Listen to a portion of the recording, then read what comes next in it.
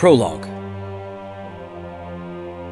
Vandar Cherlenka hefted the straw-wrapped earthenware bottle.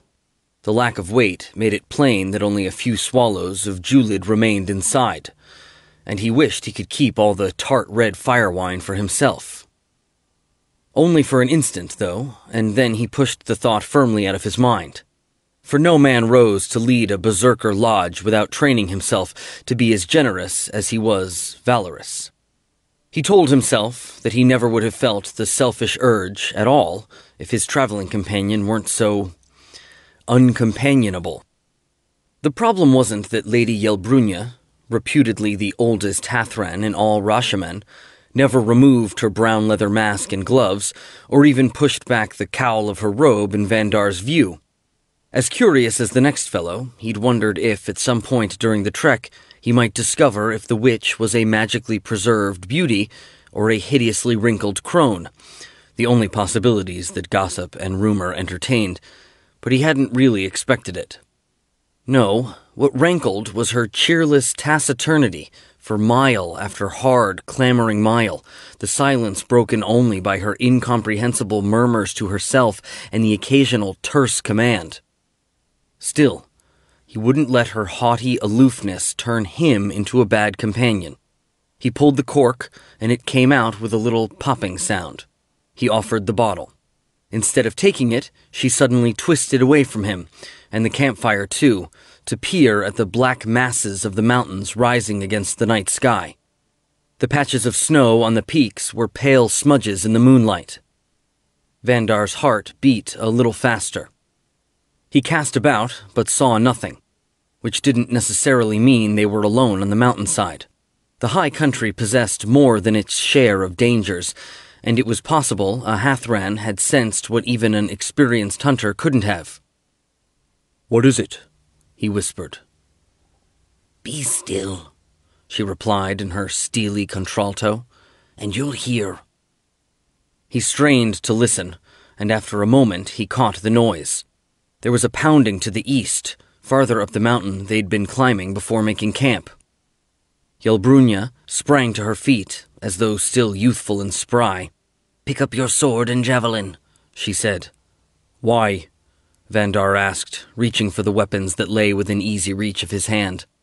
"Because you need to kill something, and it will be better if it doesn't hear us coming," she replied. "So close your mouth and follow me." Swallowing an exasperated retort, he obeyed. The high country could be treacherous even by day. In addition to trolls, kobolds, and other such creatures waiting in ambush, a wayfarer had to be wary of scree that would crumble under a body's weight, and crusts of snow concealing sheer crevasses. But Yelbrunya strode along through the chill autumn air as though such hazards were of no concern. Vandar could only hope that her magic encompassed the ability to see in the dark, like an owl. Maybe it did, for they reached the top of a ridge without coming to grief.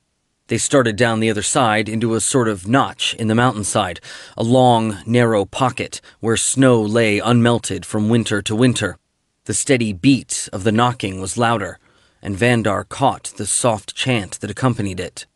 He couldn't understand the words, but the power in them twisted his guts and put a metallic taste in his mouth. Yelbrunya raised her hand to halt his advance. She pointed with her blue wood wand. Peering, he made out what she was indicating despite the gloom, which was even deeper than on the slope they'd scaled to find the little valley. The backdrop of snow helped. A menhir rose from that white carpet, and a cloaked figure was hammering the rock with a crooked staff. A pair of goblins looked on, recognizable by virtue of their stunted frames. Yelbrunya waved Vandar onward with little flicks of the wand. He was not averse to going. A berserker leader never shrank from a fight. Still, he gave her a look that asked if, her powers notwithstanding, she intended him to handle all three foes by himself. She responded with a nod.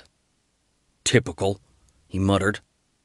Half annoyed and half amused, Vandar skulked on down the slope.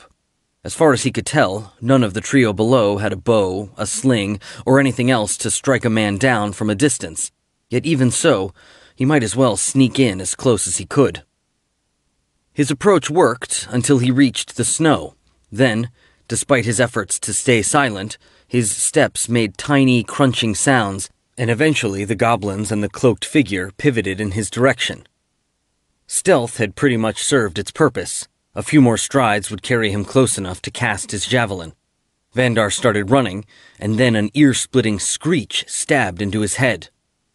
He knew, or a part of him did, that the scream only lasted for a moment or two, but it seemed to echo on and on inside his skull, terrifying him and smothering his ability to think. Indeed, it nearly blinded him to anything but his own excruciating sensations. Nearly, but not quite. He registered the goblins floundering toward him through the snow, and he knew he had to ready himself to fight. Like a drowning man struggling toward the water's surface, he strained to banish fear and confusion, to silence the howl inside his head. After a moment, the phantom noise abated. When it did, he saw there was something wrong with the goblins. They moved in an awkward, shuffling fashion, and they stank of rot. The yellow gleam in their sunken eyes had nothing to do with the moonlight. Zombies. Xandar smiled, because that didn't scare him. Like every Rashemi warrior deserving of the name, he'd fought the legions of Thay, the land of necromancers and the undead, many times. He no longer held his javelin. He must have dropped it when he'd been staggering and flailing around. With no reason to delay, he visualized the mighty winged totem of Griffon Lodge, half eagle and half lion, and willed himself to go berserk. Power blazed through Vandar like a thunderbolt. It was as overwhelming as the shriek had been, full of strength and joy, but most of all fury, a lust to kill. He screamed his own battle cry, an imitation of a griffin's screech, and sprang to meet the undead goblins. He saw their weapons at last, a scimitar and a spear, as they struck at him, and he smashed them both out of line with a single sweeping parry.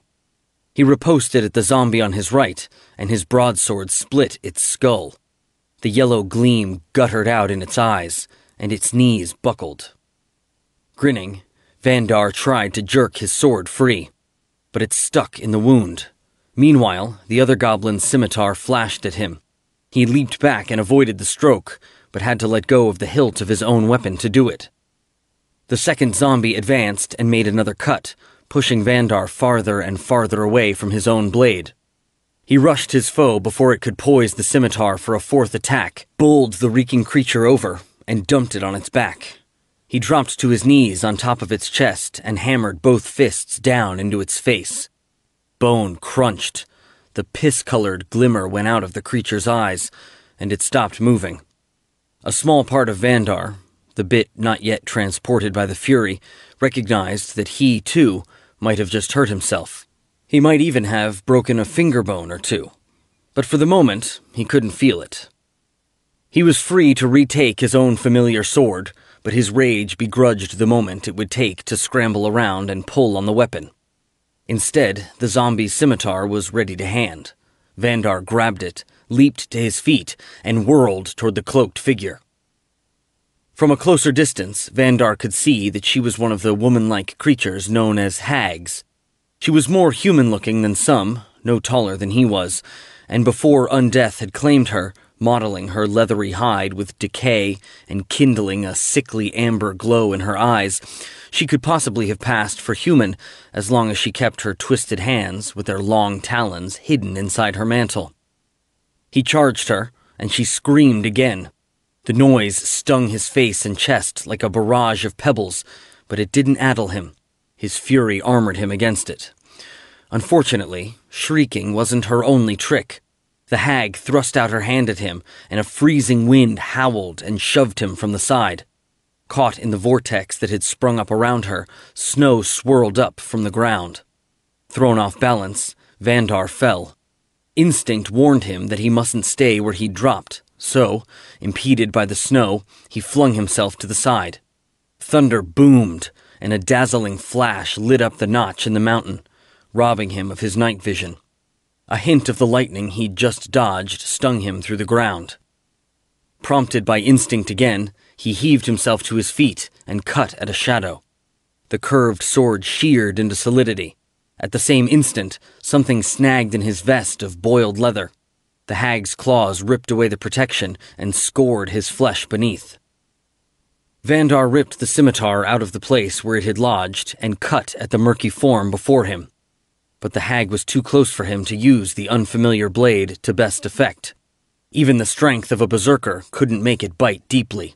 Meanwhile, the creature scrabbled at him, tearing his armor to shreds. He cut low, trying for a knee, and felt a jolt as the scimitar met flesh and bone. The hag's raking, ripping assault abated, but surely not because she was trying to escape.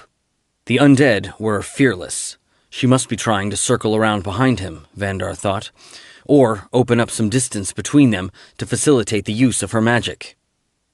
Battered by the howling wind and squinting, he turned and sought her. As he did, a measure of his sight returned, enough to spot her a few paces away.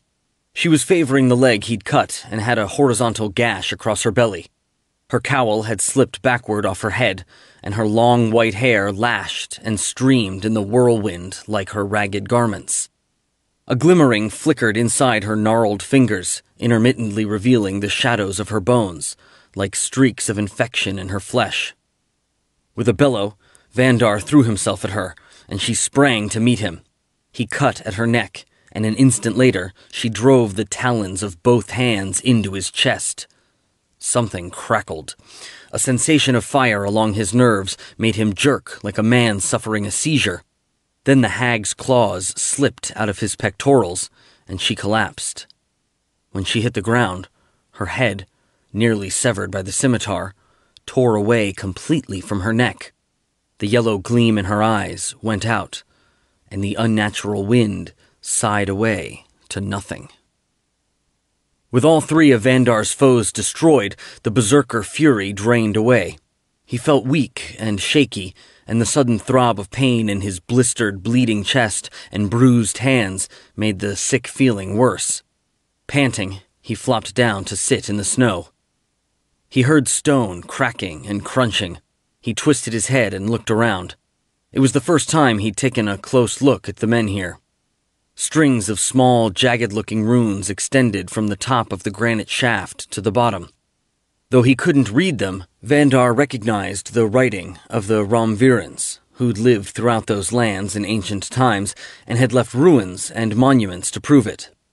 Though a wooden staff should have been incapable of breaking granite, the hag had succeeded in effacing some of the symbols, and even with her body lying headless on the ground, her work continued. More patches of stone chipped away, seemingly of their own accord. Hairline cracks snaked out from the disappearing runes, and the entire menhir shivered. "It's like an egg hatching," Vandar whispered. He couldn't explain exactly how he knew that, but he did, just as he sensed that whatever was about to emerge would make even an undead hag seem like a trivial annoyance by comparison. Still trembling, he dragged himself to his feet and poised himself to go berserk a second time. It would be a strain to do it again so soon, particularly when he was wounded, but he didn't see that he had a choice. Yelbrunya was advancing on the stone, although not in a straight line. Her path weaved from side to side and even doubled back at certain points, as though the footprints she left in the snow were themselves a form of writing. She swept her bluewood wand up and down and side to side as she chanted rhymes in a tone that reminded Vandar of someone snapping commands at an unruly dog. The menhir shuddered harder. More of the sigils crumbled. Though he was no mystic and unversed in any mysteries save those of his own lodge, Vandar suddenly felt the elation of another mind. The psychic intrusion was so powerful that, for a moment, he shared the emotion, even as he also discerned that as soon as the thing in the stone achieved its release, it intended to kill him and Yelbrunya too. Yelbrunya sang words in a different rhythm. Her voice reminded Vandar of a bugle blowing on a battlefield. She pressed her hands to the sides of her face. The Hathran's leather mask burned like the sun. The radiance it shed lit up everything in front of her, but seemed to fall most intensely on the disintegrating menhir. Its cracks closed, and new stone formed to seal over the broken places. Glyphs rewrote themselves. The alien exultation that had intruded in Vandar's mind gave way to rage and determination. The creature in the shaft made a supreme effort, and for a moment, a huge and shadowy form, with horns curling upward from its two reptilian heads and several tentacles writhing from each shoulder in place of arms, loomed above the standing stone. Then, in a paroxysm of hate and frustration, it disappeared. To his relief, Vandar's link to its psyche vanished with it. Yelbrunya flopped down in the snow. He hurried toward her and saw that her mask was gone, perhaps fading from existence once she had used up every bit of magic stored within it. Her heart-shaped face was youthful, with smooth skin and apple cheeks. It was more girlish and less queenly than he could have imagined, with a largish nose and a hint of humor at the corners of the wide mouth. He kneeled beside her. "Are you all right?" he asked. "Just tired," she said, smiling. "Now you've seen my face, and, under the circumstances, there's no sacrilege in it. But you won't tell anyone what you saw." He wondered how she knew he'd hoped to see her unmasked. "I swear I won't, by the totem of my lodge," he replied. "But can you tell me what just happened? What was that thing?" "Ah," Yelbrunya said.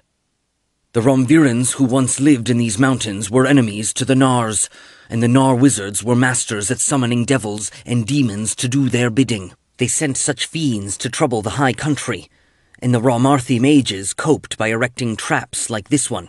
A spirit that wandered too near was pulled inside." "And held," said Vandar, "until something set it free." "Exactly," replied the Hathran.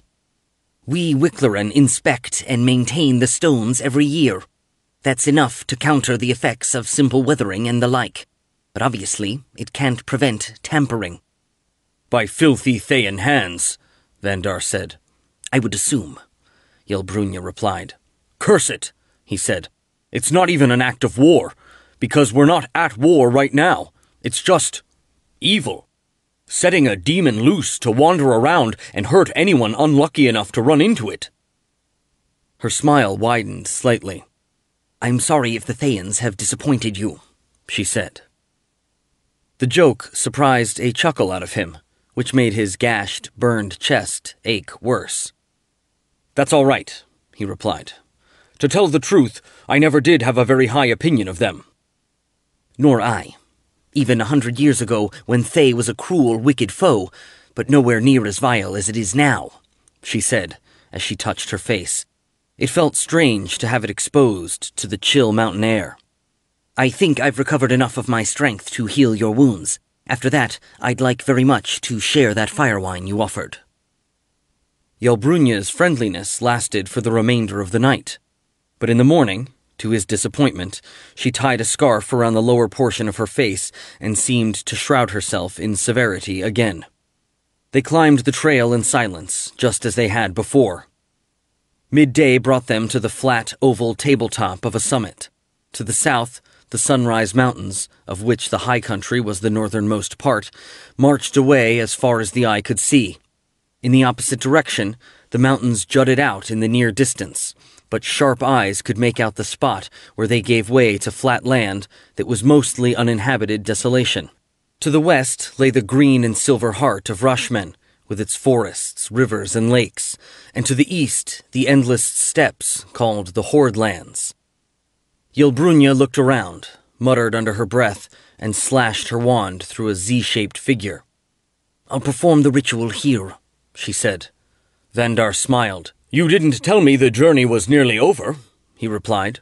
"Because I didn't know this was the spot until I saw it," she said. "What can I do to help?" he asked. "For now, stay out of my way and be quiet," she replied. Vandar did his best to comply while the Hathran walked around and around the summit.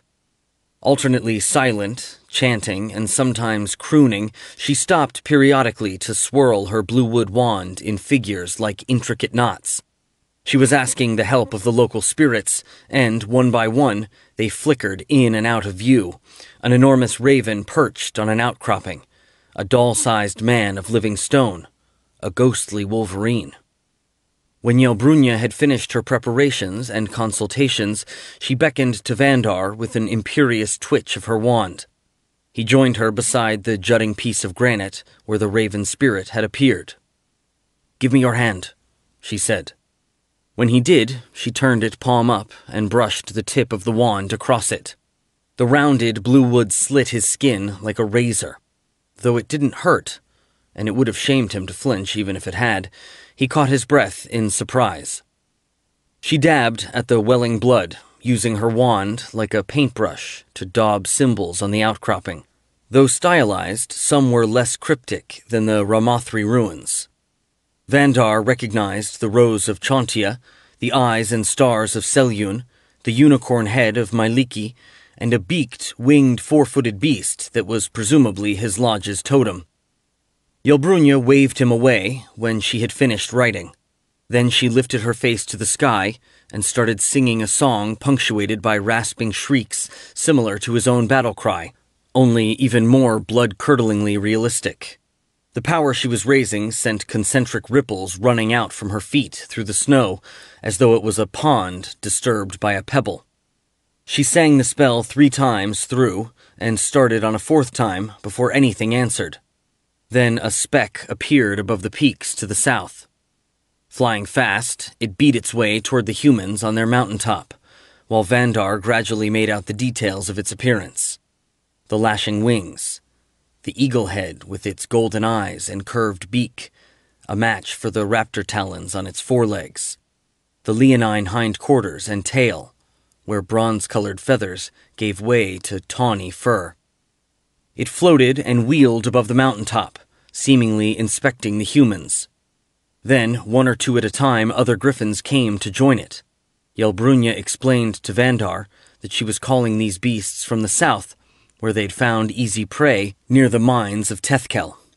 They had devoured mules, goats, sheep, and even men, prompting the locals to ask the Hathrans to put an end to the slaughter. At first, the dozens of soaring, circling beasts were a glorious confusion, but gradually, Vandar observed differences. The one currently ascending had dark brown plumage with scarcely a hint of bronzy gleam.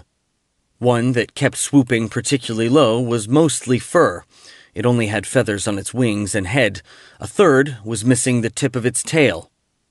Whatever their traits, they were all magnificent. Vandar studied them, rapt.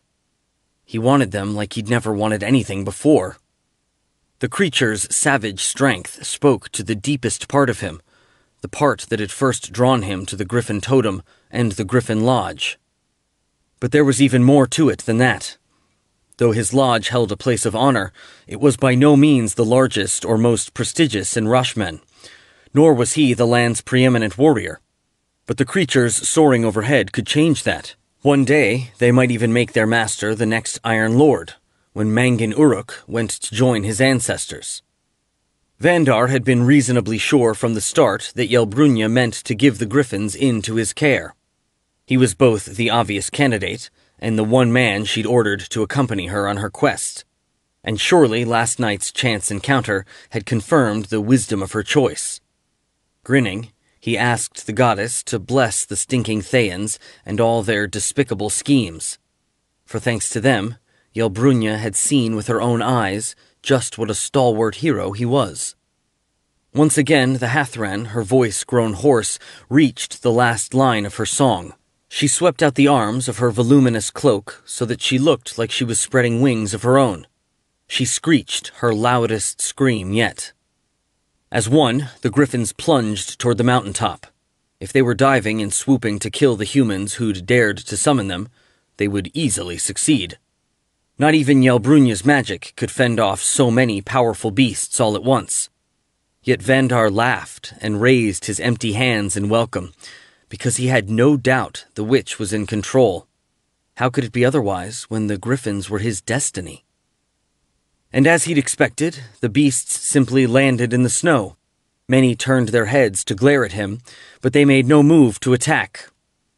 With its wings half furled, the biggest griffin of all alit right in front of Yelbrunja. Some of its feathers were more gold than bronze, painting streaks of brightness through its pinions, while its eyes were as blue as the clear sky above.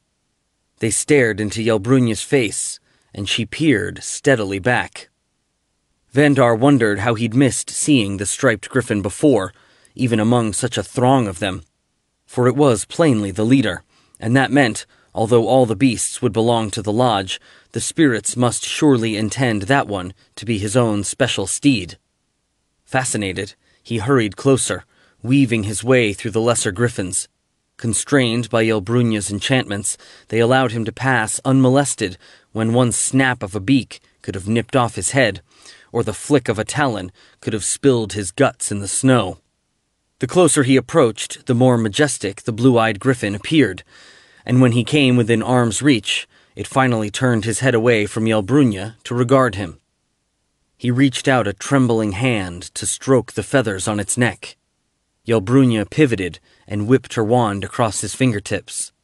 The startling burst of pain made him snatch his arm back, and, possibly agitated by all the sudden motion, the griffin let out a screech.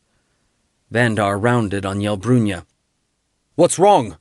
he demanded. "The beast is mine, isn't it? That's why I'm here." "You presume," said the witch in her makeshift mask. "You're here because I had a use for the affinity in your blood. I don't yet know who's meant to claim the griffins. We'll all have to wait for the three to speak." Chapter 1. As he and his companions flew in from the south, Eoth Fazim studied the snow-shrouded town ahead. A collection of sturdy lodges with steep, crested roofs. A massive castle of stone and iron rose in their center, towering over every other structure, and looking far more, well, to use an unkind word, civilized. Eoth supposed there was a reason for that. Although the Iron Lords had occupied the Pile for as long as they'd been the warlords of Rashmen, it had started out as a Nar keep, and maybe the architectural style was still more Nar than otherwise. It felt a little strange to behold Imilmar, the capital of Rashmen, or most any part of the northern lands. Thoughts of the place had often occupied him since his youth. Commoners of Thay, such as Eoth, were of Rashemi stock, although he'd been born into the pale, lanky Mulan aristocracy.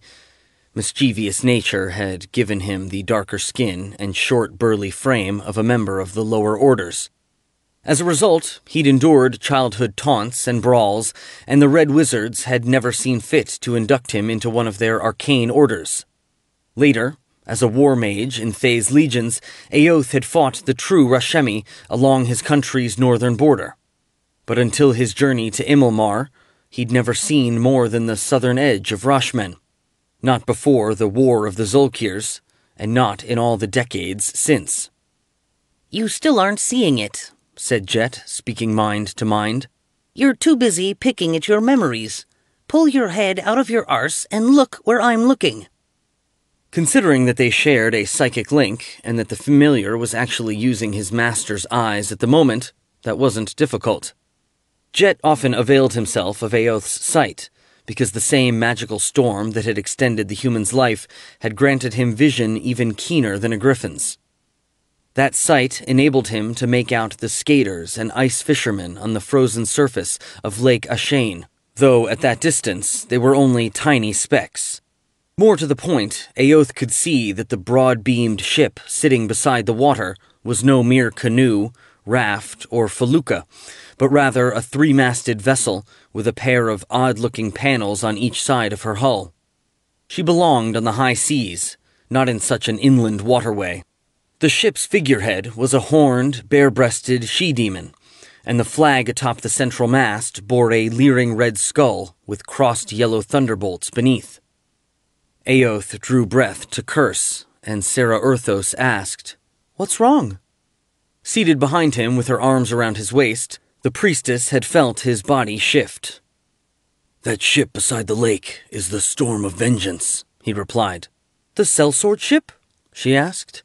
"Yes, and by all accounts, Mario Bez had a profitable year fighting along the Dragon Coast." "And you think he's come to buy the griffins too?" "I do. The Storm of Vengeance is a skyship, so fielding a company of riders on flying steeds would suit his style of warfare. I can't imagine what else would bring him here. Even if the Rashemi were in the habit of hiring mercenaries, winter's the wrong season for it. Well, don't worry about it. You had a good year, too. You saved Chesenta from ruin, and Shalakaranak rewarded you accordingly. I'm sure you can outbid Captain Bez. I hope so. He needed those animals. The Brotherhood of the Griffon, his own sellsword company, had endured a hard couple of years. What the world at large viewed as a failed invasion of Thay had left its reputation tarnished and its ranks depleted. A defeat of sorts in Impultur had aggravated the damage. But, as Sarah had said, he and his comrades had turned things around that summer, in Chesenta and Threskel. They'd won notable victories, and as a result, new recruits and offers of employment had come flooding in. But one problem remained. They had lost too many Griffins in their battles against Zaz Tam, Alaskler Bastos, and ultimately Chazar. If the Brotherhood were to continue practicing its own highly effective style of warfare, they had to obtain new mounts. So the news that the Iron Lord had dozens to sell brought Aoth hurrying north with only 3 companions, Jet, Sarah, and Yeshri Cold Creek, currently riding the giant hawk she'd shaped from the wind. A larger group might have slowed the journey down, and some of his officers needed to stay behind to supervise the men in their winter quarters. Aoth supposed he should have realized he wouldn't be the only prospective buyer rushing to Imilmar. There truly was no time to lose. Discerning the tenor of his master's thoughts, Jet swooped down toward the courtyard behind the citadel's primary gate. Yeshri's golden hair streamed out behind her as she sent her conjured hawk plunging after Jet and his riders. Her patched, stained war cloak and mage's robe fluttered around her willowy form. Touching down, she swung herself off her mount, thanked it in one of the tongues of Skyhome, the realm of the air elementals, and permitted it to dissolve back into pure wind. Before it departed, the wind howled and blew particles of snow from the shoveled heaps, shoveled into the cleared sections of the courtyard. Yeshri was glad that her recent accident, if that was the proper term for it, hadn't cost her the ability to command elements other than flame. To a degree, she could contain the heat inside her. She could wear clothing or sit on a chair without it catching fire. But if she were to ride a mount of flesh and bone for very long, the contact with her would pain and blister the poor beast. Which meant she herself would never fly on Griffinback again. That saddened her, but it was the only part of her transformation she regretted. At first, the change had been a shock, but ultimately it had brought her a kind of peace. Aoth, however, didn't seem to believe that. Though he hadn't said so, she knew he'd brought her along partly because he suspected she was in despair and needed tending, a solicitude that irked and touched her in equal measure. At any rate, she was glad to escape Chesenta. She'd hated the place as a child, and with the reinstitution of the Green Hand laws designed to constrain and marginalize those with arcane talents, she hated it again. Perhaps, despite its barbaric reputation, Rashmen would prove more congenial. On first inspection, however, there was little that was cheerful or welcoming about that particular fortress. It was all gray stone and black iron, surely enchanted to stave off rust, with long icicles hanging from the undersides of the battlements. Across the courtyard, the sentries and servants eyed the newcomers warily. Aoth's appearance might be partly to blame, Yeshri thought. He had the frame and coloring of a Rashemi, but his shaved scalp and the tattooing that crawled up his neck, and even made a mask of sorts around his luminous blue eyes, were characteristically Thayan. Plump and pretty, with a head of blonde, wind-tousled curls, and clad in yellow vestments, Sarah gave the onlookers the kind of lavish, ingratiating smile that Yeshri could never have managed on her happiest day. "The Keeper's blessing upon you all," the priestess said, and swung her hand in an arc that suggested her deity's passage across the heavens. For a moment, the afternoon sunlight brightened, and warmth banished winter's chill. The Rashemi onlookers visibly relaxed. "We're peaceful travelers from Chisenta," Sarah continued. "I'm Sarah Orthos, Sun Lady of Sulabax. My friends are Aoth Fazim, the sellsword captain, and Yeshri Cold Creek, one of his chief lieutenants." "And we're here to see the Iron Lord," said Aoth, arching his back to stretch muscles stiff from the saddle. The action made his mail coat clink. "Immediately, if possible." To Yeshri's surprise, one of the spearmen flanking the door that led inside the castle smirked. Aoth noticed it, too. "Did I say something funny?" he asked.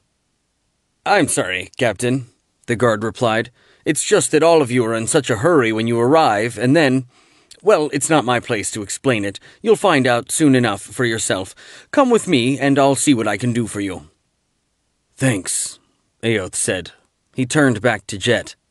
"Fly around and find out where they're keeping the Griffons. See how many they really have and what kind of shape they're in." "Right," Jet replied. With his scarlet eyes burning in his black-feathered head, the familiar turned, trotted several paces with the uneven stride of his kind, lashed his wings, and leaped into the air. A woman with a bucket in her hand let out a little squawk, even though Jet wasn't springing in her direction or threatening anyone at all. Aoth looked back to the soldier who'd offered to conduct them all inside. "We're ready," he said. The inside of the castle was somewhat less forbidding than the outside. The Rashemi had softened its stark lines and cavernous gloom with wood carvings, murals mostly innocent of perspective and hunting trophies. Unimpressed, Yeshri cast about for graven sigils, an altar, or some other relic of ancient Nar demon binding. But she couldn't find any. Maybe the Rashemi had deliberately expunged all such disquieting traces of their predecessors. But if they had, it wasn't because they were like Chisentans, fearful of any manifestation of the arcane. Periodically, as the sentry led Yeshri and her companions deeper into the castle, they encountered women masked in stiff lacquered cloth, leather, wood, glazed ceramic, copper, or silver. For the most part, the ladies, the famous Hathrans, Yeshri assumed, carried staves like her own, or wands, orbs, or other implements of the mystic arts. As often as not, they gave her and Sarah looks of cool appraisal. They seemed less interested in Aoth, even though he appeared to be the strangest and was at least as formidable a spellcaster as either of his companions. After one such meeting, Sarah elbowed the war mage in the ribs. "See?" she whispered. "It's like I've always heard. The women run things, and the men know their place. I should have come here a long time ago." Aoth snorted. "I don't see you being happy any place where you have to cover that pretty face," he retorted. Should I take that as a compliment on my looks or a criticism of my vanity?" she replied. Listening to them banter, Yeshri pictured Gaydon's crooked grin, and something twisted in her chest. She clamped down on the feelings that were trying to flower inside her and squeezed them until there was nothing left. As she attended to that, voices echoed up ahead. Steel rang on steel. Yeshri and her companions entered a spacious, high-ceilinged chamber, lit and warmed by a crackling hearth at either end, and filled with a miscellany of folk. There were almond-eyed shoe-clad in flowing silk garments and armed with oddly curved blades and halberds. Others, dark-haired, ruddy-skinned humans and slender half-elves, wore the trappings of Aglaron's Griffon riders, including winged pewter brooches and dangling straps that would buckle to their saddles. In contrast to the other group's uniformity, Bez's sellswords sported whatever clothing, armor, and weapons suited them, although each displayed the red and yellow of the skyship's flag somewhere about their persons. The stocky Rashemi seemed poorly equipped compared to the rest, with only boiled leather vests for armor, but they had plenty of spears, axes, warhammers, and even a fair number of swords. The clanging came from two fellows practicing cuts and parries using live blades. Swordsmen with more bravado than sense, thought Yeshri. Bone dice clattered, and an empty bottle crashed against the wall. A circle of listeners groaned and jeered at the end of a joke or story, and a couple of men even lay snoring on the floor. Yeshri knew little about Rashmen, and even less about Thesk. Yet despite the exotic armor, weapons, and styles of clothing on display, and the oddly accented speech that filled her ears, the scene seemed familiar enough to make her feel at home. During her years as a mercenary, she'd often watched soldiers at arms lounging around trying to fend off boredom while they were waiting to fight, march, or perform some other task. By the looks of it, some folk had been stuck in the keep long enough for a degree of friendly feeling to develop among the groups. One of the fencers was a shoe and the other a sellsword. Other mercenaries were gambling with Griffon riders. Only the Rashemi appeared to be keeping wholly to themselves while glowering from the quadrant they claimed as their own. "By the black flame," said Aoth, his tone disgusted. "Wait here," the escort said. "I'll ask the Iron Lord if he'll see you." He headed for a door in the far wall that had its own rather bored-looking sentry. "Fazim!" called a jovial bass voice. Yeshri turned to see Mario Bez rising from the circle of dice players squatting on the floor. Bez was a strapping middle-aged man who would have been handsome if not for a bumpy beak of a nose. He wore his long graying hair tied back in a ponytail. The rapier and dagger hanging on his hips had arcane sigils both incised in the pommels and guards and running down the scabbards. Yeshri suspected that, like Aoth's spear, they served both as weapons of the mundane sort and mystical foci. "It's grand to see you," said Bez, strutting closer. "Although it's sad you're still as greedy as when we squabbled over loot down in Thermish." "Meaning?" Aoth replied. "You already have griffins of your own, yet you've come to steal this flock? No, that can't be the proper term. This pride away from me," said Bez. "And not content with the company of one beauty, you arrive with two. Ladies?" He reached for Yeshri's hand, leering, to bow over it and kiss it, she surmised. She allowed the fire inside her to leap out and set her hand ablaze. Bez snatched his fingers back. "Sorry," she said without bothering to try to sound like she meant it. "I'm just not fond of being touched." "But I am," Sarah purred, proffering her own hand, and sure enough, the sellsword gave it a kiss that lingered a heartbeat longer than necessary. She gave Aoth an impish grin over the top of the other mercenary's head, and he grunted in return. "All right," said Aoth, once Bez had straightened up. "Let's talk business. I need new griffins, and my men and I know how to train them. You have a skyship, and I suspect you don't know how to break a griffin to the saddle, or even how to care for one or ride one." "I can learn," Bez answered. "Would you and the ladies like some fire wine? Rashmen is where it comes from, and one thing I've learned during my stay is that the locals hold the best of it back for themselves." He waved the newcomers toward a table with bottles and cups on top of it. Aoth picked up an open bottle, filled pewter goblets with the dark red wine, and handed them to Sarah and Yeshri. "But why undertake such a complicated enterprise?" he asked. "Why empty your coffers paying what's bound to be a high price given the number of bidders? How about if I pay you to climb back aboard the Storm and fly away?" The sellsword shook his head. "Sorry, can't do it," he said. "You know that my crew and I comprise one of the 5 companies of Yalanza." "Yes," replied Aoth. Yalanza was an earthmote, an island in the sky afloat over the great sea far to the south. 5 sellsword bands, each possessed of a skyship, shared it as their base of operations. "Well," said Bez, "it seems to me that the 5 companies could improve their fortunes by merging into one under the command of their ablest captain." "And your thought," Sarah said, "is that a company of Griffon riders will help prove you are that captain." Bez smiled. "I might have expected a sun lady to prove as insightful as she is lovely," he replied. Not bothering with a cup, Aoth swigged from the neck of the bottle in his hand. "All right," he said. "If I can't bribe you to go away, how about any of these others? Have you tried?" "No." replied Bez. "Because, as it turns out, all of us who traveled so long and so hard through the winter cold to get here were laboring under a misconception. This affair isn't a simple matter of bidding and dickering." "Then what is it?" asked Eoth. "It's a sacred matter," a new voice growled. Surprised, Yeshri turned, tensing. Sensitive to anyone approaching too near, she generally felt it when someone came up behind her. But the room was so boisterous and crowded that she'd missed it that time.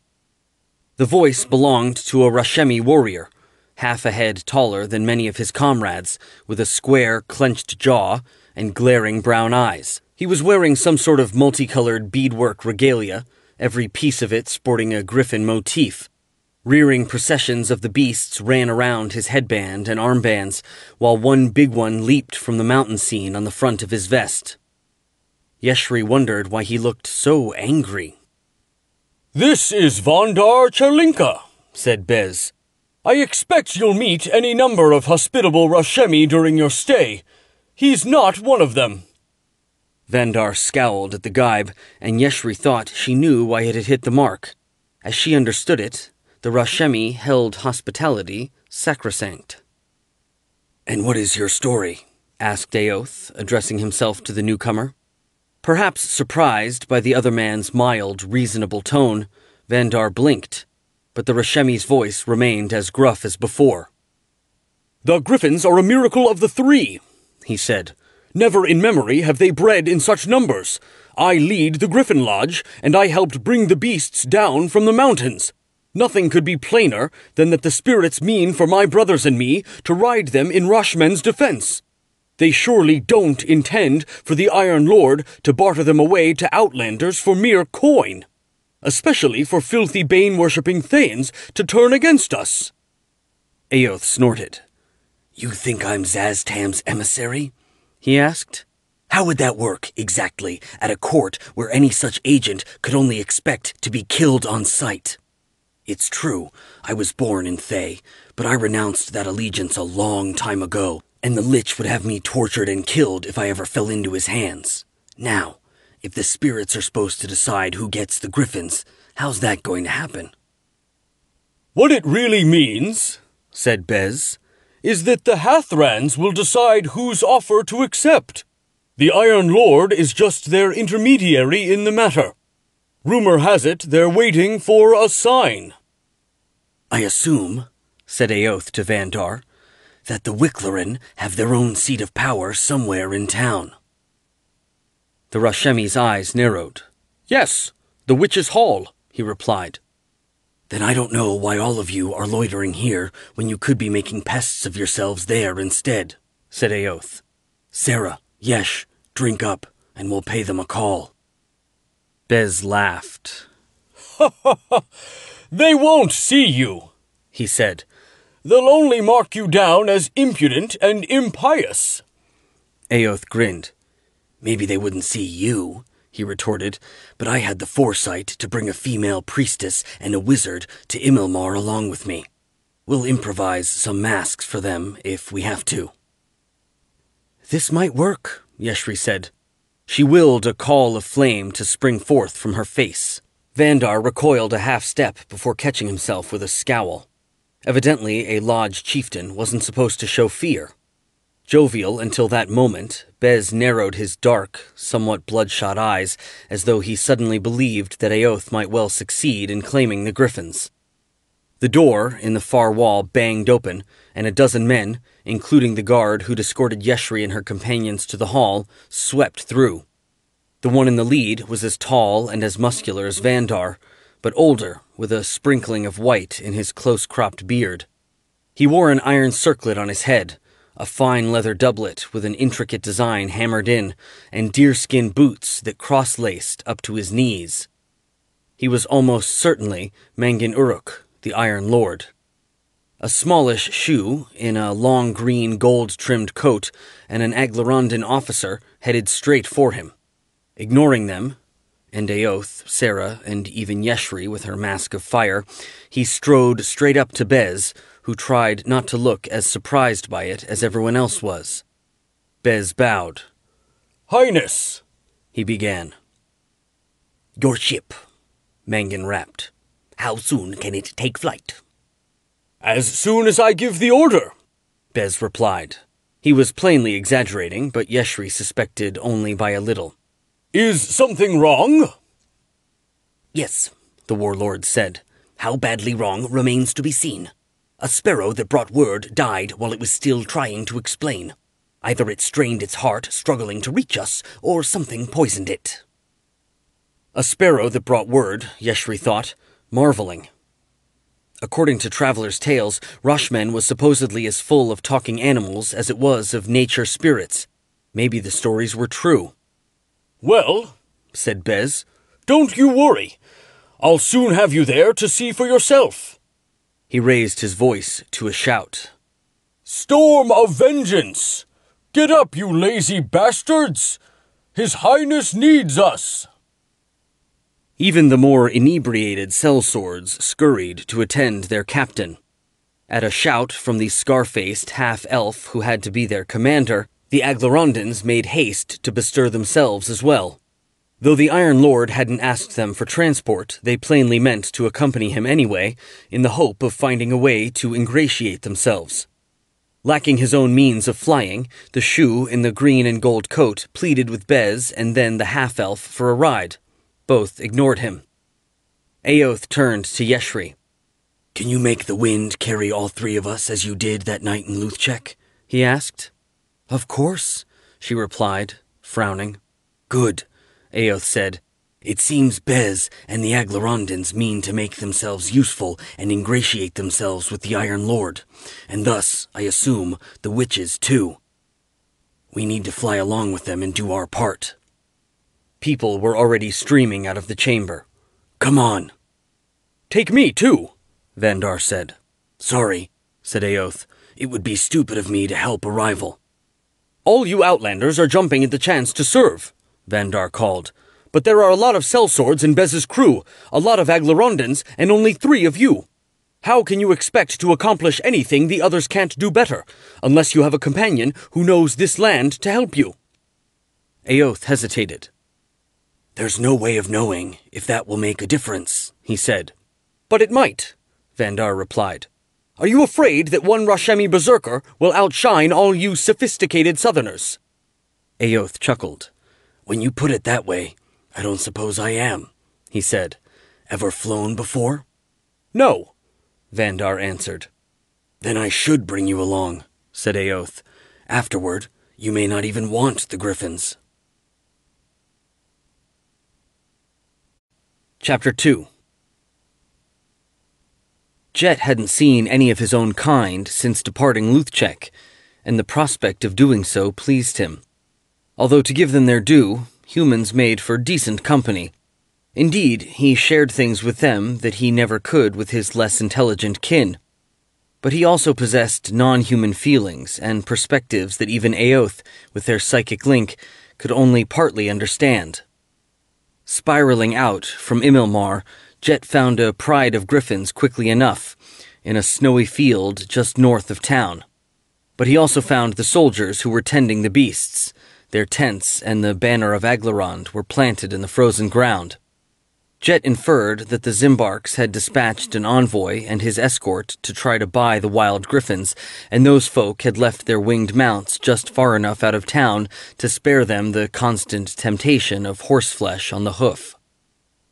As usual, Jet reflected sourly. Aoth had landed them in a situation that was proving to be more complicated than expected. He considered advising the war mage of his discovery, then decided that Aoth had probably already found out this particular bit of bad news for himself. So Jet simply, and mischievously, screeched a greeting as he flew overhead. Griffins below cried in response and restlessly shook out their wings. Their keepers scurried about, calming them and making sure they wouldn't try to take flight and join their fellow in the sky. Jet found the feral but ensorcelled griffins, the ones the Rashemi presumably meant to sell, prowling on the white hillside farther to the east, or soaring and circling above them. His eyes widened at their numbers. It was astonishing that they'd bred or been captured in such profusion, and he had little doubt that wizardry or the whim of a god was involved. In any case, magic was surely responsible for holding them where they were. As Jet flew nearer, a kind of crackling rawness in the air prickled across his body, while colors brightened or dimmed from moment to moment. A human female in a green robe strolled fearlessly among the huge beasts on the ground. She lifted her masked face to watch his approach. Perhaps it was her task to renew the enchantment and keep it strong. Jet wondered if he should turn around lest the spell snare him too. But he didn't feel any compulsion trying to squirm into his mind, and besides, if the magic did take him prisoner, Aoth would surely set him free. He flew on for a closer look. The witch didn't try to stop him, but one griffin gave a rasping scream, lashed his wings, and leaped up from the ground. Thanks to Aoth's benign enchantments, shaping him from the moment of conception, Jet was different than any normal creature of his kind. Not only was he more intelligent and capable of speech, he was bigger and stronger, with gleaming black feathers and fur and crimson eyes. For the first time, Jet was looking at a griffin as extraordinary as himself. In fact, the other beast was even larger, with gold-striped wings and brilliant blue eyes instead of the usual yellow. Since the Rashemi had just taken the beasts from the wild, Jet doubted that a spellcaster had altered the creature. Rather, the magic of that strange northern land itself, where animals talked and every creek, bush, and tree supposedly housed a guardian spirit, must have shaped him into the superior being he was. A superior being who didn't like Jet. Climbing to the same altitude, the gold griffin screamed again, and the rage and challenge in his cry were unmistakable. Jet understood why. In the wild, griffins were often solitary, except when mating or raising cubs. But in areas where game was plentiful, they sometimes formed prides, and of course, when they served as mounts for aerial cavalry, they were obliged to live in groups. In such situations, one griffin generally rose to dominance, and evidently the blue-eyed creature saw Jet the newcomer as a potential threat to his ascendancy. Jet considered how best to respond. He was still pondering when Aoth spoke to him, mind to mind. "We're flying east out of Immelmar," his master said. "Come join us." "Stay in my head," said Jet, wheeling. "Guide me to you." "I will," Aoth answered with a hint of humor. "But I don't think you can miss us. It's quite a procession." As Jet finished turning, the blue-eyed griffin screamed at what no doubt resembled a display of fear. Other beasts gave vent to their own rasping, scornful cries. Their wings snapped as they flew after him. A wave of fury swept through Jet. He longed to turn again and prove his strength and courage by tearing the griffin with the gold-streaked wings to shreds. He could savage the whole pride if necessary, until the bloodied survivors cowered before him. But that was a beast's impulse. Jet was more than a beast, and Aoth needed him. He raced onward. Unable to leave the confines of their invisible cage, the wild griffins soon gave up the chase. Sarah had grown accustomed to riding on Jet, but soaring along across the sky with only the wind supporting her was unsettling. Her body kept tensing, certain she was about to fall. Her mind knew better, of course. Yeshri, who had at some point extinguished her mask of fire, might be a morose and taciturn companion, and never more so than in recent weeks, but she was still a faithful friend and a true adept at elemental magic. She wasn't going to drop anybody. Sarah tried to distract herself by looking around. Aoth was scowling, although probably not because he was worried about a fall. He had magic bound in a tattoo that would ensure a soft landing, even if that happened. He just didn't like not being in control. Vandar's beadwork vest fluttered and clinked faintly in the breeze. He had a clenched look that suggested he was afraid, but determined not to show it. Or maybe he just didn't want to shudder and have his teeth chatter in the cold. For various reasons, his three companions were either impervious to winter's chill, or could at least render themselves resistant. but the berserker had no such advantage. Sarah murmured a prayer to the keeper to warm him. Farther away, the storm of vengeance swept along under sail, including the folding wing-like constructions of canvas and wood now projecting from the sides of her hull. The skyship creaked and groaned like a common vessel at sea, and crewmen clamored as nimble as squirrels in her rigging. Mangin Uruk peered ahead from the bow, with Mario Bez at his side. All around, to the right and left and above and below, 20 or so Aglarons urged their griffins onward, with shouts and light taps from the butts of their lances. By the yellow sun, it all made for a glorious spectacle. Sarah didn't only love Eoth because her association with him had led her to wonders and excitement that, as a priestess in a quiet market town, she had never imagined she might experience, but she suspected that was a part of it, even though the wonders and excitement had a nasty habit of turning into terrifying danger. Could she give all that up? Give him up? She didn't want to, but because of the part she'd played in destroying Chazar and driving out the Wormkeepers, her peers might well seek to proclaim her Sun Lady of all Chesenta. That honor would tie her to the realm for the rest of her life, while the day was bound to come when Eoth and the Brotherhood of the Griffin would move on. And if she was offered poor Daelric Apithos's office, what else could she think but that it was Amantor's will? And such being the case, how could she justify turning her back on the god's plan for her? Sarah had agreed to accompany Eoth to Rashman partly because she hoped the journey would somehow help her see her path clearly, and if not, at least it was another chance to be with him, to make memories she could cherish during what might be lonely years to come. "There," Eoth said, jarring her from her reverie. He pointed with his spear. To the south stood a snow-shrouded stand of oaks and pines, like a detached bit of the great forest ashenwood, visible as a distant dark mass.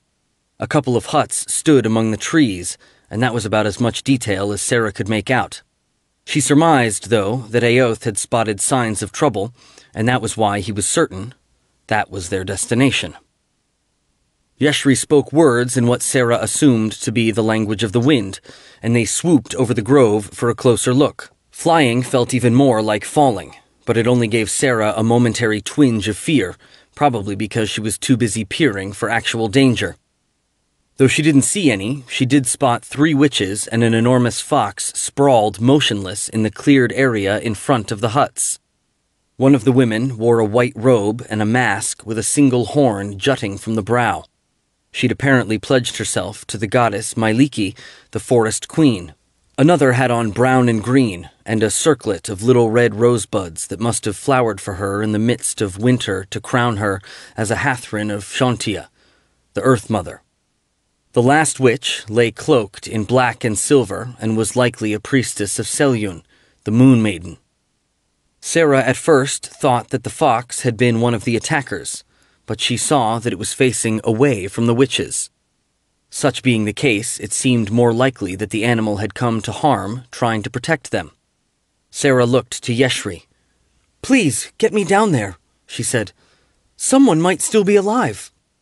"Unfortunately, no," Eoth said, "but we've learned all we can from up here." On Yeshri's command, the wind let them plummet, slowing their descent at what seemed the last possible moment. Sarah's boots settled lightly in the snow, and she could see what Eoth had observed from on high. The bodies before her were withered and twisted and already stank of rot, despite the cold. She sighed in pity and disappointment. When she looked up from the corpses, Eoth, Yeshri, and Vandar were peering about, their weapons at the ready. Their priority was to scan for hidden foes, not to examine the fallen. That, Sarah reflected, was the difference between truly warlike folk and one who, no matter how many desperate exploits she'd survived, would always be a cleric and healer in her innermost heart. With rasping cries and the rustling of wings, the griffins and their Aglarondan masters descended. Less agile in flight, her canvas wings partly folded, the storm of vengeance was still maneuvering to land beyond the trees while gradually floating lower in the process. The Aglarondan half-elf, with the old white scar creasing his cheek and tugging slightly at the corner of his mouth, glared at Eoth. "All of you, step away from there," he said. "No," Eoth replied. "Not on your order. This isn't Aglarond, and you have no authority. If any of us does, it's the Lodge Master here, until Mangan Uruk touches down." Vandar drew himself up straighter. "That's true," he said. "And I say we should be figuring out who committed this outrage, not bickering amongst ourselves." "Fine," the half-elf snapped. He turned to his men. "We'll work our way through the trees. See what you can find." As the Griffon riders moved off, their mounts prowling beside them like faithful hounds, Eoth gave Vandar a nod. "Thanks for backing me up," he said. The berserker shrugged. "We agreed that, for the time being, we'd help each other," he replied. "I take it that Volcor Dulcere doesn't like you." "Is that his name?" asked Eoth. "I broke a contract with Aglarond once and fought on the side of its enemy instead. I guess he hasn't forgotten." "And it doesn't shame you to admit it?" Vandar asked, sneering. "You don't know anything about it," said Eoth. "And anyway, it has nothing to do with what happened here. Let's work on understanding that. Tell me about that tree." Eoth pointed with his spear to indicate the one he meant. It was a towering old oak, and Sarah winced to behold its current state. The bark was flaking away, and patches of black, slimy rot were eating into the sapwood. The bare branches had twisted into unnatural shapes that reminded her of the contortions of the dead Hathrans. Vandar scowled. "It was the reason this place was sacred," he said. "The reason the witches dwelled here. A wise old spirit lived inside it. If the oak's been killed, I suppose the Telthor has been too." He extended his hand and touched his heart in what Sarah took to be a sign of reverence. "So the point of all this was desecration?" she said. The thought made her neck muscles tighten in anger. "Desecration and plunder," said Eoth. "I doubt that all three of these women died without a wand or a staff in their hands, and you can see the huts have been ransacked." "What I don't see," Vandar said, "are clear tracks of anyone but the Hathrans and the fox." "I noticed that too," said Eoth. "There are spells to erase a human's tracks, but they run out of power after a while. That means the Aglarondans have the right idea. If we move out from this point, maybe we can pick up a trail. Sarah, stay with me." She snorted. "I think I've proved I can take care of myself." "Well, I think you left your mace and buckler attached to Jet's saddle," Eoth said. "I understand you still have your magic, but even so, stick with me." "Yes, Captain," she replied, smiling. At first, they didn't find anything but a dead, rotting owl, possibly killed by a stray burst of the same malignancy that had slain the Hathrans, the fox, and the sacred tree. But then Eoth oriented on a low, dark spot amid a tangle of roots, with a snow-covered hump in the ground behind it. "That's a hole," he said, "and the lump behind it is some sort of old monument. See where the stonework shows through the overgrowth and the snow?" "No," Sarah said, "but I'm sure you do. Did something climb out of the hole or crawl into it?" "That I can't tell. Any chance I can convince you to stay up here?" "What do you think?" She whispered a prayer and moved her hand in an arc. A gold glimmer ran through her yellow glove. When she entered the dark, the leather would shine with captured sunlight. "Stay close, then," Eoth said. He lowered himself onto his belly and squirmed through the curtain of roots. In another moment, his voice came back to her. "I've found some stairs," he called. When Sarah crawled through the roots, she saw steep, narrow steps descending into darkness beyond the reach of her conjured glow. Chunks of stone and bits of dirt littered the upper risers. Once, she surmised, a slab had capped the top of the stairway, perhaps covered with earth to keep it hidden.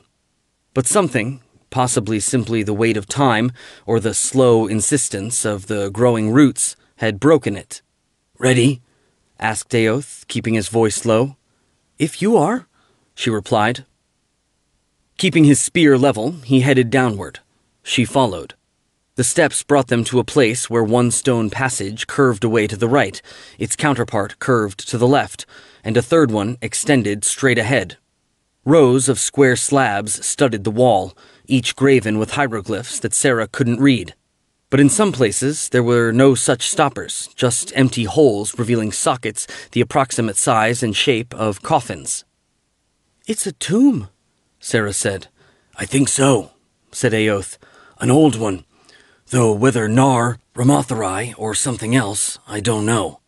Watch out for guardians and traps." She did, but as it turned out, she needn't have bothered.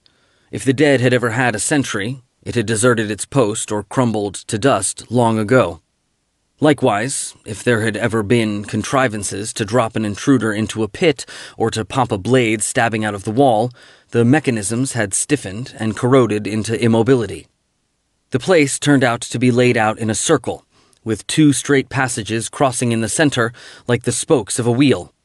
At that hub, a sarcophagus covered with the form of a sleeping man in scale armor and an odd, jagged crown reposed on a pedestal. Aoth looked it over, then shrugged.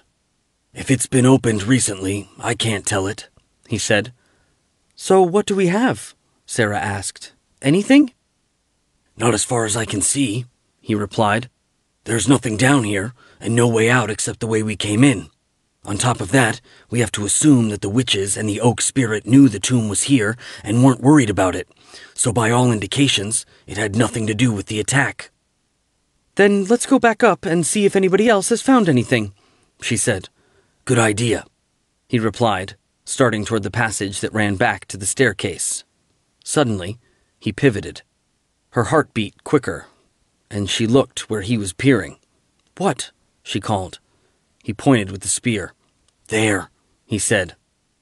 3 small vertical grooves had been carved about the arch that led to one of the other straight corridors. Glad that Aoth hadn't spotted a pouncing specter or something similar, Sarah sighed and asked, "What about them?" He shook his head. "I don't know," he replied.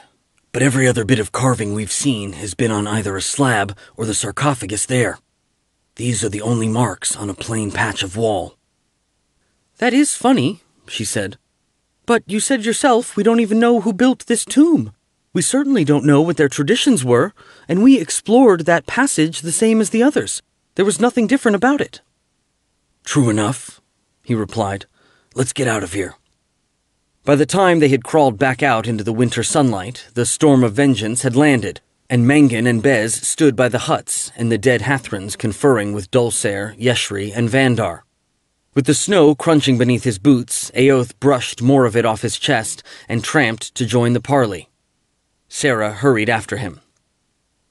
"Can't you wizards reveal the trail?" the Iron Lord growled. Yeshri shifted her grip on her new staff, a length of brass graven with runes and octagonal in cross-section. "I can try," she said, "but it will take me a while, and I can't promise results. That kind of magic isn't my specialty." "Nor mine," said Bez. "Nor that of any mage aboard my ship. We're war wizards, not diviners."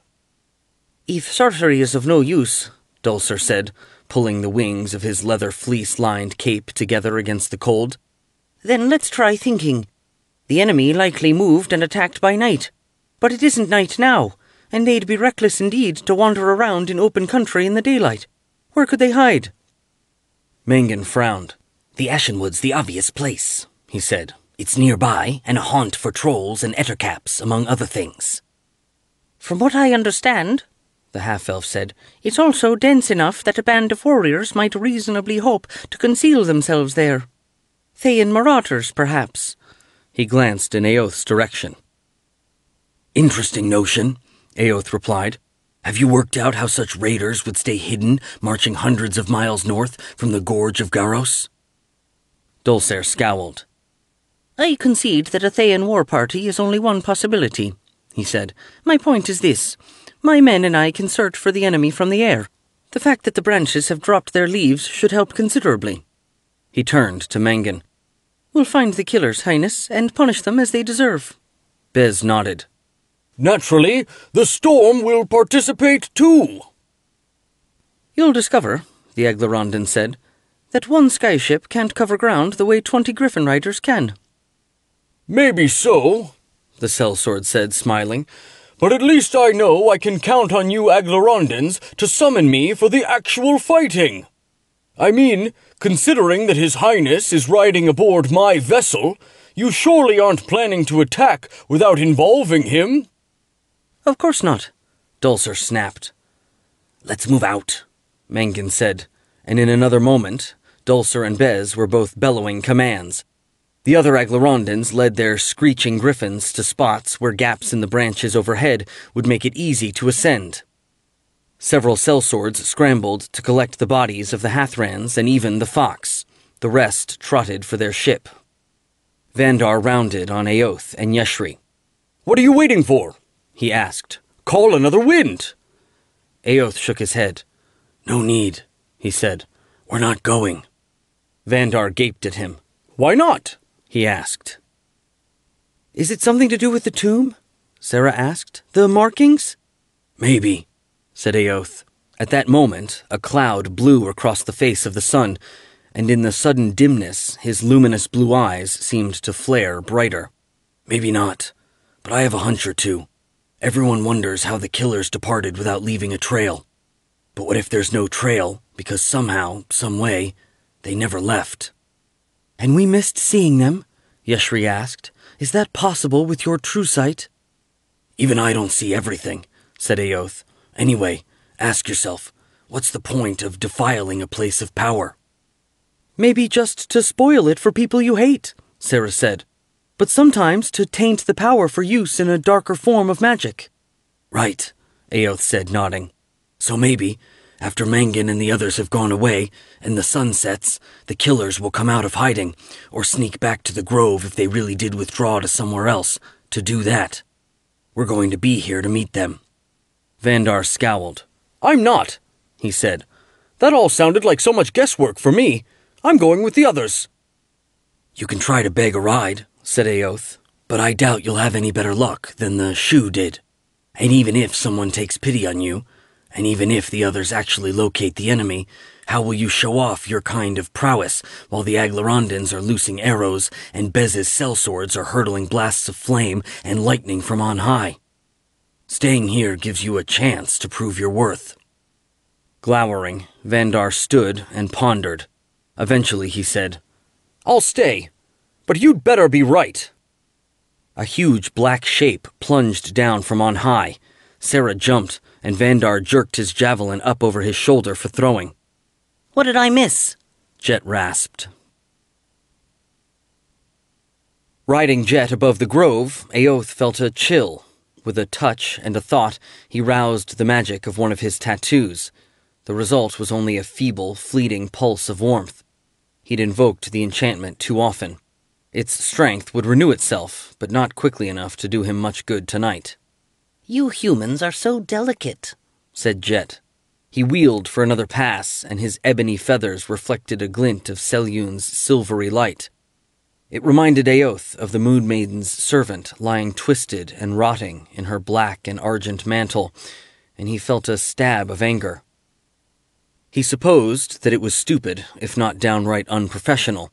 After all, he'd never even met the woman, and there couldn't be many people across the length and breadth of Faerun who'd seen more slaughtered corpses than he had. But still, at that moment, the thought of a priestess slain by magic troubled him. Shati had died that way. He still missed her occasionally, even after 100 years. He wondered if he would soon be missing Sarah, too, once the other Sun Ladies and Lords decided to elevate her as she deserved. They were going to choose Delric's successor at Greengrass, so... Motion in the trees below jolted him from his musings. Darkness was nearly the same as light to him, while distance was far less of a hindrance than it was to other men. Still, trying to see through crisscrossed branches and peering down from overhead, it was hard to make out much more than the tops of hoods. But over the course of several heartbeats, the details started coming clear. Swaying and stepping in unison, as though to music only they could hear, a line of robed women was weaving toward the huts and the blighted tree. Given their location, it was conceivable they'd crawled up out of the ancient tomb. Aoth found that possibility perplexing, but not as troubling as the fact that they were masked. What in the name of the deepest hell, he thought. Is there such a thing as an outlaw Hathran? A traitor Hathran? Without a doubt, said Jet. Don't you know your own species? Wolves prowled among the masked women. So did vague, flowing shapes, like the shadows of wolves. Aoth's frown deepened. The phantoms reminded him of creatures he'd fought during the War of the Zulkirs, darkness itself given form, and a mockery of life by necromantic arts. He tensed as the procession neared its destination.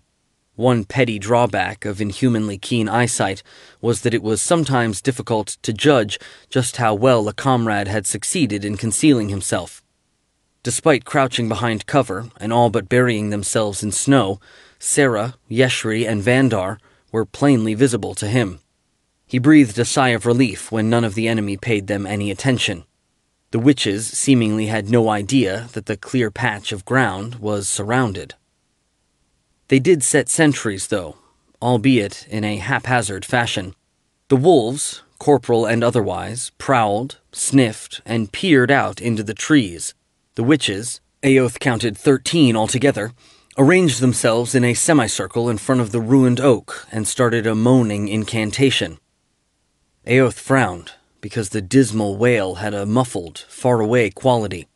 Even as he listened, he could almost doubt that he was truly hearing anything at all, except, maybe, the beginnings of madness echoing inside his head. The air grew colder.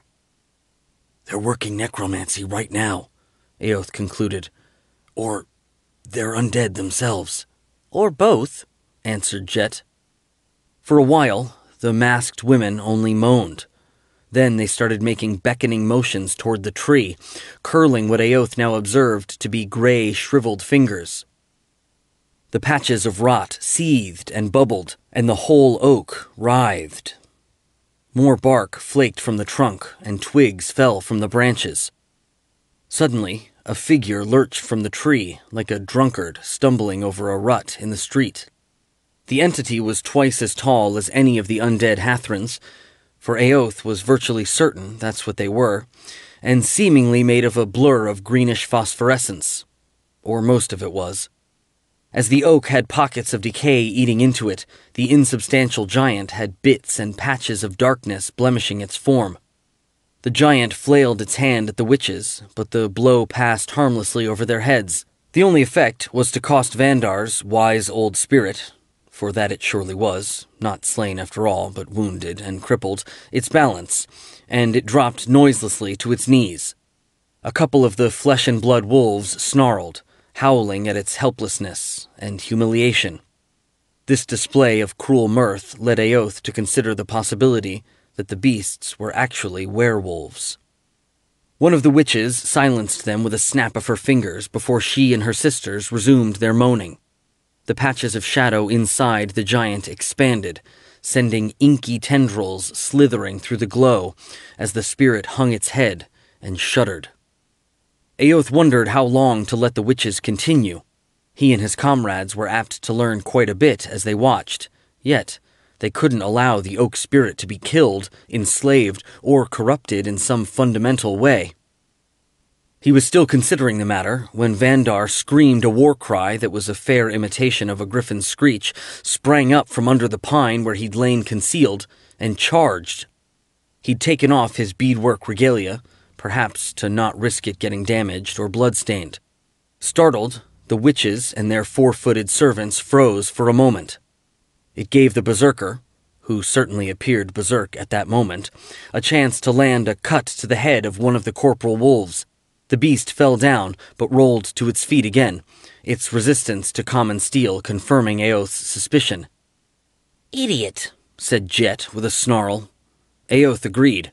He hadn't been too worried about the undead witches' superior numbers or their presumably potent magic to that point, because he'd intended that he and his allies would make a coordinated surprise attack.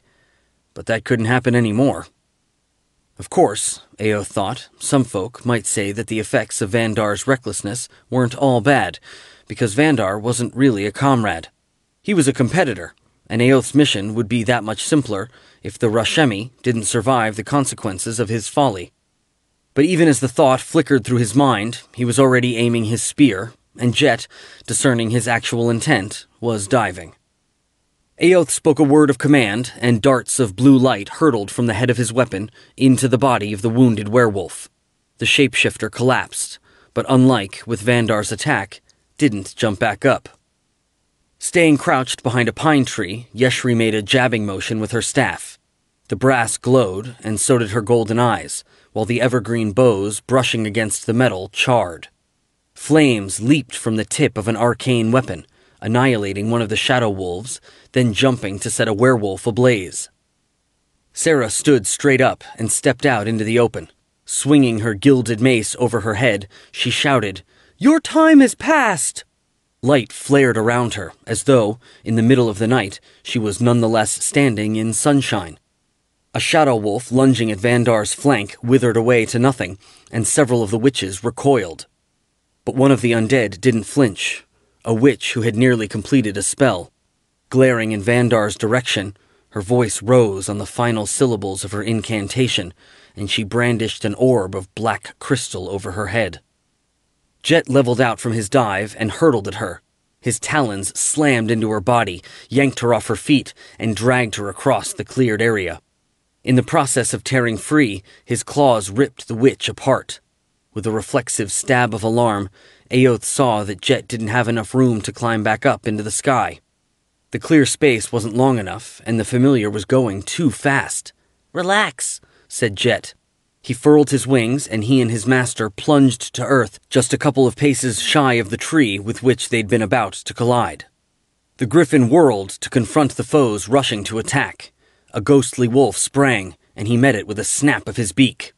Unfortunately, the shadow beast's insubstantial nature protected it. It plunged right through the Griffon's beak and sank its fangs into his chest. Thanks to their psychic link, Aoth felt the resulting burst of frigid pain. But he couldn't afford to pay attention to it. He had to trust the Griffon to deal with the close combat, while he fought the witches hanging back to attack at range. There were 3 of them. The one on the left wore brown robes and a wooden mask through which her milky eyes peered. She was pointing a dagger at him. The witch in the middle sported a black cloak and hood sewn with an overlayer of dangling bones. Her mask was a leering skull face that had evidently come from a real skull. In contrast to the others, the third witch had thrown back her cloak to reveal a spindly form clad only in a steel mask and a ragged, mold-spotted shift. Intricate tattooing crawled on every inch of her exposed gray skin. All 3 were already chanting and sweeping their arcane foci through mystic passes. Aoth discharged another of the ones stored inside his spear. A curtain of flying, slashing blades flashed into existence and flew toward the trio. The witch with the milky eyes and the one cloaked in bones reeled out of the spell's effect with clothes and flesh tattered. The former's left arm hung useless, all but severed. But the tattooed Hathran sprang clear like a cat before any of the blades could touch her. She snarled the final word of her spell and clenched her fist. A cloud of swirling vapor burst into existence around Aoth. His eyes burned, flooding with blinding tears. The same fire seared him from his nostrils and his lips all the way down into his chest. He coughed and choked, unable to catch his breath. Aoth activated the tattoo he wore to counter poison, slapping at it through his mail. The burning abated for him, but he could still feel the echo of Jet's distress. The Griffon spread his wings, lashed them, and leaped, carrying them clear of the cloud. Shaking, he retched and spat. "Are you all right?" asked Aoth. "Fine," the Griffon said with a snarl. "Just don't let them do it again." Aoth could tell the Griffon wasn't fine. He himself could barely breathe and barely see, but Jet was right. There was no time for anything but battle. Blinking, Aoth cast about for the trio of undead Hathrans. Residual sickness from the poison and dazzling flashes, Yeshri and Sarah fighting their own foes with conjured fire and sunlight, made it harder to find them than it should have been. The first thing to catch his eye was a corpse lying in the fog cloud, slowly warping from wolf back into man, while a pair of lupine shadows charged out of the vapor after Jet. Vandar, painted with blood from at least 2 wounds, swung his sword and cut a Hathran's neck. Finally, Aoth located his particular foes in the flickering, lunging chaos. He leveled his spear and rattled off an incantation. A blast of wind sent the witch, with the nearly severed arm, staggering back amid the flying blades, still slashing away in the area where he'd placed them. There came a rapid thunk, thunk, thunk, as the magic hacked her to pieces. One down. But at that same instant, the Hathran with the mantle of bones thrust out her withered arm, and a ragged flare of darkness exploded from the tips of her jagged nails. Aoth invoked the protective power of another tattoo. He didn't think there was anything else he could do. But though Jet was still half blind, defending by sheer instinct against shadow wolves that kept darting in, biting and retreating, the Griffon nonetheless perceived the witch's threat. With another great spring and beating of his wings, he leaped above the magic that, an instant later, splintered the front of the hut like a barrage of razors. And he landed right in front of the creature who'd cast it. The witch flourished her cape. Bones tore loose from it and battered Aoth like sling stones.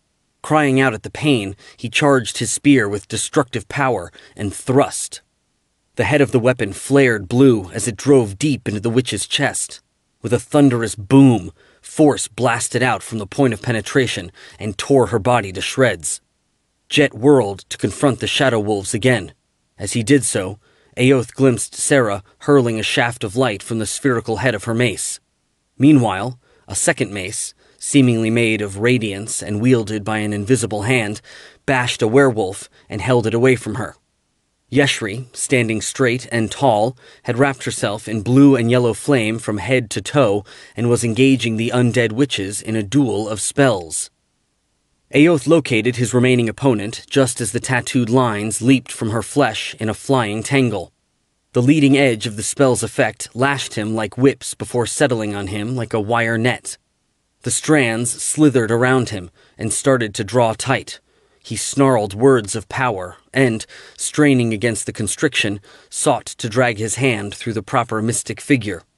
The undead creature raised her hands high, her rotting skin hanging in rags, freeing the tattoos that had all but flayed her. As she lashed her hands down, they blurred into the hands of a troll, too large for her arms, with greenish hide and long claws.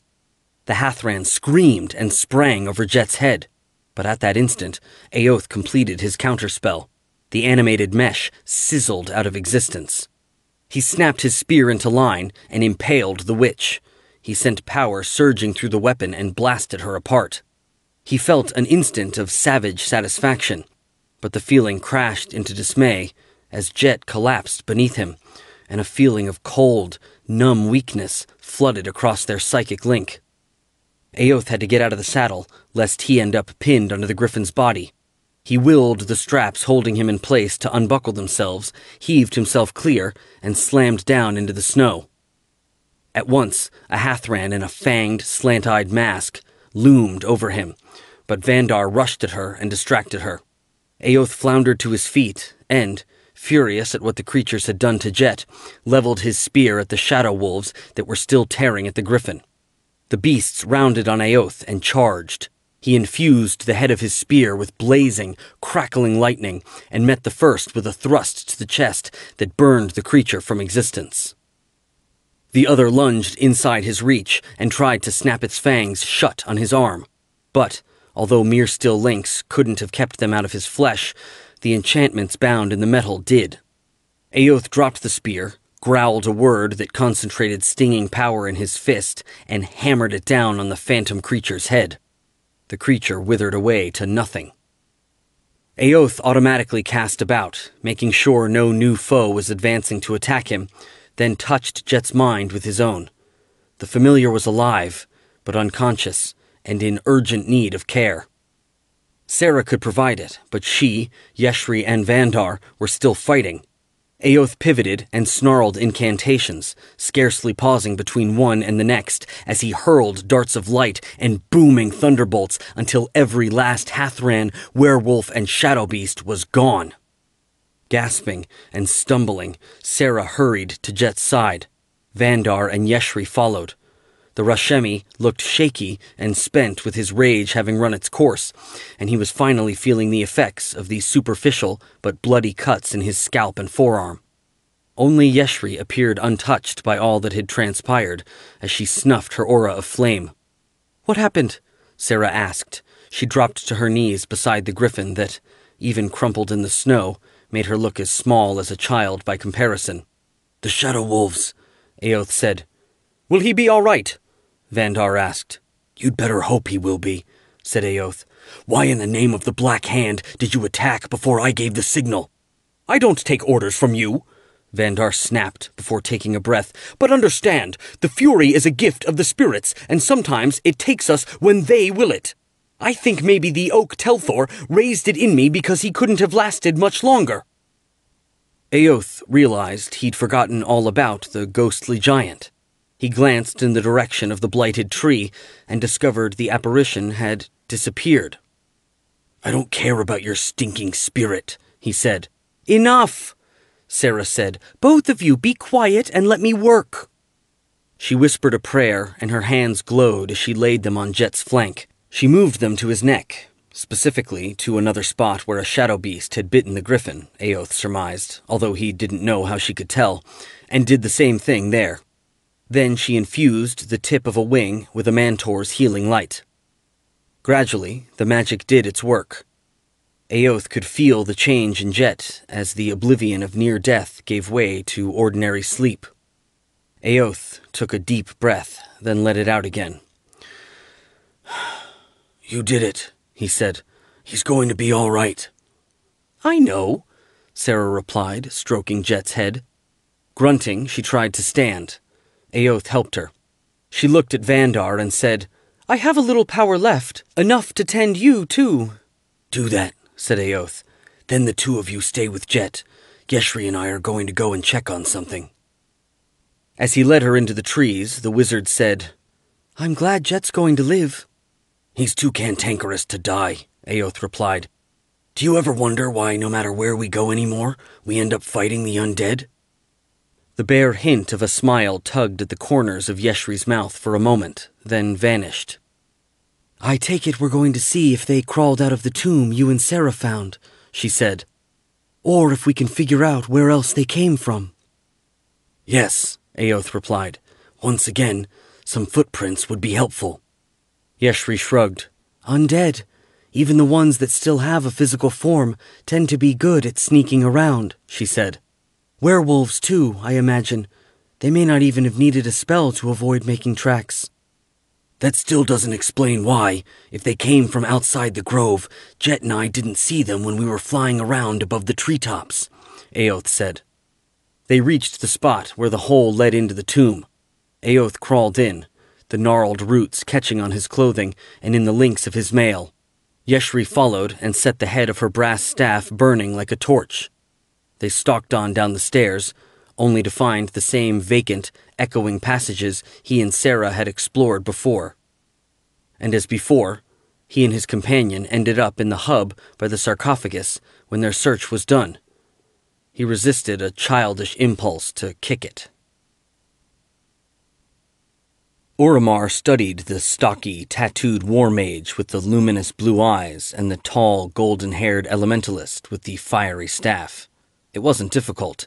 As people commonly reckoned distance, they were only a couple of paces away. In another equally valid sense, they and their frustration occupied a completely different world. From their remarks to one another, Oromar gathered that the frustration stemmed partly from the fact that the tattooed man was accustomed to seeing whatever existed to be seen. But at the moment, it was his misfortune to be looking for something invisible to any form of vision, even true sight. Uramar's invisibility gave him an advantage. He could spring forth and strike by surprise, as his hands clenched on the hilt of his greatsword. An assortment of his broken souls whispered to him, "Kill them. It will be easy. Kill them, reanimate them, and then they can serve our cause." But as was often the case, other voices disagreed, No, you saw how formidable they are. If there was only one, yes, but there are two. Don't risk giving away our secrets. A better opportunity will surely come along.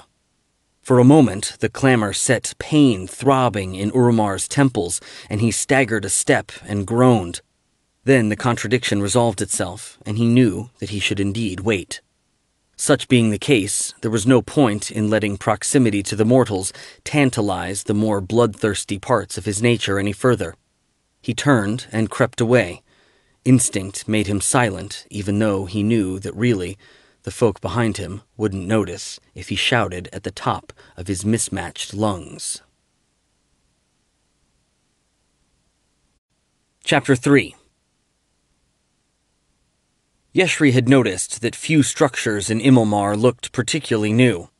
Apparently, Rashemi saw little reason to put up a new building until an old one had rotted out and fallen down. But even by local standards, the whitewashed longhouse called the Witch's Hall had an air of antiquity about it. It was easy to believe that the dragons, unicorns, and hounds carved under the eaves had glared their forbiddance at the first Iron Lord to walk the city's muddy, unpaved streets.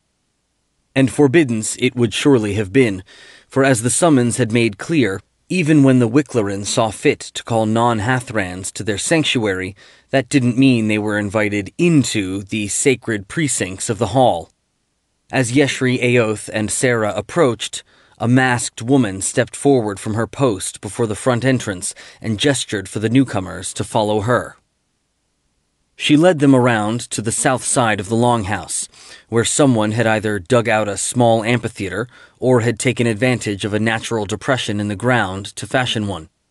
Somebody had removed some of the snow, too, but Yeshri suspected the plank benches would still make cold, damp seating for those who, unlike her, didn't have fire flowing in their veins. "By the pure flame," Aoth muttered. When Yeshri glanced around, she saw what had annoyed him. She knew he'd hoped the summons was for him and his comrades alone, or at worst for them, Vandar, and other representatives of the Griffon Lodge. Plainly, that wasn't the case, for Daishan, the leader of the Shu, and Mario Bez were approaching, each accompanied by several of his men. The skyship captain shot Aoth a grin as he made a point of claiming a seat right beside him. "The heroes of the day," Bez said. "Congratulations!" "We were ready for them," Aoth replied with a shrug. "Still, even for dragon slayers, it can't have been easy to contend with undead spellcasters and superior numbers," the captain said. "You should have told me what you intended. I could have spared a few men to stay and lie in wait with you." "And win the Storm of Vengeance a share of the credit if the killers actually did show up?" Sarah asked. Bez spread his hands in mock dismay. "Sun Lady, you wound me," he said. "Naturally, my concern would have been your safety, and Lady Yeshri's." Yeshri decided there was no reason to pay further attention to what Bez had to say. He was more than likely sniffing for information, which Aoth and Sarah were too wary to give him, and his was the sort of oblique, bantering conversation that made her feel tongue-tied and dull. Well, except sometimes, when it was Gaydon. With a scowl, Yeshri pushed the archer's face, with its shrewd eyes and flippant smirk, out of her mind. In search of distraction, she watched Mangin Uruk, Vandar, and Fulkor Dulcer arrive. The berserker wore his beadwork regalia, and the half-elf had a sneer for each of his rivals. Almost as soon as everyone had found a seat, they all had to stand up again as masked witches filed out of the longhouse. They were not alone. Ghostly Telthors flew, padded, bounded, scurried, or crawled along with them. In that first moment, Yeshri made out a hawk, a vulture, 2 bears, a squirrel, an otter, and a snake. Many of the creatures flickered, visible one instant and gone the next. None left any tracks in the snow. Their profusion reminded Yeshri that Rashman was filled with nature spirits. A number of the smaller familiars accompanied their mistresses to their seats on the benches. The others looked down on the assembled humans from the top of the amphitheater or perched on the limbs of nearby trees. One Hathran had no phantom companion that Yeshri could see. Clad in a simple leather mask and brown hooded robe, she remained standing at the bottom of the amphitheater and, when she was ready, slashed a blue wood wand through an intricate figure. Nothing overt happened as a result. Maybe it was simply a way of asking the gods to bless the gathering, for a Hathran's arts were a mixture of the priestly and the arcane. It was a disorderly hodgepodge to Yeshri's way of thinking, but maybe she wasn't giving the barbarians enough credit. "Be seated," said the witch. She had a cold, contralto voice that carried well. "Many of you know me, but not all. I'm Yelbrunya. With the help of Vandar Cherlinka, I brought the Griffins down from the mountains. I'm also the one who cast the runes and determined that it isn't necessarily the will of the spirits that this living treasure remain in Rushmen, disappointing and bewildering as that seemed. Word of the beast's existence, the news that drew Aglarondans, Threskians, and sellswords here, went out at my behest. At times," she continued, an unexpected wry note entering her voice, "I regretted that action, for you travelers began to arrive, and, to my embarrassment and the Iron Lord's, I still had no clear idea of the spirit's plan for the Griffins. But in light of recent events, and after prayer and meditation, I do now." Aoth leaned forward. Sarah took his hand and gave it a squeeze. Bez called, "Who gets the animals, then? Don't keep us in suspense." Although their masks, voluminous garments, and air of aloof dignity made it difficult to be certain, Yeshri had the feeling that some of the Hathrans were taken aback that he'd had the temerity to speak without permission. Yelbrunya, however, answered without any show of resentment. "I have no wish to keep you in suspense, Captain, and I promise I'll give you an answer soon enough," she said. "But there are things you need to hear first in order to understand it." Aoth snorted. Leaning towards Sarah and Yeshri on the other side of her, he whispered, "Someday, a matter will be simple and straightforward again, and we'll realize we've forgotten how to react."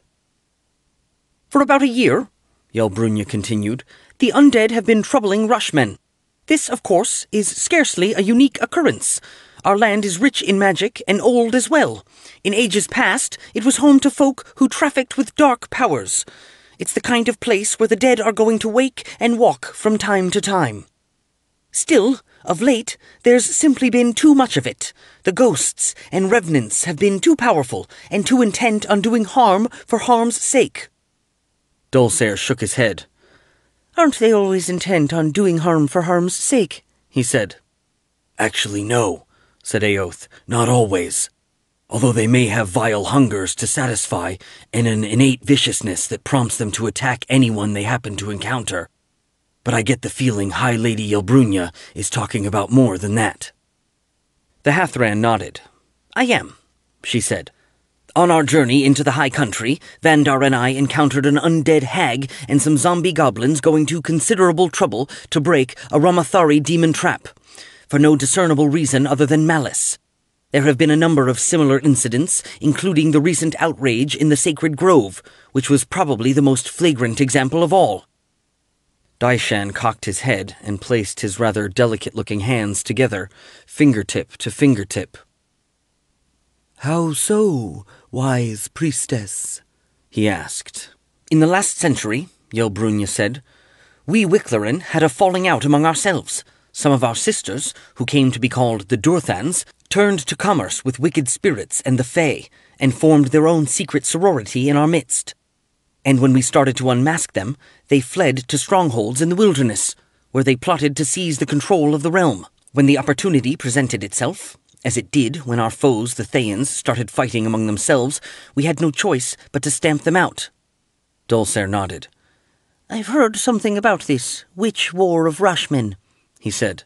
"Indeed," said Yelbrunya, although with a hint of distaste in her tone, as if she found the name vulgar. "And I'm bringing it up because we've identified the creatures who attacked the grove." Apparently restless, a transparent jay with a streaked crown fluttered up from a copper-masked Hathran's shoulder. A misty adder coiled in its mistress's lap, lifted its wedge-shaped head to track the other Telthor's flight. "I take it," Vandar said, "that they were Dorthans when they were alive." "Yes," Yelbrunja answered. "A formidable coven that caused a great deal of misery working from a lair in the Eric forest. When we finally found them, killed them, and buried them, we took considerable pains to ensure that they wouldn't rise again." Yeshri made a little spitting sound. "Incompetence," she whispered. "They should have burned the corpses." Or at least she thought she had whispered. But to her surprise and embarrassment, Yelbrunja replied to her. "You're right," said the witch, "but some of the women had been fine Hathrans before they turned down the wrong path, so we chose to lay them to rest with the rites that are due to a Hathran, and the fact of the matter is, no one should ever have been able to find them, let alone reanimate them." "Yet apparently someone did," Sarah said, "or else they came back because of some other influence." "And that's not the extent of the mystery," Yelbrunja said. "We buried them in the Eric forest, which is to say, in the northwest, on the other side of Lake Ashane. How, then, did they make their way to the outskirts of the Ashenwood without being detected?" "Flying by night," Dulcere suggested. "Surely at least a few of you witches have mastered that particular magic." "Possibly," Yelbrunja said, "although by day or night we Hathrans have watchers in the sky. Still, why come so far?" "Because the oak spirit only lives a stone's throw from Immelmar," said Eoth. "If I wanted to scare and demoralize the realm, I'd strike in this area if I could manage it." "Interesting," said Yelbrunja. "You Outlanders all have your own ways of seeing and thinking, and perhaps that's what we need." Scowling, Mangan Uruk rose. "High Lady, no one respects your wisdom more than I do," he said, "and I respect our guests. But I have to say one more time that I don't like this. Rashman doesn't need sellswords." "Yet you yourself pressed Captain Bez's skyship into service," the Hathran replied. The Iron Lord hesitated. "That was a special situation," he said. "I saw a need to reach the grove faster than a horse could run." "And it's possible we need all of the Outlanders' capabilities," Yelbrunja said. "All their insights, magic, and methods of making war. Believe me, I don't take any satisfaction in the thought. How could I? We Wicklerin are as proud of our skills as you warriors are of yours. But the truth of the matter is that our problem is growing worse, and neither of us has been able to solve it. We mustn't let pride keep us from obtaining help from those the spirits sent to give it." "So what you're saying," said Eoth, "is that you want to hire us to put a stop to your infestation of undead, and the payment will be the Griffins." "The three have instructed the Wicklerin to proclaim a quest to benefit the realm," answered the Hathran. "They also provided a reward for those who fulfill it." "What if more than one group plays a part in solving your problem?" asked Bez. "We'll turn the Griffins over to all who do, and you can divide them as you see fit," she replied. "Or dice for the lot of them, or fight a duel," the skyship captain said. "I suppose that will work." "High Lady," called Dulcer, springing to his feet. "Surely you don't mean to ask a Thayan wizard for help when Rashman is under attack by necromancy?" "We've been through this," Eoth replied. "In the first place, I'm Zaztam's enemy more than you'll ever be. In the second, I doubt Thayan agents are waking the dead this far north of the border, especially if no one's spotted legions mustering on the far side of the Gorge of Garros for an attack." Sarah grinned at the half-elf. "And in the third place, what's the matter?" she said. "Are you afraid of the competition?" Dulcere glared and opened his mouth for what he likely intended to be a savage retort. Yelbrunja cut him off. "All of you are here by the will of the three," she said. "Then that includes me and my lodge brothers," Vandar said, rising like the others. "I'm not an outlander with foreign insights, magic, and methods of making war. But you know better than anyone that I've been in this from the start. I helped preserve the demon trap. I helped catch the Griffins. I helped save the oak spirit." "After making the job harder than it needed to be," Eoth murmured. "And I demand the right to try to win the Griffins." Yelbrunja looked back at Vandar in silence for a moment, In fact, it seemed to Yeshri that everything had fallen silent, like the world was holding its breath. "If I recall correctly," the Hathran said at length, "the last male to demand anything of an assembly of the Wicklarin hopped away from this very amphitheater on 4 webbed feet." The berserker took a breath. "Still, I do demand it," he said. "Then it's just as well that we meant to include you anyway," Yelbrunya said, with perhaps the slightest hint of humor in her voice. "This is chilly weather for frogs." "It appears, then," Daishan said, "that we understand our task, and we know who else intends to strive for the greater glory of this noble land." "Please," said Dulsar, sneering. "The sellswords and berserkers are at least soldiers of a sort. You Theskians are merchants. What are you going to do? Bribe the undead to go away?" The small Shu in his long green coat rose. He turned to face Dulcer and spread his hands. Shadows, hitherto scarcely noticeable in the afternoon sunlight, stretched and darkened, and gloom gathered in the air. Daishan leaped, or maybe simply vanished, and then he was standing on a patch of empty bench directly in front of Dulcer. He snapped a punch at the Griffon rider's face. Startled, Dulcer failed to react. The blow would surely have smashed his nose, except that Daishan stopped it an inch short of the target. The murk in the air cleared, and the sunshine streamed back. "Is this how it works?" Yelbrunya asked. "We show leniency to one man, and the rest of you decide you're free to brawl in our presence." Daishan turned and bowed to her. "Noblest of ladies," he said, "one could quibble over the appropriateness of the word brawl when no one has touched anyone else. But I'm not a quibbler. I take your point, and I apologize. Vanity got the better of me. There are occasions when I find it useful to be underestimated, but in the main, I prefer to be taken seriously." "Demonstrate your prowess by destroying the undead," Yelbrunya said. "That goes for all of you. Understand we aren't requiring you to do it all by yourselves. We can apply to the Iron Lord for additional warriors or any other help you need. But still, ultimately, the task is yours." She flicked her wand through another intricate figure. Then she led the other Hathrans and the glimmering Telthors out of the amphitheater. Everyone else stood in silence as they passed. When they were gone, Bez leered at Aoth. "Well, what do you say? Fazim? Partners?" Aoth shifted his grip on his spear. His mail clinked.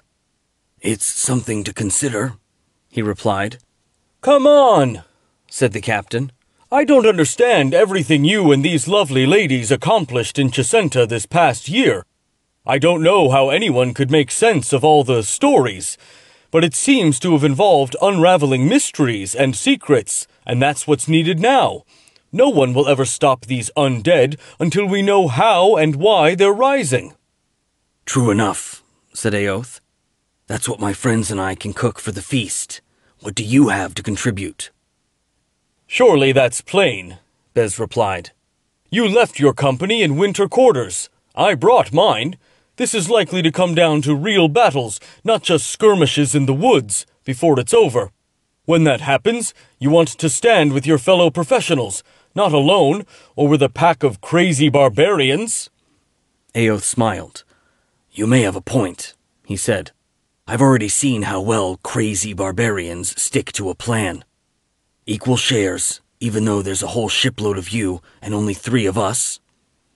"Of course," Bez said, thrusting out his hand.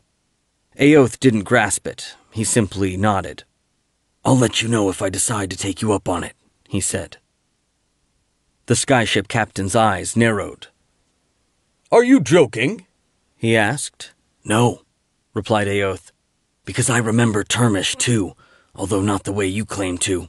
And I'll partner up with you again if I think it's necessary, but not until." Bez snorted. "Suit yourself, Thayan," he said. "Hold a grudge. You'll regret it when I fly off with all the Griffins. That's assuming some wraith or ghoul hasn't torn you apart before then." He and his men turned and stalked away. Aoth turned and cast about. "Vandar, Wait, he called as he started toward the berserker and his lodge brothers. So we're going to partner up with him? Sarah asked, scurrying after him. if he'll have us, Aoth replied. And much as he dislikes me, I think he will. What happened in the grove shows we can help each other. Even though he and his folk are crazy barbarians? Sarah asked. Better mad and wild than treacherous, he said. Oromar scrutinized the hieroglyphs on the limestone wall. Some of his broken selves, the one who were scholars of esoterica, were interested. They picked out symbols they recognized, the names of abyssal powers and infernal personages mostly, and muttered as they speculated on the meanings of those they didn't. He suspected they'd keep at it all day if he allowed them to, for it was the first Nar tomb complex he'd visited. He and his fellows had mostly begun by waking Dorthans and other wise Rashemi who'd perished in recent times. Those recruits had in turn helped them locate older ruins, barrows, and sunken, overgrown graves. Of course, that wasn't the only way to find the resting places of the dead. A person could explore unmapped portions of the Deathways and see where they led. That, as he understood it, was how his fraternity had discovered the new land in the first place. But it was a dangerous undertaking. A frantic "stop" reminded him that his current methods weren't entirely safe either. He pivoted, and his scarred, mottled hands shifted his greatsword into a middle guard. A few paces ahead, 4 zombies had been breaking down a wall that brought the downward-sloping passage to what Nyvara was sure was a premature end. The stroke of a pickaxe had knocked away plaster, but by pure luck, left the wavy 7-armed sigil beneath unmarred. Another blow certainly would chip it. Nyvara did not content herself with snapping a command at the zombie to make sure that didn't happen. She grabbed its gray, slimy forearm and hauled it backward. Short and solidly built, like most Rashemi, Nyvara had been a Dorthan. She still wore the robes and silver mask that had denoted her status, although the former were rotten and moldy, the latter black with tarnish. Always somewhat unpredictable, Lode's magic had brought her back as a vampire. It was a condition she generally relished, although she'd been briefly distraught when her former familiar had appeared and instantly attacked her, and she had had to destroy the thing. Oromar hadn't blamed her for feeling upset. The Telthor's reaction to her rebirth really didn't seem fair, considering that the wretched thing had been a bat, or the spirit of a bat, or whatever. As Oromar reached her side, he took another glance around, making sure none of the zombies showed any sign of taking another swing. For, while no member of the Eminence was truly mindless, the mute and sluggish things came close. "What is that?" he asked, indicating the symbol with a slight inclination of his blade. He thought he already knew, but she was the expert on the mystical arts of the land. "A trap," she said, confirming his guess. "If we disturb it, something bad will happen. Given that the Nar's great art was demon-binding, I imagine a fiend will spring forth and attack us." "So how do we proceed?" he asked. "You and the zombies stand back," she replied. "I'm going to try to call the spirit forth under my control. I'll offer it freedom in exchange for a promise to leave us alone." "All right," said Oromar. "Go ahead." The operation took a little while. First, Nyvara removed a stone from one of the pockets of her robe and scratched an elaborate geometric figure, composed mainly of interlocking triangles, on the floor. Both the rock and the lines it made glowed a sickly blue. It was the first actual light he'd seen since descending into the vaults, for the undead didn't need it to find their way. She stood in the center of the design she'd created. Swaying, she crooned a chant that sent echoes whispering through the dark. Some of the carved symbols on the walls pulsed with phosphorescence. Despite its stupidity, a zombie shivered and tears of sludge oozed down its slack, rotting face. The trap symbol expanded. Suddenly, a creature resembling a huge insect burst from nothingness to thump down on the floor. Its body was no bigger than a mastiff's, but its set of spindly, many-jointed legs and 3 pairs of droning membranous wings nearly filled the corridor from wall to wall. Serrated mandibles gnashed and clicked above its cluster of bulging black eyes, and its several tails, each tipped with a curved stinger, coiled and lashed about. Urumar had seen many things that the average mortal would consider horrible and hideous, including his own lopsided patchwork form reflected in a glass, and such things generally failed to disturb him, as they would not disturb most undead. But the demon, if that was what it was, seemed somehow overwhelmingly, even transcendently vile. Everything about it shocked and sickened. The ugliness that made him strain just to keep his eyes on it. The buzzing that scraped at his nerves, the acidic stench that burned his nose, filled his mouth with a foul taste, and made his stomach churn. Some of his souls simply couldn't bear the fiend's presence. They snapped and started screaming. But fortunately, most were resilient enough to allow him to ignore the clamor. 2 of the zombies, however, succumbed to the demon's influence. They fell down, thrashed, and pawed and swatted at themselves. Urumar tensed when Yvara's knees buckled, and she too appeared on the verge of collapse. But she croaked a word of power and straightened up again. "Are you all right?" he asked, raising his voice to make himself heard above the droning. "Yes," the vampire said, "and you should be too. I have the demon penned between the sigil on the wall and the one I drew. It's an ecolid, by the way, a lesser oburith." "Lesser?" said the demon, its psychic voice stabbing into Urumar's mind.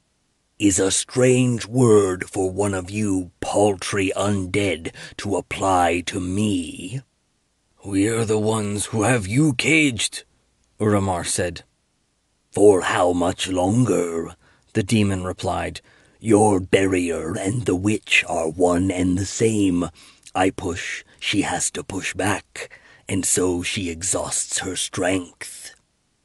"If that's true," Yvara said, "then I suppose it would be prudent to shove you back into your original prison while I still can." The wasp thing laughed. Its mirth was like a whip lashing and slicing the inside of Urumar's head. "But you can't, little leech. I don't know how long I was bound here. A long while, I think. But I can see that you're no Nar, and you don't possess their skills." "I don't see a point to your hostility," Urumar said. "The Nars enslaved you, so why would you want to fulfill their purpose? I was once in a similar situation, and I certainly had no desire to please my captors. Let Yvara set you free. All we ask in return is that you go in peace. Otherwise, we'll have to lock you away again, or kill you." "It would be nice to thwart the Nar who bound me," the demon said. "But how would he ever even know about it? Whereas you little folk are cringing right in front of me. I can actually hurt and destroy you, and that too will set me free." "We're not cringing," Yvara began. Suddenly the blue glimmer in the lines on the floor blinked out, and the ecolid sprang at her. Its forelegs slammed into her shoulders and chest, and its momentum plunged her to the floor beneath it. Its tails whirled around its body to drive their stingers into her flanks. Its mandibles spread to grip her head between them. Urumar raised his greatsword, willed his cold flesh colder, and rushed in. "Kill it," he called to the zombies. He wasn't sure that any of them would obey under the circumstances, or that they'd be of much use if they did, but it was worth a try. Meanwhile, Yvara's body vanished in a puff of mist and swirled away from the demon's murderous embrace. The ecolid immediately oriented on Urumar, and its several tails reared like serpents. As Urumar lunged into striking distance, he couldn't see any sign that the deathly chill that surrounded him was bothering the fiend. He hadn't really expected it to, but it was another measure that was at least worth a try. "Let's see you ignore this," snarled one of his warrior selves, and he swung the greatsword down at the demon's head. The Oburith responded with two simultaneous actions. One of its stingers stabbed into Uramar's flank just above the hip. A different tail whipped into position to parry the sword stroke near the top of its arc. As the stinger ripped free, a burst of pain doubled Uramar over, but the greatsword cut a little nick in the demon's tail, and it faltered too. A psychic shriek rasped through Uramar's head. The Ecolid shook off the paralysis of sudden pain with a rattling shudder of its entire body, transparent wings, lashing tails, and all. At the same time, Uramar found renewed strength of his own in the power that shivered through his sword hilt into his hands. The Ecolid scuttled forward. Though still not fully recovered, Uramar managed to snap his point into line. The demon jerked to a halt just before it would have rammed its own head onto the blade. Then it hopped backward. "A life-drinking sword," it said. "How does a slave stitched together from scraps of offal acquire such a treasure?" "I am not a slave," panted Uramar, straightening up. Not anymore, he wasn't. "You have no idea who we are, or the things we're going to do. It's a shame you won't live long enough to find out." "Perhaps you can tell me all about it when you're groveling to me in the abyss," the demon said. "That's assuming a travesty like you even has a soul to go there. Really, I think it's just as likely that everything you are is about to disappear like a blown-out candle flame." The pain of the puncture wound above Uramar's hip had faded to an ache, but flared into agony once more. A pale grub the size of his thumb came squirming out of the hole. At that moment of shock, revulsion, and pain, the Ecolid lunged. The two zombies who hadn't lost what passed for their minds lurched past Uramar and swung their pickaxes. The one on the right popped a couple of the demon's round black eyes into smears of jelly. The other tore a wing. The Ecolid retaliated and all but ripped them apart with arcing, whipping stabs of its stingers. At the same time, Nyavara, in womanly form once more, shrieked 3 rhyming words. Lightning crackled from her outstretched hand to blaze across the demon's hind quarters. The blast made the Ecolid falter for a scant instant, but had no other effect that Uramar could discern. It continued to scuttle toward him. He dipped the greatsword low, as if he meant to shear the Oberith's forelegs out from underneath it. Its tails shifted to defend against such an attack and strike back at his torso. He retreated just out of reach of the stingers and let go of his weapon with his left hand. Suddenly, he whipped out his arm and threw a barrage of conjured hailstones from his fingertips. Caught by surprise, the Ecolid offered no defense. And while it might be impervious to pure cold, the hard bits of ice pulped and tore at the rest of its eyes almost as effectively as the zombies' pickaxes. The demon recoiled, and, slashing, Uramar pursued. Nyavara cast away her tarnished mask, revealing a face that a mortal might have found pretty, except for its ashen pallor, needle fangs, and snarl of bestial fury. She leaped onto the demon's back among the buzzing wings and started biting. Despite their combined attack, killing the Ecolid wasn't easy. But finally, the demon collapsed with much of its head, torso, and limbs either crisscrossed with gory wounds or chopped away entirely. Its death throes were mere shudders, but from the corner of his eye, Uramar glimpsed something else crawling in the spreading pool of its dark, putrid blood. It was the larva, already bigger than when it had wriggled out of his side. He bellowed and stamped it to mush. For a moment, slumping, he imagined that was the last thing he needed to do. Then he realized that Nyavara was still clinging to the motionless Ecolid and still licking and sucking at its wounds. It was normal behavior for a vampire, but the results weren't. Her body swelled, and there was a squirming beneath her clothing, as though new appendages were sprouting. Her skull made crunching noises as it changed shape.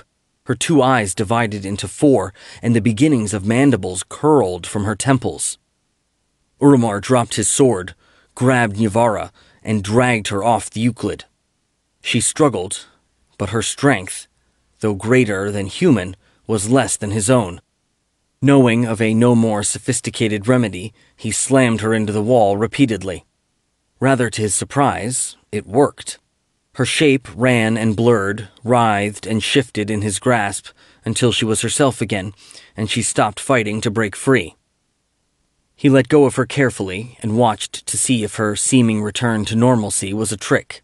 It didn't seem to be. She didn't use her restored mobility to attack. "Thank you," she said. She rubbed her stained lips with the back of her hand. "The blood was foul, but wonderful, too. I couldn't stop drinking it." "I'm glad it didn't do you any permanent harm," he replied. "That's twice you've pulled me back from oblivion, or as good as," she said. She reached up, caressed his cheek, and traced the path of his jugular, her fingertips sliding over the ridges in his flesh. "Would you like to help me wash the bad taste from my mouth?" Some of his broken souls moaned, yes, but others urged caution, reminded him of his mission, or simply felt awkward and inept, and those were the voices that prevailed. He stepped back from her and asked, "How did the Ecolid break free?" She smirked at his implicit refusal, and her fangs retracted into what appeared to be ordinary canine teeth. "The fiend explained it well enough," she said. "It was strong, and I'm not a Nar." "Let's press on, then, and find those who are," he replied. He retrieved his greatsword and Nyavara her mask. The two zombies who'd gone mad had stopped thrashing, and when he told them to get up, they obeyed as if they didn't even remember their panic. Uramar ordered the creatures to finish smashing away through the wall. When they did, a burial chamber stood revealed. It was full of gold and gems, often used to fashion grotesque images of devils and demons in the forms of statuary, brooches, and sword hilts. One of Uramar's selves, a simple-minded one, wished he and his companions had brought a lantern so he could see all the treasure gleam. Others felt a reflexive thrill of greed, but he barely noticed the stray flickers of thought. He was too intent on the trio of sarcophagi on their pentagonal dais. Nyavara grunted. "That was a lot of trouble to go to for only 3, she muttered. Uramar smiled. "I think it will be all right," he said. "Tombs are like houses. It's powerful folk who have big, luxurious spaces all to themselves, or nearly so. And if these people were powerful before they died, we can hope they'll come back the same way." Prying with their pickaxes, the zombies shifted the heavy stone sarcophagus lid out of the grooves where they fit, then slid them to the side. One by one, the lids crashed to the floor. Whatever ultimately came of it, Uramar found he enjoyed this bit of desecration for its own sake. For how often, during the idleness and solitude of his long years in bondage, had he wanted to do something similar? Inside the boxes were crumbling bones, dust, and the gem and metal portions of whatever garments the dead had worn. Uramar took a bottle of Lode's pigment from the pouch on his belt and, careful not to crush the fragile things, daubed symbols of reanimation on what remained of the skulls. It was time for the incantation. Nyavara joined in, and gradually other voices started whispering along as well. For a change, they were not the phantom voices that commonly pestered Uramar. He didn't know whose voices they were. He wondered if even Lode did. As he, Nyavara, and the unseen chorus neared the end of the spell, he had a sense of twisting, or pressure and resistance, as though some abstract but fundamental aspect of the world was being forced into an unnatural shape. Somehow blacker even than the utter darkness of the crypt, shadows seethed and rippled inside the sarcophagi. On the final syllable, the shadows exploded outward, and for an instant, even he was blind. When Uramar's sight returned, the Nars were already sitting up.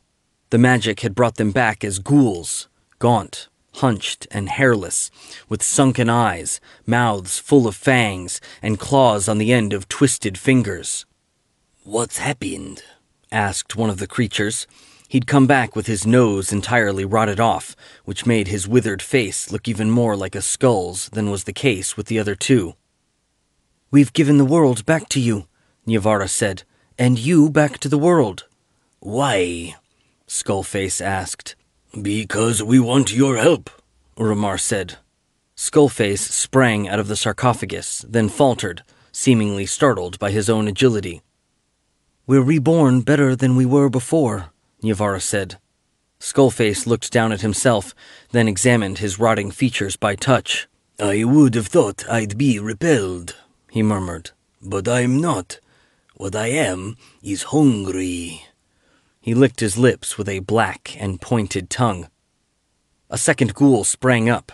That one had been a woman. One breast dangled, and one was gone, along with the ear and cheek on the same side. "It's strange," she said. "I can't remember anything after the axe came down. Was it all just nothing, then, without even a hell to suffer in?" "It doesn't matter," Uramar said. "You're here now." "Thanks to you," said the third ghoul, standing up in a more gingerly fashion than the others. He'd been extensively tattooed, and he twitched repeatedly as the designs redrew themselves, a stroke at a time, in his shriveled hide. "Because you want our help? With what?" "You were lords and conquerors once," Uramar said. "We invite you to be such again, and help found an empire like none the Twin Worlds have ever seen."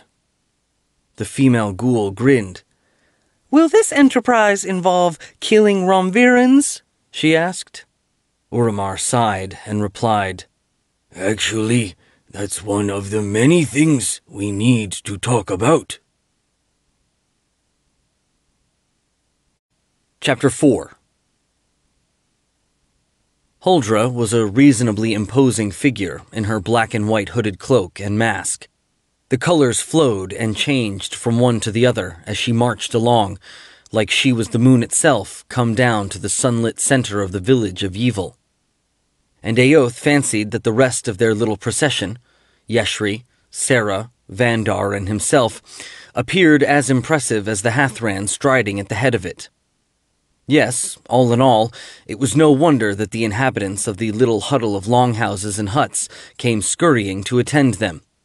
No one dared to keep them waiting, although, evidently hoping to avoid notice, some villagers made a point of standing behind their neighbors.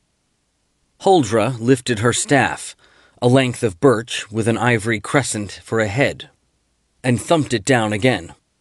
Dirty snow crunched beneath the ferrule. "Who speaks for this village?" she asked. Since there was a gray-bearded man, muscular but running to fat, with a silver medallion in the shape of a bird of prey standing right in front of her, Aoth assumed the question was ceremonial. The bearded man's stony-faced response probably was too. "I, Boralek Murakina of the Eagle Lodge," he replied. "Do you know why I've come?" Huldra asked. "No," Boralek said, and now his anxiety showed through. Traveling Hathrans visited the village once a month, but to hear Huldra tell it, it had always been as a friendly counselor and healer, not as the cold, magisterial figure who stood before him, with even more threatening-looking associates in tow. "Then you don't know anything about the massacre in the north?" Huldra asked. "No," the aging berserker said. "That's strange," Huldra said. "Very strange." Aoth had to give the Hathran credit. He drafted her not because he had any reason to think her a skilled dissembler, but simply because she was a Hathran who ministered to the settlement. Yet she was being as subtly menacing as a red wizard inquisitor. "Please, lady," Boralek said, "tell us." A murmur ran through the onlookers. "I believe you all know," Huldra said, "that even with the Durthans gone, the Eric Forest is a dark and tainted place. That's why the Wicklaran urged the Eagle Lodge and those allied with it not to settle the western shores of the lake. But you can't bear to let rich land go unclaimed, and we Hathrans have protected you as best we can."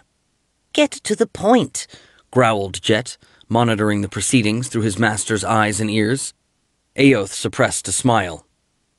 Unfortunately, Huldra continued, bands of black and white flowing across her garments, it has now become plain that, despite our vigilance, a number of settlers have fallen prey to lycanthropy, and those so cursed have joined into a pack that slaughtered every living soul in Vinvel.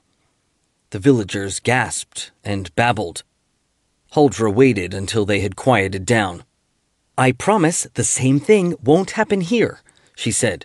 We Hathrans are going to do everything necessary to identify and kill the werewolves. You all know that my particular patron is Selyun. At moonrise, she'll give me the power to reveal any lycanthropes living among you, and then my companions will strike them down. Killing shapeshifters is their particular trade. Her gaze shifted back to Boralak. Meanwhile, we'll rest in your house, she continued. We've had a long hike through the snow. The Hathran led her companions toward a longhouse with carved, jutting eagle heads and images of the birds in flight. Behind them, the villagers resumed their agitated talk, and a couple of women started sobbing. Boralak had a good fire leaping and crackling in his fieldstone hearth, and the air inside was considerably warmer than that outside.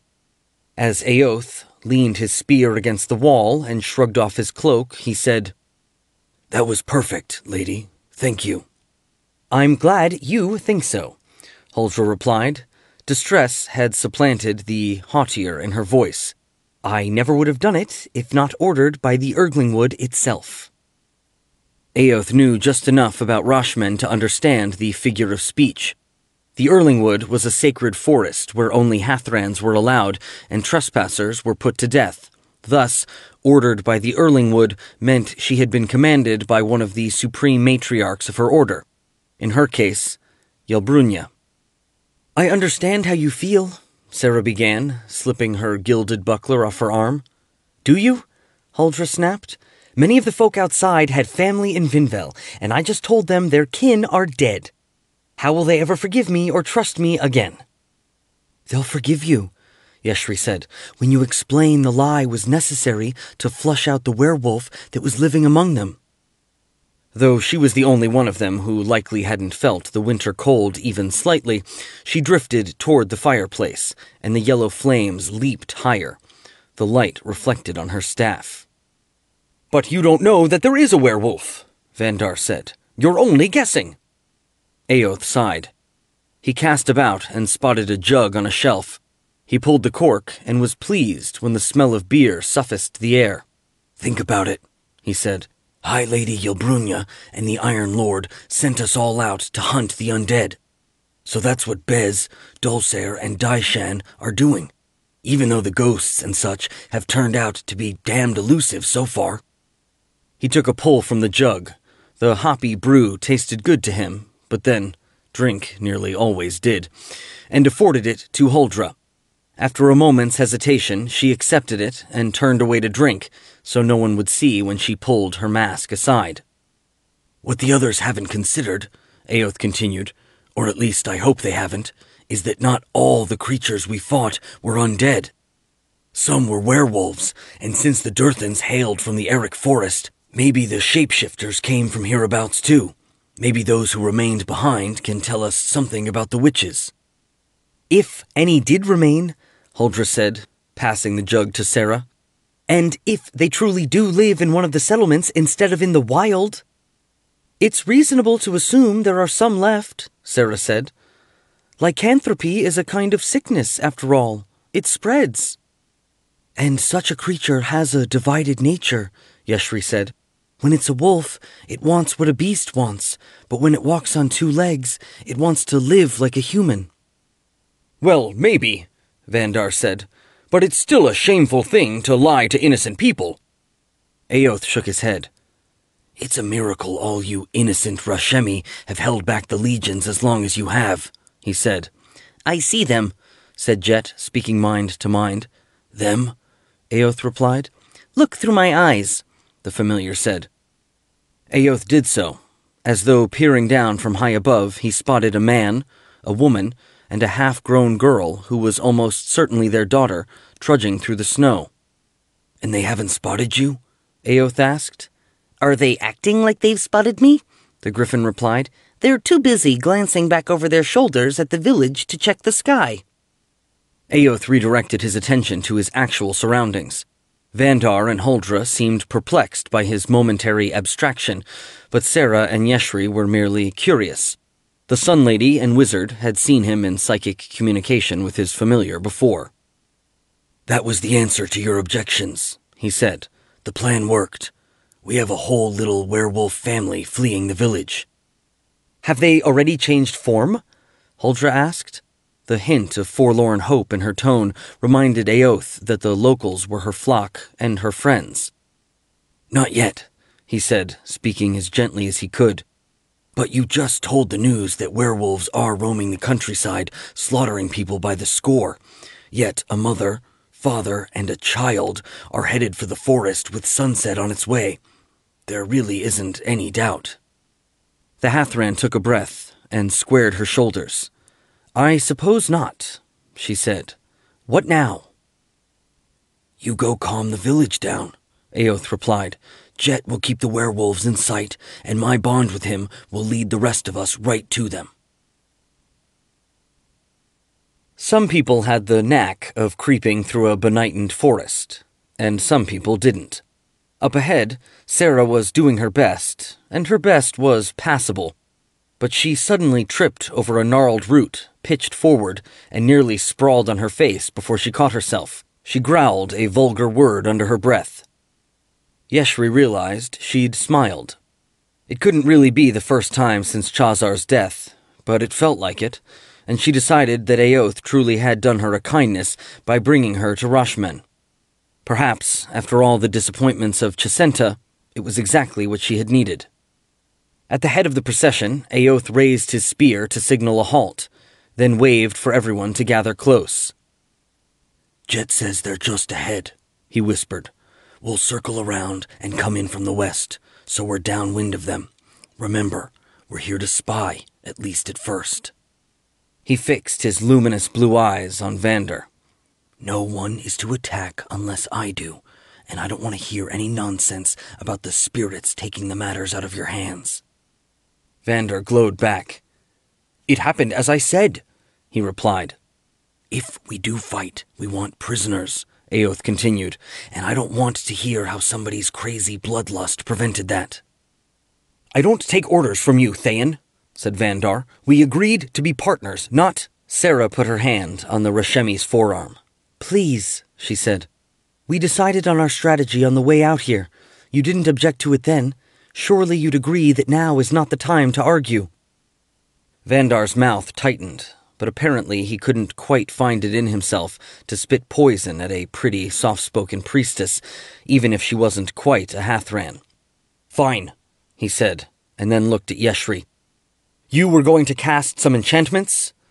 "Yes," she said, and began to work spells of concealment, drawing serpentine figures on the air with the head of her staff. When she had finished, the companions prowled onward. Suddenly, the occasional howling they'd heard since entering the forest sounded much closer and louder than before. Aoth hesitated for a heartbeat before continuing forward. Evidently, Jet had assured him that the werewolves weren't reacting to the interlopers' approach. Still, the war mage motioned for everyone to stay low, and he took cover behind the ridged trunk of a shadow-topped tree. Yeshri crouched behind an alder and peered forward. Her eyes widened. There were 9 lycanthropes in the clear space before her. They had already transformed, some to true wolf form, and some to a bipedal shape midway between lupine and human, to howl. But they were changing back, their muzzles retracting into their heads, and their fur melting away. It seemed like an odd thing for them to do, until she realized they likely found it easier to discuss certain matters with human tongues. Naked, like the rest of her companions, a female werewolf with a mournful, jowly face and a pudgy belly peered into the trees.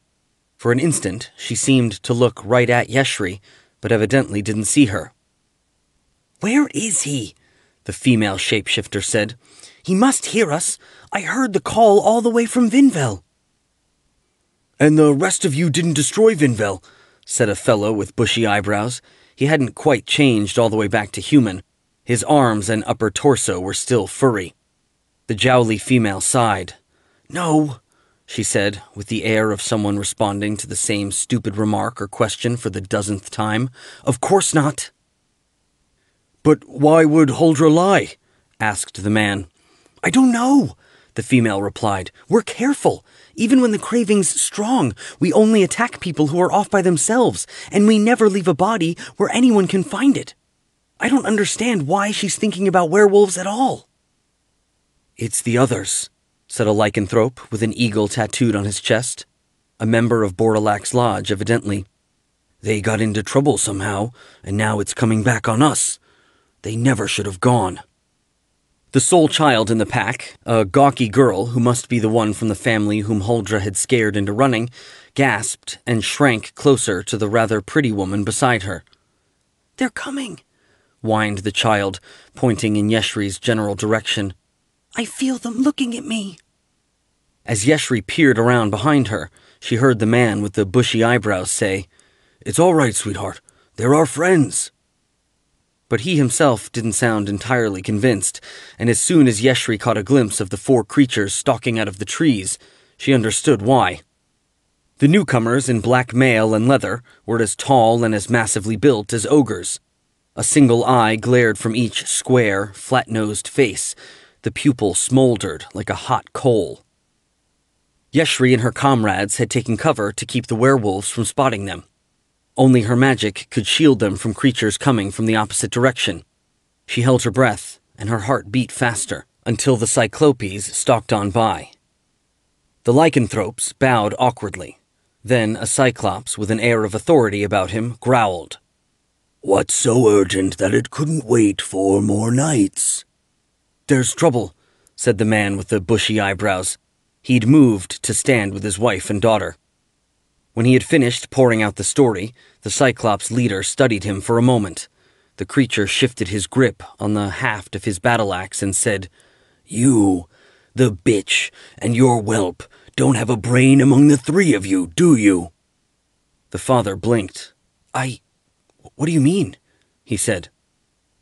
"If this Huldra of yours really knew a prayer to reveal your true natures, would she warn you and give you a chance to flee?" the Cyclops said. "It was a bluff to flush you out, to flush out the whole pack, perhaps. If so, it worked brilliantly, since your second idiot impulse was to howl for everyone to come running. I wouldn't be surprised if someone's checking to see who's absent from each of your villages tonight."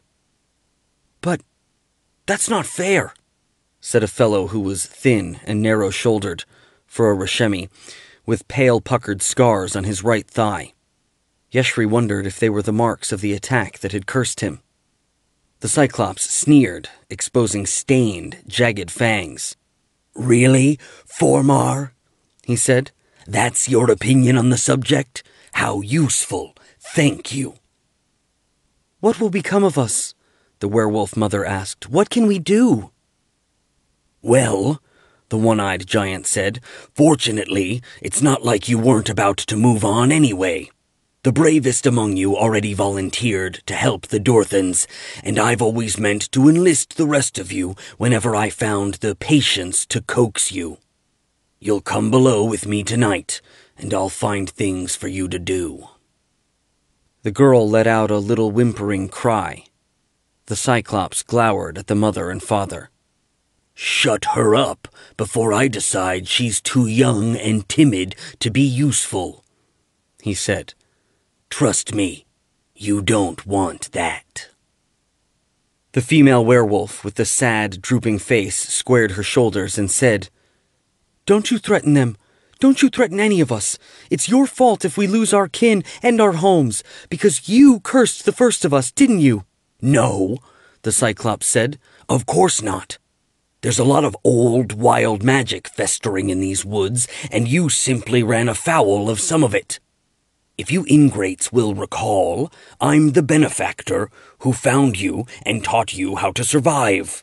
No, to thrive, for thrive you certainly did. In fact, you gloried in your condition. But now, just because things have gotten a little difficult, largely because of your own stupidity, you refer to it as an affliction? Be careful, lest you offend the black-blooded pard and all the princes of the night. All right, the jowly woman said. If I spoke foolishly, I'm sorry. But still, we never said we wanted to be a part of some great scheme. If we did, we would have gone along with the dead witches, like our packmates. Maybe I'm the fool, the Cyclops said. I assumed you'd all want lives of pleasure and ease. I thought you'd want to live openly and hunt humans whenever you felt like it. But if I was wrong, then drop to all fours and live out your days here in the wild as beasts and nothing more. Because with your homes lost, I don't see that you have a third choice. The werewolves exchanged looks. The sad-faced female said, We'll go with you, Chausax, but we better get the rewards you promise. Chausax leered. I thought you might see reason, he said.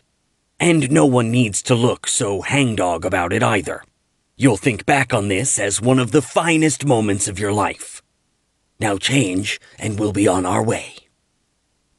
As the werewolves began to shapeshift, Yeshri reflected that she and her comrades had learned a little that was new, but nowhere near enough. Expecting that he would either want to shadow the enemy or attack and take prisoners, she looked to Aoth for a signal. But he surprised her. With a patting motion, he indicated that she, Sarah, and Vandar should hold their positions. Then he stood up and stepped out from behind the shadow top. He recited a counterspell, slashing his hand through a zigzag figure, and the concealing enchantments she'd cast on him fell away with a gleam like water cascading down his body. And much as Yeshri trusted both Aoth's judgment and his prowess, she winced to see him attempt such a daring ploy. The Cyclopes had their backs to him, so it was the werewolves who saw him first. The shaggy-browed father straightened back up into near humanity to yell, "That's one of them! He was with Huldra!" The other lycanthropes rushed to complete their transformations into wolves or wolf people. They grunted and snarled in pain, and bones ground and cracked beneath their fur. The giants lurched around and came on guard. "Easy," said Aoth, keeping his spear in a vertical, non-threatening position. "I only want to talk." Replied Chausax. He raised a hand, and his underlings held off attacking. Studying the intruder, he cocked his head one way and then the other, as if that would help his single eye see more clearly. "Thayan?" he asked at last. Aoth grinned. "What gave it away?" he replied. "Where are your companions?" the Cyclops asked. "Back in the village performing the promised charade," Aoth said. "I didn't want you to jump to the conclusion that I was a threat and react accordingly, and plainly, the one of me is no match for the whole gang of you." "I don't believe you," said Chausax. Aoth shrugged. "In that case, have the wolves sniff around," he replied. The Cyclops sneered. "I believe I'll do exactly that," he said, as he raised his hand and waved it in a go-forward gesture. With their transformations complete, sniffing audibly, the shapeshifters prowled out of the little clearing and into the trees. Damn you, Aoth, Yeshri thought. Even up close, her magic might baffle a lupine's eyes, but its nose, its ears? Whispering, she rattled off words of power to reinforce her original spells, hoping they would be good enough. Meanwhile, Aoth said, "Can we start talking while the wolves are making their check?" "You can start by explaining yourself," Chausax replied. "Did you follow them here to betray Huldra?" "Huldra's beyond betrayal," Aoth replied. "She's rotting in an unmarked grave several miles to the north." "Then the Hathran who came to Yivil was an impostor?" said the Cyclops. "Right you are," said Aoth. "Masked priestesses can be convenient." The Cyclops hesitated as though unsure what to ask next. "Then, what's your game?" he eventually asked. "Oh, pretty much what it seemed," replied Aoth. "To bluff the werewolves into revealing themselves. but just for a talk, not to kill them. Wandering back and forth, one of the two-legged werewolves came prowling straight at Sarah. With the utmost care, fighting the urge to hurry, she eased herself out of the creature's path. The lycanthrope stopped in the same spot she'd just vacated, a single step away from the place where she was crouching now. It pivoted on the spot, sniffing, then dropped to all fours to put its nose right next to the ground. After that, it raised its head and cast about some more. Whispering, Yeshri repeated the charm of concealment. Sarah's lips moved in silent prayer. Yeshri wasn't the target of the Sun Lady's magic, but perhaps because she was so intent on the creature that was, she felt a bit of the effect even so. Time stretched. A single moment lasted 20 heartbeats. The wolfman apparently succumbed to the illusion completely. Seemingly convinced that it had searched for a sufficient time, it sprang to its clawed, gray-furred feet and stalked on. Sarah sighed a long sigh, and Yeshri felt some of the tension quiver out of her muscles. She looked around and saw that none of the other werewolves appeared on the verge of penetrating anybody's veil of invisibility. Remaining vigilant, she tried to pick up the thread of Aoth's and Chosak's conversation. "Is it exactly?" asked Aoth.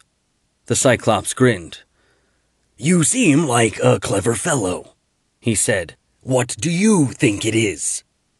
"I think some Durthans survived the Witch War," Aoth replied. "Now they're reanimating their fallen sisters and reaching out to their old allies among the Dark Fae and such, like you, for another run at the Hathrans and the Lodges." "And what if they are?" Chossax asked. "Then I offer my personal compliments and those of Thay on the harm you folk have done to the Witchlaren and their followers," Aoth replied. "But I also have to say that your actions have not truly weakened them, and if that's all you can manage, a second witch war will end just like the first. But it doesn't have to." The Cyclops snorted. "How so?" he asked. "You folk want to get rid of the old order, and so does Thay," said Aoth. "Working separately, we've failed to accomplish that goal, but by joining forces, we can succeed." "But then what happens?" asked the Cyclops. "The Durthans intend to rule the humans of this land, and the way I hear it, so does Zaz-Tam."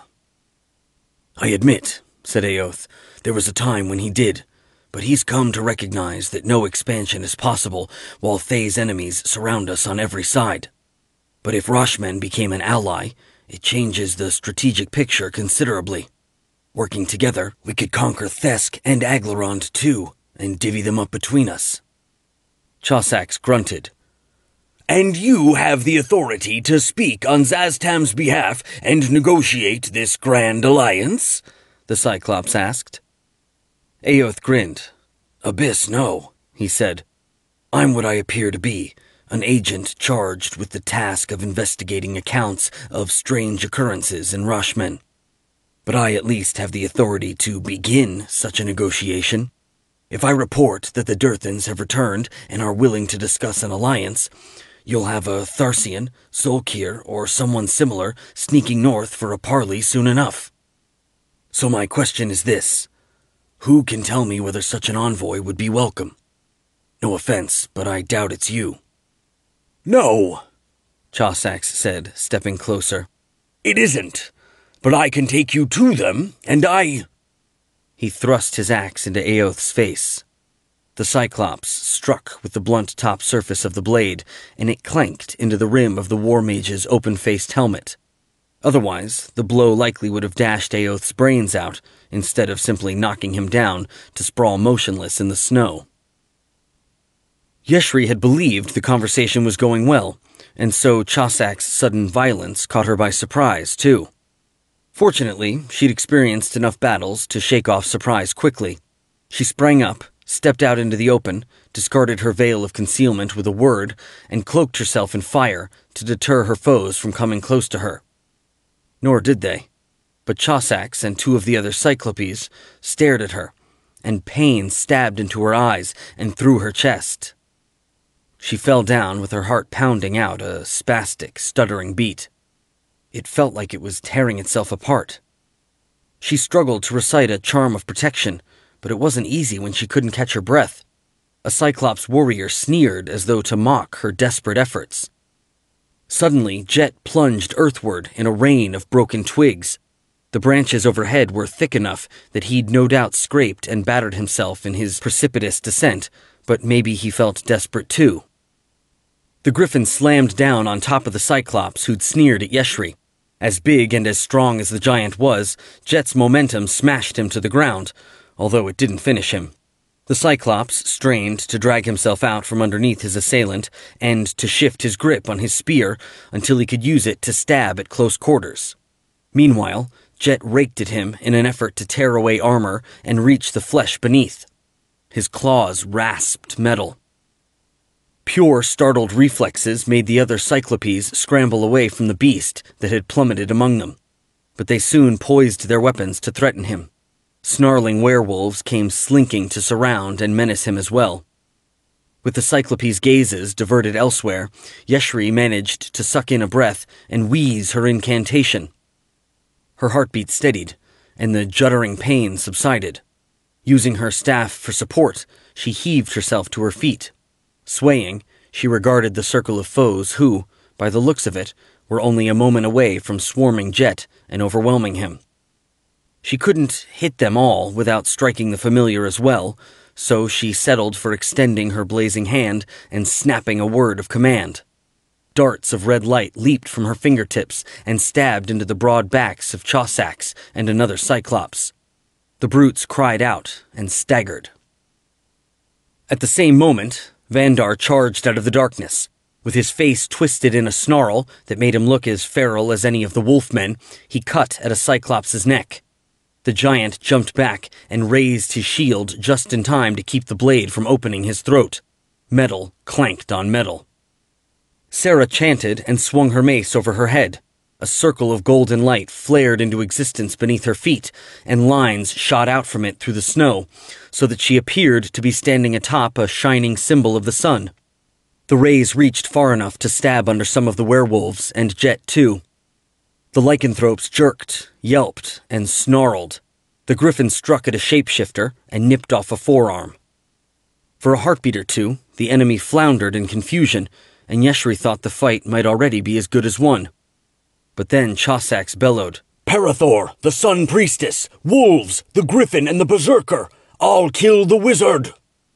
And his underlings, Cyclopes and lycanthropes alike, oriented on the targets he'd chosen for them. Chausax's crimson gaze jabbed at Yeshri once again. To her relief, it wasn't as devastating that time. It didn't have the power of 3 other Cyclopes' eyes reinforcing it. She'd warded herself, and she knew better than to meet it squarely. But even so, it rocked her backward and made her head throb. She was still off balance when Chausax produced a javelin that seemed to simply appear in his hand, and threw it. She jerked up her staff and gasped a word of command. A disk of red light blinked into existence between them. The javelin banged into the shield and fell to the ground. Chausax charged. His lumbering strides ate up the distance, and his axe was upraised. Yeshri realized that her corona of flame hadn't dissuaded him from fighting at close quarters. Maybe he thought that with his long arms, leathery hide, and gauntlets, he could strike her down and come away with nothing worse than blistered hands. She spoke to the wind, and it blasted into Chausax's face, slowing his progress to a stagger. In other circumstances, she might have asked the spirits of the air to whisk her beyond his reach, but the terrain was too clustered for flying. She didn't want to bang into a tree or entangle herself in branches. The Cyclops drove into striking distance. The malice in his eye was like a pounding hammer, and his arm shifted as he aimed his black axe at her head. She asked the wind to stop shoving him, and it did. As he pitched forward off balance, she stepped forward and to the side. She was close enough for her fire to sear much of his body, but she saw no reason to leave it at that. The end of her staff burst into flame, and she jabbed it at his eye. He flinched. She missed her mark, but charred his jaw, cheek, and ear. Chausax screamed and reeled sideways. She hurled a fan-shaped burst of yellow fire at his feet. If it burned them, so much the better, but her real objective was to melt the snowdrift he'd stumbled into. As soon as that happened, she rattled off a rhyme, pointed her staff, and hurled a blast of pure cold. The meltwater froze into ice around Chosak's boots. He backed up another step, and his legs flew out from under him. He hit the ground with a crash of battered armor. Yeshri grinned, because she knew she had him. She spoke the first word of a spell intended to burn his flesh to ash, when suddenly a grip clamped shut on her ankle. It wrenched her leg out from under her, and she fell down too. A lycanthrope, in true wolf guise, had attacked her. Her halo of fire was burning away its fur and the skin beneath, but it was still snapping and gnawing in a frenzy. It left off gnawing at her war boot, to lunge for her throat. Yeshri jerked her staff across her body, and the brass rod caught the werewolf at the base of its neck. The shapeshifter strained to reach her with its slavering jaws, and she struggled to hold them away. The beast's paws pummeled her torso. Its raking nails tore her robes. Her arms were hitched backward as the werewolf's strength overcame her own, an inch at a time. The gnashing, foaming jaws and the glaring eyes behind them lurched closer.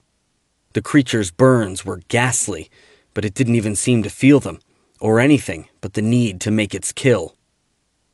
Yeshri struggled to simultaneously hold the werewolf back and recite an incantation with the precise cadence required. On the final word, a portion of her mantle of fire streamed into her attacker's gaping jaws. The lycanthrope screamed once and collapsed, burned from the inside out. Some of its ashy substance crumbled instantly, and more dropped away from the central mass as, in death, it reverted to human shape. Enough of the charred form remained intact to show that Yeshri had just killed the daughter, the child werewolf. With a gasp of revulsion, she rolled the flaking corpse off her chest. Chossax loomed over her, his glare pinning her in place like a butterfly in some sage's display case. He raised his axe. Snarling, Yeshri broke free of her paralysis, but knew she only had time for the simplest of spells. She jerked her staff into line and channeled pure force, pure will through the end of it. The power shot out as a ball of solid light. It smashed Chossax in the mouth and shattered into shards that vanished before they could tumble all the way to the ground. The Cyclops fell and lay motionless. Sometimes, Yeshri thought, the simplest magic did the trick. Although it helped if you'd already kicked the enemy around for a while. As Aoth had taught her, she glanced about, making sure no new threat was about to strike at her. She clambered to her feet. Chossax was still breathing, but a final burst of flame would remedy that. She steadied her breathing and raised her staff. "No!" Sarah called. Yeshri turned to see the priestess hurrying toward her. She appeared disheveled but unarmed, which presumably meant she'd disposed of the Cyclops that Chossax had ordered to kill her. "Aoth wants a prisoner to question," Sarah continued, "and this is the one who knows the most." She was right, of course, but Chossax was also the one who'd struck Aoth down. That, far more than the Cyclops' attempt to kill her, made Yeshri want to burn his life away. If the War Mage wasn't all right, she would, too. To the abyss with the mission, Yelbrunya's griffins and Rashmen's problems. For the moment, though, she and her comrades needed to finish the fight so Sarah could tend to Aoth. "Watch him, then," she told the Sun Lady, pivoting and looking to see where a spell would help the most. For a heartbeat or two, she saw no reason to cast one at all. A griffin was slightly less deadly fighting on the ground than in the air, but even so, Jet had plainly had little trouble annihilating his share of the werewolves. He whirled amid a litter of mangled, bloody bodies as a last foe dashed away on 4 feet. He bounded after it like a cat chasing a mouse. With his teeth bared and his eyes glaring, Vandar pushed a wolfman backward. The berserker's style was all offense, a relentless onslaught of slashes and cuts. He scarcely even maintained a guard, or seemed aware that his opponent had the ability to hurt him. No sellsword in Aoth's company would have fought so recklessly, if only because the drill masters would have trained it out of him. But it was working. The bloody gashes on the werewolf's torso showed that Vandar was hurting it faster than it could heal. Whenever it lashed out with its claws or fangs, the berserker somehow contrived either to meet the attack with a stop cut or to twist aside. Suddenly, a four-legged werewolf lunged out of the darkness toward Vandar's back. Yeshri leveled her staff and shouted a word of command. The resulting darts of scarlet light pierced the creature just as it started to leap, turning what could have been a deadly spring into the flopping tumble of a lifeless body. Without seeming to even realize there'd been anything behind him, Vandar kept pressing his foe until his sword cut halfway through the werewolf's neck. The creature's legs buckled, and it dropped to its knees, clawing feebly at the blade. When the berserker yanked his weapon out of the wound, the beast toppled onto its face, and the fight was over. Sarah instantly abandoned the fallen Cossacks to rush to Aoth and kneel down beside him.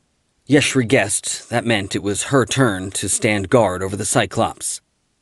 She positioned herself accordingly, but found it difficult to pay attention to anything but what the Sun Lady was doing.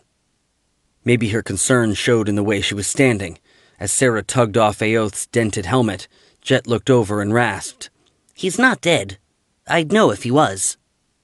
"I know," Yeshri said, but that didn't mean Aoth wasn't badly hurt, or even dying. Sarah closed her eyes for a moment, and then her shoulders slumped in manifest relief. "He's all right," she said. "Just knocked senseless. I'll bring him around." She murmured a prayer, and her fingers glowed with golden luminescence. She gently touched them to Aoth's forehead, where a livid stripe of bruise already showed. Aoth stirred, and his lambent blue eyes in their mask of tattooing fluttered open. "Need to puke," he groaned. Sarah helped him sit up, and he turned his head and vomited into the snow. "Better?" she asked. "Some," he replied as he wiped his mouth with the back of his hand. "My head still hurts. What happened to me?" "Cossacks hit you," Sarah said. "You'd think I'd remember that," Aoth said. "No, it's normal," she answered. "Stay still." She murmured a second prayer and caressed his forehead again. He smiled. "That's much better," he said. "Thanks." He looked around, retrieved his spear, and stood up. Sarah quickly rose as well and stood ready to catch him if he lost his balance, but he didn't. When it was clear that he was steady on his feet, Sarah looked around at the rest of her comrades. "Was anyone else hurt?" she asked. "In particular, was anybody bitten? If so, the Keeper's light can cleanse you, but we need to deal with it right now." Apparently, everyone else was essentially all right. Jet disdained to mention the bumps and scratches he'd sustained while plunging through the branches. "So what's our situation?" asked Aoth. "Your trick failed," said Jet, "and the rest of us had to clean up the mess. As usual." Aoth smiled a crooked smile. "And don't think I don't appreciate it," he said. "But the question is, why did the trick fail? What sort or rebel or marauder spurns a potential ally out of hand when he's got a powerful enemy to fight?" "All Rashemi hate Thayans," Vandar said. Looking drained and shaky, with his fury subsided, he tugged a stopper from a water bottle. Aoth shook his head.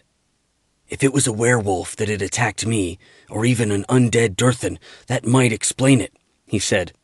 "But do the Fae care about the grudges that divide one group of humans from another?" "It could be that the Cyclops recognized you," Sarah said, "because you have a reputation even this far north, or because the enemy has spies in Immelmar." "Maybe," said Aoth, shrugging. Bits of snow that had caught in the links of his mail fell out. "We don't have to speculate," Yeshri said. "Cossacks is alive. Wake him up and he can tell us." "Good idea," said Aoth. Everyone gathered around the Cyclops.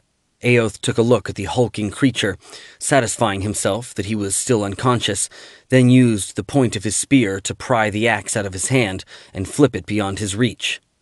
Next, he slipped Cossac's curved dagger from its sheath and poised the spear an inch above his eye. "Now, you can heal him enough to rouse him," he said to Sarah. "He doesn't need to feel well and strong. In fact, I'd rather he didn't." "A Mantor will do as he sees fit," Sarah replied with a hint of reproof. But when she stooped and worked the same magic on the Cyclops that she had worked on Aoth, it was in a brusquer and more perfunctory fashion. The burns on the side of Chaussac's face scarred over like he'd sustained them months before, and she backed away from him. The Fae's eye opened. He gasped and froze. "Don't do anything stupid," said Aoth. "I'm squeamish about sticking a spear in a captive's eye, but not so squeamish that I won't do it." "Useless curs," Chaussac's growled. "Don't be too hard on them," Aoth replied. "Yesh there is an able wizard, and anyway, they've already paid with their lives for not being able to sniff us out. Your guards, too, I'm afraid. There's nobody left to help you if things get nasty." "What is it you want?" the Cyclops asked. "Information," said Aoth. "Why did you respond to an offer of help by trying to take me prisoner?" Chaussac's hesitated. "I do want to take you to speak to those above me," he said. "But no one is allowed to see the way to our stronghold." "And it didn't occur to you to offer me a blindfold?" Aoth asked. "Try again." "The wolves," Chaussac said. "You stole their human lives away from them. They needed revenge." "The wolves weren't in charge," Aoth replied. "You were. Even that one female gave in to what you wanted in the end. Tell the truth or lose the eye." "I can't tell you," the Cyclops said. "I gave my oath." Aoth set the spearhead shining with blue phosphorescence. "I promise you, no healing power will grow it back," he said. "Not with my magic poisoning the wound. So how do the blind and the crippled fare among your kind? Will the other Cyclopes care for you lovingly? I doubt it. But since your loyalty is absolute—" "Don't," Chaussac's said. "Then tell," replied Aoth. The one-eyed giant swallowed. "I can only say what I know," he said. "I'm not one of the lords who first struck bargains with the Dorthans, nor one who conferred with them when they returned. I'm just the leader of a warband. My mistress gives me orders without explaining the reasons why." "What orders?" asked Aoth. "To keep our endeavors a secret from all living humans, especially those loyal to the Hathrans and the Iron Lord, of course," Chaussac's said. "But also especially from Thayans." Aoth frowned. "You're sure she said that specific thing?" he asked. "Even though the odds of running into a Thayan this far north of the border were remote?" "Yes," the Cyclops said. "Why? What exactly was she worried about?" "I just told you. I don't know." "How did the undead witches and the werewolves travel south from the Eric Forest without being spotted?" "I don't know." "How is it that you Dark Fae and Dorthans expect to win this time around?" "I don't know." Aoth made a spitting sound. "You'd better know something more than what you've said already," he said. "Otherwise, enjoy the sight of my face, because it's the last—" "It's not Dorthans," Chaussac's said. "What?" "I mean, it is, but they're just one part of something bigger. It's not live Dorthans bringing back the dead ones, because there aren't any. At the end of the last war, the Hathrans really did wipe them out." "Then who's doing it?" "I don't know. But they're the instigators of all this, the planners, and they must be the ones who are leery of Thay." Aoth frowned. "This mistress of yours, does she know more than you?" he asked. "I suppose she must," replied the Cyclops. "Then we'll need you to show us where she lives." Chapter 5. Daishan looked at the Iron Lord and saw a creature scarcely better than a wild orc squatting in a cave. The dimmest apprentice in a shoe merchant household had more subtlety and sophistication than such a puppet ruler, ensconced in a cold, stark little chamber adjacent to his equally graceless throne room. Precisely because he himself possessed the qualities that Mangin Uruk conspicuously lacked, Daishan wasn't worried that his sense of superiority showed in his face, or that his deep bow conveyed any sense of irony. Nonetheless, the Rashemi glowered at him. "You wanted a private meeting?" Mangin said. "Tell me why. Have you learned something about the undead?" "Alas, no," Daishan replied. "My people made an honest effort, but, Highness, have you ever found yourself in the disconcerting situation of having to admit that a fool was right?" "Not that I recall," Mangin said, gesturing for Daishan to sit down on the other side of the table. Daishan pulled back a chair. "Thank you, noble prince," he said. "In this case, Folcor Dulcer is the fool in question. A doltish, arrogant representative of a doltish, arrogant people. Still, buffoon though he is, he's right about one thing. Theskian traitors have no hope of unraveling a mystery involving the undead, necromancy, and the like." Mangin grunted. "I saw how it got dark when you used your magic," he said. "I thought maybe you knew at least a little necromancy." Daishan felt a twinge of surprise. Perhaps the Iron Lord was a bit less dim than he seemed. "I'm afraid not," the merchant said. "And if I may return to my point, the fact of the matter is that no group of Outlanders, be they Shu, Aglarundan, Halruin, or Thayan, is likely to solve the current problem for you. We simply know too little about Rushmen. We don't comprehend its history and traditions." "Helbrunya says differently," Mangin said. "Highness, I mean no disrespect to the Hathrans when I suggest that prophecy provides uncertain guidance to practical men," the Shu replied.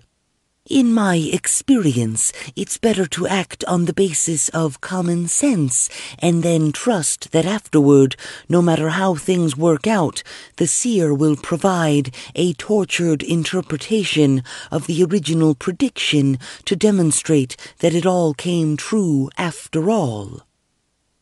For a moment, Mangin's lips quirked into a smile. It was the revelation Daishan had been watching for.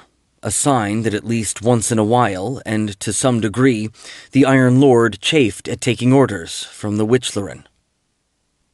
"I hear you," Mangin said. "But to a practical man like me, your remarks so far seem to boil down to one thing. You give up, but you didn't ask for a private palaver just to tell me that." "Your Highness is as astute as he is valiant," replied the Shu. "I'm ready to give up on ridding Rushmen of the undead, but I haven't given up on acquiring the Griffins. The talks we had when I first arrived in Immelmar give me hope that you still see some advantage to partying with them in a straightforward business transaction." Mangin scratched at his short black beard with its sprinkling of white. Daishan wouldn't have been astonished to discover that the Rashemi had fleas. "You know I was always of two minds about that," Mangin said. "I believe the beasts truly are a gift from the spirits, and they unquestionably have the potential to become a formidable weapon. But Rushmen's forces have never included aerial cavalry. By the spiral horn, we barely even have horsemen. And a sensible warrior sees the practical difficulties of building such a company from scratch, even if the witches don't. I also know Rushmen is a poor realm because we don't have much to sell that folk from other lands are willing to buy at a decent price. I thought perhaps we finally do have something, and who's to say that's not what the three mean for us to do with it?" Daishan smiled. "Certainly not I," he said.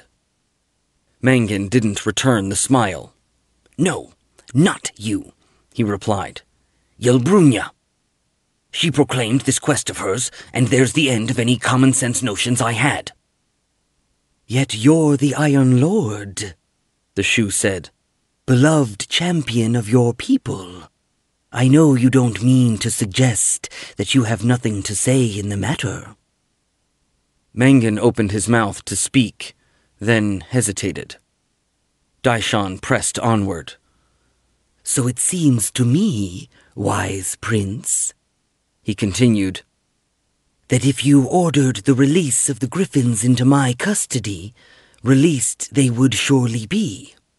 Afterward, if you deemed it necessary, you could say you misunderstood the Hathran's plan for them, or that the three spoke to you and commanded you to act as you did. Surely they've granted a revelation to a male at some point in Rashemi history. At any rate, the crux of the matter is this. With the Griffins gone, the Aglarondans and the various sellswords will have no reason to stay in Rashmen and try to help you. And when they leave, the Wicklaron will understand that they don't dare pick a quarrel with the only warlord left to deal with the undead. That's what you've wanted to do from the start, if I'm not mistaken, and I have every confidence you ultimately will. By the time you have destroyed them, the Griffins will only be a fading memory, whereas Mangan Uruk will be more of a hero than ever. The Hathrans will surely see there's absolutely nothing to gain by bickering with you then. You spin a happy story, Mangan said. But Hathrans are actually minding the Griffins. Hathrans who undoubtedly do understand Yelbrunya's actual intent. One priestess tends the animals, Daishan replied. One at a time. I took the liberty of checking. Surely 2 practical men can contrive a way to draw her away from her post.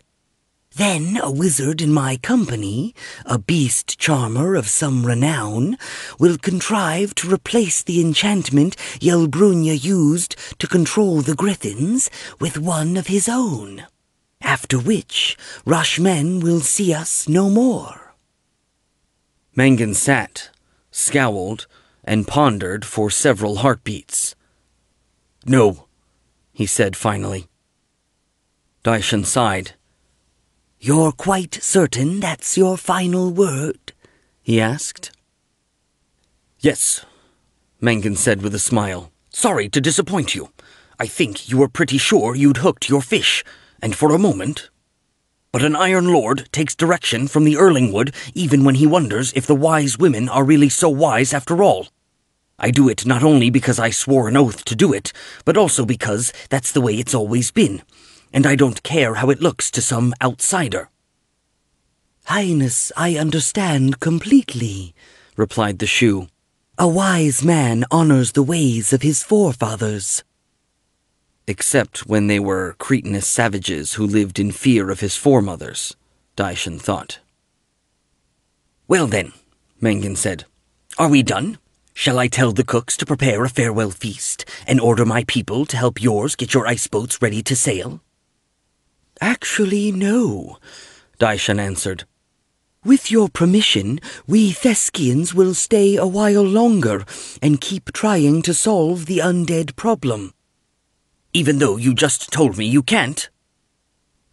I was seeking a shorter, surer path to the Griffins, but if no such path exists, well, perhaps the task the Hathrans set us isn't so hopeless after all.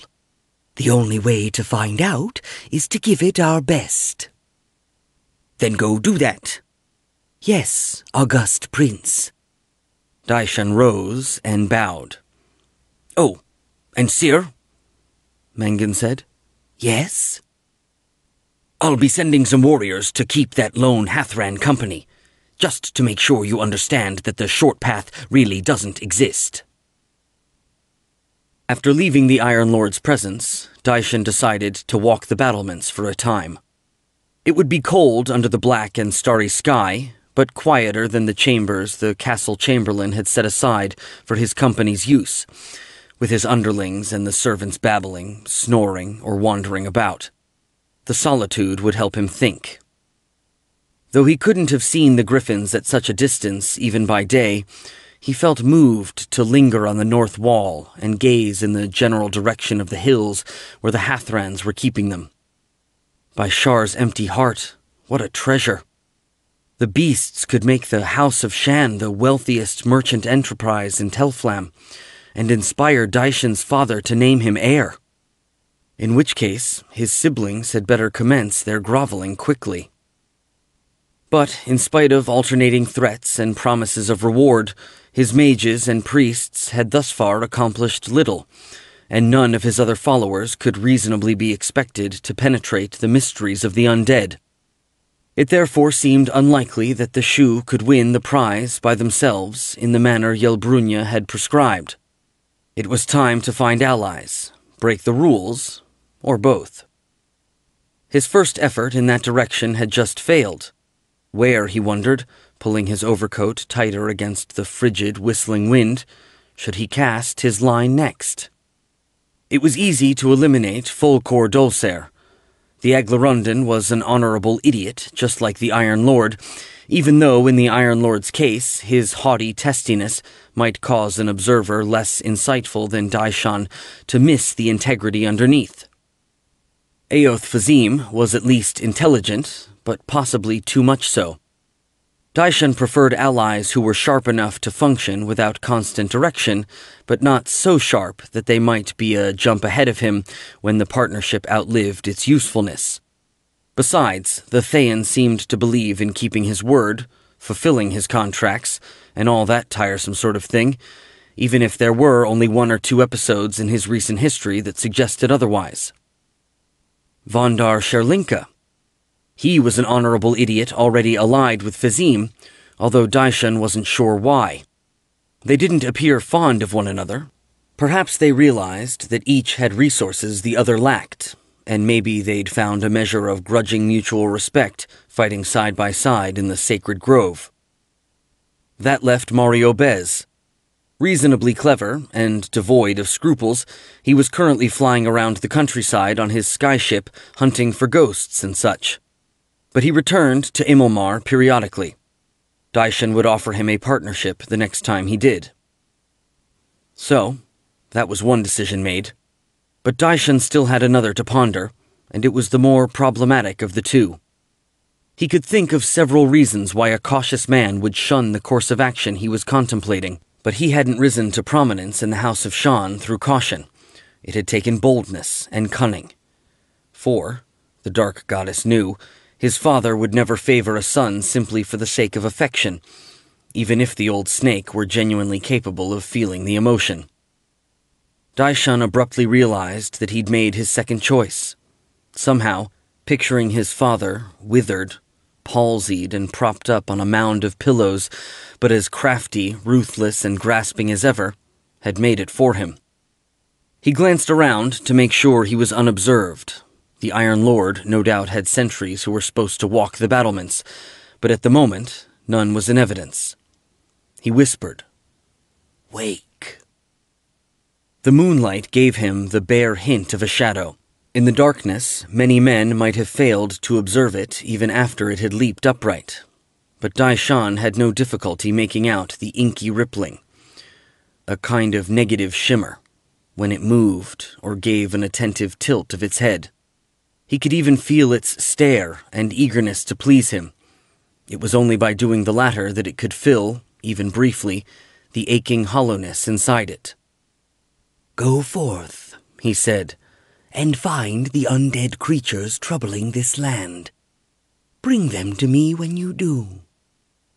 The shadow bowed. It turned, leaped between 2 merlins, plunged to the ground outside the castle, and dashed away. Portions of its body stretched and contracted in the fluid manner of its insubstantial kind. In a moment or two, it had vanished into the night, and even its master couldn't make it out any more. Daishan knew he might never hear anything more of the familiar. It was undead of a sort, too, but that didn't mean it could sniff out dearth and revenants, or that they'd trust it or care about its controller's offer if it did. Still, like reaching out to Bez, the tactic was worth a try. It was impossible to guess who, if anyone, would ultimately end up helping Daishan claim the Griffins. But by the dark moon, claim them he somehow would. And if Rashmen came to harm as a result, well, the Iron Lord was right about one thing. His poor barbaric land had never been much of a trading partner anyway. Aoth kept his eyes moving. He was watching for threats slinking through the trees and keeping an eye on Chossax.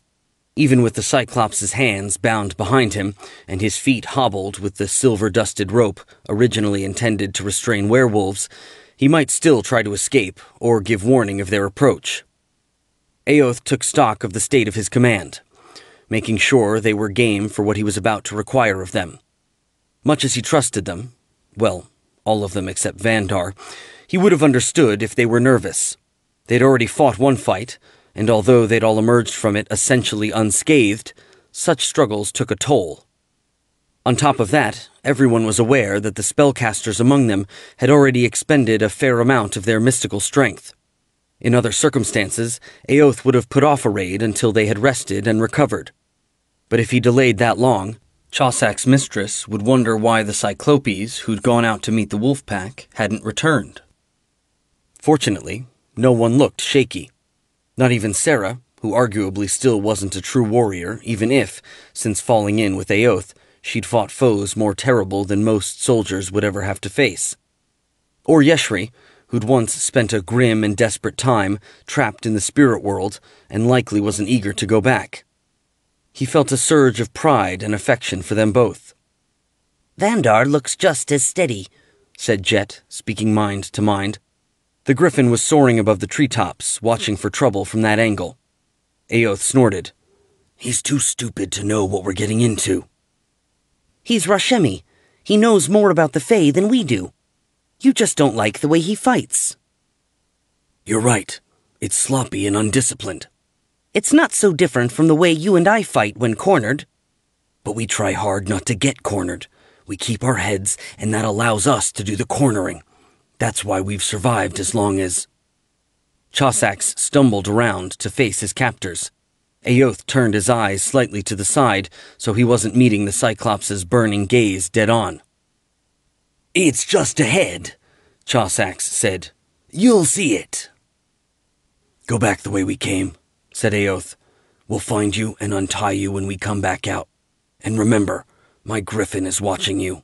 If you try to get rid of your bonds, warn your friends, or do anything else we wouldn't like, he'll dive down and rip you apart." The prisoner scowled. "I hear you." "Then go." As Aoth and his comrades skulked forward and Chossax hobbled in the opposite direction, Jet said, "If we killed him, no one would need to keep track of him, and then I could go into the hole with you." "That's not the only reason I'm leaving you on watch, or even the main reason," replied Aoth. "You're stealthy on the wing, not underground, and stealth is what's required now. Besides, if we run into trouble, I'll give you a shout, and you can go for help." "You mean back to Chesenta? That's where the rest of the Brotherhood is, and nobody in Rashmen cares what happens to a Thayan." "Go to Vandar's lodge. I imagine they'll listen to a Griffin that tells them their chieftain is in trouble." "And fortunately, they're only a few days' travel away." "Then you come up with a better plan. Just do it quietly. I need to focus on what I'm doing, so we won't need rescuing in the first place." A gnarled thorn tree with twisted forking branches like clawed hands stood some little distance from its nearest neighbor. Aoth didn't recognize the species, but he did observe that it looked dead. The slimy pockets of rot in its trunk made it stand out in a season when every deciduous tree had shed its leaves. What he couldn't discern, even with fire-kissed eyes, was that the thorn tree was a centennial, animate and aware of its surroundings. But he spoke the words that Chossax had taught him anyway. The tree shuddered, its branches rattling. Sarah took a reflexive step backward, and Vandar hefted his javelin. Yeshri drew fire from the head of her staff, and Aoth aimed his spear. But the thorn tree didn't try to harm them. With its roots writhing and coiling like tentacles and pulling themselves out of the earth, it reached out and lifted a section of ground, like a trapdoor on its hinges. Illuminated by a pale glow from below, rude sandstone steps, high and deep, sized for a cyclops, descended into the earth. "I'll go first," said Aoth. "I'll be able to see no matter what. Yesh, you're second, and Sarah third. Vandar, you're rear guard." The berserker glowered, but, for a welcome change, didn't argue. The thorn tree guardian lowered the plug back into the hole once Vandar was inside. Descending, Aoth and his comrades soon came to the source of the glow, a sort of rippling curtain of light. To Aoth's annoyance, seeing it made him hesitate. Perhaps it was because, despite an eventful first century of life, he'd only visited another plane once before, Zaztam's lifeless little artificial world, and he hadn't much enjoyed the trip. He spat, readied his spear, and strode on through. Everything changed. Aoth was still climbing downstairs, but his surroundings weren't earth anymore. They were black stone, unfinished but glossy as though polished. Veins of gold and rubies, or something like them, glowed in the rock, providing additional illumination. The intricacy of the patterns and the richness of the colors were fascinating. Aoth knew he had to remain alert, but couldn't resist drinking in the particularly gorgeous detail for just a heartbeat or two. And then, that one over there. Something bumped into his back and pitched him forward. He staggered down the steps and struggled to keep from falling. The effort snapped him out of his daze. He turned and looked up at his companions. As they stepped through the curtain, each faltered and caught his or her breath, as Aoth no doubt had, transfixed by the preternatural beauty before them. It was a beauty they shared. Sarah and Yeshri had always been beautiful in Aoth's eyes, but although he couldn't say how any one feature had changed, each now seemed as flawless and as radiant as a goddess. Even Vandar appeared to have the perfect musculature and keen, dauntless air of a hero in some lying bard's witless story. "Chossax wasn't lying," Aoth said, as much to rouse his companions as anything. "His people do live in the Feywild, not in the Shadowfell." The Shadowfell was the world of darkness, death, and decay that Yeshri and Gaden had once visited. The Feywild was its bright counterpart, a realm of light and vitality. Aoth felt invigorated just breathing the air. "It's wonderful," Sarah breathed. "Don't let the wonders put you to sleep," said Aoth. "Don't you?" she replied. "You can see them better than we can." "Nobody will let himself slip into a trance," Vandar said. "Now, can we keep moving? We don't want to get caught on these steps." "You're right," Aoth said. "We don't." As he led his companions onward, making sure not to look at anything for too long, lest its beauty draw him in, he noticed an unpleasant absence in his head. Apparently, shifting to a different plane of existence blocked his psychic connection to Jet. The intruders reached the little antechamber at the foot of the stairs without incident. A cavern opened out before them. There, magic, the toil of artisans, or a combination of both, had sculpted much of the gleaming black stone, with its luminous multicolored veins, into arches, balconies, windows, battlements, and turrets. They stood as ornate and as imposing as the facade of a Zulkir's palace. The splendor made Aoth want to stand and gawk. He gave his head a shake to clear it. There might well be sentries watching the entrance to the vault, and he and his comrades needed to focus on that. "Ready?" he whispered. "Yes," Yeshri said. She murmured charms of concealment, and her magic stung across his skin like icy needles. "My turn," Sarah said. Her lips moved in silent prayer. To Aoth, it seemed paradoxical to ask the god of the sun to help you hide. But the sun wasn't just the world's great source of warmth and light. Its motion also defined the stately progression of time, and Amantor gave some of his clerics the capacity to tamper with an observer's subjective perception of time. Sarah wanted to compress the time it would take to scurry across the space ahead to the briefest instant, so that even if an observer had the ability to pierce Yeshri's veils, the intruders would appear and disappear so quickly that their presence wouldn't register. "That should do it," the priestess said. Aoth took a breath. "Let's go," he said, and ran out into the open space. He made it in 3 strides, and then a jolt of pain staggered him.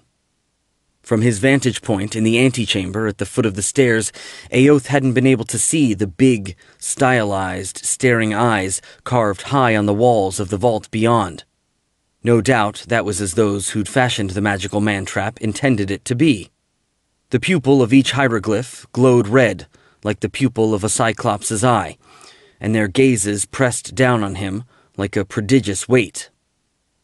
As he and his comrades lurched and stumbled, trying to keep their feet, he spotted the battlements directly above the arch they'd just passed through. A pair of cyclopes stood there with crossbows in hand, ideally positioned to pick off intruders immobilized by the magic of the eye glyphs. Which was to say, ideally positioned to pick off Aoth and his companions. Waves of heat were rippling over his skin, which likely meant that countermagic was burning his enchantment of invisibility away. He had to move.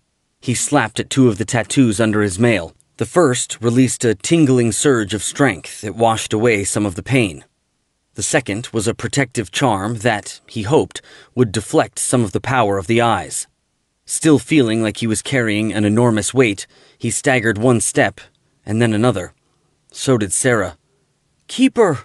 she gasped. "Keeper! Keeper! Keeper!" Yeshri spoke in one of the tongues of Skyhome. A cold, howling wind sprang up at the intruders' backs to shove them along. The wind helped, but Vandar still collapsed to his knees and couldn't rise unaided. Aoth lurched around, grabbed him by the forearm, and heaved him to his feet. It seemed to take forever to cross the courtyard-like space and duck into one of the smallest doorways. As soon as they did, the pain and feeling of relentless pressure disappeared. Aoth would have liked nothing better than to lean against the wall and catch his breath, but he forced himself to lead the others far enough down the passage that he was sure the Cyclopes' sentries couldn't see them. At that point, intricately carved stonework gave way to something that, except for the level floor, might also have been a natural tunnel, although the darkly gleaming rock remained profoundly lovely. "Well," Sarah panted, her round face shiny with sweat, "that was interesting. But let's hope there are no other little details that Chossack's neglected to mention." "That was well done back there," Yeshri said stiffly. "My enchantments burned away fast. It was yours that kept us hidden." "The eyes were designed to tear away veils of illusion," Sarah replied. "We were lucky the Keeper's gift wasn't precisely that." Vandar turned to Aoth. "Thank you for helping me up," the berserker said, albeit grudgingly. "I had to," said Aoth. "If the guards had caught you, they would have started looking for the rest of us." Vandar scowled. Aoth sighed. "By the Black Flame, Lodge Master, that was a joke," he said. "Well, mostly. Obviously, we're all in this together, and we all look after one another as needed." He looked around. "Is everyone ready to move?" The others indicated they were. "We're in a small tunnel with no decoration," said Aoth. "My guess is that this is the area where the slaves or servants live and labor on their master's behalf. If Timora smiles, we won't run into any Cyclopes, and the thralls won't care about us. Just try to look like you belong." They prowled onward through what soon proved to be a maze of passages. In many respects, including the seductive beauty that kept snagging Aoth's attention, it was strange, but in others it reminded him of the service areas of any palace.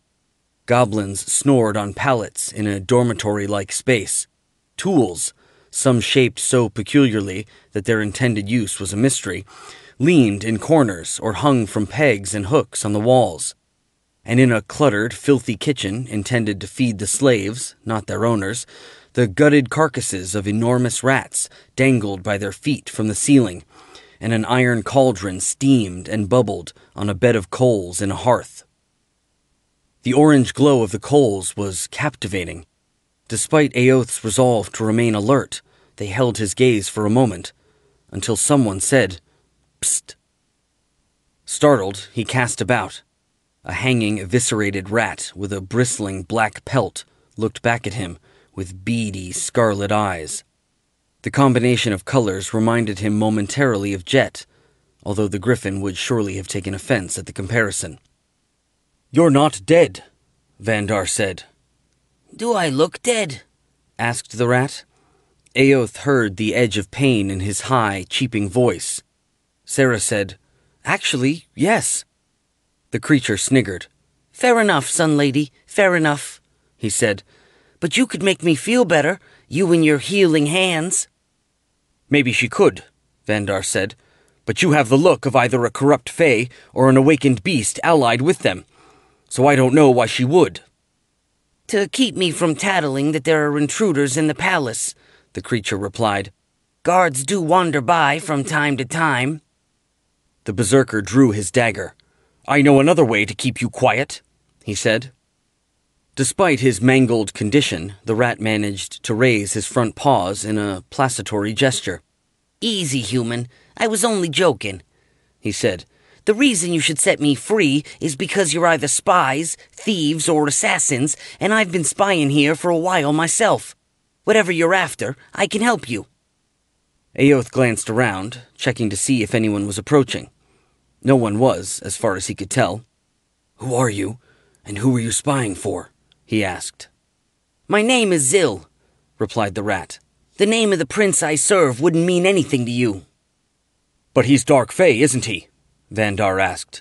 "Which means a creature in his service is the last person we should trust." "If you know anything about Fae," said Zil, "dark or otherwise, you know we keep a bargain or a promise. And I swear by Luri's horn that if you free me and heal me, I'll help you perform whatever foolhardy task you came to accomplish." Sarah looked at Aoth. "We shouldn't leave any creature in such a plight," she said. Vandar hefted his knife. "With respect, lady, I don't intend to," the berserker replied. Zil kept his eyes fixed on Aoth. "I truly can help," he said. "And you fought alongside fouler things than me in your time." Aoth smiled a crooked smile. "I don't know how you know that, but it's true," he said. "Vandar, you've already got a knife out, so you can cut that wire around his feet. Cut him, too, if he tries to bite or run." Scowling, the Rashemi got Zil down and laid him on a table amid a scatter of breadcrumbs and scraps of yellow fungus. Sarah murmured a prayer that set her hand aglow and gently pressed her fingers to the rodent's ghastly wound. Afterward, the raw, vacant space didn't look any different. But Zil did. He rose to his feet with renewed energy and said, "Thanks. Now it's your turn, fire spirit. If you cool down the coals and the pot, I'll thank you too." Yeshri aimed her staff and threw a flare of frost at the cauldron and the hearth. Steam puffed into being as cold met hot. Zil jumped off the table, ran across the floor, sprang on the rim of the cauldron, and dropped inside. Over the course of the next few moments, pieces of rat viscera flew out of the vessel to land with a splat on the gleaming black floor. Aoth watched with slightly squeamish fascination as Zil jumped back out after the organs and, rearing onto his hind legs and using his forepaws like hands, stuffed them back inside his body cavity. When he had finished, he pulled his flaps of skin and muscle closed and sealed them with the stroke of a claw. His abdomen bulged and heaved as the organs inside presumably rearranged and reattached themselves. Zil looked up and caught everyone staring. "I mostly heal pretty well all by myself," he chattered. "I just needed a push to get me started. Now what's this errand you're on?" Aoth told him. Still peering up from the floor, Zil cocked his head. He seemed nonplussed, as if he hadn't just been hanging helpless with his guts stewing on the other side of the kitchen. "That might not be so easy," he said. "Well," said Aoth, "you've been spying. If you already know the information we're after, you can simply share and save us all some trouble." "Unfortunately, I don't," replied the rat. "So, let me think." We've stayed in this one spot too long already, Vandar said. Patience, berserker, Zil said. I don't tell you how to slice your own flesh and foam at the mouth. Zil looked back at Aoth. Follow me, he said as he dropped to all fours and headed for an exit. As they left the kitchen, Yeshri waved her hand in the direction of the hearth. Fire leaped up from the coals to set the cauldron boiling again and turn any leftover frost or water to vapor. If you're such an able spy, Vandar asked, how did they catch you? They didn't, said Zil. They caught a common rat. If they'd caught me, knowing it was me, I would have been hanging in a torture chamber, not the slave's larder. Still, Sarah said, shifting her grip on her gilded mace, how did they get you? To you, healer, I'll confess they found me passed out drunk, Zil said. When their masters aren't looking, the goblins distill a liquor from table scraps, toadstools, and such. It's foul, but I've been in Lady Grontak's home a long time. I'd go mad if I didn't take a little pleasure when I had the chance. Now, hush, everyone. We're making too much noise. Aoth thought the rat was right, and so, though he was full of questions, he allowed Zil to lead them stalking onward in silence. At one point, a Cyclops warrior appeared up ahead, but he evidently couldn't see far enough in the gloom to spot the intruders. Aoth whispered, "Freeze." His companions obeyed, and the hulking creature disappeared down a branching passage without ever realizing anything was amiss. By degrees, the tunnels and the chambers they connected became more and more rough and irregular, and showed fewer and fewer signs of use, until the intruders were essentially traversing natural cavern. Zil stopped in front of an opening as broad as Aoth's hand that ran up from the floor to as high as the human's knee. This, said the rat, is the tunnel I used to spy on the mistress of the house. Don't worry, it's big enough for humans on the other side of the hole. Maybe, said Vandar, but can we break through the wall without making enough noise to bring every Cyclops in the place down on top of us? The fire spirit can, Zil replied. Frowning, Yeshri said, "That's true. Just give me room to work." Everyone else stood back while she positioned herself in front of the appropriate section of wall. She recited words of power in one of the tongues of the earth elementals, her high, clear voice managing the hard consonants and rasping inhuman sounds without a fumble. For a moment, the folds of her patched, stained cloak and the strands of her golden hair stirred as though a jealous wind was tugging at them in a plea for her attention. The wall split from the small hole upward, grinding and crunching. Beyond it, an entirely natural tunnel twisted away. The floor humped up and down. In some places, the walls pinched inward, and in others, the ceiling dipped low enough so that a human would have to stoop to pass beneath it. "Does it get any more cramped than this?" Aoth asked.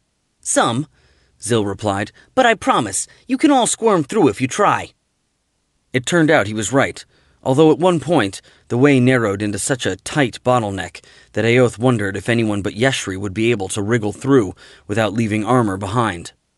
Then it occurred to him to conjure a coating of grease into being on the surface of the stone, to make it easier to worm one's way through the tight spot, and when Aoth, with his wide shoulders and barrel chest, succeeded, he knew that his companions could too. To his relief, the way widened out after that. Not long after, they reached a spot where a small fissure in the wall, about 4 feet up, made a natural peephole. A trace of light leaked through from the other side. Zil stepped up onto a bulge in the stone just beneath the crack. He rose onto his hind legs, peered through, and then motioned for his companions to do the same. Crouching, Aoth obliged him.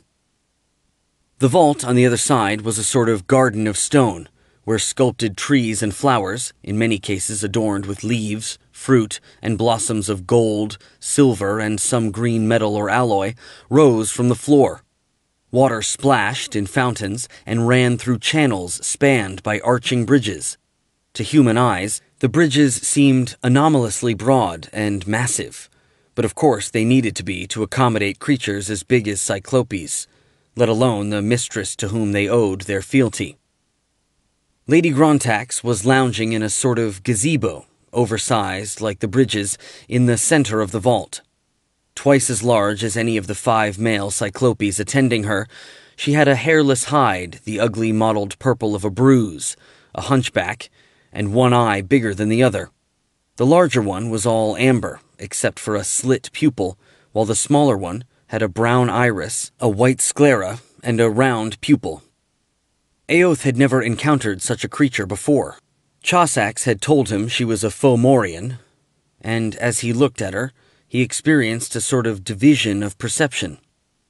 He considered her one of the most grotesque creatures he'd ever seen, but the Feywild invested even her deformity with its own kind of glamour.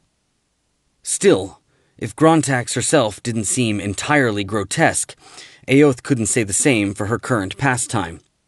Though the Cyclops males looked like children in comparison to their enormous lady, their attitude was that of the eager suitors Eoth had watched paying court to some celebrated beauty in places where extravagant gallantry was in vogue. One sat sketching the Fomorian in charcoal, another was feeding her mushroom caps, and a third was declaiming what Eoth, though he didn't know the language, assumed to be Cyclops' love poetry. The poet punctuated the particularly passionate phrases by striking notes from the dulcimer in his lap. Eoth motioned for his companions to take a look. When it was her turn, Sarah whispered, "You must be joking."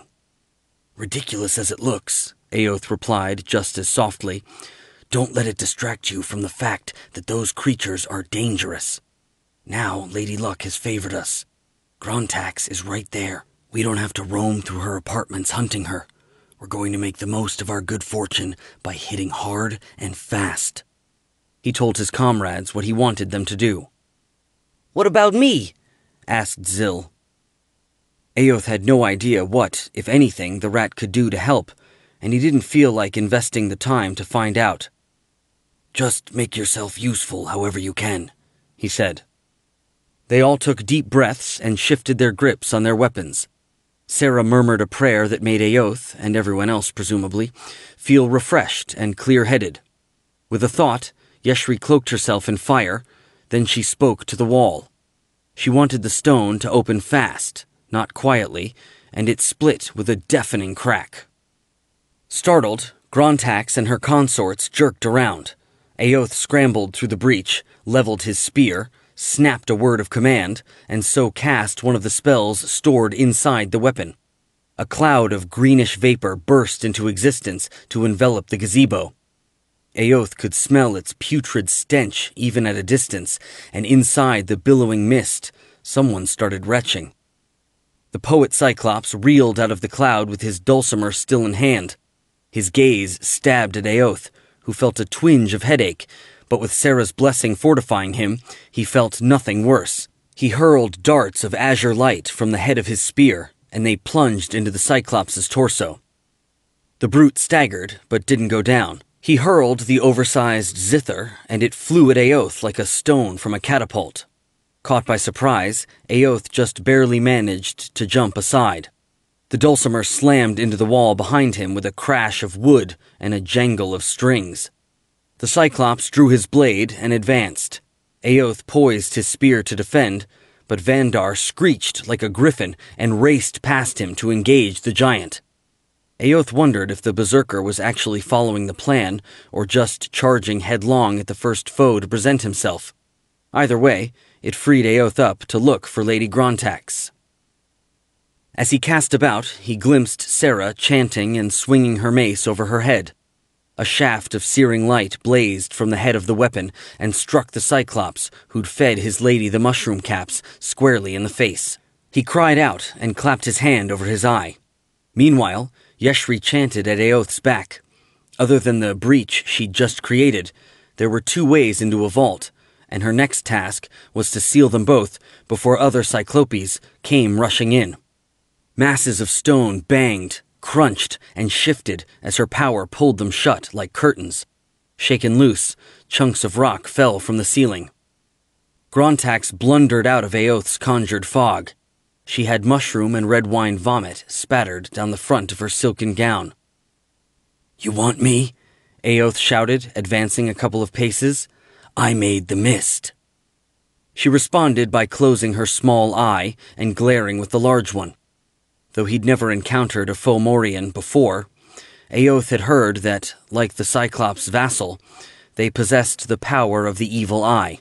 He twisted his head so as not to meet her gaze directly. It didn't matter. Shati died again, burning in an instant when the rod in her hand exploded.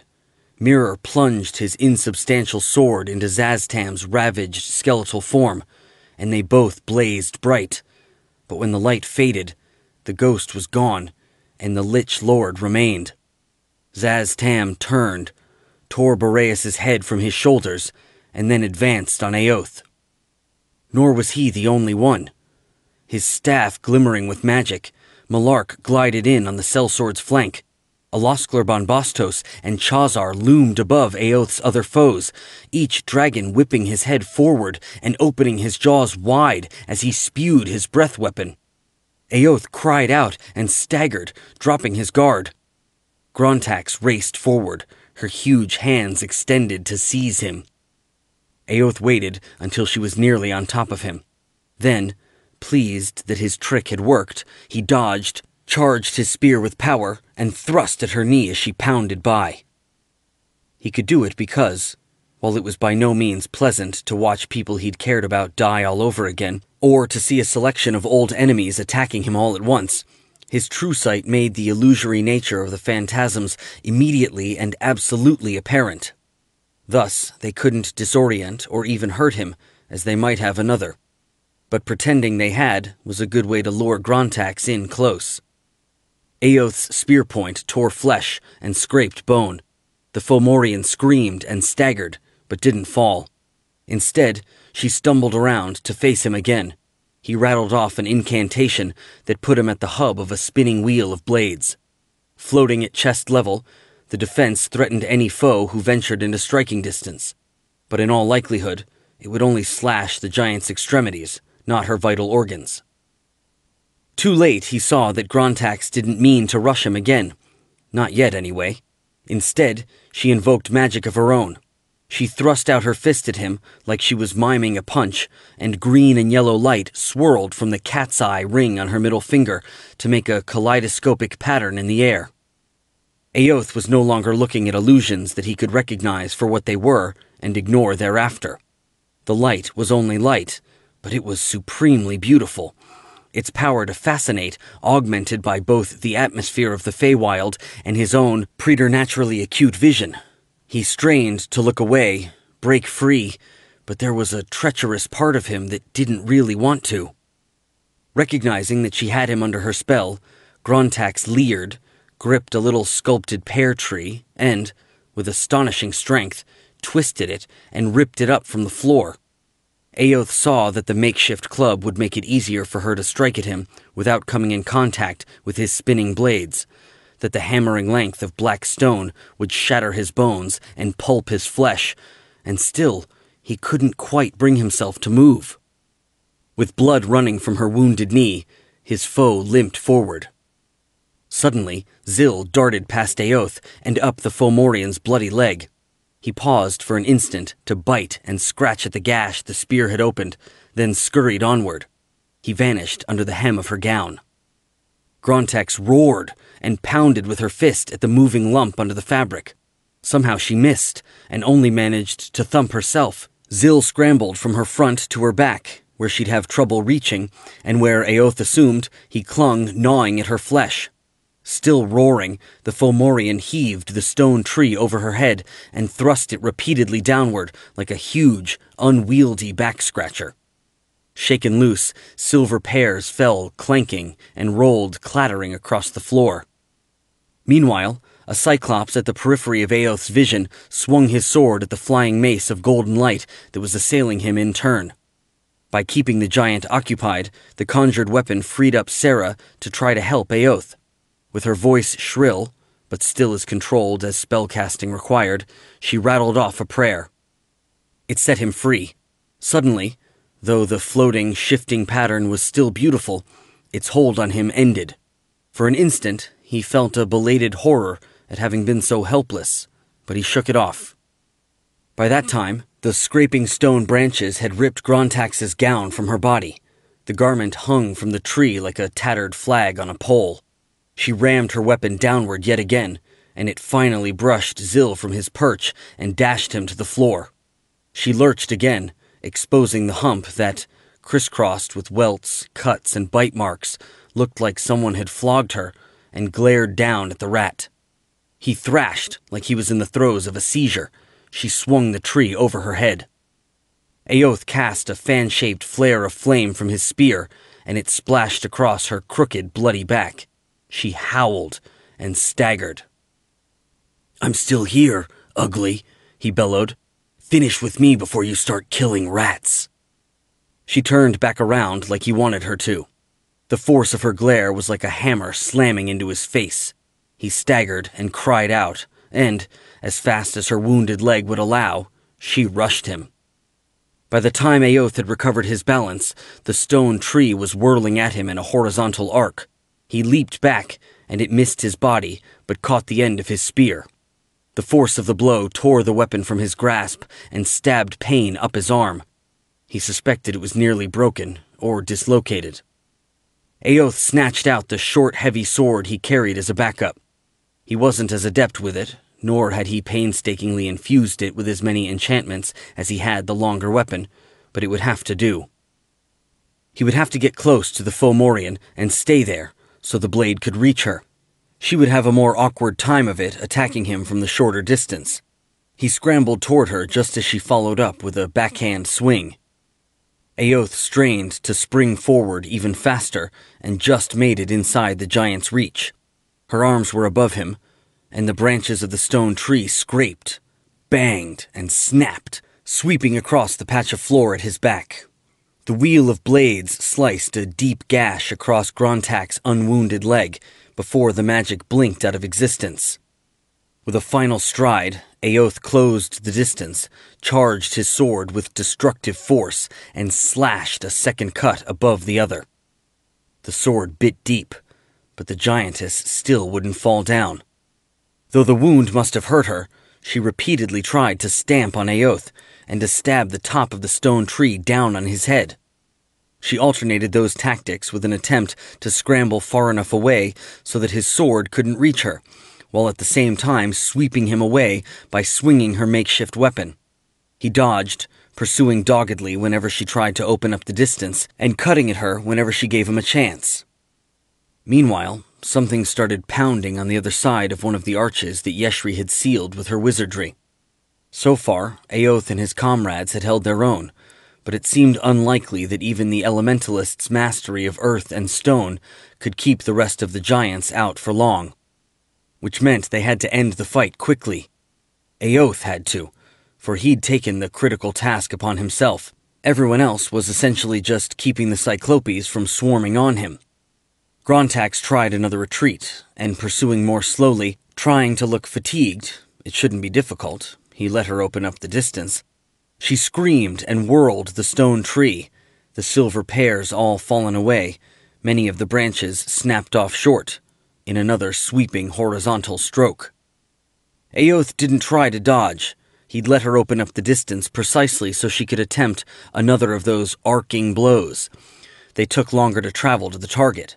With luck, they even afforded the time for a spell. He rattled off words of power as the stone tree spun at him, and he slashed in its direction with his sword. A shaft of green light blazed from the blade and struck the onrushing makeshift weapon. The whole tree glowed emerald for an instant, and then simply disappeared. The sudden absence of its weight threw the Fomorian off balance. Aoth charged and cut at her nearest leg like a mad logger frantic to fell a tree. He slashed repeatedly, inflicting new wounds on a limb that, like its mate, was already a gory, tattered mess. Blood spurted. Grontax roared, stumbled, and fell headlong. When she slammed down, it jolted the floor, and Aoth nearly lost his balance too. He sprinted toward her head, grabbed the edge of an ear, and pressed the point of his sword against a pulsing artery in the side of her neck. "Don't move," he gasped. "Tell the Cyclopes to stand down. Now, or you're dead." She hesitated for a moment, then cried, "Everyone stop!" It gave him a vague sort of satisfaction that she sounded as winded as he did. When he felt confident that she really had stopped fighting, he risked a quick glance around.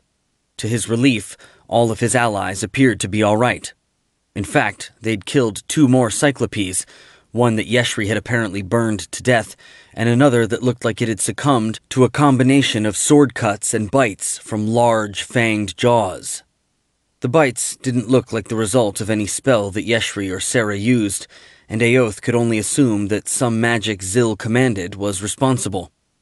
The surviving retainers were lowering their weapons and backing away from their opponents. Suddenly, the stone plugging one of the arches flew apart with a flash of silvery light and an echoing boom, and more Cyclops warriors scrambled through the breach. Fortunately, they faltered when they saw Aoth's blade at Grontax's throat. "Good," he told the giantess. "Now, everyone's going to stay calm, you're going to answer some questions, and then you're going to escort my friends and me safely out of here." "That'll be a good trick," she gritted, "considering that I'm bleeding out." He realized that might actually be true. "Sarah, if you have any power left, keep her alive." "All right," the priestess replied. She stanched the rhythmic arterial spurting with a prayer and a gleaming touch of her hand. "There," said Aoth. "You see, this doesn't need to turn ugly. Well, uglier." "Who are you people?" the Fomorian growled. "Agents of the Iron Lord and the Wicklaron," Aoth replied. "Well, not all of us," said Zil. "It looks like my disguise has outlived its usefulness, so these oafs might as well know who outwitted and defeated them." His body contours flowed as he started shape-shifting. Though he didn't consider himself a fanciful man, Aoth imagined his new ally might now stand revealed as a sinisterly handsome dark elf wizard or a notably hideous devil. That, after all, was the sort of transformation that happened in stories. Thus, he felt a mixture of anticlimax and amusement at his own romanticism when the black rat flowed into the shape of a black hare. But if he wasn't impressed, Grontax was. "You!" she snarled. Zil laughed as he said, "Yes, I've been hiding right here in your palace for months now." "And I imagine you have some things to say about it," said Aoth to his captive. "But they'll keep. Right now, you need to tell me about the undead Dorthans, and don't bother denying you know what I'm talking about. I've already questioned your warrior Chausax." The Fomorian spat. "I curse the night the Dorthans came back," she said. "The Hathrans aren't too happy about it either," said Aoth. "But why, apart from your present situation, do you say that?" "When my folk first allied with the Dorthans, we were supposed to help them cast down the Hathrans, and they were supposed to help us crush our foes in the Feywild." "Like me," Zil interjected. "And Shadow alike. But the so-called Witch War was a disaster. The Hathrans annihilated the Dorthans, and our enemies humbled us. There may be some among my people who are eager to try exactly the same thing again in precisely the same way, but I'm not one of them. That's why I live apart, because I can't abide the company of fools." "So why," Sarah asked, "did you help the Dorthans recruit werewolves to their cause?" The giantess snorted. "The curs are nothing," she said.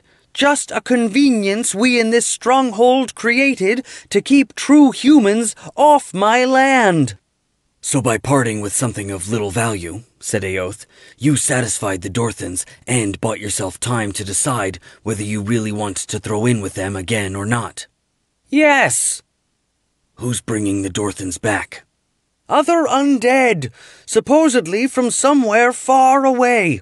I don't know where exactly. I've only met with the Dorthans, not with the ones who called them from their graves."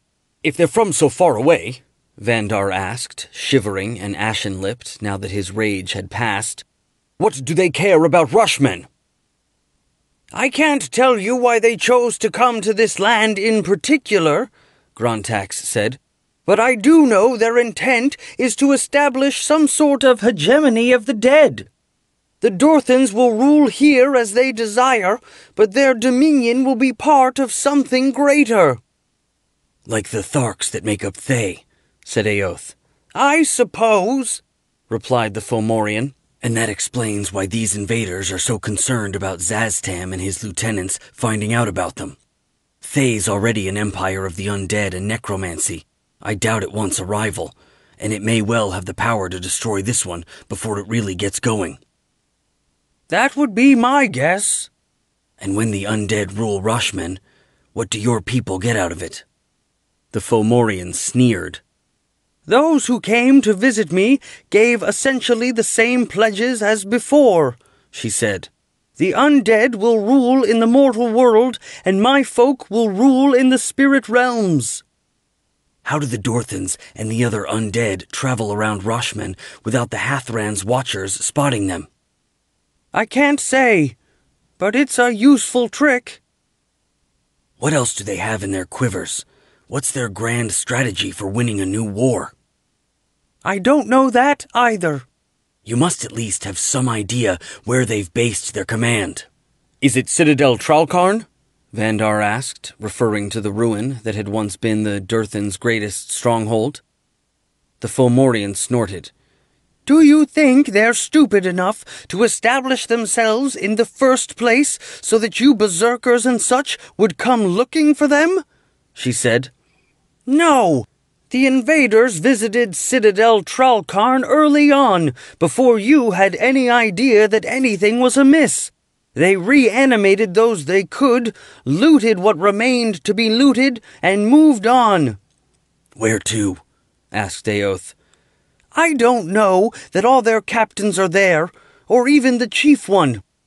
But they're gathering strength at the fortress of the half-demon, Grontax said with a smirk. Enough to slaughter your little band, I'm sure. Isn't that a Gnar ruin? Sarah asked. Are the newcomers bringing back dead Gnars, too?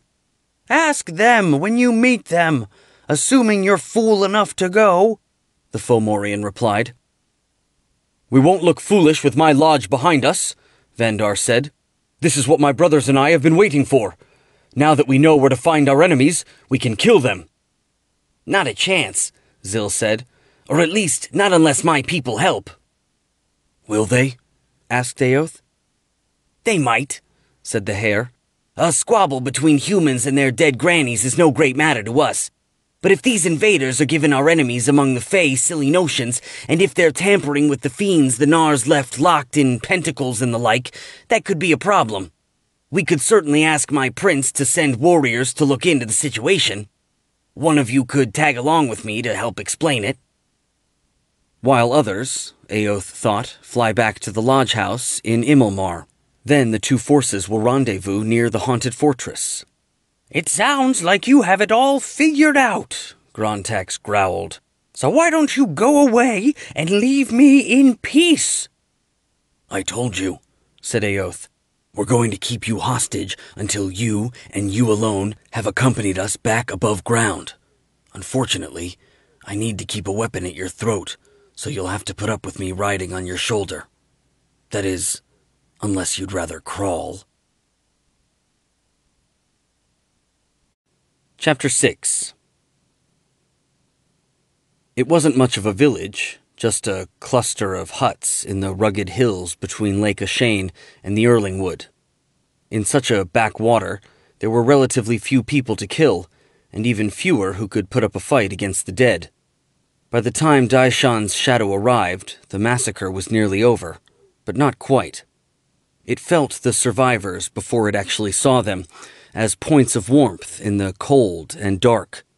It sensed its peers, too, as something colder than cold and emptier than empty. As the shadow came loping down the slope, one grinning corpse gripped a little boy's ankles and another his wrists. They pulled in opposite directions, and if they were hoping to rip him in two, they were disappointed. But he screamed as his arms and legs came out of their sockets. A ghoul clawed a woman to rags, and then, when the victim stopped struggling, took an experimental bite out of her shoulder. It spat the bloody flesh out again, dumped the body on the ground, and, swinging itself along on its knuckles, scuttled toward the tiny graveyard. A man drove a spear into a thing so decayed that the shadow couldn't tell if it had originally been male or female. Though it had no eyes left in the dark and mushy wreckage for a head, the creature looked down at the weapon, then grabbed its attacker by the neck. The shadow needed to decide how best to approach the killers. It was still pondering in its murky way when a Hathran, in a white tabard, cloak, and single-horned mask and a unicorn, suddenly appeared among the carnage. Together, they shed a silvery glow that burned and dazzled the dead like sunlight. While the creatures were still reeling from that, the unicorn whipped its head and tore the mushy thing in two with its horn. The Hathran chanted a prayer that turned the left half of a ghoul's body to dust. After the part that was left fell down, it tried feebly and futilely to crawl. Perhaps because the shadow hadn't hurt anyone, the priestess and the unicorn didn't appear to notice it. It realized it had an opportunity to win the trust and attention of its fellow undead. It circled around behind the unicorn and the Hathran. Then it charged. When it got close enough, the pale light seared it, too, but the pain was bearable. It pounced like a cat, landing on the unicorn's back and plunging its freezing, insubstantial hands into the sacred animal's flesh. The unicorn jerked and screamed.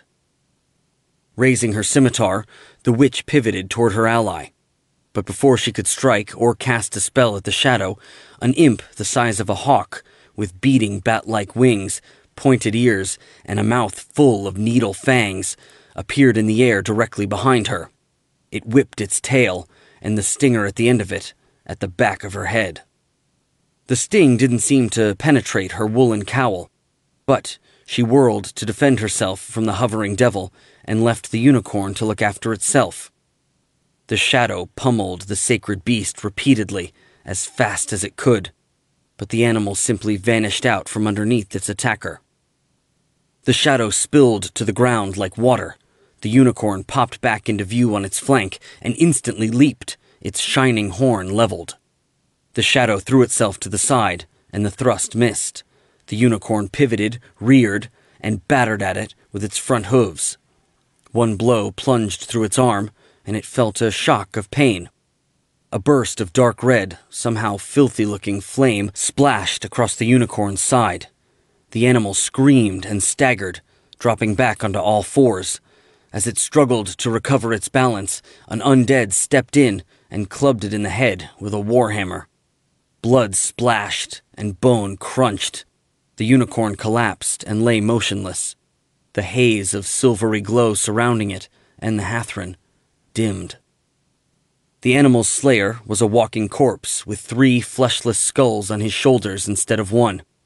Judging from his mail, his faded, rotting, but ornately embroidered surcoat, and his manifest power, he was almost certainly the captain of the raiding party. With the unicorn slain, the undead leader rounded on the Hathran, but needlessly so. The holy woman was collapsing under the stinging, biting onslaught of half a dozen imps. In another moment, the pale ambient glow blinked out of existence entirely, extinguished along with her life. The leader looked around, and darkness seethed in the eye sockets of the middle skull. The entity's fallen minions stirred as an infusion of strength repaired the harm the unicorn and the witch had done to them. The leader whistled and raised a hand that wore a bulky gauntlet resembling a falconer's glove. Snarling and gibbering, bloody-mouthed, the imps rose from the Hathran's corpse and flew to their master. As each swooped close to the gauntlet, it disappeared.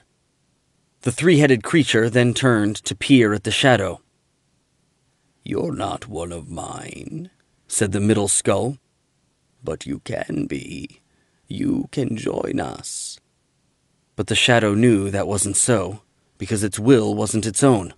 It was a bound thing, made for one specific purpose, and it was time to fulfill it. The shadow took all its strength and turned that power to a final purpose. By doing so, it perished, and Daishan appeared in its place. Well, not really. The Shu thought as he offered the three-headed undead a deep and courtly bow. He was still a shadow, or perhaps at that point it was more apt to call himself a reflection. Either way, he too would cease to be when the magic that had created him ran its course. Until then, though, he could think and speak like the original, and the original would know what he accomplished thereby. I take it, said the leader, his tone less cordial than before, that you fancied yourself the master of the shadow that just sacrificed itself so you could appear before me. Yes, said Daishan, taking care not to risk giving offense by reacting to the stinks of corruption and burnt unicorn fouling the cold night air. I created and commanded it. I'm Daishan of the House of Shan in Telflam, if those names mean anything to one so venerable as the august magus I see before me. It's a crime for any of the living to seek to control an undead, the leader said. Daishan arched an eyebrow. Even one that would never have existed in the first place had the living man not shaped it from a wisp of himself? He asked. I'm not sure that's incontrovertibly rational or incontestably fair. Still, I humbly apologize for inadvertently offending against your customs. It's not a custom. It's a law, the creature replied. As you say, Daishan said. It really was cold here, and the Shu instructed himself not to shiver. Not only would it disgrace him, but it might lead the thing with three heads to imagine he was afraid, and that, in turn, might elicit aggression. But sadly, it's too late for the enforcement of any law to benefit the shadow, Daishan continued. As you so astutely observed, it's already gone beyond recall, and the actual person who made and directed it is beyond your reach. Might it not be more productive, then, for you and his proxy to discuss matters of mutual import in the time remaining before I, too, disappear? The undead leader grunted, or perhaps it was a single grudging beat of laughter. What do you want, Daishan of the House of Shan in Telflam? It said. The valiant captain's name, for a start, if you see fit to honor me with it, replied the Shu. Falconer will do. What else do you want? Griffins. The undead hesitated. I don't know what you mean, it said. Then please allow me to enlighten you, Daishan said. He told the undead about the captured beasts, Yelbrunya, and the competition she'd proclaimed.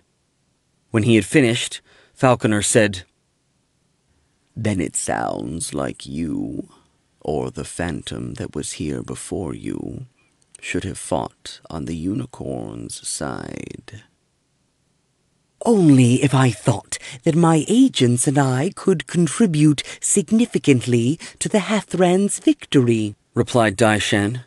But what if I question whether such a victory will even materialize?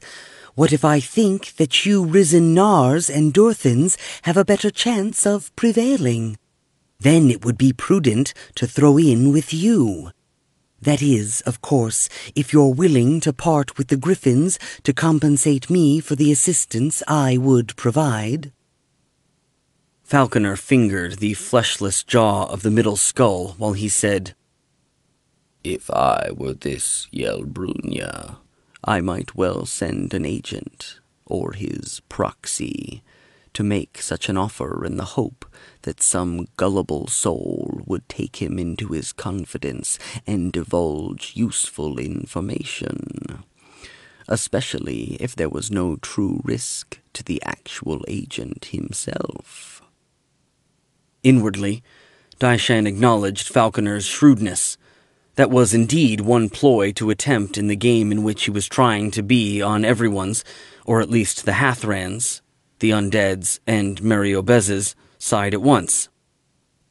"Noble champion," he said, "you're wise to be cautious, and indeed I expected nothing less. But I believe I know how to allay your concerns. Tell me nothing, not yet. Instead, simply let me help you. I've explained there are 4 other groups who truly are seeking your downfall. Let me destroy one of them as a way of demonstrating my good faith." "I have a measure of authority, but I'm not the supreme commander of all my kind," replied the undead. "I can't say yes or no to such a venture." "Then I suggest we devise a means of communication that will allow such deliberations to proceed," said the Shu. Sarah cried out as the sweet, building pressure inside her exploded into release, and Aoth grunted as he finished right along with her.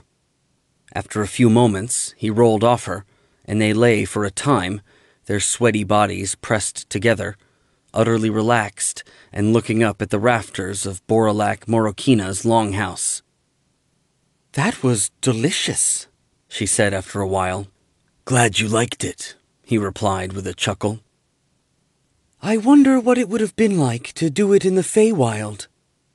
"We were a little busy, and maybe it's just as well. If it was too good..." "Then making love in our world might not satisfy us anymore." "I don't believe that could ever happen." "No, neither do I, really." "But I guess this will have to hold us for a while," she pouted, "even though the only reason I came north was to be with you." He peered at her as he did when he wasn't sure if she was teasing. She realized she wasn't entirely sure either. "You know I don't want to separate," he said, "but I don't think any of us should go anywhere by himself." "And obviously," she replied, "Vandar needs to be one of those who goes back to Imilmar to bring the Griffon Lodge north. But he and Yeshri could ride the wind east while you and I go with Zil to see the Fae." Aoth sighed before saying, "That's the way I'd like to do it, but..." "You don't think you should separate from Yeshri," Sarah replied. "Is it that obvious?" "It is to me." "Well, I hope it's not to her. I don't want her to think I don't trust her, and that's not it. Not so far. But I am worried. She says she's glad she's changed, and I understand how she might be. But is it true? At times, she fought so hard to overcome her problems. What's this but an excuse to surrender to them?" "I understand your worries, and of course you have to take care of her. She's your foster daughter, or near enough, and I don't want you to think looking after her makes a problem between you and me. It's just..." "What?" Sarah wasn't sure herself what she truly wanted to say, but continued on as best she could. "During that final battle in Luthchek, we killed dragons. Perhaps without quite realizing it, I came away thinking that if we could manage that, no lesser foe could harm us. I certainly didn't expect this journey to be especially dangerous. But we almost lost Jet in the Sacred Grove. I could have lost you when the Fomorian held you spellbound." "But we're all fine now," Aoth said. "But it didn't have to turn out that way." Aoth frowned. "Sweetheart, I don't know what you want me to say. That we're invincible? You're not a child, and you know better. Any soldier can die in any fight against any enemy. All it takes is one mistake or a bit of bad luck. But you, Yesh, Jet, and I are good at what we do. The odds are with us most of the time. And when they're not, we cheat." "I know, And I'm not turning into a coward. I certainly know that. It just strikes me. You'll always be a warrior and have battles to fight. That's just who you are. But does it have to be exactly like this? After what you accomplished in Chesenta, Shala Karanak would be happy to make a permanent place for you there. You could be a nobleman. Yeshri, Gaiden, and Kjorn could be knights, and the Brotherhood could become a part of the regular army. And you wouldn't have to choose between being the head of your faith in Chesenta and staying with me. I love you, Aoth, truly, but I can't roam the world with you if a Mantor tells me my place is in Luthchek. And I love you, truly, but I won't become the vassal of any lord, not even a good one like Shala. Why not? I suppose, because when I was young, I served too many bad ones. Their ambitions laid waste to my homeland, and they used me with no regard at all for my welfare, and eventually it made me decide that I was never going to think of anyone as my better or my master ever again. And I never have.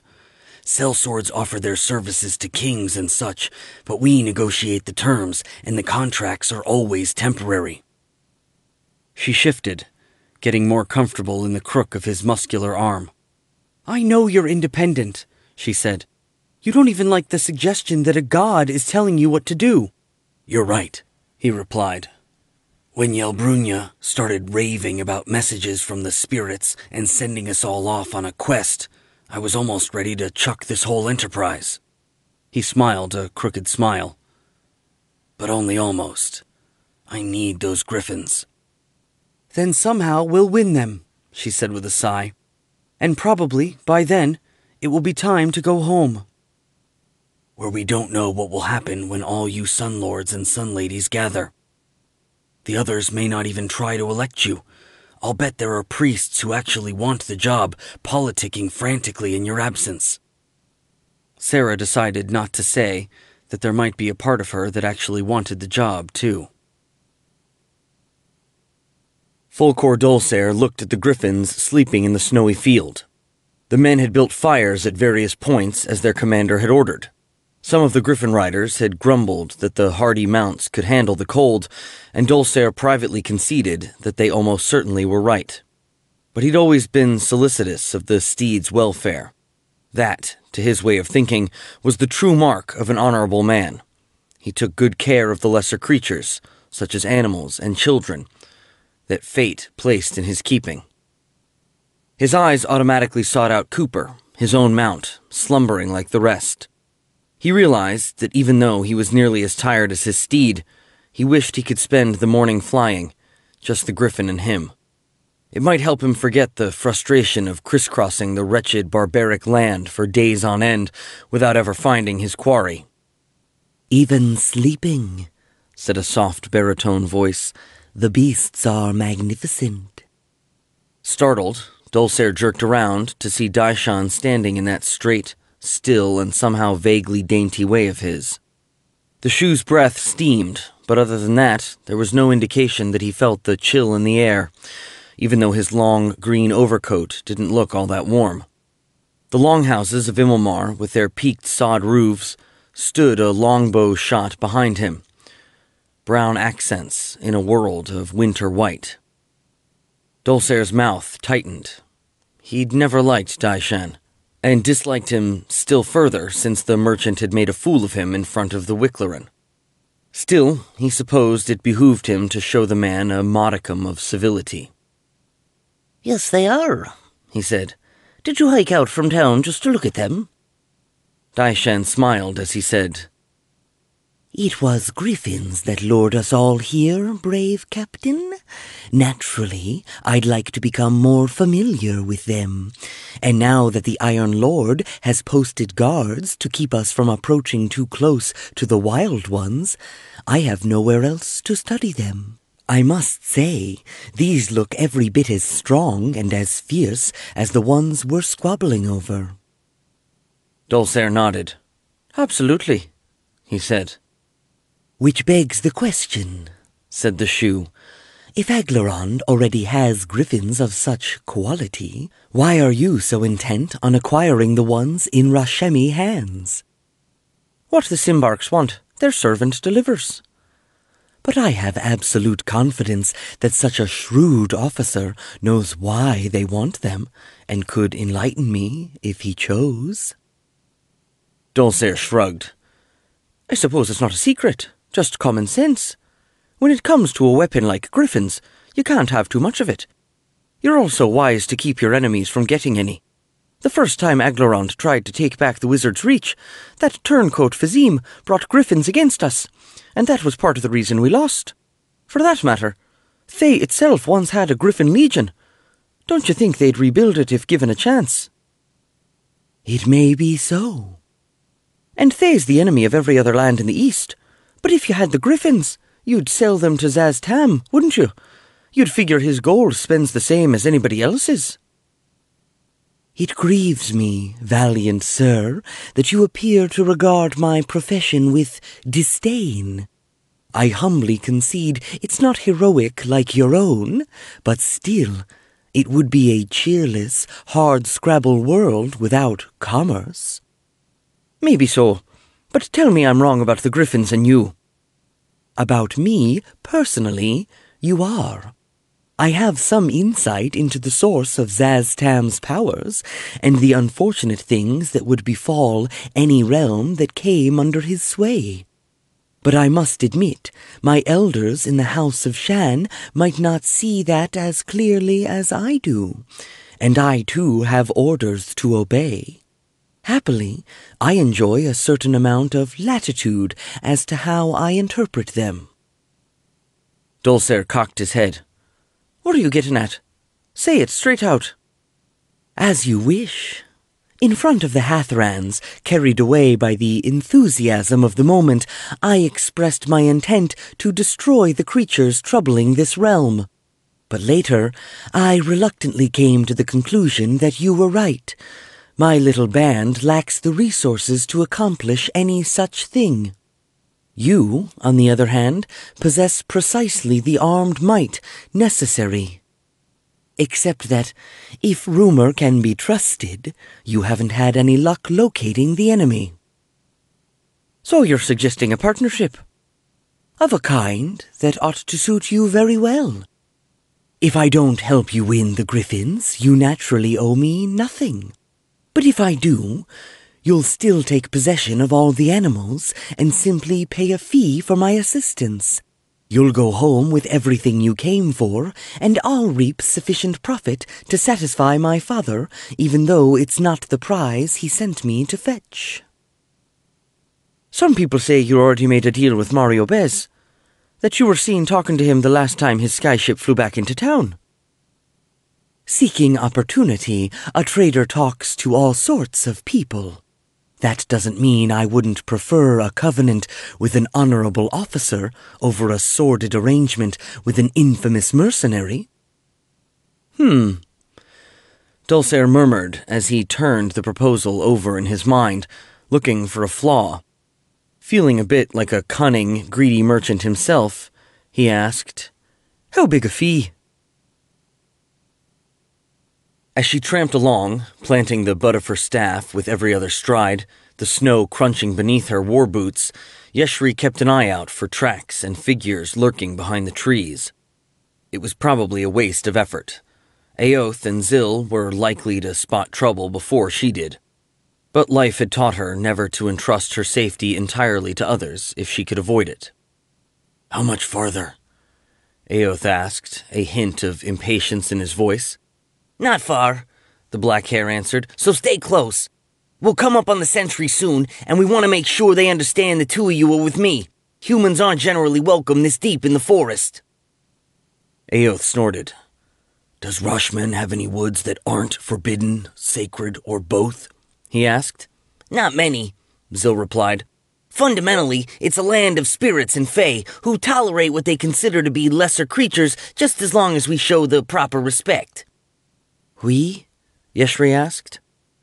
Zil laughed a shrill, pulsing sound, enough like a human wail of pain to be unnerving. I really am just an animal, a fire spirit, he said, although one who's learned some useful tricks since a precocious child awakened him on a whim. There are those who'd say you belong in the courts of the Fae more than I do. For some reason, she said, you have a mistaken impression of me. It's true I've acquired an affinity with fire, but I'm still a human being.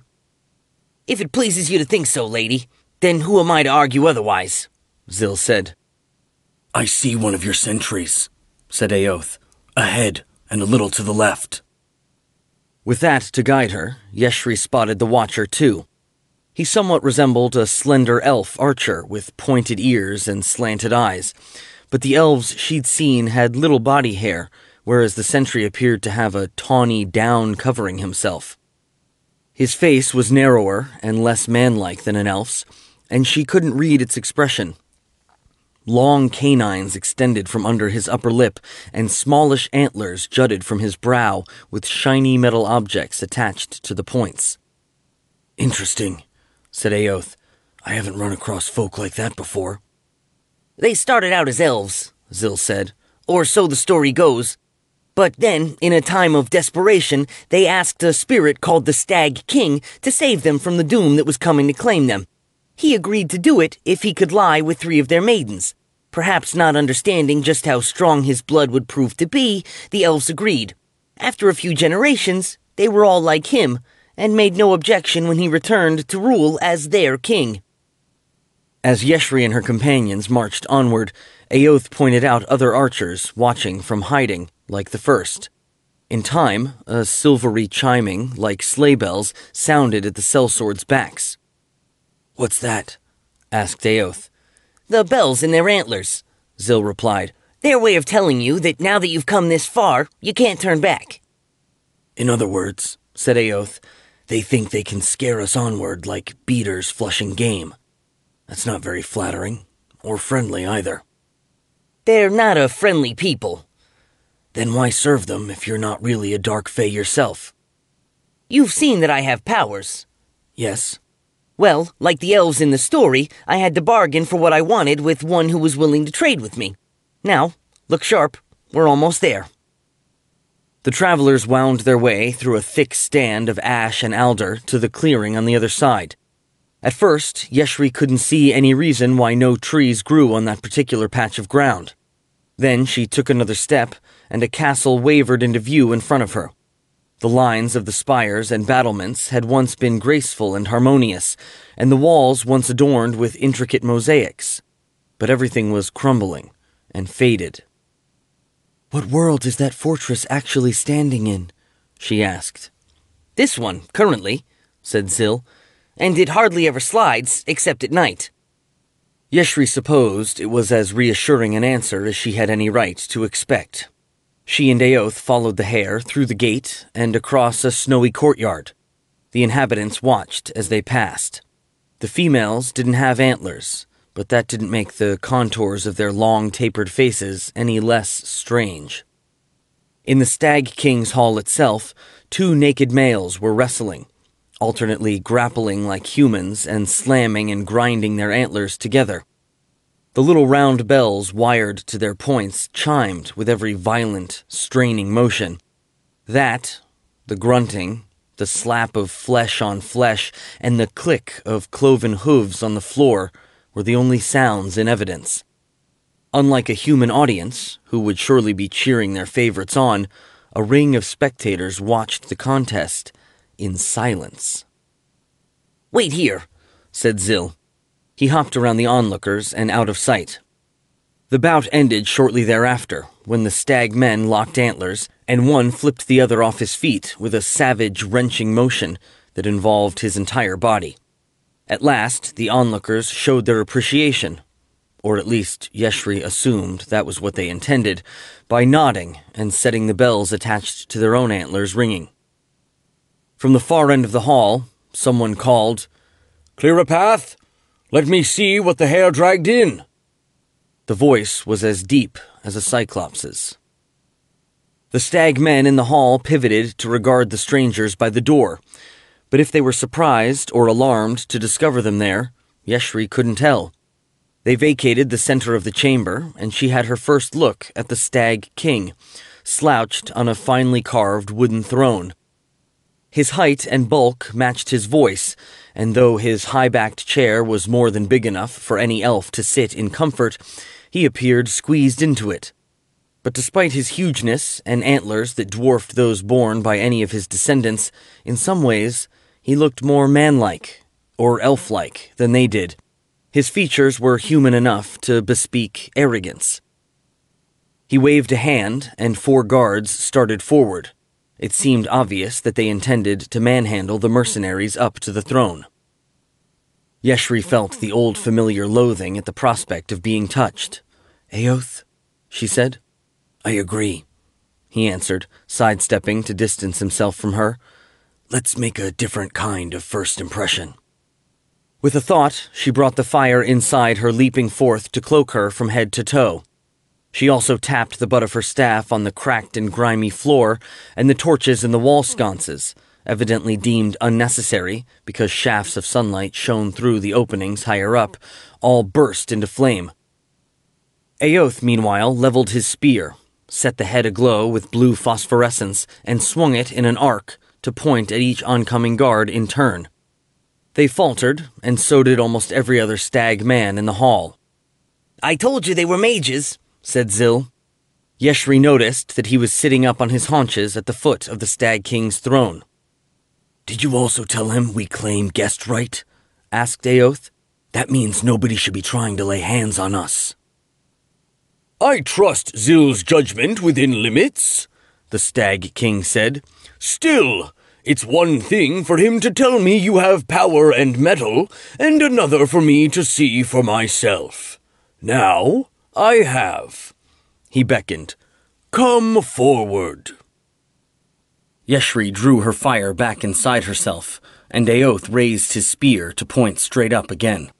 They advanced side by side to the dais. Aoth's bow was deep enough to show respect, but no deeper. She copied it as best she could. "So," the spirit said, "interesting. 2 mortals both reborn in fire of one sort or another." "I didn't tell Zil about that particular part of my past," Aoth replied. "You Fae are good at seeing what lies under the surface, or else you've heard of me." The Stag King grinned. So close, his massive frame had a musky smell, pungent but not unpleasant. "I'd be a poor host if I said I hadn't heard of you, wouldn't I? Aoth Fazim, and so bruised your pride?" he said. "But then, I'm a poor host anyway, offering no refreshment." He clapped his hands and called out in Elfish, "Mulled cider for our guests!" It only took a moment for a female to enter through an archway carrying steaming earthenware goblets on a tray. The cups didn't all match.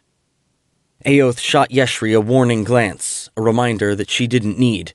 When she, the War Mage, and the Stag King had each taken a cup and pledged one another, she only pretended to sip. But apparently, she or Aoth didn't pretend well enough, because the Stag King cocked his head and asked, "Isn't the brew to your taste?" "It might be pleasant," said Aoth, "to spend 100 years in revelry that would pass like a single night for us, but our business won't wait." The hulking spirit laughed. It occurred to Yeshri that the action might have set the bells in his antlers chiming, except that, as she observed, he didn't have any. Perhaps, since he possessed the ability to speak, unlike his subjects, he saw no need for them. "Evidently," he said, "the 2 of you have heard your share of nursery fables and tavern tales." Aoth shrugged. "A person can only act on the basis of whatever information comes his way," he said. "That's why you're fortunate that Lady Cold Creek, Zil, and I are here today. We have important tidings to share." Tilting back his head, and so clicking his antlers on the back of his throne, the Stag King drank from his cup and wiped his mouth with the back of his hand. "Yes," he said. "My trusty spy said the Durthans have risen to resume their old quarrel with the Hathrans, this time with new allies. But should that concern me? I helped the Hathrans once. It entertained me, but who's to say it would do so a second time? As I understand it, said Eoth, most Dark Fae sided with the Durthans, even though the Fomerian lady you sent Zil to spy on wasn't all that keen on the idea. It's a safe bet that many will again. And if they defeat the Hathrans and the Iron Lord, isn't it likely that they'll want to settle old scores? You'd be wiser to fight them now, before they build any more strength, and before they kill the folk who are willing to stand with you. The Stag King grunted. Perhaps, he said. Or maybe, now that the Hathrans have mighty wizards like you and the lady here to help them, my assistance is unnecessary. Or perhaps I'll simply go away, deep into the Feywild, where no old foe will ever find me. He waved a hand in a gesture that encompassed the hall. You see the dreariness that passes for my court. My blood may have been a little too potent. Yeshri scowled. You'd forsake your own children? She asked. Abandon them to suffer and die without you? The spirit grinned.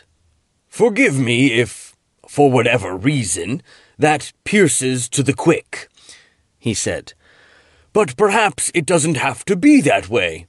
I might be amenable to marching off to war if someone was willing to make it worth my while. I'd imagine, said Eoth, that when the war is done, the Rashemi will be happy to reward an ally. But the Hathrans and the Iron Lord aren't here, the Stag King replied. Nor do you truly have the authority to offer treasure on their behalf. Whereas you and Yeshri Cold Creek are here. What will you pay? Will she indenture herself to me as Zil has done? Are you sure? The Stag King asked as he turned his gaze on Yeshri. I'm not such a bad master. Zil will vouch for that. I can teach you a great deal and make it easier to complete your transformation. It is complete, she said through gritted teeth, and I like it where I am. The Stag King turned back to Eoth.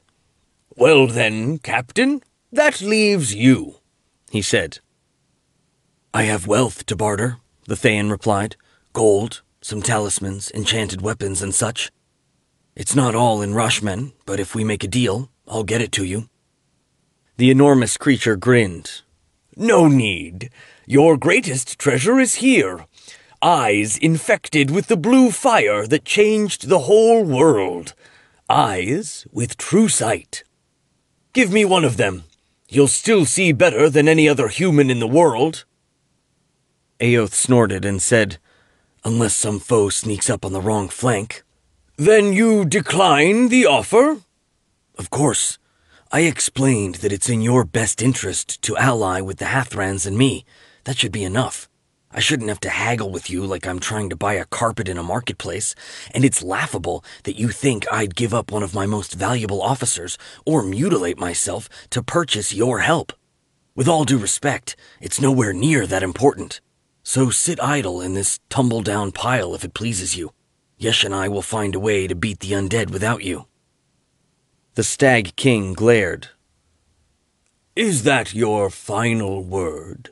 He asked. Yes, Eoth replied. The spirit's glower softened into a crooked smile. Well, I may not be a rug merchant, but you still can't blame me for trying, he said. But all right, my warriors and I will accompany you to the fortress of the half-demon. We'll see what we can learn and whom we can kill.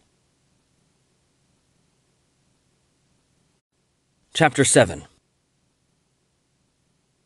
Zil had alluded to berserkers cutting themselves and frothing at the mouth, but though Vandar fought like a madman when the fury held him in its sway, Sarah hadn't seen him do either of those things, and so she assumed the hare was exaggerating.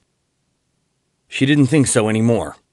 Even though the warriors of the Griffon Lodge weren't headed into battle at the moment, and the excitement they were experiencing was likely only a shadow of what they would feel then, a few were indeed slicing their own brawny arms and chests. Others gnashed their teeth in a gesture seemingly intended to mimic a griffin snapping its beak, a gesture that often sent spittle flying through the air.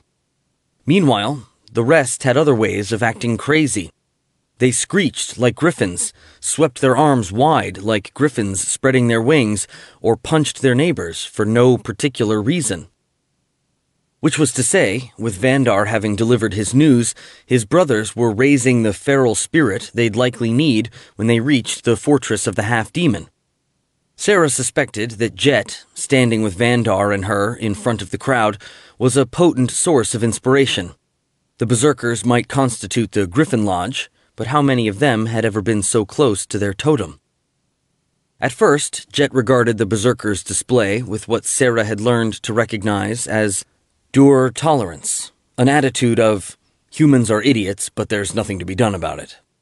Soon, however, he raised his black-feathered head high. Some of the Rashemi fell silent, and the echoing clamor inside the lodge diminished. "What is it?" Sarah asked. "I need to get outside," the familiar replied. He glanced at a tall, mullioned glass window, surely an expensive luxury and object of pride in that rustic land. Already wincing, Sarah imagined him leaping and smashing through it, but instead he turned and bounded down the length of the smoky, torch-lit hall toward the double doors in the far wall. Startled berserkers scrambled out of the way, and she and Vandar scurried to keep up. She threw open the doors. Jet leaped out into the dirty, trodden snow, and she and Vandar followed. She heard the sound that the familiar had caught even inside the noisy building. Faint with distance, the cries of other griffins mingled with the whistle of the wind. "Is it the wild ones?" she asked. "No," said Jet. "It's the ones from Aglarond." "How can you tell?" Vandar asked. "For one thing," said Jet, a grim note in his voice, "I'd recognize the call of that male with the blue eyes. Trust me, it's the Aglarondans, and the reason they're calling to one another is that their riders are rousing them to fly." "In the middle of a cold winter's night?" Vandar said. "Folcor Dulcer would only order that if he suddenly thinks he knows where to go to strike a blow at the undead." Sarah smiled. "If Jet and I shadow them, we can find out exactly what they're up to," she said. "That's a good idea," the berserker replied. "But I should be the one to go." "I'm no griffin rider," Sarah said, "but I've at least spent enough time aloft to know how to sit in the saddle and trust Jet to take care of me. Besides, you need to get your brothers ready to travel." Although Yelbrunya had told all the Outlanders they could ask for help as needed, Sarah and Vandar had judged that the Griffon Lodge needed to sneak out of Imilmar and march on the fortress of the half-demon alone. Otherwise, there was a fair chance that the Aglarondans or Mario Bez's sellswords, either of whom could travel faster in the sky than the Rashemi could on the ground, would race to their destination ahead of them, accomplish whatever could be accomplished there, and claim the credit for doing it. Vandar scowled, but he said, "All right, lady, but be careful. My impression of the Aglarondans is that they wouldn't try to hurt you themselves, but they might not care if the creatures they're hunting attacked a rival and a spy." With that, he turned and started giving orders to the nearest berserkers. Jet and Sarah ran toward the shed where they'd stowed the griffin's tack. He bounded, lashing his wings with each leap, and instantly outdistanced her as she labored with her short legs through the snow. When she caught up, he crouched so she could heave the saddle onto his back. She cinched it, climbed on, and buckled the safety straps with the meticulous slowness of a novice rider. Somewhat to her surprise, Jet didn't offer any acerbic remarks. He broke into a run, sprang, lashed his wings, and climbed into the sky the instant she was ready. She caught her breath at the suddenness of it. She trusted Jet and had come to enjoy flying, but that didn't mean she was at ease every single moment. As he wheeled to follow the Aglarondans, Jet rasped, "Your mace keeps bumping me." "Oh, sorry," she said. She slipped the dangling weapon off her wrist and into one of the sheaths built into the front of the saddle. The holder made a sucking sound as a minor enchantment made it clamp down tight. "Do you think we can just sneak in among the Aglarondans without anybody noticing us?" "I'll try," Jet replied. "Don't count on the griffins mistaking me for one of their own, and if they do realize we're strangers, they may cry out, but with luck, their riders won't understand what it means." His tone made plain his scorn for human stupidity. "That sounds good," Sarah said. The night was even colder up here in the sky, and she shivered. "I'm going to ask the keeper to warm me. Shall I do the same for you?" The familiar laughed, a blood-curdling sound she hadn't recognized the first time she'd heard it. "Don't bother," he said. "Nature made griffins properly. We don't need magic just to endure the winter wind." "Well, aren't you special?" she said as she began to murmur a prayer. Warmth suffused her body. They flew on in silence for a while. She peered into the darkness ahead for a first glimpse of the Aglarondans and breathed in Jet's smell, a not unpleasant mix of bird and cat. Eventually, the Griffin asked, "Are you going to stay with Aoth?" The question surprised her. She knew Jet was intelligent enough to understand the choice she was facing, but he often considered such foolish human dilemmas unworthy of his attention. "I don't know," she said. "Do you think it would be hard on him if I don't?" The Griffin laughed again. "He's 100 years old," he replied. "He's had more mates than he can remember. He's survived more battles and foes than he can remember. He can survive losing you, too." Sarah sighed. "Yes, of course," she said. "But that doesn't mean he'd like it," Jet continued. "He cares about you, and you fit in his life. You fit with the rest of us." She touched her hands on the feathers on his neck. "Thank you," she said. "That's good to know." "There's no reason to talk in that hushed, cooing way to me," the Griffin said. "I didn't say I care what you do. Look, there are the Aglarondans. Can you see them yet?" She couldn't at that moment, but when he carried her closer, she made out vague shapes racing through the sky. As Jet had anticipated, some of the other Griffins screeched at the newcomer's approach.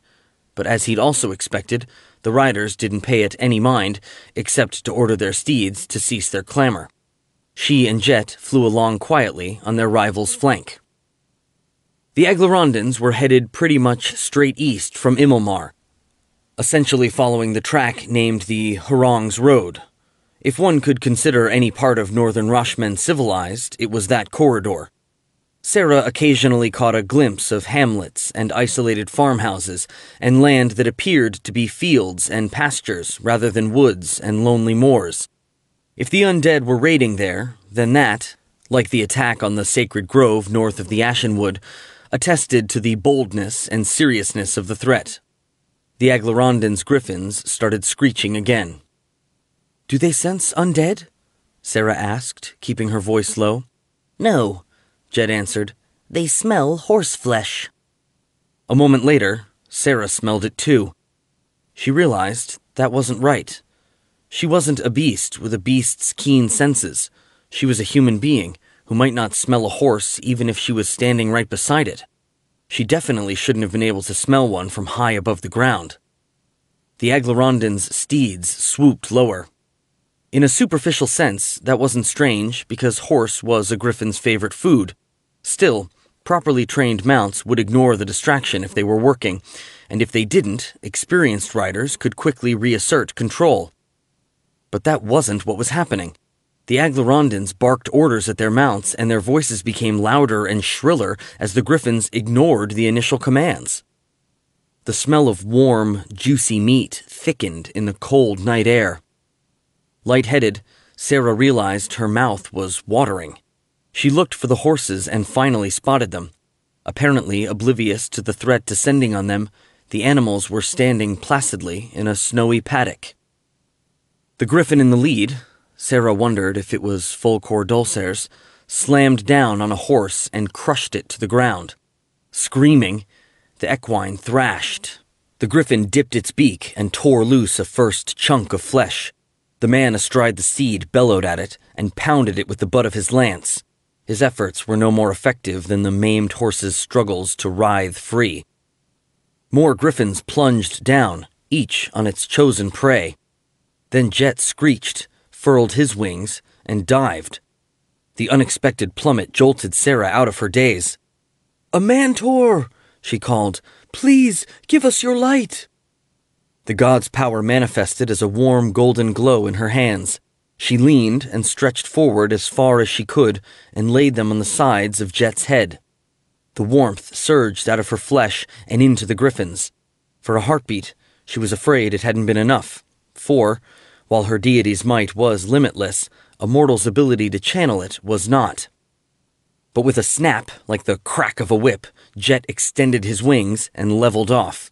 He hurtled along just above the slaughter, while Sarah winced at the ripped flesh and spilled blood and viscera, at the screams of the dying horses, the crunching as the Griffins bit and clawed through bone, and the frantic, bewildered cries of the Aglarondans.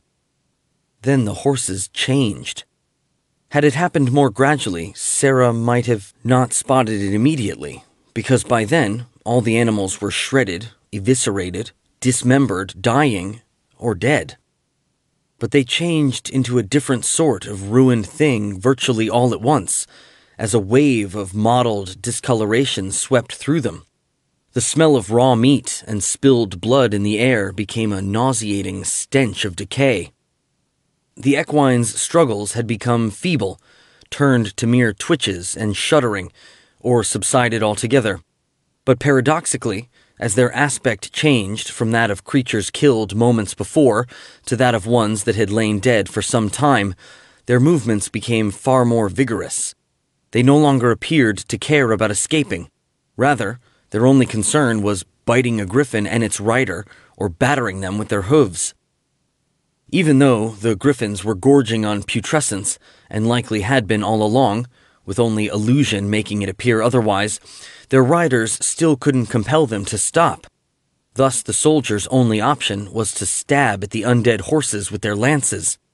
They set about it with a fierce determination, oblivious to the other tattered, shambling forms rearing up out of the snow all around them. Jet streaked beyond the edge of the battle.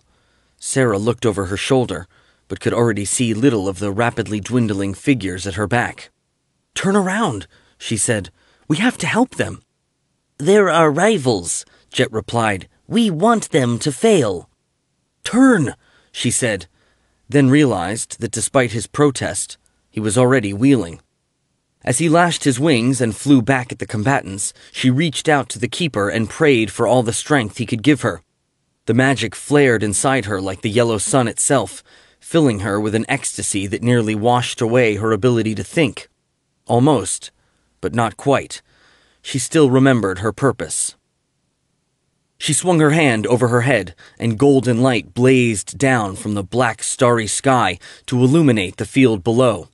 The undead cringed, and rotten flesh sizzled and crisped like bacon frying in a pan. But those effects were incidental.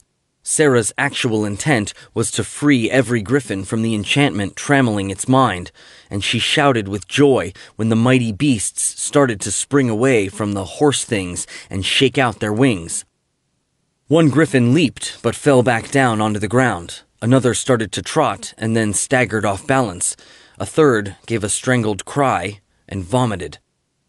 Sarah realized the rotten horseflesh had poisoned the griffins, and they could no longer fly. She snarled an obscenity. The things that had hidden under the snow, Sarah thought they were mostly ghouls, although the dark made it difficult to tell for certain, lunged at their prey from all sides. They clawed at the stricken griffins and reached to drag the riders from their saddles. Sarah asked Amantor for more power. Somehow, seeming both to descend from above and to rise from deep within her, it came in the form of the deity's wrath, of his loathing for creatures that made a mockery of the natural progression from life into death and what came after. The magic was as hot as a cauterizing iron, but she held it without discomfort. It made her feel as taut as a drawn bow ready to drive an arrow. She swept her hand over her head and downward. Light blazed from her fingers. One of the ghouls crumbled to dust in an instant. The keeper's power burned holes in two more, and still others cringed, dropping onto their bellies and hiding their fanged, vaguely canine faces in the gory snow. But those were the only three that fell. For a moment, she wasn't sure why, because it had certainly felt like she hurled a prodigious flare of the sun god's power. Then she spotted the grotesque figure looking back up at her with 3 pairs of empty eye sockets. She'd never encountered such an undead before, but from Aoth's tale of the War of the Zulkirs, she recognized the armored figure with the warhammer in his hand and the 3 skulls perched on his one set of shoulders as a skull lord. Such beings possessed arcane abilities, and it was likely his power was shielding the lesser undead from the full effect of Sarah's magic. Looking back at her, the Skull Lord tossed an arm that wore a bulky gauntlet like a falconer's glove. Vague, murky shapes, somewhat manlike, but with long, curved horns and bat-like wings, burst into existence above his hand. They flew at her and Jet. The Griffon instantly started flying faster and veering back and forth and up and down. Sarah didn't have the skill, or the psychic link, that would enable her to anticipate the sudden shifts, and they whipped her around in the saddle. Even worse, Jet's headlong progress carried them away from those on the ground who so urgently needed their help. "The Aglarondans," she gasped. "We have to protect ourselves first," Jet rasped. "We can't help anybody else if shadow demons are tearing us apart." One of the ghostly creatures suddenly appeared on the right. It slashed with a clawed hand and just missed the familiar's wing, at which point Sarah belatedly realized the point of his racing, seemingly erratic progress. Jet knew shadow demons had the ability to shift through space. Thus, an unpredictable, constantly changing course was the only hope of avoiding them. Jet wrenched himself to the right, leaving the spirit behind. Unfortunately, it was still close enough to try a different form of attack. Though she couldn't define precisely what she perceived or how, Sarah suddenly sensed its malice stabbing at her, like a dagger leaping at her eye. She felt her spirit separating from her body, as it had when she and Aoth had performed the ritual of discovery in the temple garden in Sulabax. But then, it had been Sarah's own volition. There, above the Harong's road, some power was dragging her out, and the shadow pounced at her to pierce her material form to its core and fill the void. "Keep her!" she cried. The god's power thrust her soul back into its proper place. The demon splashed against an invisible barrier, its limbs and horned head losing all definition. Despite Jet's dogged efforts at evasion, another demon appeared right in front of him, so close he had no hope of avoiding it. The spirit plunged its claws into his shoulder, holding on with one hand and raking with the other. Meanwhile, another shadow materialized above the Griffon's left wing and snatched hold of that. Sarah drew another measure of Amantor's power, pressed her hand to Jet's back, and made him shine like he himself was a piece of the sun. Creatures of living darkness, the demons released their hold and flung themselves away from the holy radiance. They still weren't done, however. The glow flickered and dimmed as bursts of shadow threatened to taint and drown it. The invasive gloom came with freezing cold that made Sarah gasp and Jet's body jerk beneath her. She channeled still more of Amantor's strength and poured it into her enchantment. Jet's body burned brighter and brighter, although the glare never hindered her vision or his, until finally the blasts of frigid darkness stopped.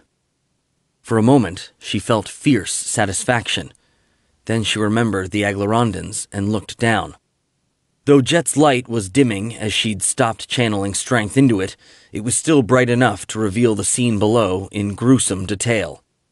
Every Griffon rider and every one of the steeds lay mangled and motionless. Only the undead were moving. Those that subsisted on flesh gobbled it as greedily as the Griffons had earlier devoured the poisonous filth. Others continued slashing and pounding their fallen foes, either because they enjoyed it or because no one had told them it was all right to stop. Some were violating Aglarondan corpses in stranger and even more sickening ways. The Skull Lord stood amid the carnage. Sarah made out a pair of shadow demons hovering above him. The undead captain beckoned, challenging her. She yearned to accept. It was a Sun Lady's duty to destroy the walking dead, and in that instance, the obligation meshed perfectly with her desires. She hated the things below her, for massacring the Aglarondans in such a foul and treacherous way, for nearly killing Jet and her, for making her fail when she'd wanted so desperately to succeed. Still, she recognized that it would be suicide to continue a fight against such overwhelming odds, so she didn't protest when Jet wheeled and fled. She simply used more of her rapidly diminishing mystical strength to close his wounds. After a time, she said, "That was a trap. A trap for the Griffon riders, specifically." "I think so too," said Jet. "The horses gave it away." "But does that make sense?" she asked.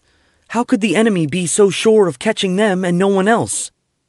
"You humans with your kinked way of thinking are better at figuring out things like that," Jet said with a grunt. Maybe they were, but no matter how Sarah turned the matter over in her mind, all she could see was that 5 groups of Outlanders had taken up Yelbrunya's quest, and there were only 4 remaining.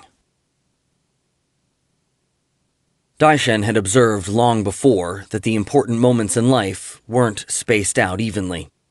Either nothing happened, or situations that demanded attention arrived in quick succession.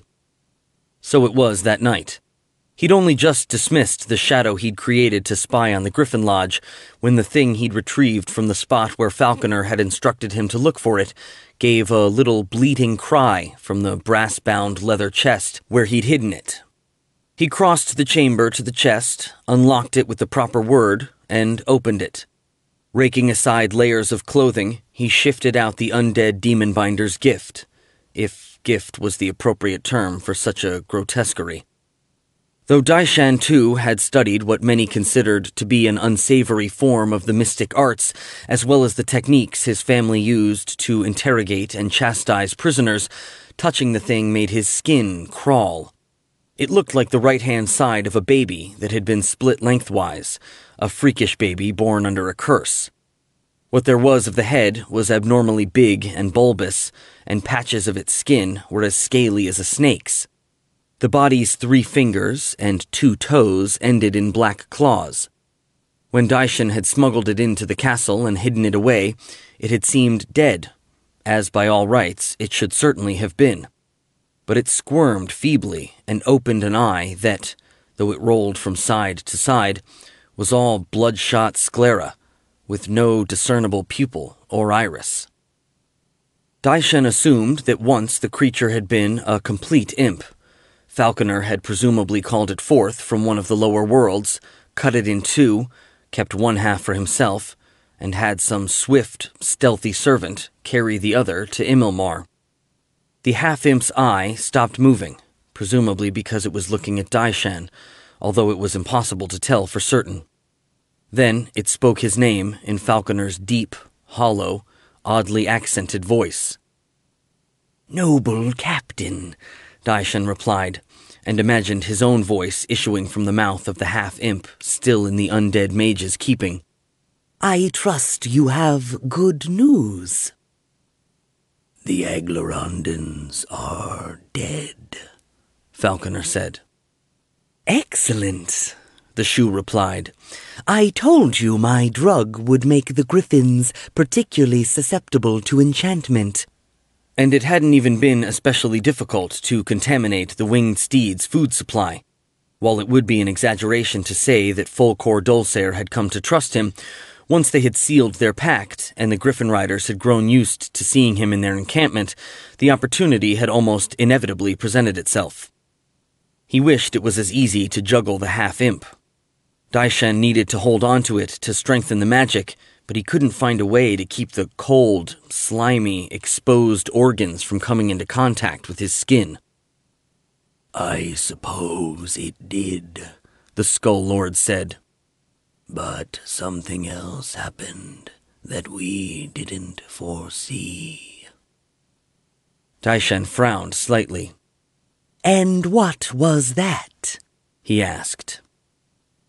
"There was another Griffon rider there, a sun priestess on a black mount," Falconer said.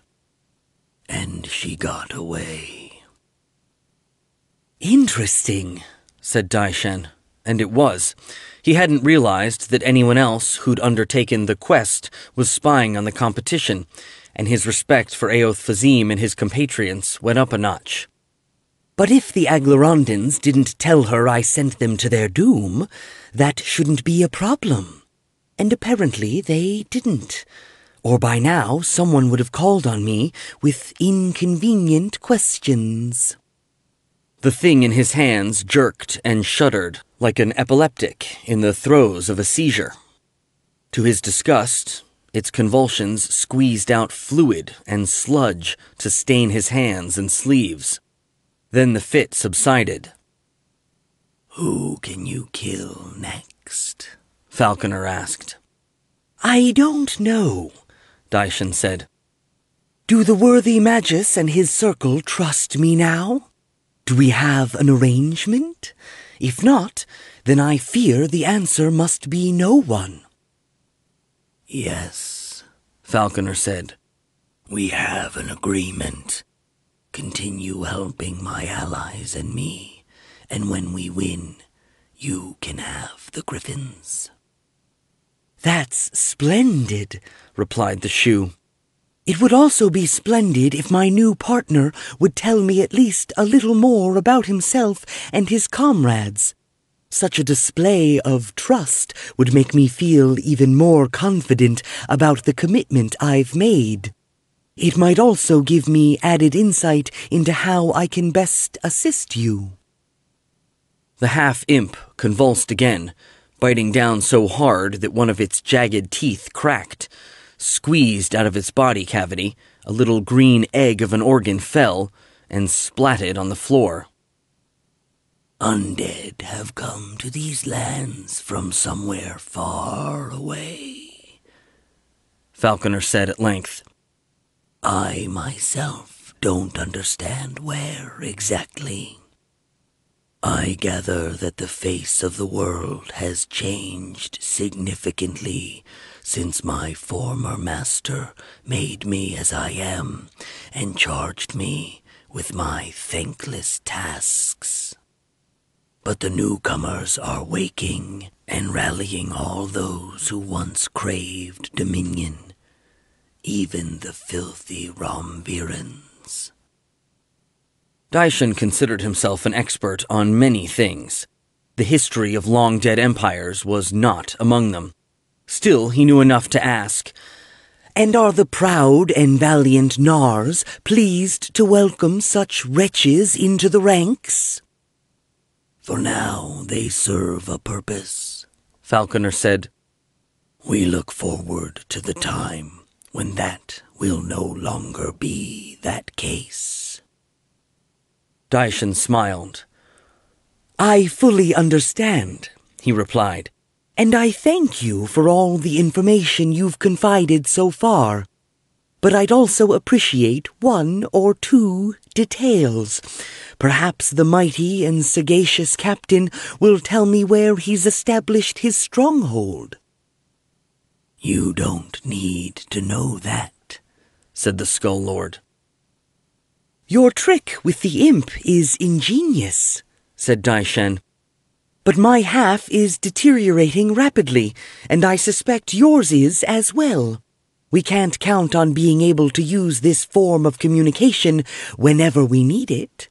If I know where you're based, I can dispatch a messenger." Falconer hesitated before saying, "All right, I see your point. Rest assured, it's not the only stronghold my army has occupied. But I'm based in the fortress of the Half-Demon." And the warriors of the Griffon Lodge were sneaking north. Daishan had their destination, although how they knew to go there and the current whereabouts of Aoth Fazim and Yeshri Cold Creek remained unclear. He considered telling Falconer to expect callers, but he quickly decided against it for two reasons. The first was that he'd already done the undead marauders one service tonight. It would be wasteful to perform another so quickly. Doling them out in a measured fashion was the way to keep Falconer from feeling beholden to him. The other was that he might decide he actually wanted the Griffon Lodge to take the fortress by surprise. In the multi-layered game of stones he was playing, there was no reason to close any line of development prematurely. After a moment or two, Falconer spoke again and roused the Shu from his contemplation. "Does that satisfy you?" he asked. "For now, brave champion, it does indeed," said Daishan. "And I thank you for the honor of your confidence." "Then let's get back to my question. Whom do we kill next?" "I'll have to explore the possibilities. Most of your enemies are less gullible than Folcor Dulcer." "Well then, while you're exploring, maybe you can do something else for us." Falconer then proceeded to explain, and Daishan found himself intrigued, because despite his own expertise in the mystic arts, he didn't understand what the point of such an operation would be. And unfortunately, his trader's instincts told him it would be futile to ask for explanations. For the time being, he'd extracted everything from Falconer that he was going to get. Chapter 8. If anyone were to catch Daishan exploring the cellars under the Iron Lord's citadel, the results could be unfortunate. But the Shu soon decided detection was so unlikely that he didn't even bother exerting his mystical abilities to hide from prying eyes. He simply prowled along like a mundane, but exceedingly accomplished sneak thief. Some of the cold, echoing vaults were storerooms, and others merely empty. Noting the lack of dungeons, Daishan wondered what Mangan Uruk did with captured outlaws and other prisoners who fell into his hands. Maybe, like the barbarian he was, Mandan slaughtered them on the spot, without even considering the potential advantages of keeping them alive. If so, then Daishan definitely wanted to avoid discovery. He wanted to find what Falconer claimed was here for the finding and return to his quarters and his bed before anybody missed him. Before long, he left kegs, crates, sacks, and the dim, wavering glow of the occasional oil lamp behind. In order to investigate the chambers beyond the uttermost reach of the light, he would require one of his arcane talents, the ability to see in darkness. The chambers appeared, despite what Falconer had said, to be empty of anything but dust and spiderwebs. Daishan felt a twinge of impatience. He took a breath and exhaled it. He reminded himself to search calmly and methodically, and, whatever he discovered, to devise a way to turn it to his advantage. Yet, when at last he came to something promising, he nearly passed it by. Someone had done a good job of sealing the archway with blocks of sandstone to match the ones that made up the surrounding wall. Still, there was a subtle variation in the color and an interruption in the regular spacing of the mortared cracks. Daishan placed his hands against the obstruction and gave it an experimental shove. It felt quite solid, which was unfortunate. He had the tools, mundane and otherwise, to open almost any door, but passing through a wall was more challenging. Although such a feat was possible, of course. He opened one of the concealed pouches contained in his belt, took out a bit of glowing quartz, and set it on the floor. To exploit his power over shadows, he first needed to create one, namely, his own. The light from the quartz splashed his shadow across the floor and up the wall. He focused his will and said, "Wake." The shadow sprang away from where it lay. As it did so, Daishan felt a jab of pain behind his solar plexus. Evidently, he'd been overexerting that particular talent. But it wasn't easy keeping tabs on everyone and everything of potential interest in Rashman all by himself. And at any rate, all was well. His heart was still beating, and he hadn't reduced himself to one of the mad, maimed wretches called the Shadowless. "Go through," he said. "You know what I'm looking for." The shadow ran its hands over the stonework, plugging the arch. Its fingers occasionally seemed to snag on the blocks and mortared cracks, stretch, and then snap back to a more normal length when they pulled free. Daishan knew that the entity was seeking some tiny hole or fissure that extended all the way through. Writhing through a gap would make the barrier easier to penetrate. It didn't find one, but fortunately for an agent that lacked physicality in the truest sense, an opening was merely a convenience, not a necessity. The shadow drew back a pace, then lunged at the obstruction. Daishin felt a stunning jolt, as if he'd thrown himself headlong at a solid barrier. The shadow vanished. Apparently, some long-dead Hathran had cast a ward on the wall to prevent such entities from passing through. Daishin examined his face by touch. Despite the throbbing, his nose was not broken, nor did he find any scrapes or cuts. The impact had only occurred in his mind. He'd suspected as much, but it made sense to be sure. Daishin could only think of one other way to get through the barrier, and it required a certain amount of risk. Was his particular ploy truly that important? Couldn't he simply tell Falconer that he'd been unable to access the proper parts of the cellars? By the Black Moon, it would even be the truth. And perhaps everything would work out thereafter. But once Daishin set his mind to a task, he preferred to accomplish it, in part because of a conviction that success bred further success, and failure only failure. And the thought of failing in Roshmen and returning home without the Griffins, of his father's gibes and sneers, of being consigned to trivial matters while his brothers swaggered like princes and steered the destiny of the house, was insupportable. When the affair was over, he thought, I'll keep the blue-eyed Griffin for myself. That will be my reward for daring what I'm about to do. He took another look at the hidden arch. It was fairly wide. He estimated that 4 smallish men like himself could stand shoulder to shoulder in front of it. He turned to the shadow he was again casting. "Wake," he said. The pain in his chest lasted longer, as if some tormentor were taking his time sliding in a knife. But he endured it, and the shadow leaped up. As soon as it did, another lay in its place, as was the way of shadows. Daishin animated that one too, and had to grit his teeth to hold in a cry. Regrettably, he couldn't do anything to restrain the tears that ran down his cheeks. Blinking, he regarded the 2 living shadows awaiting his command. A voice inside his head whispered that surely 2 were enough. But that was the voice of fear, and a shoe gentleman couldn't heed it. Daishin had decided that 3 minions would maximize his chances of success, and 3 it would be. "Wake," he said.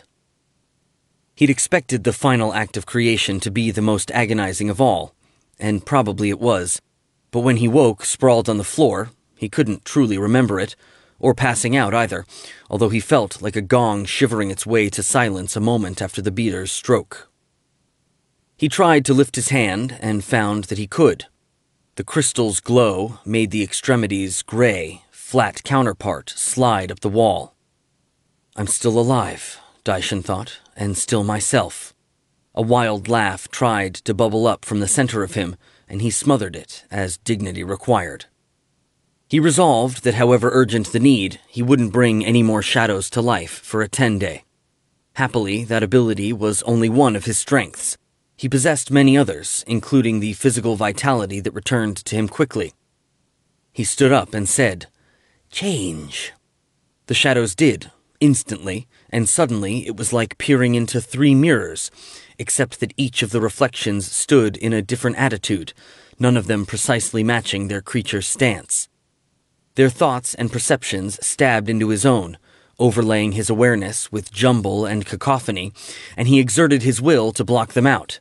He didn't want to live through any of them as he'd lived through the agent that first made contact with Falconer. Rather, he wanted to multiply his innate abilities by 4. When the intrusions had faded and his mind had cleared, he stepped up to the barrier and put his hands on it. His counterparts did the same. Then they all began to shove. The wall stood as solid as a mountainside. With his jaw clenched and sweat sliding down his face, Daishin shoved harder. He focused on the action until he became it, until he no longer remembered why he'd undertaken it, nor cared about its success or failure. All that mattered was its perfect articulation. The surface under his palms shivered, then shifted. With a scraping, banging clatter, a tier of stones fell inward. With their purpose accomplished, Daishin's shadows withered from existence in quick succession. Their creator listened for any indication that the sound of the breach had attracted attention. Except for the thump of his own heartbeat in his ears, the cellars were silent. He took a deep breath and let it out slowly. Plucking a silk handkerchief from his sleeve, he used it to dab first the sweat from his face and neck, and then the drops of blood from the scrapes on his palms. Then he picked up the crystal and climbed through the hole. On the other side, a staircase descended deeper into the earth.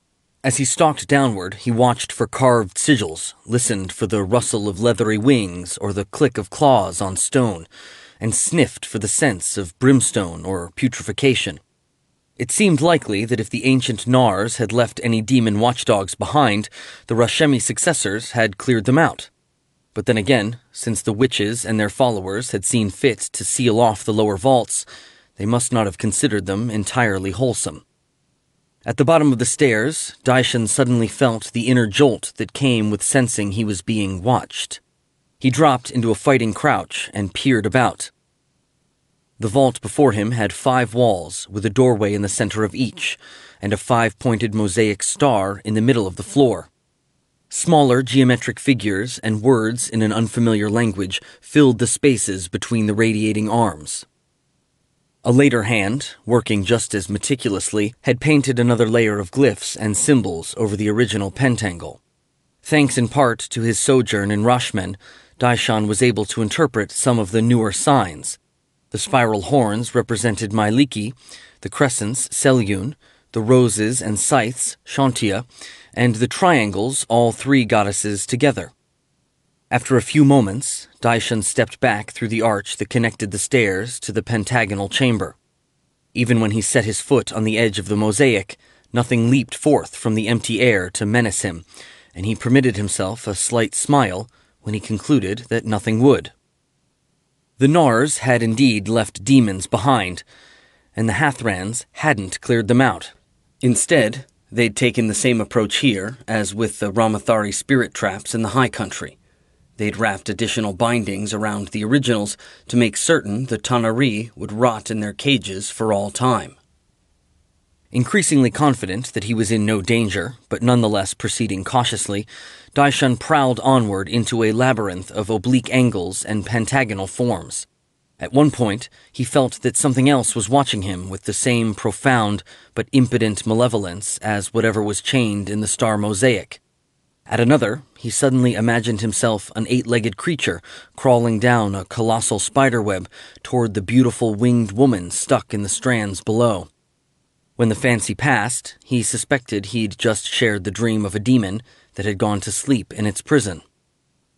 But of course, the Nars hadn't left fettered fiends along every inch of the dark and silent maze. Much of the time, Daishan found himself exploring spaces that, with their dusty altars and faded, flaking frescoes depicting the lower worlds, had plainly once served the purposes of spell and ritual, but were simply left to inspire a forlorn feeling of abandonment. Occasionally, despite the gulf of ages and the lack of a common language, he recognized a glyph or image connected to the esoteric disciplines he himself had mastered. He felt the temptation to linger, to try to decipher the overall message and see what secret knowledge he could obtain thereby. But that wasn't why he'd come, and so he kept moving. Moving and looking for the burial crypts that Falconer claimed were here. Daishan just hoped that, despite his ignorance of the customs of the ancient Nars, he'd know them when he saw them. He reassured himself that there couldn't be all that many ways to lay a corpse to rest.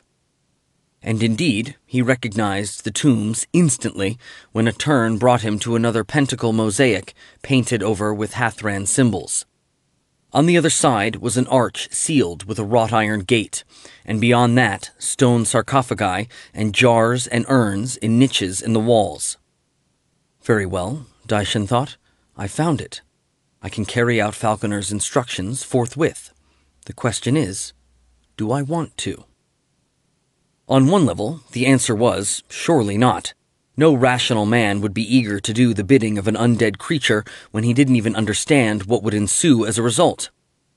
But it was also true that in a game of stones, a player sometimes found himself obliged to take his turn without sensing how the opponent would respond or what overall strategy he was pursuing.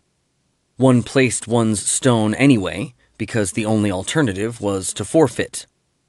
Till that point, Daishin had promised aid to several of the other players in the game. That was Roshmen without doing too much, except for facilitating the murder of the Aglarondans, to assist anybody.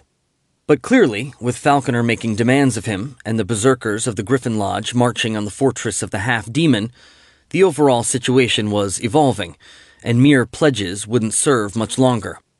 If Daishin didn't make himself genuinely useful to someone, he was going to lose everybody's trust. So he would.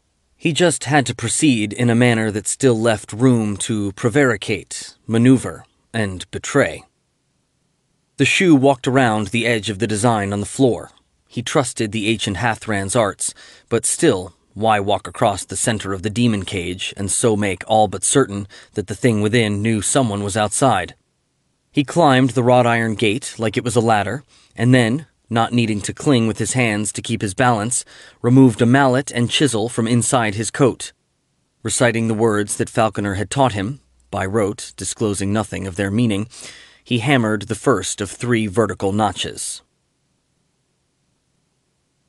It seemed a wooded slope like any other, until a dark, droning cloud rose from the leafless trees at the top. Some of Vandar's lodge brothers exclaimed in alarm. They might have turned to run, too, except the onrushing insects closed the distance before they could shake off their astonishment. Buzzing, the flies and other creatures bit, stung, clung, and crawled. As he flailed at them, Vandar was nearly unmanned by the unreasoning fear that they'd crawled into his nose and ears and he'd never get them out. Sliding, and almost falling in the snow, he turned and blundered back down the hillside. It was all he or any of the berserkers could do against such an attack. His eyes were all but closed to keep the insects out, but despite that handicap and the swirling haze of the swarms on every side, he glimpsed flickering forms appearing and disappearing in the pale winter sunlight. And as the buzzing waxed and waned, it sometimes articulated words. He couldn't understand them, but he felt the weight of anger they carried. He prayed the attack would stop once he and his comrades blundered off the slope. It didn't. He supposed the insects couldn't keep it up forever, but there was no way to guess just how long they'd persist or how far they'd give chase. "Torches!" he cried, half choking on the creatures that instantly flew into his mouth. Only the forest queen knew how long it would take to gather wood and set it aflame with the swarms tormenting them, but if they could— "This is winter!" Sarah cried from somewhere overhead. She and Jet had been scouting from on high and had evidently observed their comrades' distress. "The Keeper commands you go back to sleep!" The sunlight shone brighter, and the insects dispersed. Had he been a weakling, Vandar might have wept with relief at their departure. Instead, he spat their bitter taste out of his mouth, scooped up snow, and rubbed it on the burning, itching bumps where he'd been stung. Meanwhile, with a final beat of his wings, Jet settled on the ground. "I'm sorry I didn't get here sooner," Sarah said, fumbling with the harness that secured her to the Griffon's saddle. "We flew down as soon as we noticed," the Griffon rasped. Vandar had heard enough of Jet's inhuman speech to start to pick up emotion, and he wondered if the familiar had found the warrior's plight humorous. But no, surely not. The Griffon was their totem, after all. "If everyone will gather close," Sarah said, swinging herself off Jet's back, "I'll ask a Mantor to ease your hurts." She recited a prayer and swung her gilded mace in an arc above her head. The pain of Vandar's tiny wounds diminished, and other men sighed as they experienced the same relief. The lumps on their faces shrank. "Is that better?" Sarah asked. Vandar nodded. "Much," he replied. Other berserkers grumbled the same and thanked her. "Then explain what happened," the plump little priestess said. "My guess," Vandar said, "is that we trespassed on territory that is protected by some spirit or fae." "Because it's allied with the Durthans?" "Not necessarily. Not this far out from the fortress. I think it's likely the hill before us is a fey mound. Other men muttered and spat and sketched signs in the air to ward off bad luck. We scarcely have fey in Chicenta, Sarah said, at least outside the Skyriders. But I take it you're talking about a burial mound? Sacred earth? Yes, Vandar said. They're generally marked, too, with rings of strangely colored mushrooms or stones laid out in patterns, but with all that buried under the snow... He shook his head in disgust. In large measure, it was disgust at himself. A road led straight up the lakeshore from Imomar almost to the fortress of the half-demon. But if he and his brothers took it, everybody and his nanny goat would spot them on the march. The alternative was to swing well to the east, thus avoiding both well-traveled paths and the forbidden reaches of the Erlingwood. But that meant traversing country Vandar didn't know particularly well, certainly not well enough to have learned the location of every fey mound and other potential hazard. Still, it was hard to shake the feeling that he'd led his friends badly, and they'd suffered as a result. "What's wrong with you all?" asked Jet. "You look like frightened kittens. This isn't tricky. If it's not safe to go over the hill, go around it." Vandar forced a smile. That does sound like the answer, doesn't it? All right, brothers, it looks like the going might be easier on the right. Let's try that way. They did, with Sarah and Jet opting to hike along with them, and for a few paces, things were all right. Even after the healing prayer, Vandar's stings and bites still throbbed and itched a little, but it was a trivial discomfort. Then, however, a space above his left eye started throbbing too, and his joints ached. Queasiness churned his guts.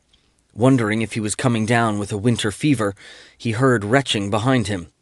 He turned to see a fellow berserker doubled over, puking.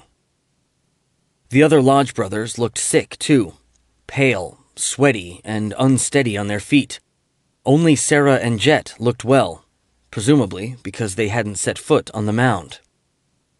Her eyes narrowing, the Sun Lady peered at her comrades. "It can't be the venom," she murmured. "The healing neutralized that. It has to be a curse." "A curse?" a warrior echoed, an edge of shrillness in his voice. "Yes," Sarah said, "but don't worry. The Keeper has granted me the power to lift curses before. Everybody gather in again." When they did, she recited another prayer. In fact, she recited it thrice. Each time the sun shone brighter, and its warmth soaked into Vandar's body and made the aches and nausea fade, but only for a heartbeat or two, after which the malaise returned as strong as ever. He looked around and could tell that it was the same for everyone. Sarah could tell, too. Brushing a blonde curl out of her eye, she said, "Let me meditate for a while, then I'll try again." "We need a real Hathran," a warrior said. "So we backtrack to Mulptan," said the fellow next to him. "Or better yet, Erling." "No," Vandar said. "If we do that, news of our whereabouts could reach the Halruns or the Shu. Besides, our allies are expecting us to join forces with them." "But even berserkers can't fight sick," said the man who wanted to go to Erling. "Or at least we won't fight and win." "Here's what we'll do," rasped Jet, shaking out his wings with a snap.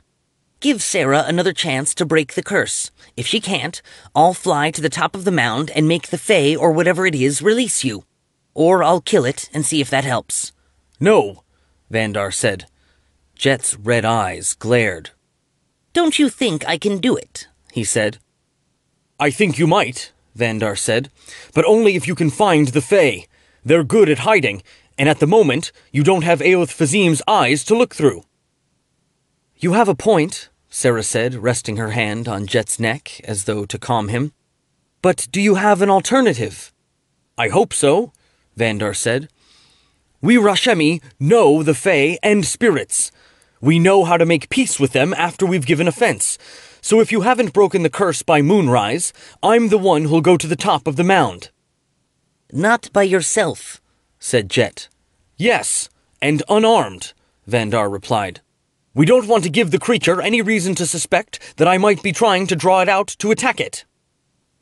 "You realize," Sarah said, frowning, "that for all we know, The entity protecting the mound has thrown in with our enemies, or it could be dark fey, and so full of spite that nothing can placate it.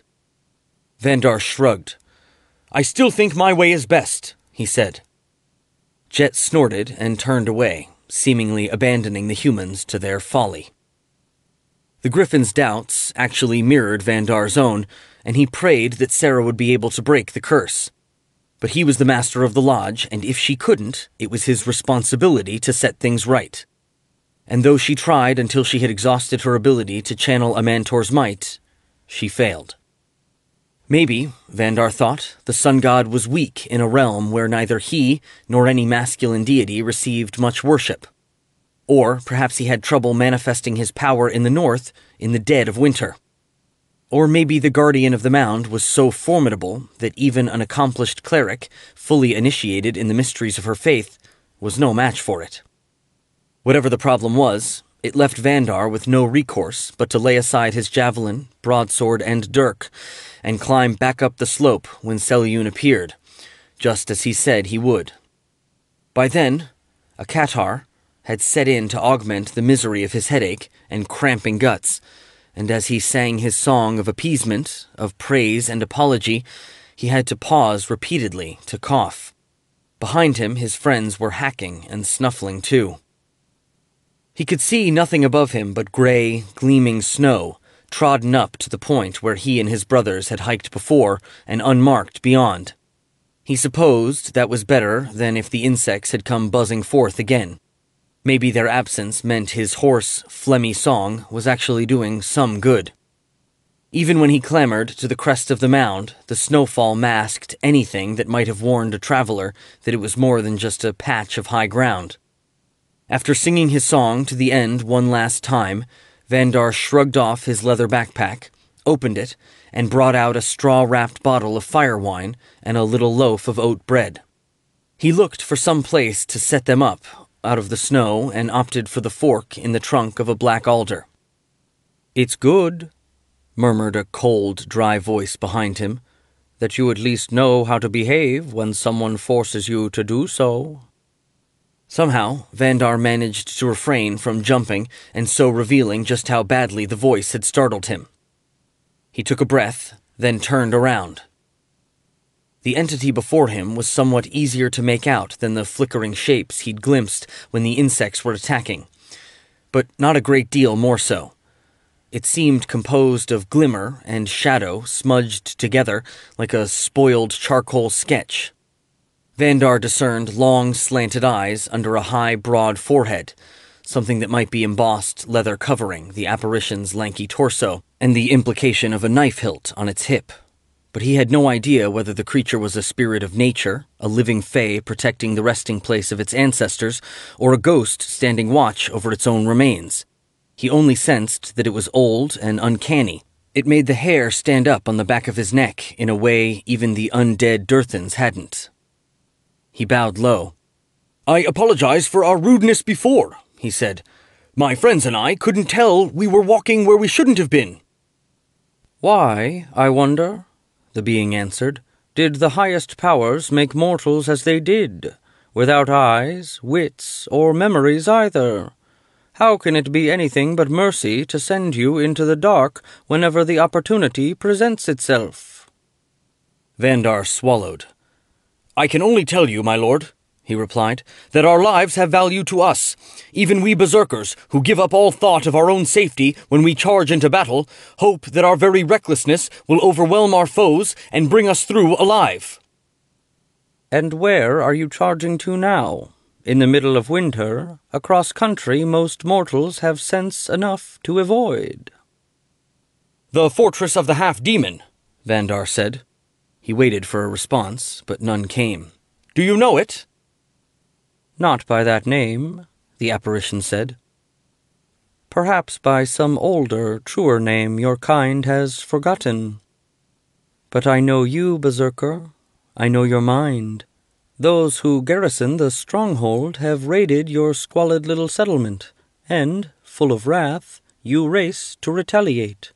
Or else you are the marauders, thinking yourselves the cleverest folk who ever drew breath, because you will fall on your foes in winter, when they won't expect it. Either way, it's all the same. Just ants snipping one another to pieces when their swarms come into contact." The murky figure turned away. Vandar hesitated.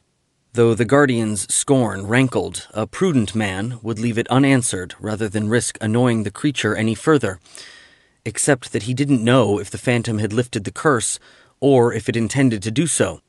So far, he certainly didn't feel any better. His head was still clogged, and his nose made a wet, rattling sound when he breathed. "Wait," he said. The apparition pivoted and said, "Do you think it's your place to give orders, to me, here, under Selyun's mournful eye?" "No," Vandar said, "and I apologize again if I sounded that way. But you truly don't understand. My friends and I aren't chasing bandits, ice trolls, or any of the foes our fathers and grandfathers fought before us. There's something new happening in Rushmen." The Guardian chuckled. The sound of its mirth was clipped and hollow, like the notes a drummer played by striking wooden blocks. "Rest assured, little ant, it only seems new to you," it said. "Please, listen before you judge," Vandar replied. "Before this, whatever human rulers came and went, in the truest sense, the Fae and the spirits of the forests and hills controlled Rushmen. But if the folk in the fortress of the half-demon have their way, the undead will set themselves above all living, mortal and immortal alike." It belatedly occurred to Vandar that if the entity before him was a ghost, that might not sound so bad to it. "And not even our own dead, at least not at the top. Dead things from some faraway place that no one has ever heard of." The apparition's eyes narrowed. "Explain," it said. Vandar did his best and hoped the story made an impression. Since he could barely make out the Guardian's blurry features, it was difficult to judge. All he knew was that when he had finished, and the phantom spoke again, its tone was as disdainful as before.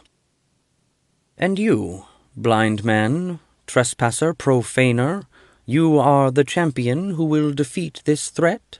it said. "Not alone," Vandar said before he had to stop to cough. "My lodge is marching with me, and the Stag King, do you know him? He is coming to join forces with us. The Iron Lord and the Wicklaren will help too, if we ask." "But you haven't," the Guardian said, "because you want the Griffins for yourselves, to make your little lodge more prestigious than any other. Perhaps even to make its chieftain the Iron Lord when the throne becomes vacant again." Vandar felt a twinge of discomfort, different from the uneasiness that came from simply being in the phantom's presence.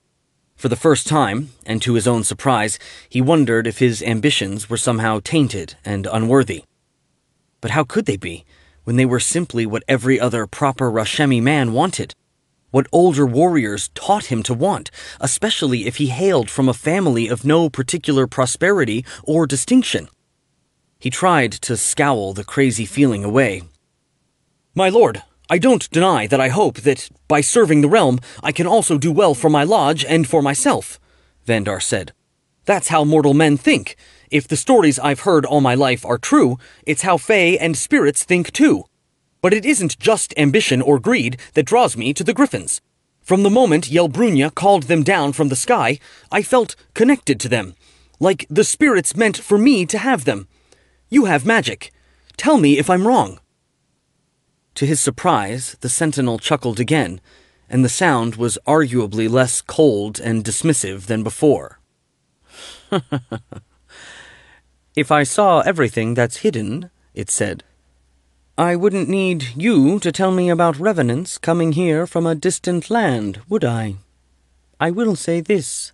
It speaks well of you that you answered honestly, and it might indeed be unfortunate if the dead claimed dominion over Rushmen."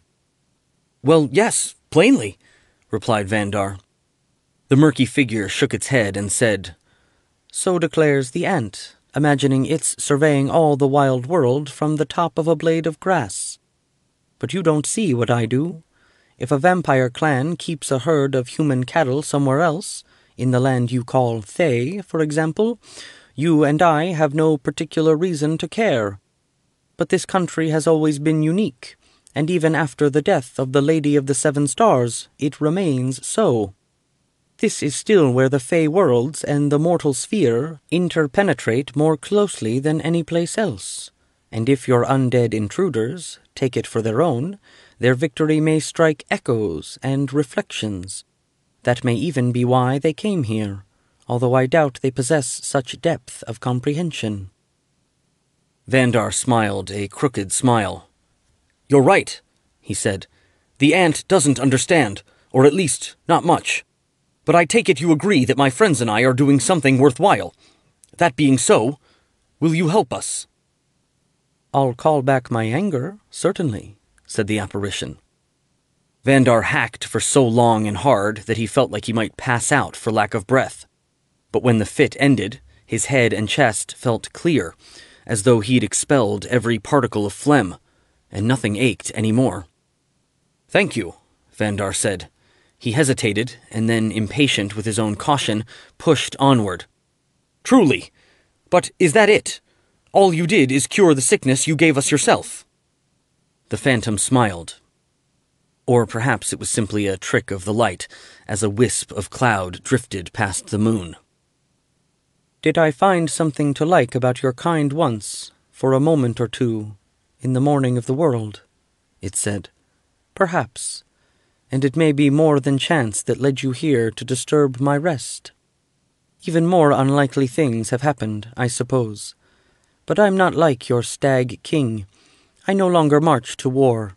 My own vows would scrape me to nothing if I tried. But that means I no longer need what I once carried to war." The apparition waved its hand. Something rumbled, and a patch of snow collapsed in on itself. Or rather, Vandar realized, peering, it was falling into a hole, like a deep and irregular grave that had opened beneath it. "Climb down," the phantom said. Wonderful, Vandar thought. According to every word on the subject he'd ever heard, simply treading on a Fey mound was dangerous. Entering one was 100 times more so. Still, the phantom itself had opened the way, and if it meant to do him further harm, it scarcely needed to be tricky about it. It already had him at its mercy. Besides, what sort of berserker, let alone a berserker chieftain, refused a dare? Clinging to pieces of the frozen earth, Vandar clambered downward, and shadow swallowed him. The only remaining light came from the stars directly overhead and their gleam on the snow below. That was why it wasn't until he reached the bottom that he realized the starlight was glinting on more than snow. Once, he thought, a body might have rested in the hole, but if so, time had obliterated every trace of bone, flesh, hair, or clothing, or at least everyone he might otherwise have noticed in the dark. But, not corroded, tarnished, or even dirty, were a long spear and broadsword that remained. They appeared to be made entirely of some strange crimson metal, even the shaft of the spear. The sword's scabbard had fasteners to clip it on his hip. The spear was more awkward to manage, but by running it down his back and through his belt, he managed to carry both weapons up out of the hole. "What do you think?" asked the apparition, irony keen as any blade in its voice. "Are the arms worthy of an Iron Lord in waiting?" Making sure not to point it at the phantom, Vandar lowered the spear into a guard position. Though he was far more proficient with a sword, even he could feel how light and perfectly balanced the weapon was. It seemed awake and eager in his hands, an instrument capable of killing even dragons and demons as required. "I'm no old one," he said, "but even I can feel these are full of magic. What do they do?" "I can't tell you that," the Guardian said, "because the weapons behave differently in every set of hands. They magnify what you already are. Knowing that, do you still want them?" "Of course," Vandar exclaimed. "Except for a place in my lodge, and the Griffins, I've never wanted anything more." He bowed as deeply as he was able. "And I thank you with all my heart." "As well you should," replied the phantom. "And now you have everything I had to give. Well, except advice. I told you I don't see everything. No one does. Not the wisest prophet in the bright world, or the cleverest seer in the dark one. But now that I'm taking an interest, I see something. Vandar had grown at least a little accustomed to the spectral presence of the Guardian, but suddenly his mouth went dry all over again. "What do you see?" he asked. I see treachery and murder flying down from the sky. I see that you shouldn't trust the Outlanders. Vandar opened his mouth to ask for more, but before he could, the Guardian vanished. The gap in the earth closed at the same instant, just as swiftly, silently, and completely. If not for the spear in his hand and the weight of the blade hanging on his hip, he might also have wondered if the conversation had only been a dream. His feelings were mixed as he strode back down the mound. Naturally, a part of him was jubilant. There would have been cause for joy if the Guardian had simply lifted the curse, but it had done much more. It had given him enchanted fey weapons, and as much as prophesied that he would win the Griffins and rise to be a great man in the days to come. And when his brothers spotted him descending and started cheering, their vigor restored, it made the moment even sweeter. Yet even so, when his own gaze fell on Sarah and Jet, he felt a pang of disquiet. It wasn't difficult to believe that Aoth and Yeshri might ultimately play him false. Fighting for coin instead of kin or hearth, sellswords were little better than bandits, and dishonorable by definition. In addition to which, the war mage plainly thought himself above everyone else. Why else did he constantly try to order others around? The tall, slender elementalist was as cold a woman as Vandar had ever met, even if she did have fire running in her veins. But Sarah was the servant of a god, and he liked her friendly conversation, saucy jokes, and general good cheer, as well as her willingness to take a turn at performing the various chores camp life required. She made a striking contrast to Yelbrunya's grim taciturnity on the trek into the high country, and Jet was the living emblem of courage and fidelity as the Griffin Lodge defined them. Still, the Griffin was also a winged war steed, and when his Thayan master commanded it, he could plunge down from on high and kill a man like a falcon killing a rabbit. "I'll watch them," Vandar resolved. "I'll watch and see what happens." Mario Bez looked on as two of his crew examined the weathered menhir by the silvery glow of conjured phosphorescent orbs. One of his experts, to give them more credit than was probably their due, was a tubby-horned runt of a tiefling warlock who claimed considerable knowledge of the denizens of the lower worlds. The other, in spiked gauntlets and a red-trimmed jupon, was a human priestess of Tempest the Foehammer. In theory, she would provide the insights of an exponent of divine magic, as opposed to the arcane variety than the tiefling. Bez himself, and a dozen others aboard the Storm of Vengeance, practiced. It was a cold night, with a frigid wind whistling down from the higher peaks, and Bez's scholars had been at their task for a while. The skyship was presently anchored on a broad ledge on the mountainside above the Standing Stone, and those of the mining village far below it. The lights burning aboard her taunted a shivering sun of the shining south with the possibility of warmth. Still, nipping at a flask of Sembian brandy, Bez managed to curb the impulse to urge his subordinates to hurry. Nothing good could come of that. Instead, he comforted himself with the reflection that at least the stone wouldn't suddenly run away and hide. Ulth, the Foehammer's battle guard, stepped back from the monument. She was as big and as broad-shouldered as many a fighting man, and could swing a battle-axe to as deadly an effect when she channeled the war god's power. Or she could just grab a man and break his back over her knee, as Bez had witnessed in several camp fights and tavern brawls. Presumably, she'd completed her investigations, so he tossed her the flask.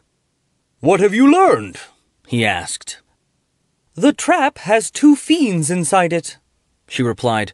Her alto voice was melodious and cultured, a perennial surprise issuing from her lumpish face and brutish frame. "I believe there might even be 3, said Mellimer, the tiefling, his yellow eyes slightly chatient in the starlight. Ulth glared. "You're wrong," she said. Mellimer spread his hands. "Of course, Battle Guard," he replied. "If you're certain of your estimate, then be assured I'm certain of it too." In combat, he was as brave as any mercenary Bez had ever known, but away from the battlefield, it was always his way to apologize, flatter, and defer, at least until the person who defended him dropped his guard. "It doesn't much matter if it's 2 or 3, Bez said, "as long as they aren't too powerful. What can you tell me about that?" "I think we're all right," Olth said. She glowered again at Melmir, like she was daring him to contradict her. But she'd already lost Bez's attention. He pivoted and peered up the slope at the murky, faceless figure approaching in a silent, flowing way that somehow looked like creeping and bounding at the same time. Melmir raised his hands, and his several rings, each made of a different metal and engraved with a different glyph, shone like his eyes. Bez whipped out his dagger and rapier and came on guard. Lightning crawled and crackled in the smaller blade, and frost formed on the larger. Olth spun her axe through cuts, blocks, and flourishes and chanted a battle hymn. Though she wasn't directing the challenge at him, Bez still felt the words ring and reverberate inside him. The shadow didn't seem daunted by the prayer or anyone else's demonstration of power. It kept coming, only halting when light rippled inside it and its vague, flat form swelled into something constant and three-dimensional. The transformation only took a heartbeat or two, and when it was finished, Daishan bowed with an elegance that somehow conveyed both impeccable courtesy and nonchalance. "My valiant associates," he said. "What in the Destroyer's name are you doing here?" Bez demanded. "I wanted to confer with you," Daishan said, "so I sent one of my servants to find you. When I sensed that it had, I inhabited it, turning it into a window through which you and I can speak for the relatively brief time the magic will last." Bez quelled the murderous forces seething inside his weapons and lowered them to point at the ground. But at that moment, a cordial greeting was beyond him. Maybe it was because, though they'd scoured the country from Immelmar east to the mountains, he and his company hadn't found a trace of any of the sundry bands of undead witches, werewolves, and what-have-yous that were supposedly wandering around committing atrocities. Whereas it seemed the Shu only had to dispatch one lone phantom to locate a flying vessel with minimal difficulty. In a better mood, Bez might have found some humor in that, but for the moment, it aggravated his frustration. And perhaps that was why he examined the merchant's words in his mind and began to doubt. "Immelmar is west," he said, and, responding to his suspicion and hostility, the potential for more lightning and searing, heart-stopping chill quivered inside his blades. "Your ghost, or whatever it was, slunk down from the east." Daishan's slight smile didn't waver. "Naturally, the shadow couldn't just travel to you in a straight line," he said. "It had to wander back and forth before spotting you at last." "When I said it was coming down from the east," Bez persisted, "I meant sneaking down from the spot where the storm is moored. We've been carrying a stowaway ever since we left Immelmar, haven't we? One emplaced to spy on us, or worse." He raised the rapier and dagger, and his silent command made their magic flare anew. Taking their cue from him, Olth and Melmir dropped back into fighting stances. Daishan took a nonchalant step back. "I implore you," he said, "consider that I'm not really here. If you destroy this thing, all you'll do is bring our parley to a fruitless and premature end." Bez sneered. "And why, merchant, would I want to talk to a false friend who snuck a horror aboard my ship?" Daishan's smile widened just a bit. "Stalwart captain, had you not opted to make yourself the foremost soldier of the age, I'm confident you would have won equal distinction as a poet or a player, for you unquestionably have the requisite flair for the dramatic. Things that rise from shadow have their appetites, and I won't insult your intelligence by suggesting otherwise. But I never let this one slip the leash, and even if I had, how could one little phantom truly threaten a warrior who's fought giants and male branches in his time? Bez smiled, a grudging smile. It always feels strange to talk to you, Shu. I think it's because I'm used to being the glib one. Do you swear the Shadow was only aboard to spy, and give you and me a way to talk if need be? You didn't plan anything worse? August warlord, in my father's sight, I swear it, Daishin replied. May I also point out that if my poor intermediary's presence on your vessel was inappropriate, at least you're rid of it now. It won't survive to board a second time. Bez extinguished the power burning in his weapons and slid them back into their sheaths. All right. Forget it for now. If only because you're right. I can't thrust a sword into the real Daishin across the length of this wretched country. So, what do you want, anyway? I want you to return to Immelmar to pick me up. Why? Well, that's the part that's slightly awkward. I'll explain when my true self is aboard the skyship. Until then, I'm asking you to trust me. Bez snorted. No offense, merchant, but that's not going to happen. I offered to work with you, not blindly carry out your commands. But, stalwart and sagacious captain, surely you see that the real problem is my inability to repose complete and utter faith in you.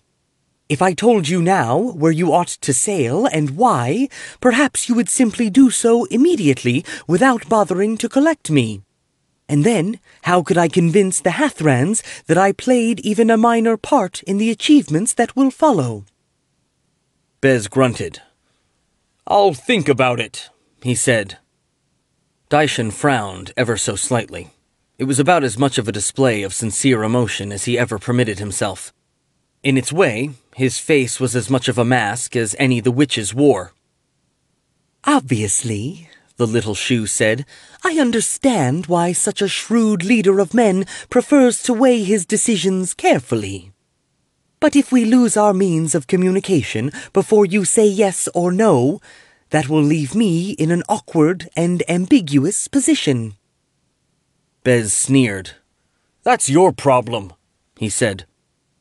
Indeed it would be, as your problem is chasing a quarry you haven't caught and will never catch without my guidance.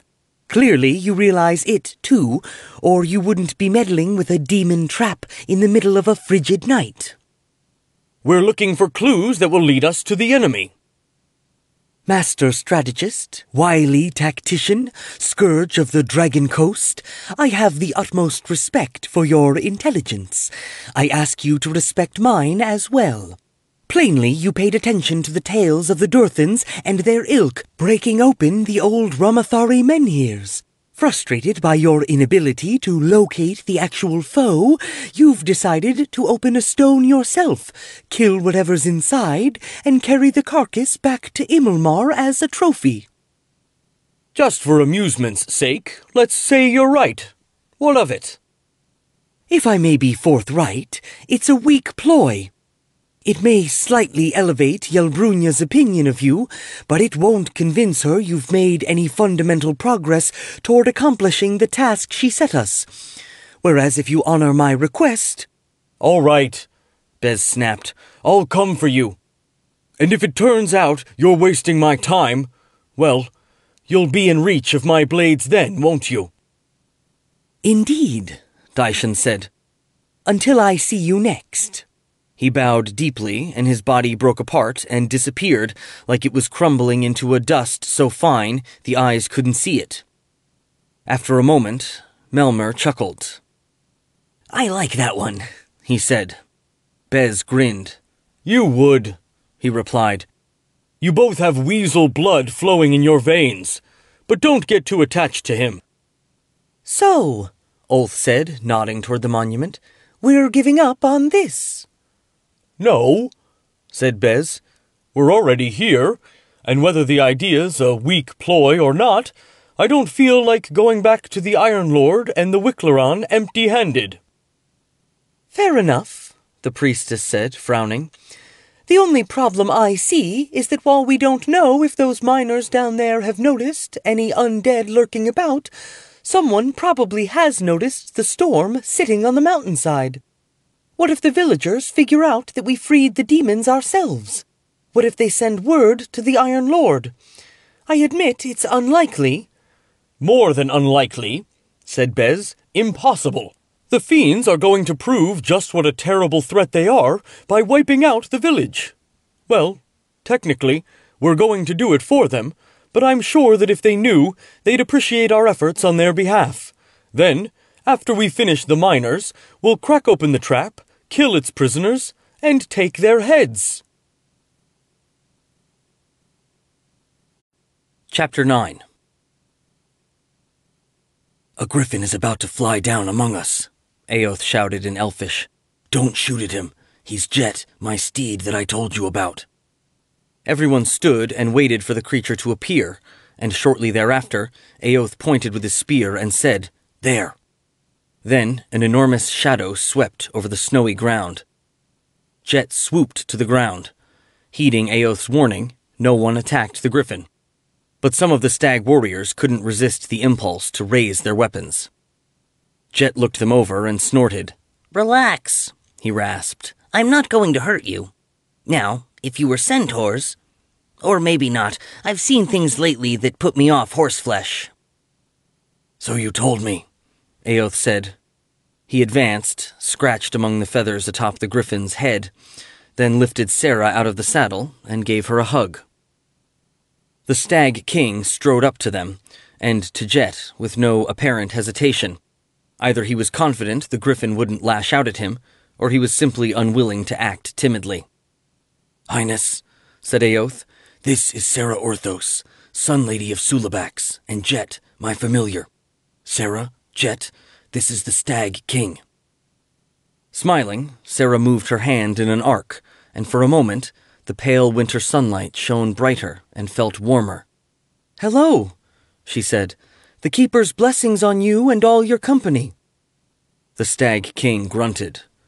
"Your god doesn't love me, cleric, nor I him," he said. "How near are these berserkers of yours?"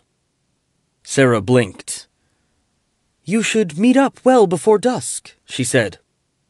"Then let's pick up the pace," the spirit said, "and find out what this army of yours looks like when we put it all together." Turning away, he swung his antler weapon over his head to urge the company onward.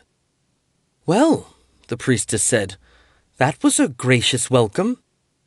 "Even though he hails from the Feywild rather than the Shadowfell," Aoth replied, "he's a dark thing, like the Fomorians, and perhaps not partial to clerics of the light."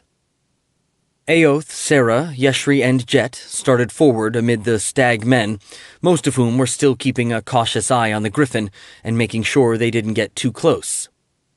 "But enough about him," Aoth said. "By the pure flame, it's good to see you again, both of you. What's your impression of the Griffin Lodge? How's their morale?" "Oh, that's no problem," said Jet, a sardonic note in his voice. "Meaning what?" Aoth replied. "Jet said he told you about the Feymound," Sarah said. "Yes," said Aoth. "It's a miracle that any traveler ever gets anywhere in Roshmen, considering that you have to change direction or stop to make an offering to a spirit 20 times a day. But my understanding was that Vandar did mollify the Guardian, and it lifted the curse." "It did," Sarah said, "but then something else started to happen. Gradually, so Jet and I didn't notice at first. That's why you're only hearing about it now." Keeping her voice low, she explained what she meant.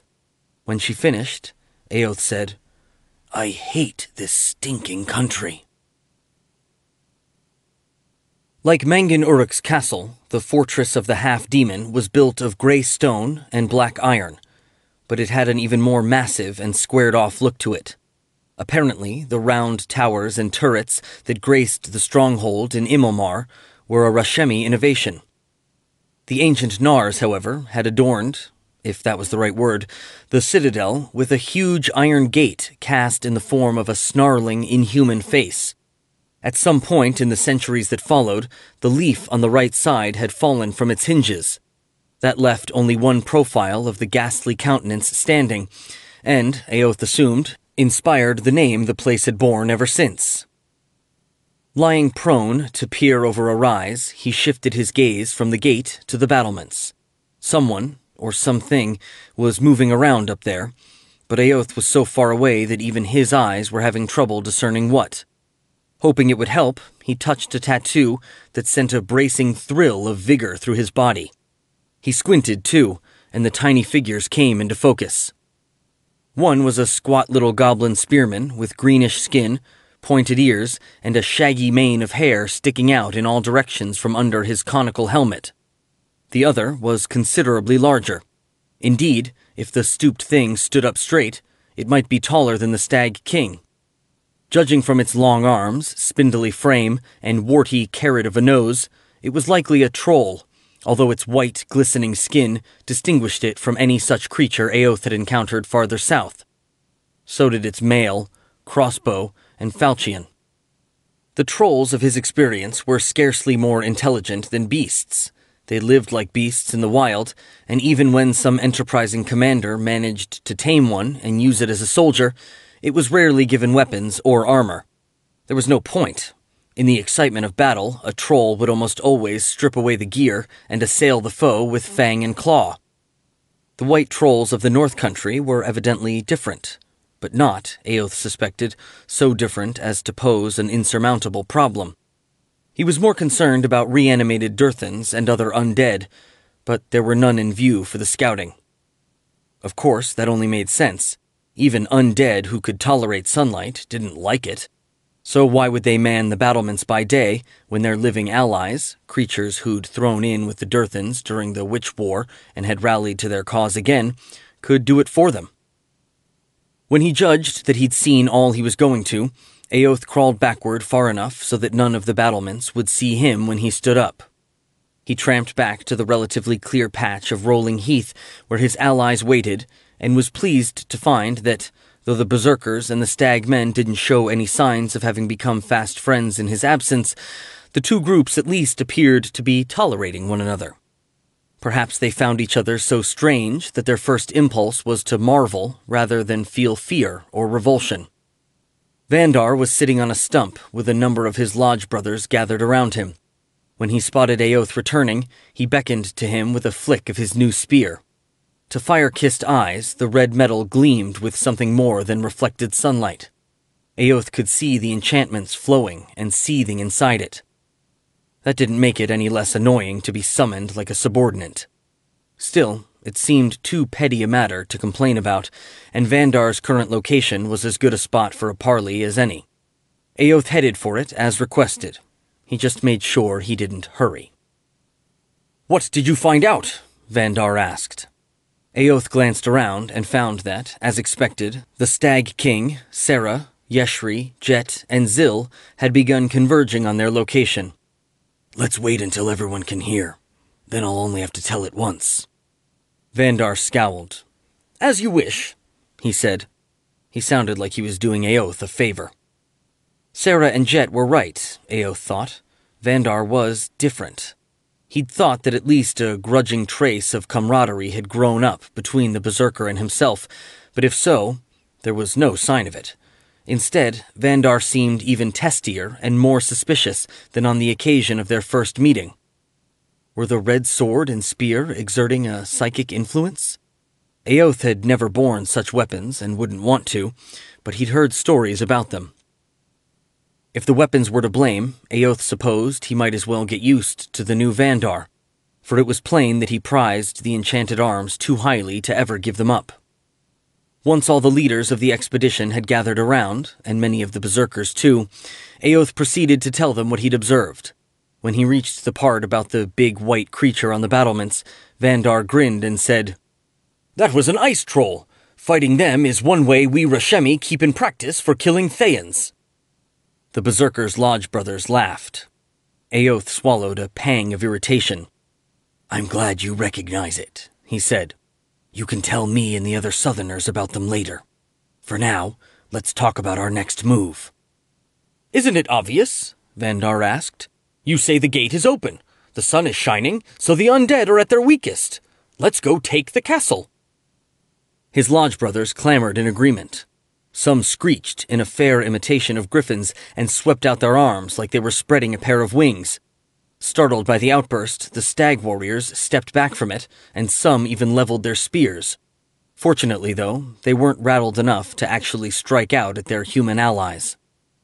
When the uproar had died down, Aoth said, You have to remember, the enemies aren't idiots. Since they can't close the gate, they've protected it some other way.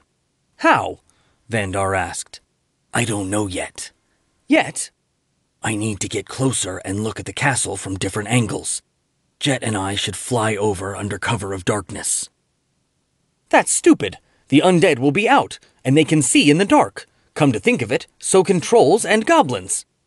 Aoth smiled. But they can't see as far in it as I can, he said. Jet and I will be all right, and afterward, we'll all have a better idea of what we're facing.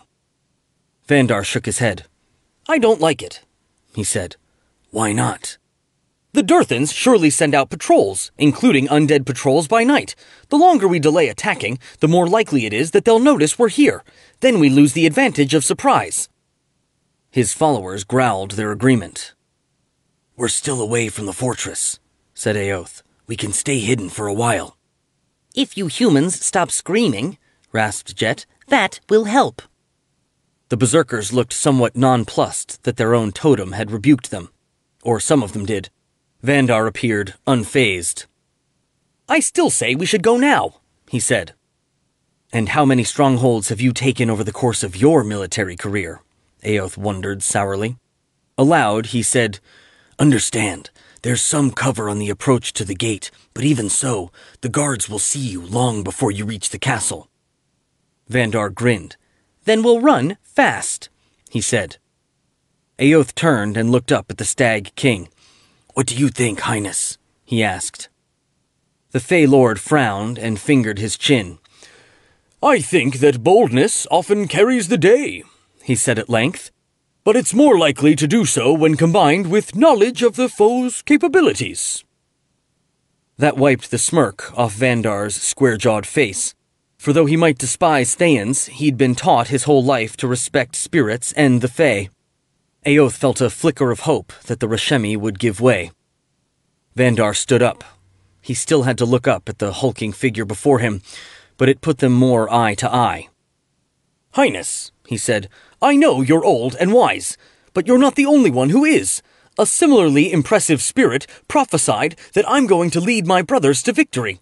As a token, it gave me this. He hefted the red spear. And this. He gripped the hilt of the scarlet sword.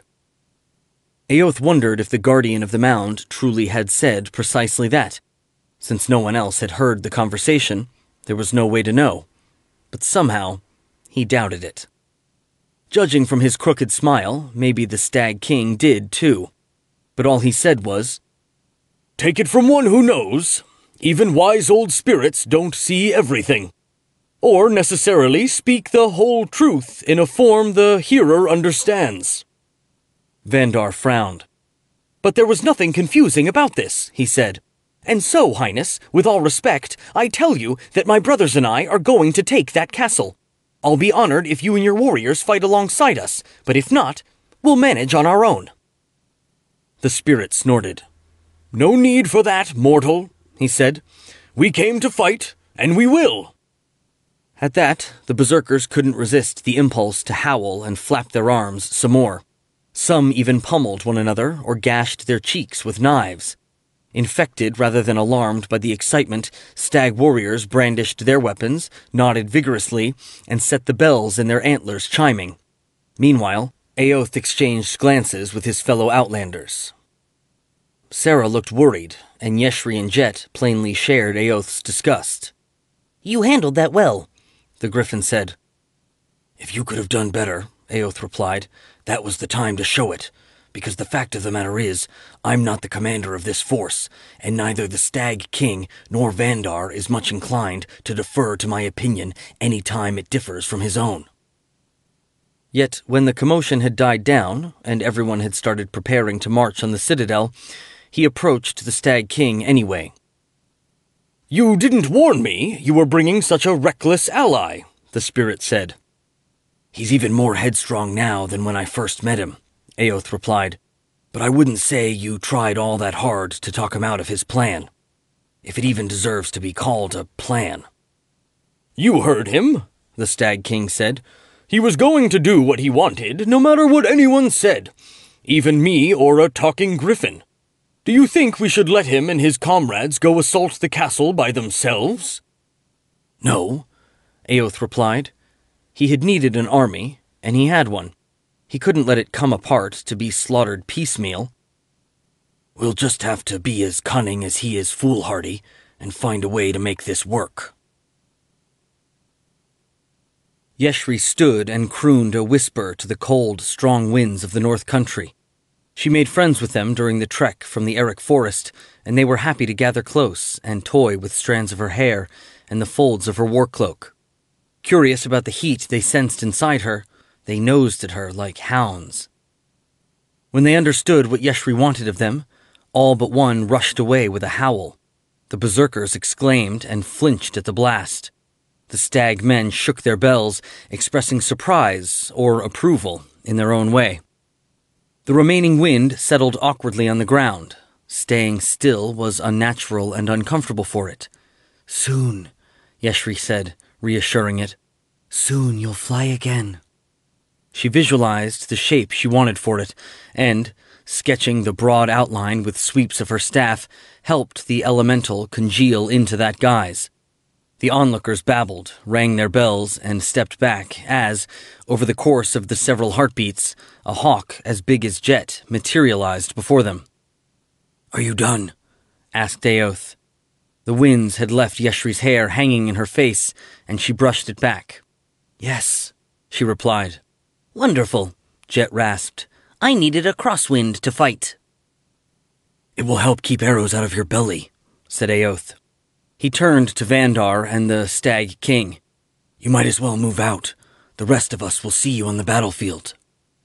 "I trust so," Vandar said. He brandished the red spear over his head. "Come on, brothers." He strode off in the same direction the wind was blowing, lashing bare branches and picking up loose snow. The other berserkers followed. The Stag King gave Aoth a crooked smile, then set his own warriors into motion with a more casual wave of his antler weapon. They were all standing tall, but they'd crouch down and take advantage of cover when they neared the fortress. If Tymora smiled, the cover, the frigid, stinging gale blowing in the guards' faces, and the diversion Aoth intended to provide should keep them from being spotted until they were close to the gate. When the sentries did catch sight of them, it would be time to charge. For the moment, because winged steeds traveled faster than folk on foot, there was nothing for Yeshri and the others who had stayed behind to do but watch the advance. After a while, Aoth growled, "May the black flame burn him." "What's wrong?" Sarah asked, her golden buckler on her arm and her gilded mace in hand. Her yellow vestments fluttered in the wind. "You can't see it?" he said. "The Stag King and his warriors have slowed down a little and put the berserkers in the lead. He's making sure that when arrows and javelins start raining down from the battlements, and when our side stumbles into whatever's on the other side of the gate, Vandar and his comrades will bear the brunt of it." With a snap and a rustle, Jet shook out his wings. "So what?" the Griffin said. "You'd do the same to protect the Brotherhood if some other captain was determined to rush into trouble." Aoth snorted as he said, "Well, maybe." "I think," Sarah said, "that you just don't like it that you're not in command." "That's that priestly wisdom people talk about," he said. She frowned. "I wasn't criticizing you, jackass," she retorted. "I know," Aoth replied. "I'm sorry, and you may be right. Of course, I wasn't in complete control of the situation when I served Shala or Chazar, or, come to think of it, any of my employers. A hired sword never is, but still, I can't read the Stag King. I'm not sure I understand why he's even here. I can't talk sense to these idiot berserkers, and we're all rushing in blindly, We're a little scouting. He spat. Forget it. I'm blathering. We'll cope like we always do. Mount up. Aoth swung himself onto Jet's back, and Sarah climbed up behind him. Responding to the War Mage's unspoken command, straps reared from the saddle like serpents to buckle him and the priestess in. Yeshri climbed onto her conjured hawk. It didn't have any tack, but she trusted her skill and the elementals to keep her astride it. Ready? Asked Aoth. She nodded and said, Go. Jet trotted, lashed his wings, and carried Aoth and Sarah into the air. The hawk followed. For a moment, bits of its feathers rippled and faded. Yeshri murmured to it, reminding it of the need to remain solid, and the erosion stopped.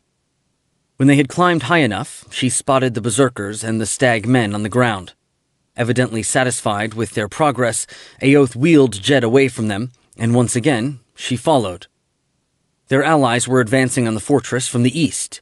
To create a maximally effective distraction, the flyers should arguably have swept in from the opposite direction, across the gleaming frozen surface of Lake Ashane. But that would have required the Griffon and the Hawk to beat their way into the teeth of the windstorm Yeshri had raised. So, they were approaching from the south instead. From the outside, the design of the fortress was simple.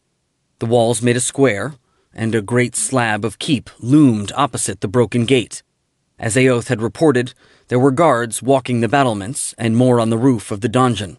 There were not many yet, but Yeshri assumed more would scramble out into the open when she and her comrades made their presence known. Flying a little ahead of her, Aoth leveled his spear.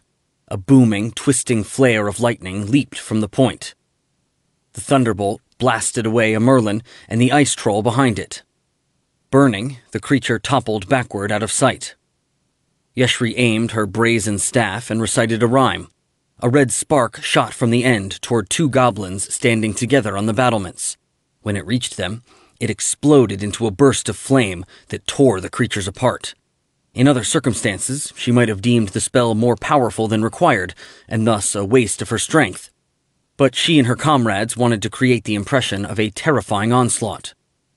An ice troll discharged its crossbow. Jet dipped one wing, raised the other, and dodged the bolt. Sarah brandished her mace, and a shaft of light blazed from the end of it. The magic burned all the way through the troll's torso, and it staggered, but didn't fall down. Instead, snarling and bearing a mouthful of tangled yellow fangs, it snatched another quarrel from its quiver. Jet hurled past the troll as it tried to reload, and it pivoted to keep the Griffon in view.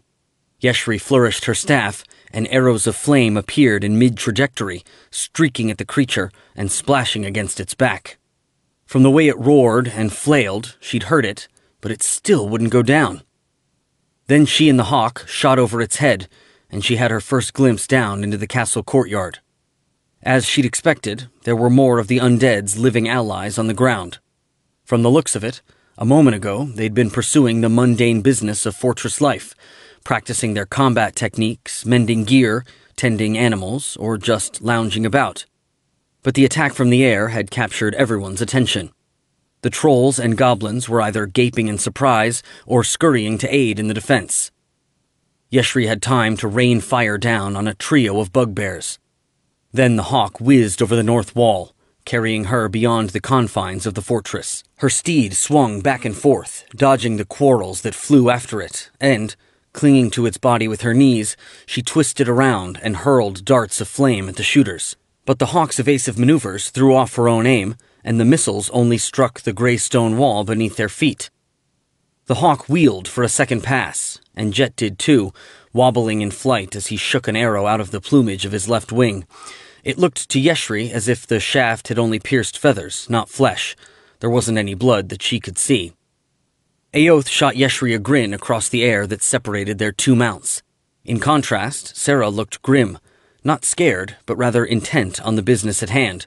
For an instant, the Sun Lady's expression reminded Yeshri of her own early days with the Brotherhood, when she'd felt a desperate need to prove her worth and not let Aoth and Kjorn down. They all raced at the castle again, and into a flight of arrows and quarrels. Despite Jet's skill at evasion, Aoth had to block one with his targe, and Yeshri had to cry out to the wind. It gusted and tumbled away 2 shafts that would otherwise have struck the hawk. Once they had weathered that volley, Eoth, trying to keep the nearest archers from shooting again, shrouded the section of wall on which they were standing in a smear of noxious vapor. A goblin, overcome with sickness or just panicking, reeled out over the edge and fell down the outside of the wall. Yeshri hurled flame at another group of bowmen, but as they neared the fortress again, she concerned herself with spotting spellcasters. They posed an even greater danger.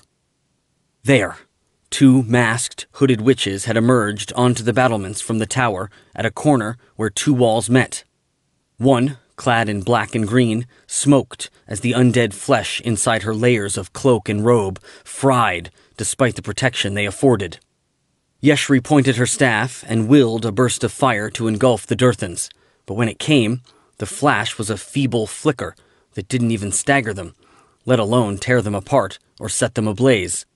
Some protective charm had leached the force from the magic. The smoking witch chanted in one of the tongues of Skyhome. The hawk lurched as an enchantment hammered at its mind, trying to smash its way in and take control. Alarmed, Yeshri rattled off words of power to help the bird resist. They were working, too. She could feel it. But meanwhile, the hawk, no longer entirely in control of its own body, floundered spastically in flight, an easy mark when the archers and crossbowmen targeted it again. And the second witch, a lopsided figure cloaked in mold-spotted gray, aimed a long wooden wand at Yeshri.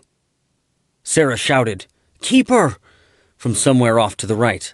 The sunlight around the Durthans brightened, and they screamed and staggered. The psychic assault on the hawk ended, and its wings beat powerfully and smoothly once again. It no longer needed Yeshri's counterspell, and since she was already speaking the language of the wind, she hoped she could adapt the magic to another purpose quickly, before Sarah's holy light faded. She rattled off a word of power, and a screaming blast of air tore the hoods off the witches' heads and pulled their mantles streaming back from their shoulders, exposing more of what was inside to a Mantor's power. Both Durthans burst into flame. The one in gray stumbled back into the tower. Her comrade collapsed and burned on the wall walk. Yeshri felt a surge of vicious satisfaction. After that, she had time to hurl one more blast of fire down into the courtyard. Then the hawk carried her beyond the castle walls. Arrows, quarrels, and a jagged streamer of darkness leaped after them, but none hit the mark. As her steed wheeled, she was happy to see that Eoth, Jet, and Sarah all still appeared unscathed as well. The Luck Maiden was with them, at least so far. "Once more should do it," Eoth called. Yeshri glanced south and saw that he was right. Keeping low, the berserkers and stag warriors had crept almost close enough to the castle to charge, and there was no indication that any of the distracted creatures on the battlements had seen them coming. "One more," she replied. The third charge was the most dangerous yet.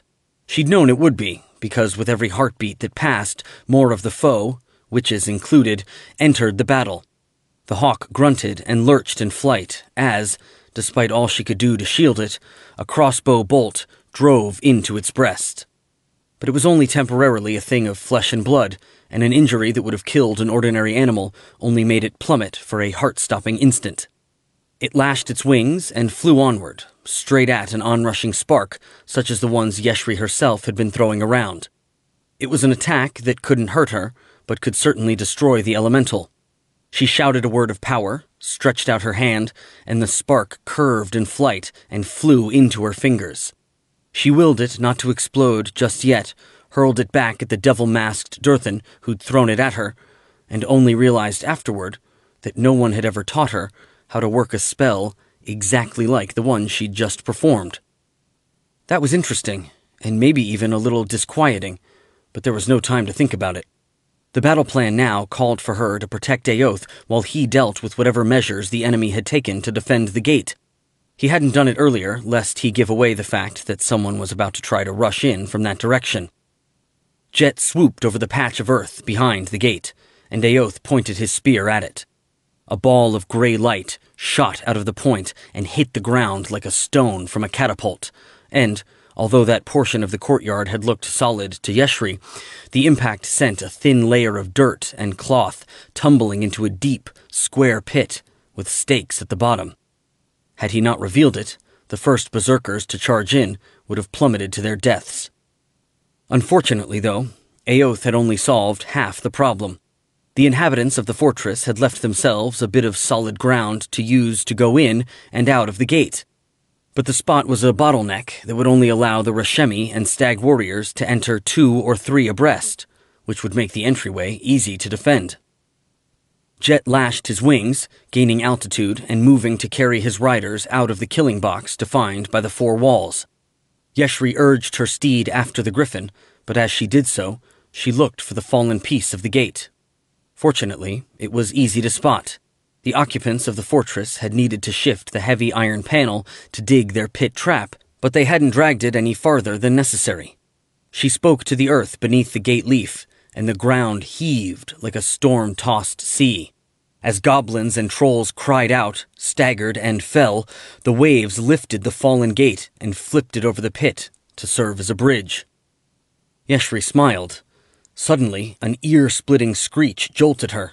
It stunned the hawk, too, and the conjured steed floundered in flight.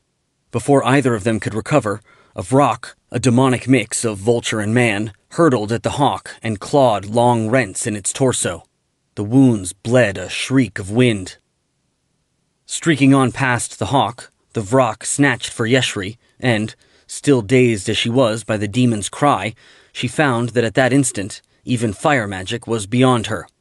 She evaded the attack the only way she could, by throwing herself off the other side of her steed.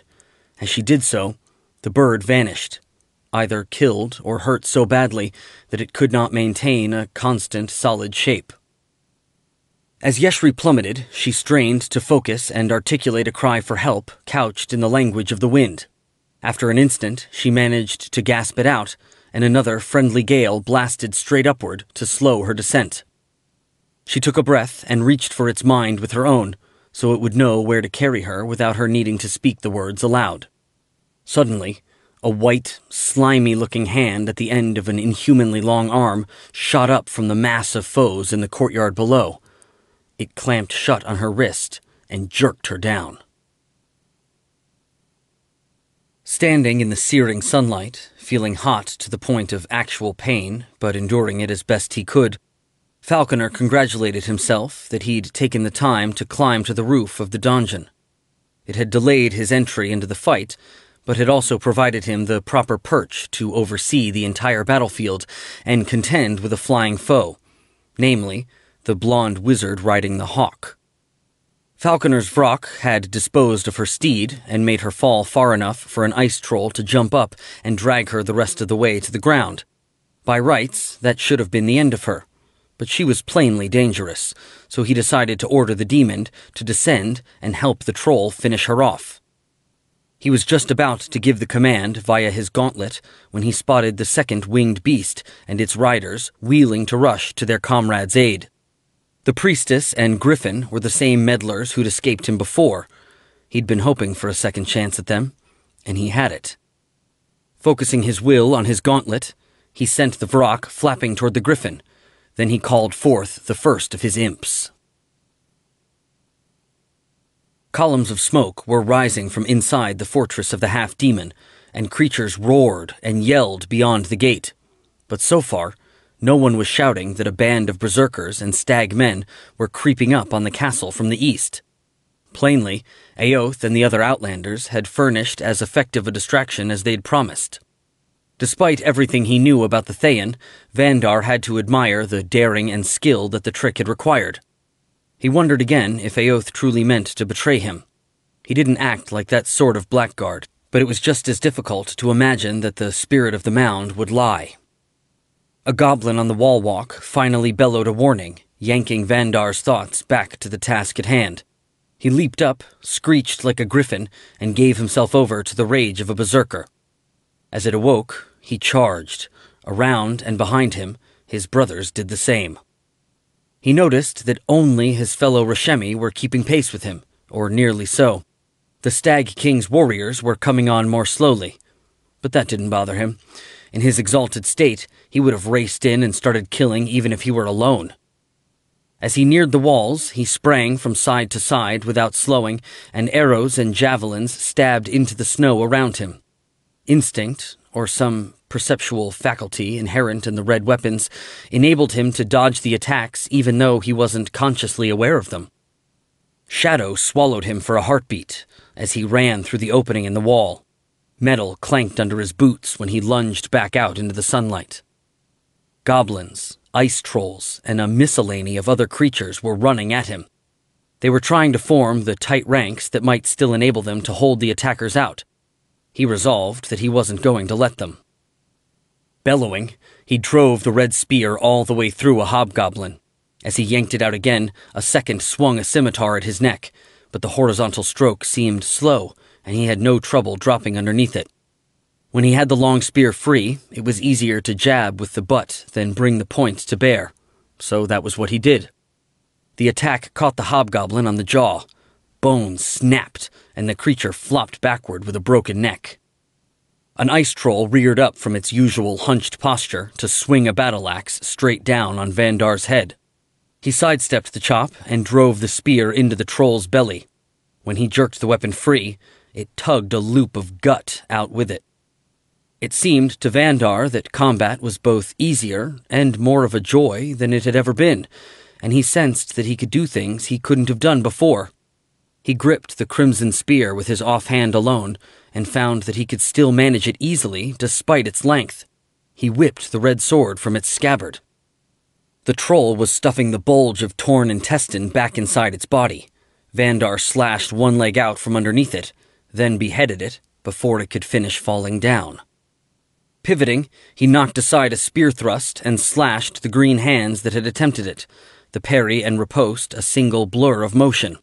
He sensed something rushing in on his flank and, without even needing to look, flicked the spear into line to catch the attacker in the chest. At the same time, he twitched his head back, and a flail made of braided rawhide and bits of sharp steel whirled past, half a finger length in front of his nose. He sprang and cut down his bugbear attacker before the shaggy, hulking warrior could ready the flexible weapon for another swing. Vandar grinned. He was dropping a foe with every attack, while his opponents seemed no more able to touch him than they could have grabbed a wisp of smoke. When his brothers hurled themselves, screaming, at the goblins and their ilk, he almost regretted them claiming a share of the fun. The defenders' lines buckled before the fury of the assault, and for a moment or two, Vandar wondered if they were about to break. Then a fell troll shambled forward, knocking its own comrade aside in its eagerness to join the fight. The two-headed thing was 3 times as tall as Vandar, with a bumpy, mottled gray-green hide. Its fleshy, worm-like strands of hair writhed of their own accord, and its fangs and hooked claws were long enough to cut a man to pieces with a single bite or slash. Vandar wasn't afraid of it. With anger singing inside him, and his fey weapons in his hands, he wasn't afraid of anything. But he recognized that the fell troll was a foe capable of slaughtering men by the dozen and repelling the attack, so he scrambled to intercept it. He threw the long spear like a javelin, and, reacting faster than anything so big should have been able to move, the creature twisted out of the way.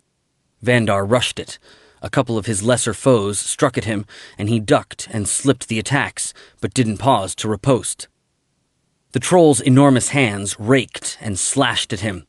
Twisting and sidestepping, Vandar counterattacked, gashing them, breaking talons, and even lopping off fingers. But the damage didn't slow the giant down, and it didn't really even need claws or fingers to hurt him. If one of its swings connected, it would still do so with bone-shattering force. Vandar had to get inside the reach of the long arms so that he could strike at the troll's vitals. He dodged 2 more blows, then, hoping he saw an opening, lunged. It proved to be a mistake. An instant later, the troll's hands caught him from behind and gathered him in. Stooping in the hunchback manner of its kind, it opened its 2 mouths wide. Deprived of his balance, Vandar somehow still managed to thrust. The red sword drove into the gaping mouth on the right and out of the back of that head. Unfortunately, the fell troll still had another head, and even a wound that terrible only made it falter for an instant. It dragged Vandar on toward its other snapping, slavering mouth. Vandar planted his offhand on his foe's forehead to hold himself clear, and immediately felt the giant's strength overwhelming his own. He let go of the red sword. Even if it hadn't been stuck, it would have been difficult to use at such close quarters, and snatched the dirk from his belt. Screaming, he drove it repeatedly into the head that was still trying to bite him. He half-severed the troll's warty spike of a nose, popped an eye, and then stabbed the blade deep into the gory socket. The troll jerked and pitched forward, carrying Vandar to the ground beneath it. He struggled to crawl out from under the creature's bulk, noticing as he did so that his leather armor was shredded and his skin was torn and bloody where it had grabbed him. But, still berserk, he didn't feel any pain or care that he was hurt. The only things that mattered were making sure the fell troll didn't get up again and then kill the next foe and the one after that. A hobgoblin raised a battle-axe to strike him before he'd quite squirmed all the way clear. Fortunately, another brother of the Griffon Lodge rushed in and slammed his own axe into its torso before it could swing. Vandar jumped up, yanked the red sword out of the troll's right head, and chopped both of its skulls to pieces. Even that might not keep it down forever, but with luck, it would at least neutralize the creature until someone had a chance to set it on fire. He glanced around and grinned to see that the enemy appeared to be falling back. Maybe the loss of the fell troll had weakened their resolve, or maybe the arrival of the Stag King's warriors was responsible. For they were finally there, fighting alongside their human allies, loosing arrows, jabbing with spears, and dipping their heads to gore with their antlers. The light, cheerful sound of their bells made a strange counterpoint to the shouts, screams, and clashing of the blades on armor and shields. Vandar screeched like a griffin to urge his brothers onward. As he did so, a silvery ripple of power stabbed down from somewhere overhead. It didn't splash over him, but it chilled him even so. However, the berserkers and stagmen it did engulf cried out, convulsed, or collapsed. A scant instant later, a horned, bearded demon leaped in among them and laid about with a glaive. Folk who weren't berserkers imagined that once a warrior had evoked the rage, he couldn't really think at all. But that wasn't altogether true, at least if the berserker in question had mastered the art as well as Vandar had.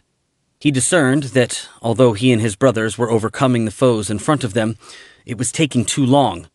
More and more undead spellcasters were emerging from the interior of the fortress to attack from the wall walks, and it was difficult for the embattled men on the ground to do much about it.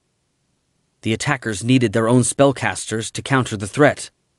Where in the name of the Golden Horn were they? Chapter 10. As it thumped back down to the ground, the ice troll grabbed Yeshri's other arm, immobilizing it as well. She cried out in dread and revulsion. The creature opened its reeking mouth wide and lifted her toward its glistening, crooked fangs. With a thought, she brought the fire that was a part of her leaping forth to cloak her body. The troll howled and flung her away. Foes were still pressing close on either side. Keenly aware of the danger they represented, full of sheer loathing at their proximity, at the possibility that they too might touch her, she told the wind that still hovered close to her to whisk her back up into the air. It tried. Her feet left the ground, but a mesh of thick, gluey strands, like a giant spiderweb, appeared on top of her to stick her to the earth. The wind strained, but couldn't break the adhesion. Sneering, she called forth her flame once more, for as every apprentice knew, that was the counter to such a trap. But the mesh didn't burn. But at least fire could protect her from the ring of foes that were about to strike at her from every side.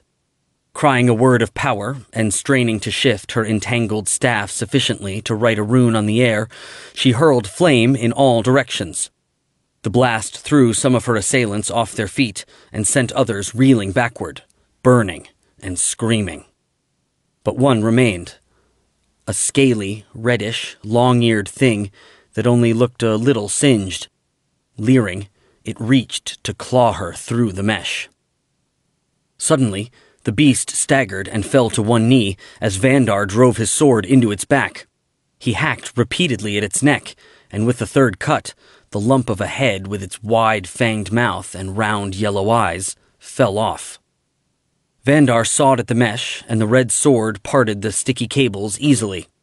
Yeshri rattled off a counterspell and finished what the blade had begun. The net vanished. Flinging drops of blood and pale ichor off his weapon, Vandar slashed it through the air to indicate the battlements. "Kill!" he snarled. Maybe it was his rage possessing him. That was as much speech as he could manage. In any case, it was enough. She understood what he wanted to convey. Despite the attacker's best efforts, there were too many undead up there. Masked, cloaked Durthans were summoning translucent Telthor wolves and bears.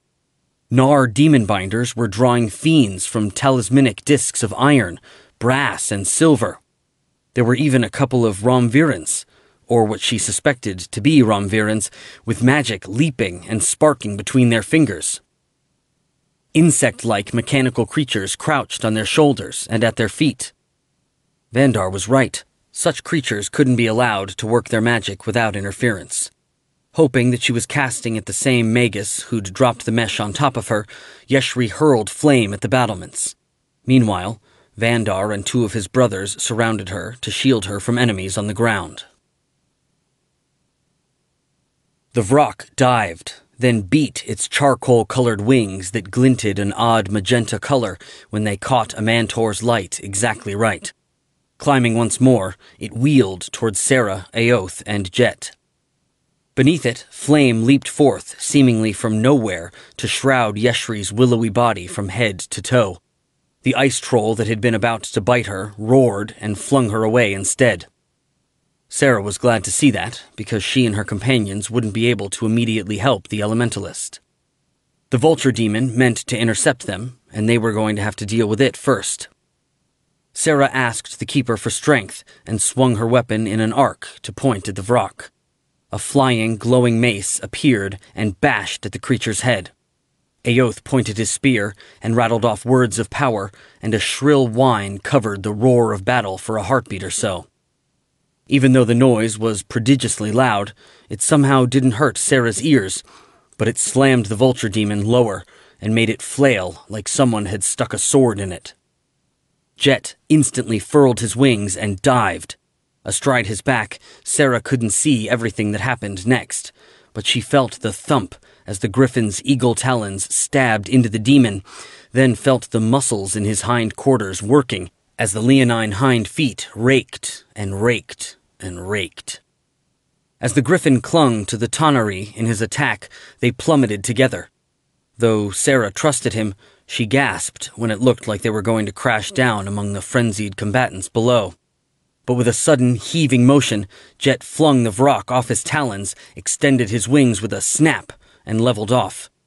Sarah slumped and closed her eyes in relief, just for an instant. When she opened them again, the air was gray with some sort of dust.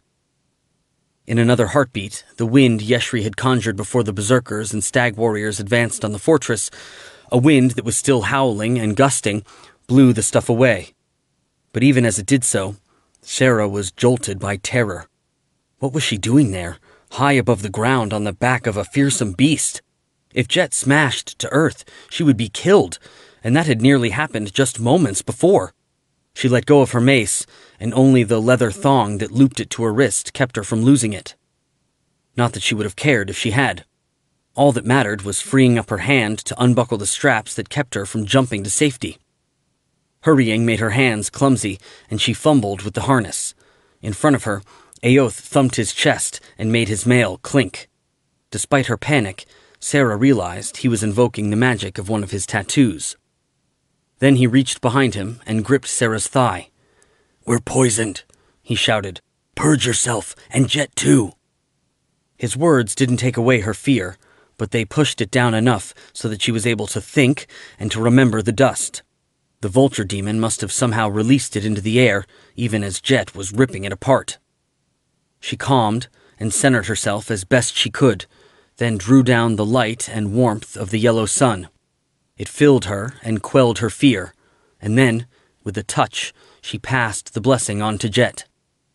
The Griffin stopped veering madly back and forth, as though trying to dodge a peril that only he could see. Instead, he screeched a challenge and lashed his wings as he tried to rise above the half a dozen entirely real imps that, Sarah observed, had come flying at him and his riders while they were all distracted. Blue and green shimmers rippled along the head of Aoth's spear.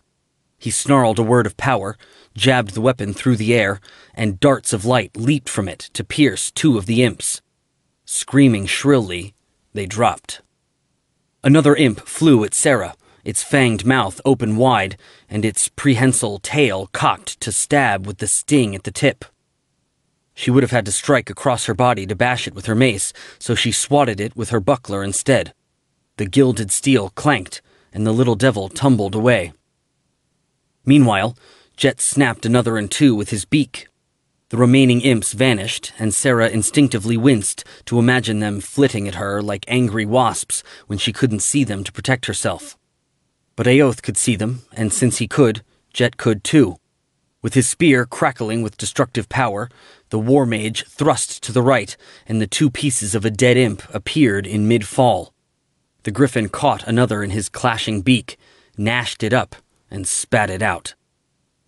As best as Sarah could judge, that was the last of the vile little things. "The Skull Lord!" she gasped, for it seemed almost certain that he was the one who'd summoned them. "Yes," Jet rasped. "Where is... there?" Because he was wheeling to aim himself directly at the creature in question, Sarah had no difficulty seeing where he meant. The three-headed skeleton with the warhammer and bulky gauntlet was standing on the roof of the donjon. Aoth looked down into the courtyard, and Sarah realized, with a pang of guilt, that he was making sure Yeshri was all right. She herself had forgotten all about their friend, even though they'd all been intent on rescuing her mere moments before. The frenzy of what followed had wiped the thought from her mind. "All right," said Aoth. "Let's do it." Jet hurtled at the top of the keep like an arrow. The Skull Lord tossed his gauntleted hand. A bat-winged devil, somewhat like the imps, but man-sized and covered in quills, appeared above him. The Spinnigan instantly lashed its wings and flew out over the courtyard. It whipped its arm and threw a volley of quills, which burst into flame as they shot through the air.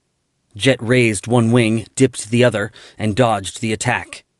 Aoth growled a rhyme, pointed his spear at the spined devil, and a thunderbolt boomed from the point to blast it apart. Jet jerked, and Sarah realized that something had hurt him somehow. But his wings beat as smoothly and as strongly as ever, sweeping them all toward their foe as swiftly as before, so evidently it hadn't been bad. Aoth recited the words to conjure more lightning. Sarah drew down the keeper's power and flung it from the head of her mace in a blaze of brilliant light. The two attacks struck the armored skeleton simultaneously and blasted him apart. "We got him!" Sarah cried. "Not yet," Aoth said through gritted teeth, and Jet kept on driving at the rooftop as fast as before. She realized they understood something she didn't, and an instant later, she saw what it was. The Skull Lord's charred, splintered form flew back together, reassembling him, although for the most part his broken bones didn't whisk their bent, smoking scraps of armor along with them. That wreckage still lay where it had fallen, but other than that, the undead Gnar appeared restored, except that he had only 2 skulls instead of 3. As the skeletal mage sprang to his feet, a crimson light glimmered in the eye sockets of the skull on the right. A great flare of dark red, foul-looking flame leaped forth, and, just a heartbeat short of the rooftop, Jet had to lash his wings and wrench himself off course to dodge it. By the time the Griffin had corrected, the Skull Lord was scrambling through a door that likely opened onto stairs leading down into the keep. Still, the creature was only a moment ahead of his pursuers. Jet thumped down on the rooftop, and, responding to Aoth's will, the saddle straps instantly unbuckled themselves. He and Sarah leaped out of the saddle and ran toward the door. With a deafening bang, an even larger blast of red fire blew the entrance apart, staggering everyone and jolting the whole roof. When Sarah approached the wreckage, coughing and her eyes stinging from the haze of grit now fouling the air. It was plain the detonation had collapsed the stairwell and rendered it impassable. She spat a curse she'd heard some of the coarser members of the Brotherhood use, a reference to Lady Firehair's anatomy as blasphemous as it was obscene. "Easy," said Aoth. "We'll kill the thing, just not right now." "Don't you have the magic that will—" she began. Aoth waved his spear to indicate the rest of the castle and the battle still raging there. "For now, the fight is here," he said. "Our allies need us to kill the creatures on the wall walks, and now that we control the highest point in the fortress, we're in a good position to do it." Bugles blared. Welvlod sensed surges of motion on every side. The horns were sounding the retreat. Casting about, the undead Ramathari warrior saw that his allies were doing their frantic best to disengage from their foes and scurry toward the various doors that led into the interior of the fortress. Someone, Oromar himself most likely, must have decided that their side was losing. Welvlod whirled and bolted for one of the doors into the keep. A stag man jumped in his path and tried to spear him in the chest. He slipped the blow and stabbed at his attacker's flank as he sprinted on by. Something thumped him between the shoulder blades, pitching him forward into a stumble, but not quite making him fall. He didn't know what had hit him, a missile or a handheld weapon, and he didn't bother looking back to find out. He tripped over the twitching body of an ice troll, and again had to fight to regain his balance. Reeling onward, he saw that the keep and safety were just ahead. A Gnar demonbinder, his withered gray limbs covered in tattoos and a round brass amulet hanging around his neck, was holding the iron-bound door as a pair of goblins scurried through. The wizard looked straight at Welvlod, then gave him a grin and slammed the door with a bang like a thunderclap. "You filthy Gnar bastard," Welvlod thought, just as something rammed into the back of his knee. He fell forward onto the ground. As he rolled over, a second spear thrust caught him in the face. Chapter 11. The various doors around the castle slammed with a series of thunderous bangs. Gazing down from the rooftop of the keep, Aoth tried to judge if any of the enemy were left trapped in the corner towers or any of the smaller structures along the walls. "No," rasped Jet. "According to the Rashemi, the Fortress of the Half-Demon is famous for the dungeons and tunnels underneath it. My guess is that no matter what door a troll or a witch ducked into, there is a way to join up with the rest." "You're probably right," Aoth said. "Curse it anyway." "Did you think we could stop them from locking themselves in the dungeon?" Sarah asked, breathing heavily.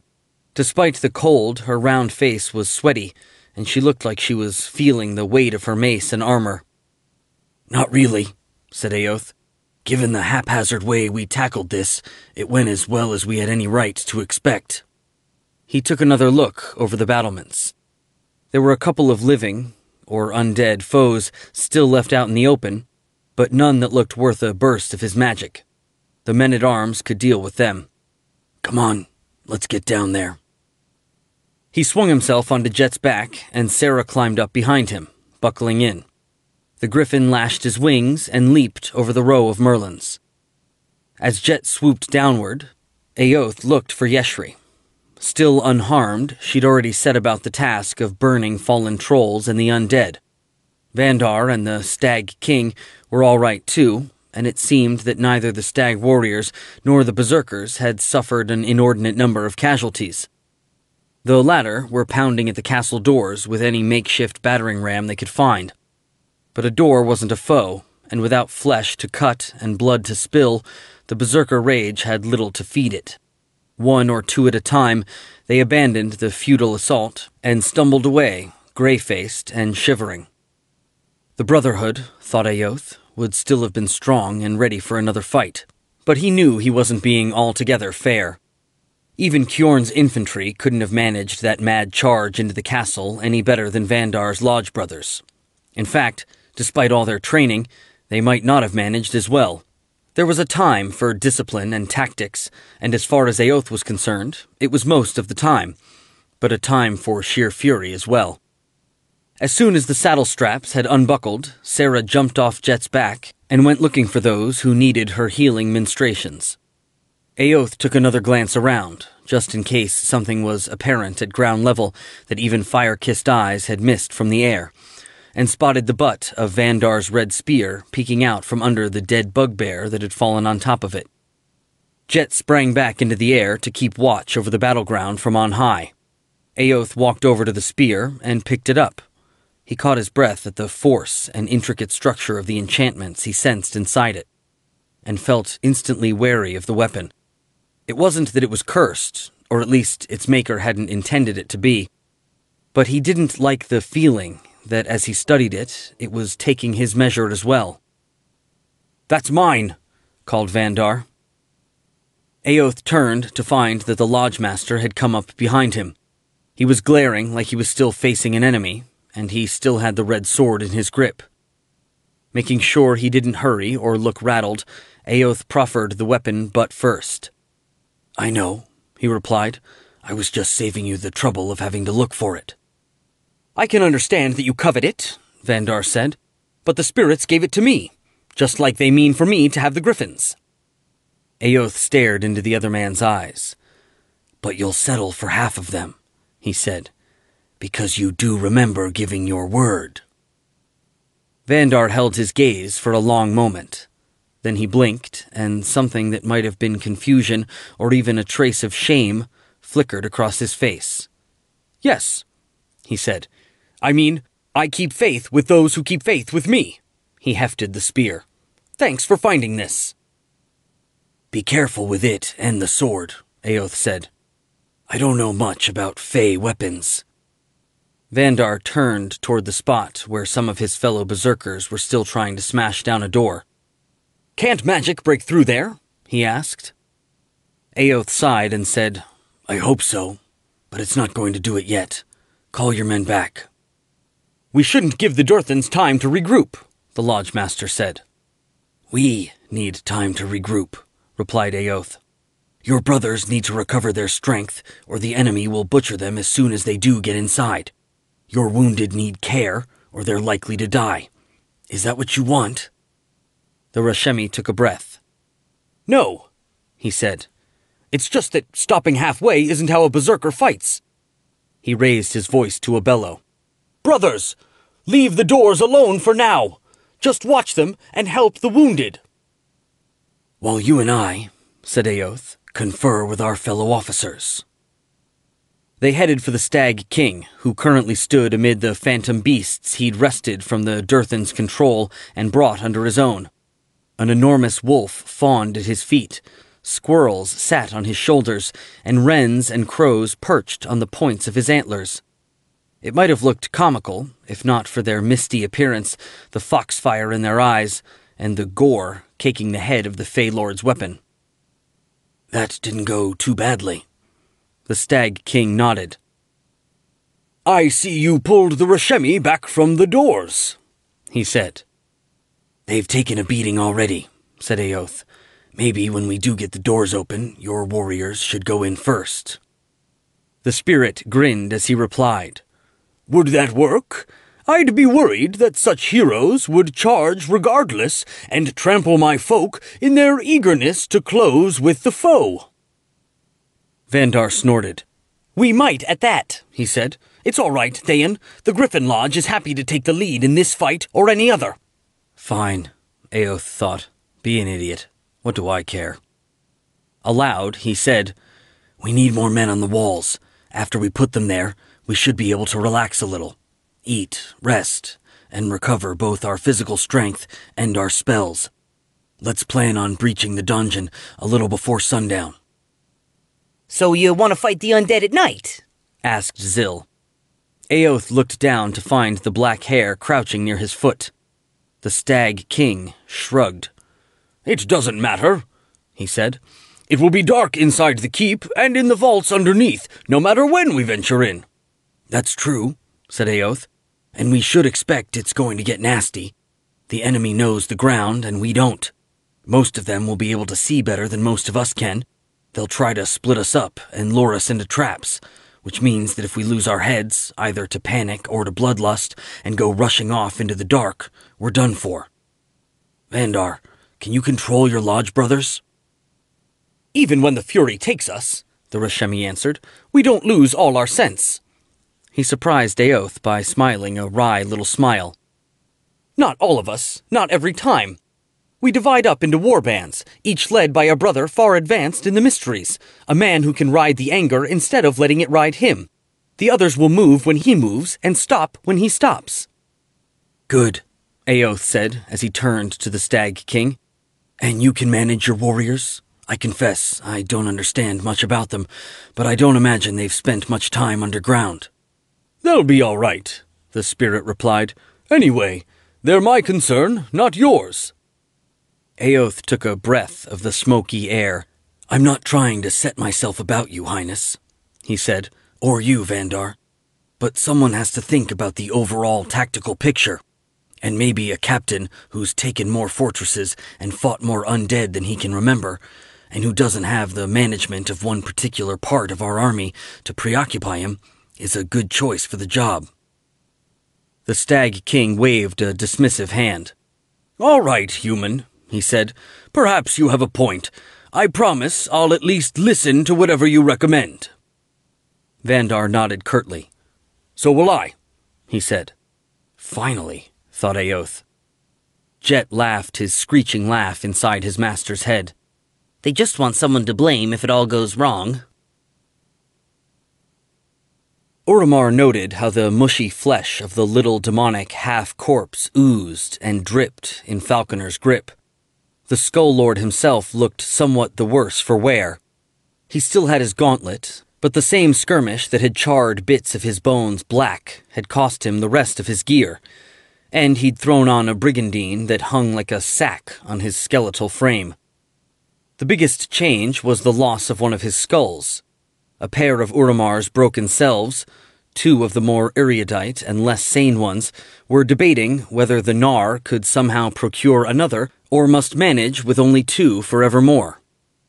For a moment their voices waxed painfully loud. Uramar resisted the impulse to grit his teeth and pound at his temples. His command had just lost a fight, and the warrior parts of him understood that at such a juncture his officers mustn't see him acting crazy or distressed. It would be bad for morale.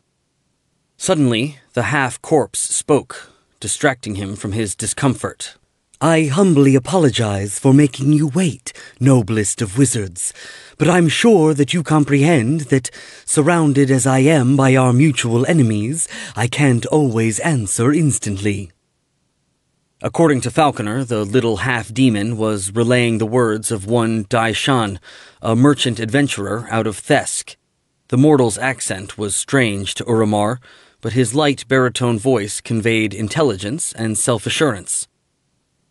We're under siege here, Falconer snapped. Why didn't you warn me that the Griffon Lodge and their allies were coming? Would that I could have, Daishan said. But to my eternal regret, I didn't know. I'm sure such a sagacious leader as yourself can appreciate that. Even though I gather intelligence as assiduously as I can, I'm not privy to everybody's plans. Are you in serious difficulty? I've had better days, the Nar replied. Is there anything you can do to help us? Daishan hesitated. Or perhaps it simply took a moment for the magic to carry his words across the intervening distance. Perhaps, August Magus, perhaps, he said. As it happens... With a soft, slurping sound, the remaining flesh of the half-corpse liquefied all at once. It slipped off the little demon's bones and spilled to the floor in a splash of filth. A couple of Uramar's voices shrieked with laughter. A more squeamish soul wanted to puke, and its nausea churned his stomach. I take it that's the end of the conversation, Nyavara asked. The vampire witch seemed vibrant with impatience. Uramar suspected it was less because her allies had lost the first fight than because the sunlight had kept her from participating and drinking the blood of those who fell victim to her powers. Yes, Falconer said. He dropped the imp's bones into the puddle of rot at his feet. "It's just as well," said Pevkalandra, sneering. A lustrous, eyeball-sized pearl was set in the left orbit of her shriveled face, and tiny silver scorpions crawled like lice in the folds of her faded blue velvet robe. Since there were only a handful of Romvirans in the fortress, she arguably didn't enjoy quite the same status as Falconer and Yavara, and needn't have been included in a council of war. But some of Uramar's shrewder voices had maintained it was politic to summon her to the keep's shadowy, ruinous great hall along with the other two. Falconer pivoted to fix the ghoul with his double stare. "And why is that?" he asked. "Because anyone could hear the treachery in that oh-so-unctuous voice," Pevkalandra said. "I would have thought even a Nar would notice, but perhaps—" "Don't start," Uramar said. "Please. We're all brothers and sisters now, united by the creed of Lod. And even if we weren't, this would hardly be the time to renew old quarrels among ourselves." "I realized the shoe probably couldn't help us," Falconer said through gritted teeth. "But it did no harm to communicate with him, and there's no reason to think he's playing us false. He said he chiseled the marks in the tombs under the Iron Lord's castle, and if so—" Uramar raised his hand with its crooked, mismatched fingers, ridged scars, and piebald skin. "You don't have to justify yourself," he said. "I thought it was worth talking to him myself. Now we need to consider the question he asked us. Are we in serious difficulty?" Yavara made a spitting sound. "Of course not," she said. "I'm not the only Durthan who couldn't venture outside into the daylight. In the tunnels, we can turn the fight around." "I agree," Falconer said. "My folk have demons we haven't used yet." Pevkalandra nodded. "And mine constructs," she added.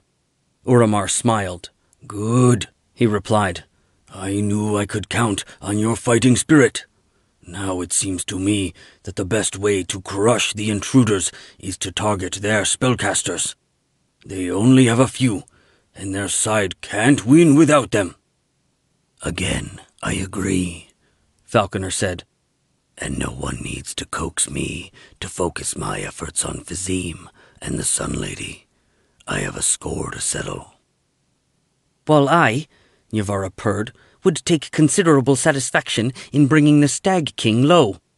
What sort of dark fae sides with the Hathrans?" "Then we have our strategy," Uramar said. "Except that there's one more point to consider. What if, in spite of everything, the enemy gains the upper hand again?" Pevkalandra snorted. "I plan for victory, not defeat," she said. One of Uramar's more glib voices advised him how to answer. "But with all respect, lady," he said, "it's one of the strengths of the Eminence that we plan for every contingency. We figure out how to make even defeat serve our purposes. That's why no one can stop us from establishing our empire." "How nice," Falconer said. "But what's the contingency plan now?" "Simply this," Uramar said. "If we smash our enemies, excellent. But if the battle goes against us, the more rational undead will retreat to safety along the deathways. Meanwhile, we'll leave zombies in fine armor and Durthan masks and robes behind to perish with our goblins and such. Some will carry documents to create the impression that by taking this one fortress, our foes have crushed our entire enterprise."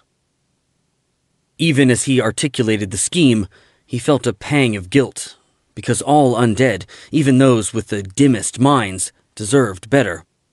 But it was likewise true that any commander sometimes had to sacrifice troops to achieve his objectives. Yavara nodded. "I like it," she said. "Good," Uramar said. "Now let's talk specifics. Falconer, you know the fortress better than the rest of us. What's the best way to harry the mortals as they advance? Where are the best places to make a stand?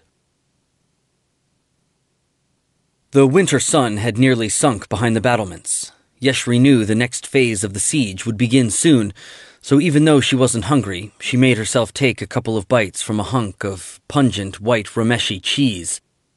She was rewrapping what was left in a threadbare old kerchief when Sarah and Aoth approached her.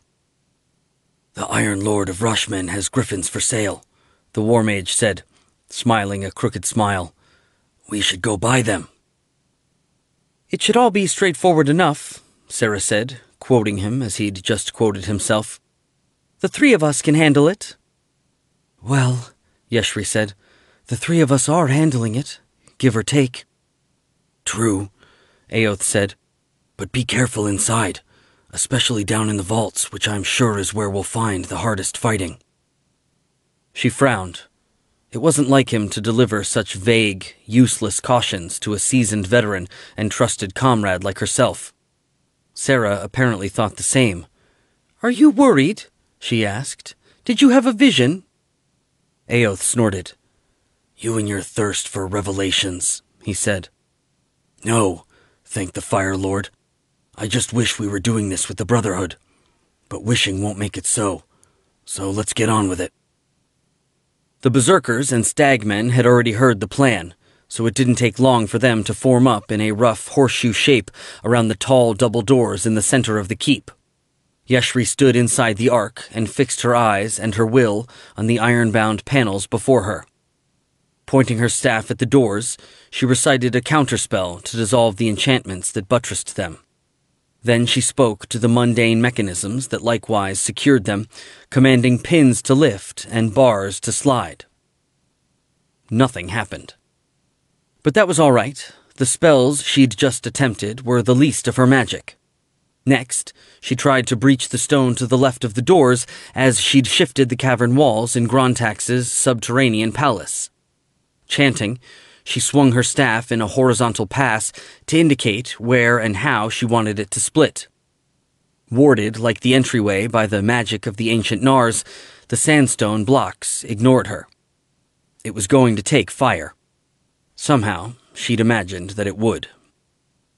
Sweeping her staff up and down in a pass that suggested leaping flame, she recited a rhyme in one of the hissing, crackling languages of the undying pyre.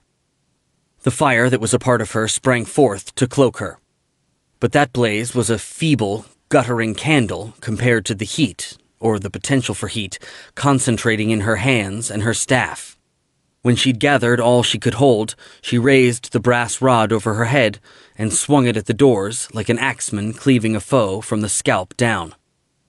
A torrent of flame poured from the head of the staff. Neither the heat nor the brightness troubled Yeshri, but her allies cried out and recoiled. For a heartbeat or two, the doors withstood even such an assault.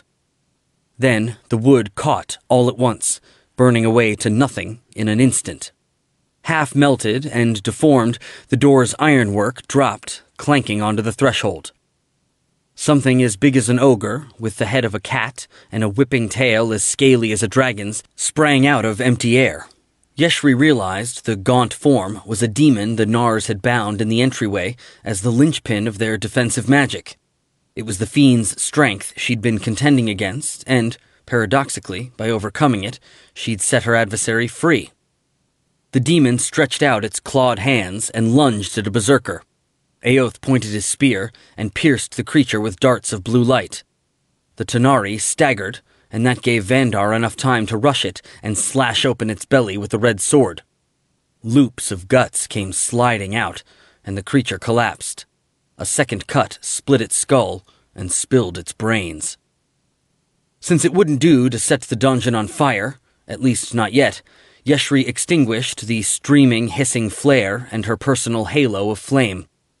Sarah swung her mace in an overhand arc that ended with it pointing at the doorway. The pure light of the yellow sun flashed in the chamber on the other side. It might not hurt a goblin or troll, but it ought to discomfit most types of undead. Nothing cried out. The berserkers surged forward. "No," Aoth barked. "Vandar and I will go through first." He shot the lodge chieftain a glance. Carefully.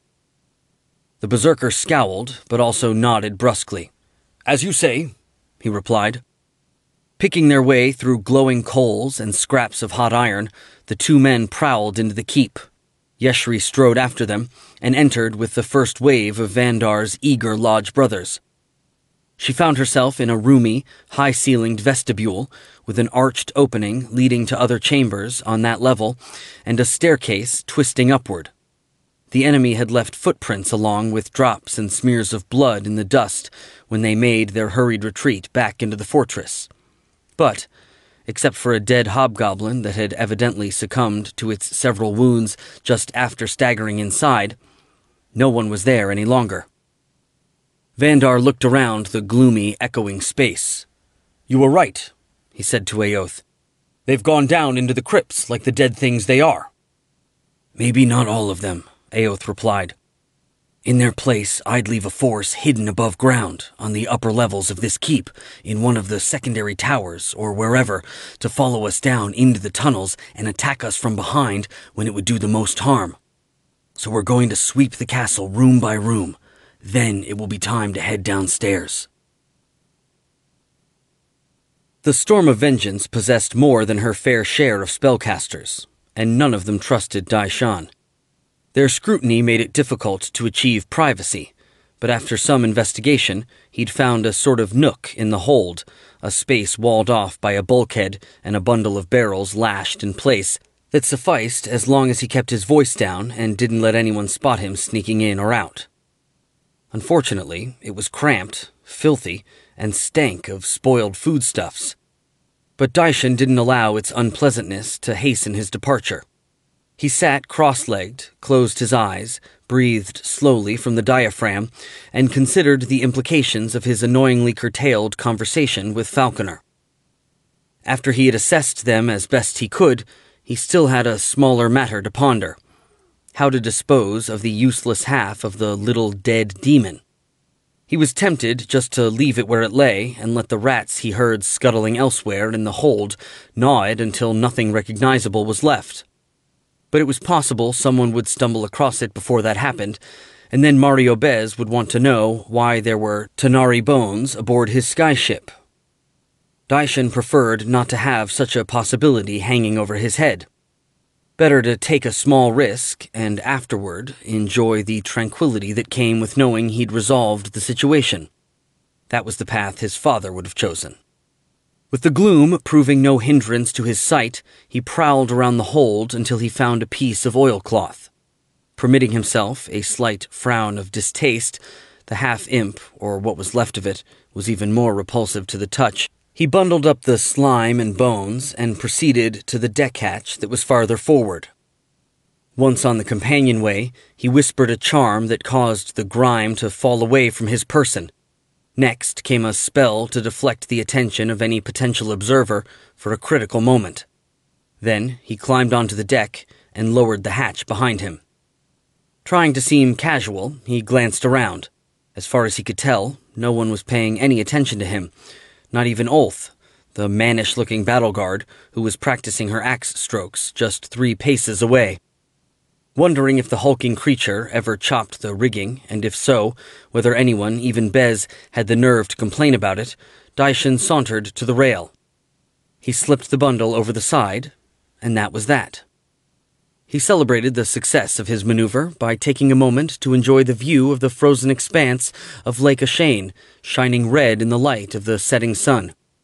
Though he'd never traveled by skyship before, it hadn't taken him long to discover that flight was a pleasure unlike any other in his experience. He felt godlike with the whole world spread out below him, and he promised himself again that, however the House of Shan ended up disposing of the rest of the wild griffins, he'd keep the blue-eyed king of the pride for himself. Unfortunately, he couldn't just stand and enjoy the view for long. There was work to be done. He turned and made his way to the stern castle, where Bez stood at the great oaken wheel. He had underlings who knew how to steer the ship, but he seemed to enjoy taking turns at the task himself. As Daishin mounted the companionway, he wondered what good it did for anyone to steer when the rudder projected not into water, but rather empty air. Presumably, it was part and parcel of the same magic that allowed the storm to fly at all. "Illustrious captain," Daishin said. "Greedy merchant," the sellsword replied, with a leer that indicated he was indulging his notion of humor. "Where have you been lurking?" "A quiet corner conducive to meditation," the shoe said, "where I could stay out from underfoot as your industrious crew pursued their manifold tasks." Bez grunted and turned the wheel a notch to starboard. The correction didn't appear to require any action from the sailors in the rigging, but those manning the windlasses controlling the folding wings immediately started cranking. "That sounds like a good place for you," the sellsword commander said. "But I take it you think we need to talk." "The captain is as shrewd as he is courageous," Daishin said. "When I meditate, I sometimes find it possible to send my spirit flying free of fleshly constraints. So it was this afternoon. I scouted ahead and witnessed the Griffon Lodge already attacking the fortress of the half-demon." Bez scowled. "The Maiden of Pain take you then, you son of a sow," he said. "If you hadn't insisted that I come back to Immelmar to collect you, the storm could have gotten there first. As it stands, I guess we'll just have to hope the berserkers aren't up to the job. Then we can come flying heroically onto the scene to turn defeat into victory." Daishin bowed. "As always, when my shrewd ally speaks, I hear wisdom," he replied. "That is indeed one possibility. But if I may be so bold, perhaps we should take care not to discount any of our other options prematurely." Chapter 12. "Stop," said Aoth. Ahead, where the tunnel widened out into a spacious pentagonal vault with 5 other corridors leading away from it, an intricate mosaic covered the floor. Hidden in the pattern, but visible to spell-scarred eyes, was a pentacle glimmering with pale green phosphorescence. "I see it too," Yeshri said. "More or less. I've been speaking to the stone around us. It's sick, poisoned by the things that have been festering inside it for all these centuries. And there's what amounts to a big shanker straight ahead. It's a powerful demon, I think." "Do we know any more about it than that?" Sarah asked, letting her mace dangle from its martingale so she could tuck a stray blonde curl back up under her helmet. Apparently, no one did. "I can tell you this," Aoth said. "When it pops out at us, it won't be alone. Unless I miss my guess, there are other foes lurking on the far side of those arches where we can't see them. In the side passages behind us, too." The Allies had tried to check and clear such potential trouble spots as they explored, but without splitting men off from his little army again and again, there was no way to keep the tunnels cleared.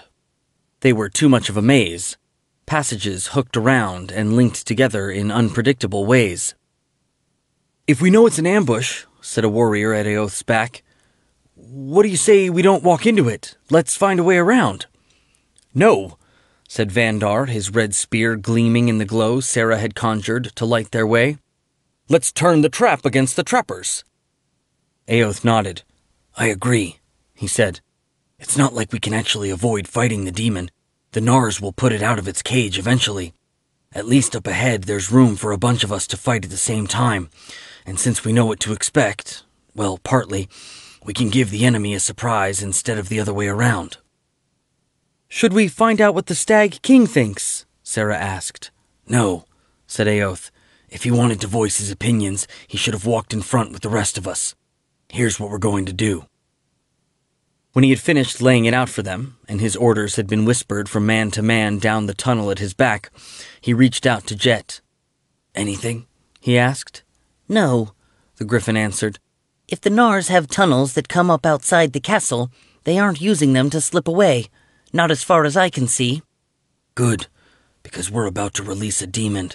It wouldn't be a particularly clever thing to do if the real enemy were already long gone. It likely isn't a clever thing to do anyway, but that never stopped you before. The word came back up the tunnel that everyone knew what he was supposed to do. Aoth and his companions prowled onward. The soft, muffled sounds of footfalls, clicking hooves, and creaking leather, and of the occasional murmur or growl of a spirit animal, attested to the line of allies moving up behind them. As the leaders prowled into the crypt, Aoth noticed that not only was it large, but also the vaulted ceiling was high enough to accommodate even a true giant. Wonderful. As he steeled himself to deliberately step on the outermost line of the pentacle, Vandar brushed past him. Fine, Aoth thought. You do it.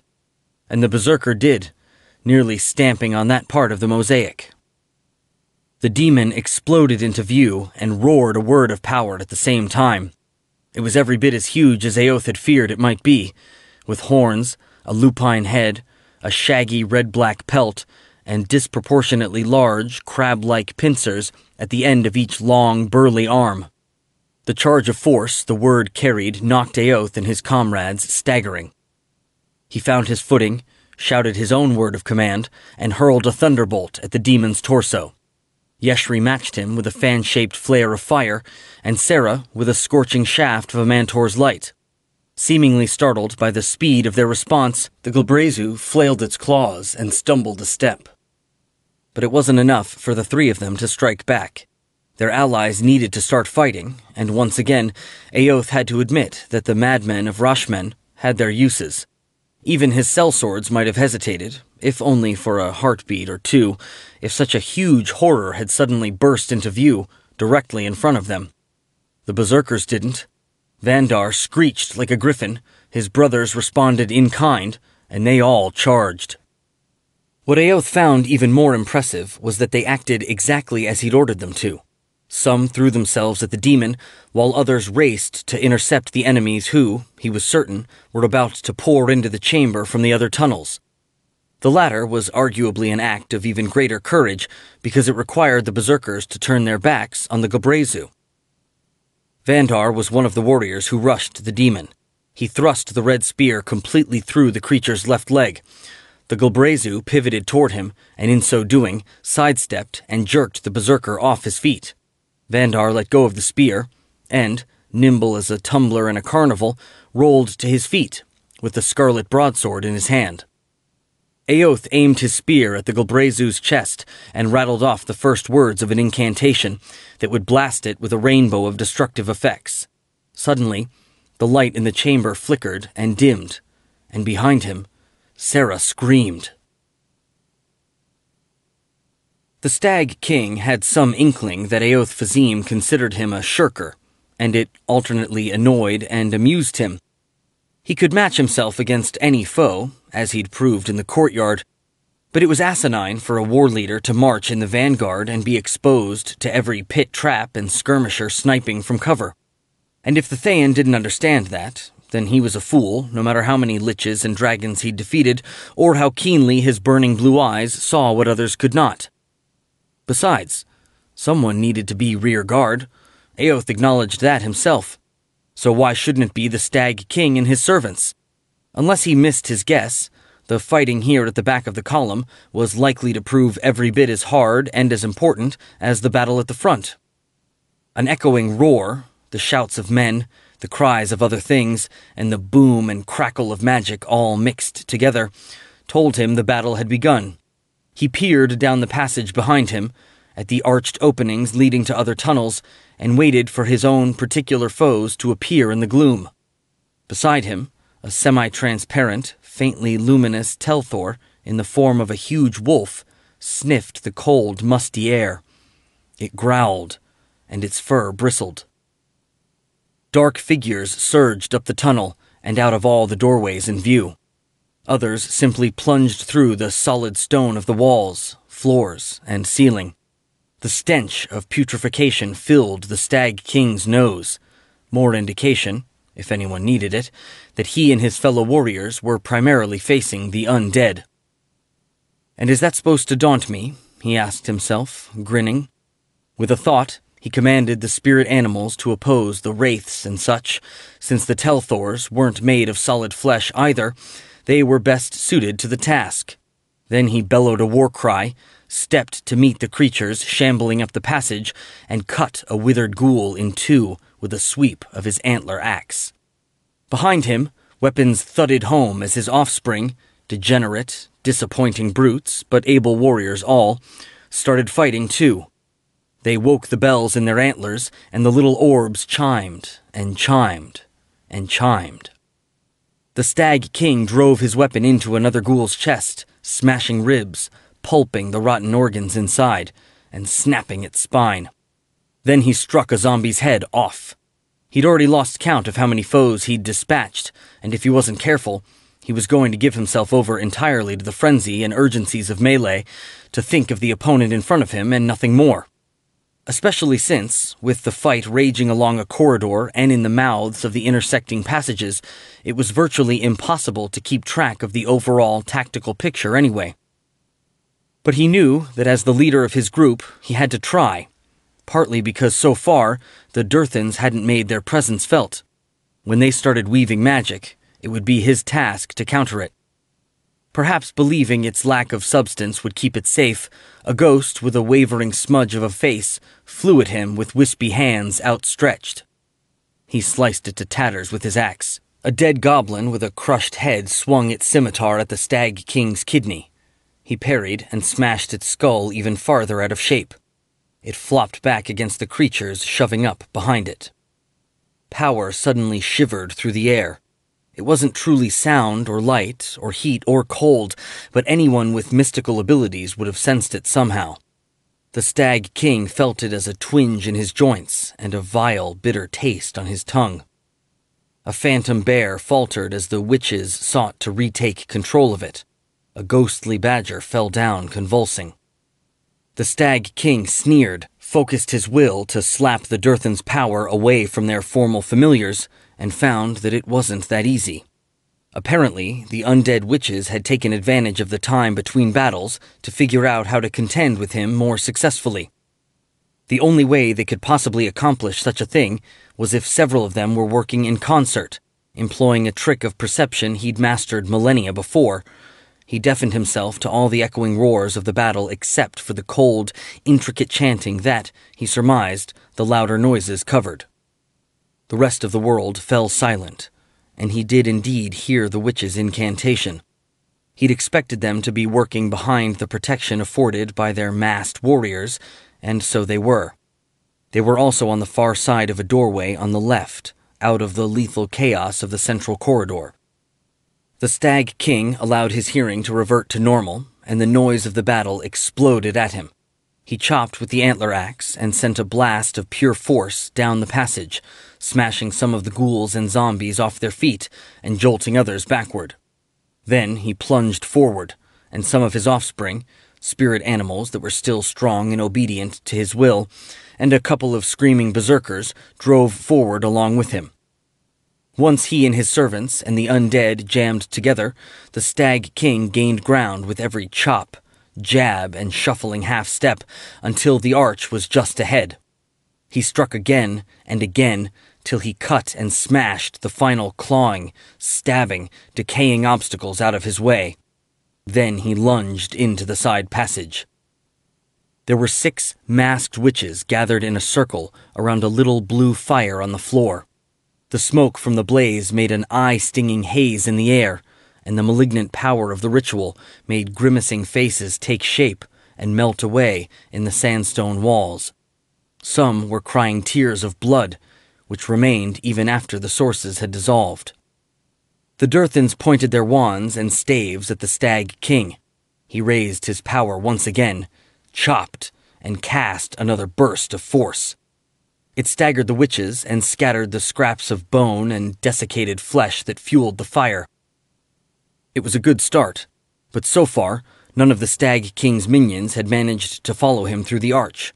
He was on his own, and that meant he didn't dare give any of the renegade wise women a chance to recover. He started after them, but saw other robed figures flow into visibility and solidity all around him. He belatedly realized that the haze was made not only of smoke, but also of mist, and the one had concealed the presence of the other. He roared and flailed with all of his strength, but several vampire women were clinging to him, and some of them managed to hold on. One of them crooned in his ear. "Do you know me?" she said, and he did. He just had time to recognize the voice of Nyavara, who'd fought so cunningly in the Witch War before 2 cold needles slid into his neck. Aoth's aborted spell discharged its power in a crackling shower of sparks. He pivoted in the direction of Sarah's scream, but couldn't quite see her. She was all but lost in the middle of a slashing whirl of shadow demons, and evidently couldn't produce a blaze of light bright enough to destroy or repel them. The demons were somehow making the glow that emanated from her flicker and dim. If it went out altogether, the attackers would have nothing but a few torches and luminous crystals to pierce the ambient murk. Leaving the Glabrezu to Yeshri, Vandar, and its other berserker assailants for the time being, Aoth aimed his spear and hurled darts of light at the shadows.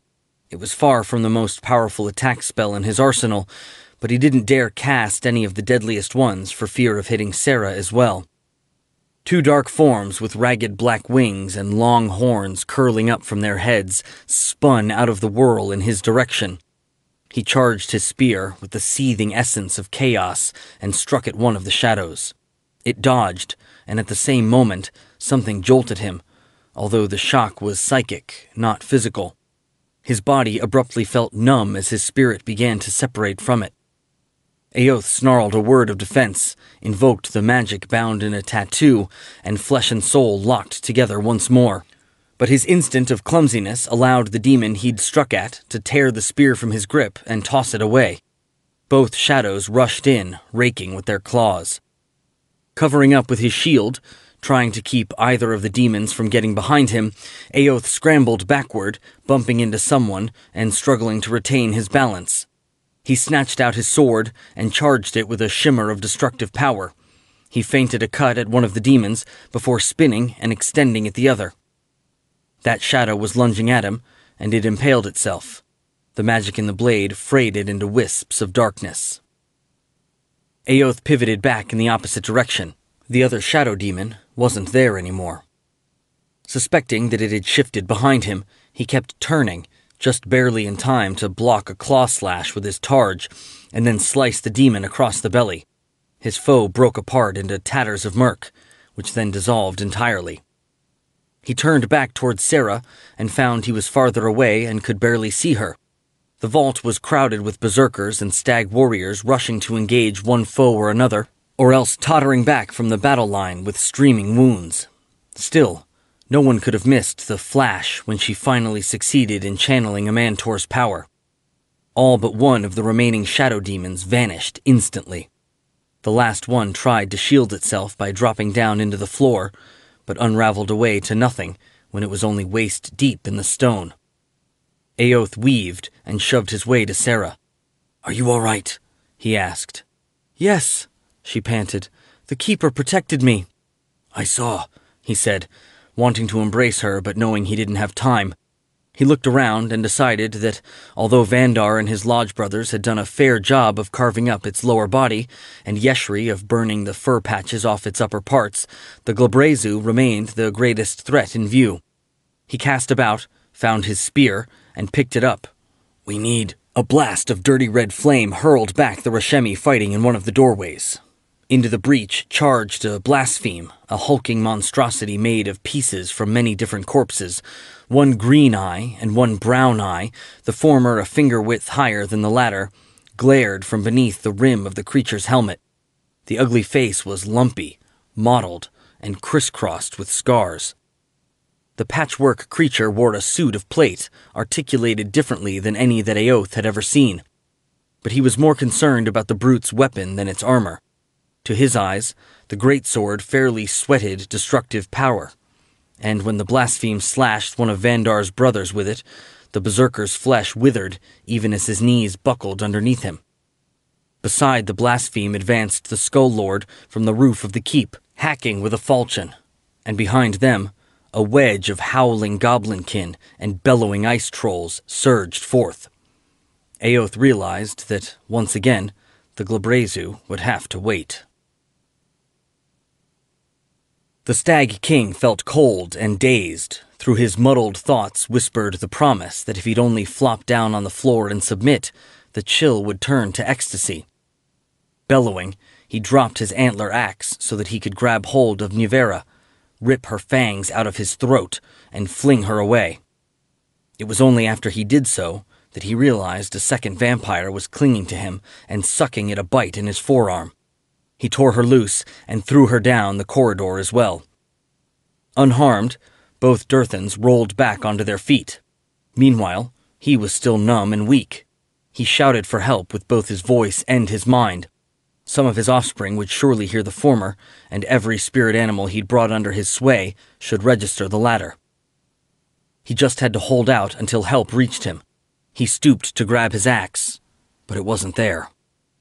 Nyavara laughed, and he saw that she'd collected the weapon when he wasn't looking. She tossed it clattering down the passage, putting it even farther out of his reach. Her gaze stabbed at him. It made him feel like she was lunging at him, or that the world had tilted on end and sent him falling down at her. Her stare would paralyze him if he let it.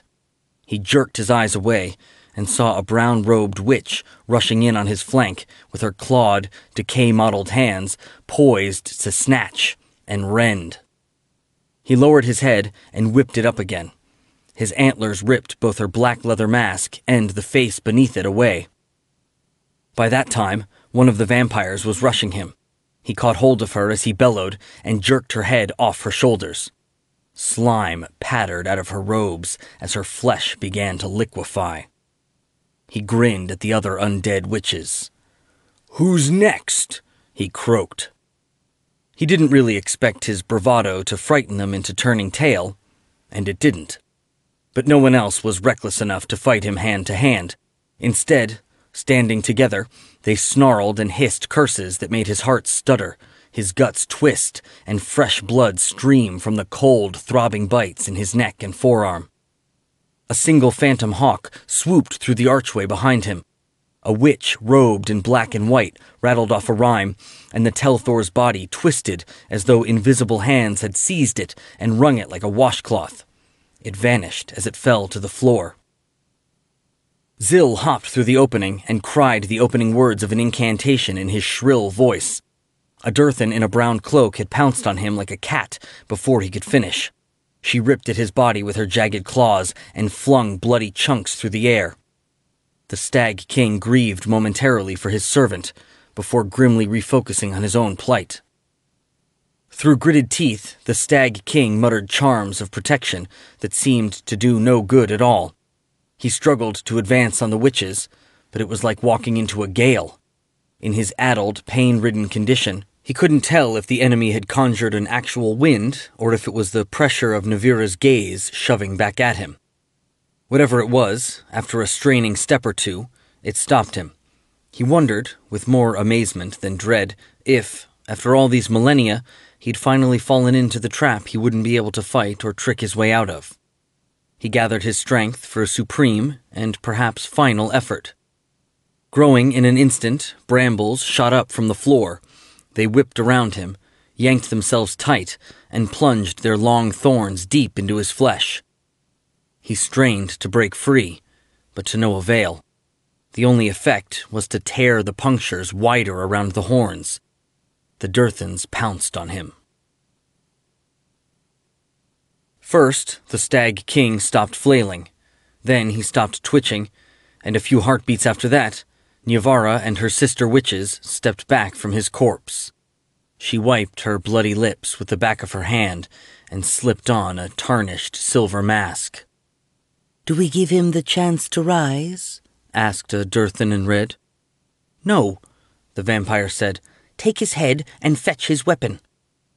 The witch in red retrieved the axe and used it to decapitate its erstwhile owner.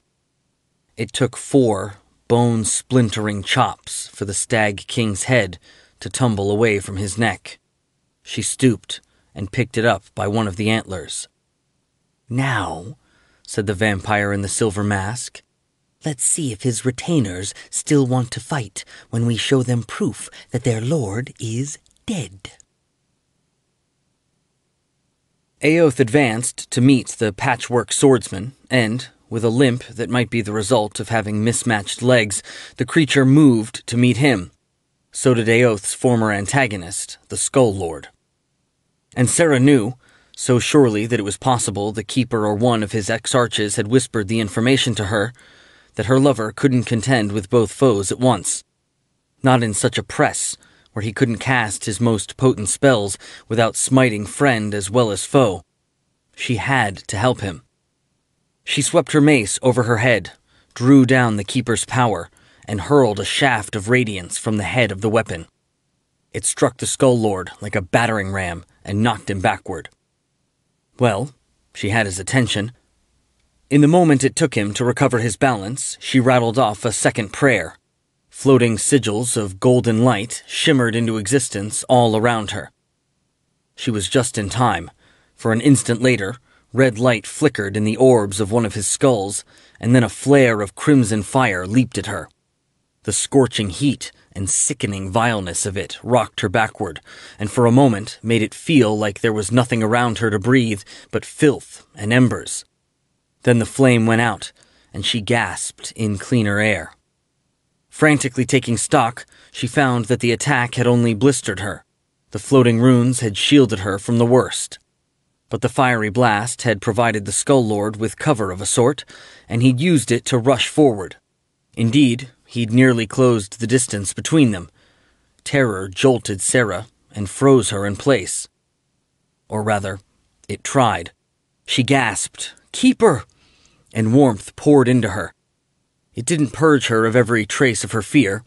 It probably would have needed to steal her reason to do that, but the unnatural, paralyzing dread dropped away. The Skull Lord's falchion leaped at her. She blocked with her buckler, and the heavy blade hit so hard that for an instant she feared the stroke had broken her arm. She tried to hit back with her mace, but she was off balance, and the riposte didn't come anywhere near her foe.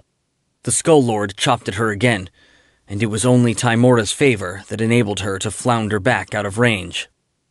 It was plain that, despite all she'd learned during her time with Aoth, she was nowhere near up to the task of defeating her ghastly opponent in a contest of arms. As he advanced, she again reached up for the power of the yellow sun and rattled off a prayer. She didn't know if she could finish it in time, but her only real hope was to try. A pair of ghostly warriors, each a blur of amber light, appeared between her and the Skull Lord. He tried to lunge between them, but they shifted to hold him back and struck at him with their swords. Sheltering behind them, Sarah hurled bursts of a Mantor's power, shafts of sunlight infused with holiness and the deity's righteous hatred of the undead. The third such attack blasted the Skull Lord into burning scraps of bone. For an instant, forgetting what she'd learned previously, Sarah hoped that was the end of the thing.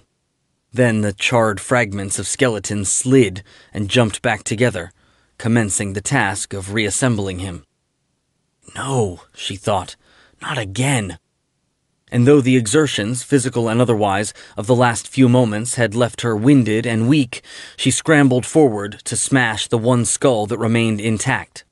Sliding like pieces on a lance board, her conjured protectors moved with her. She thought she had closed the distance in time, because she reached the Skull Lord when his power was still putting him back together. But the arm with the gauntlet had already reassembled itself, and, via scapula and vertebrae, reconnected to the remaining fleshless head. The Gnar tossed his hand and released the servant he'd held in reserve. A thing like a deformed cherub with bruised-looking purple skin burst into view, a necklace of mummified eyeballs swinging from its blubbery neck. It lashed its leathery wings, shot at Sarah, and stretched out stubby hands with long black claws. Her glowing bodyguards cut at it and missed. She tried to deflect it with her buckler, but failed to lift the armor quickly enough. The demon slashed at her face as it hurtled by. Pain ripped through her head, and everything went black. She realized the Tannerai might have just torn out her eyes.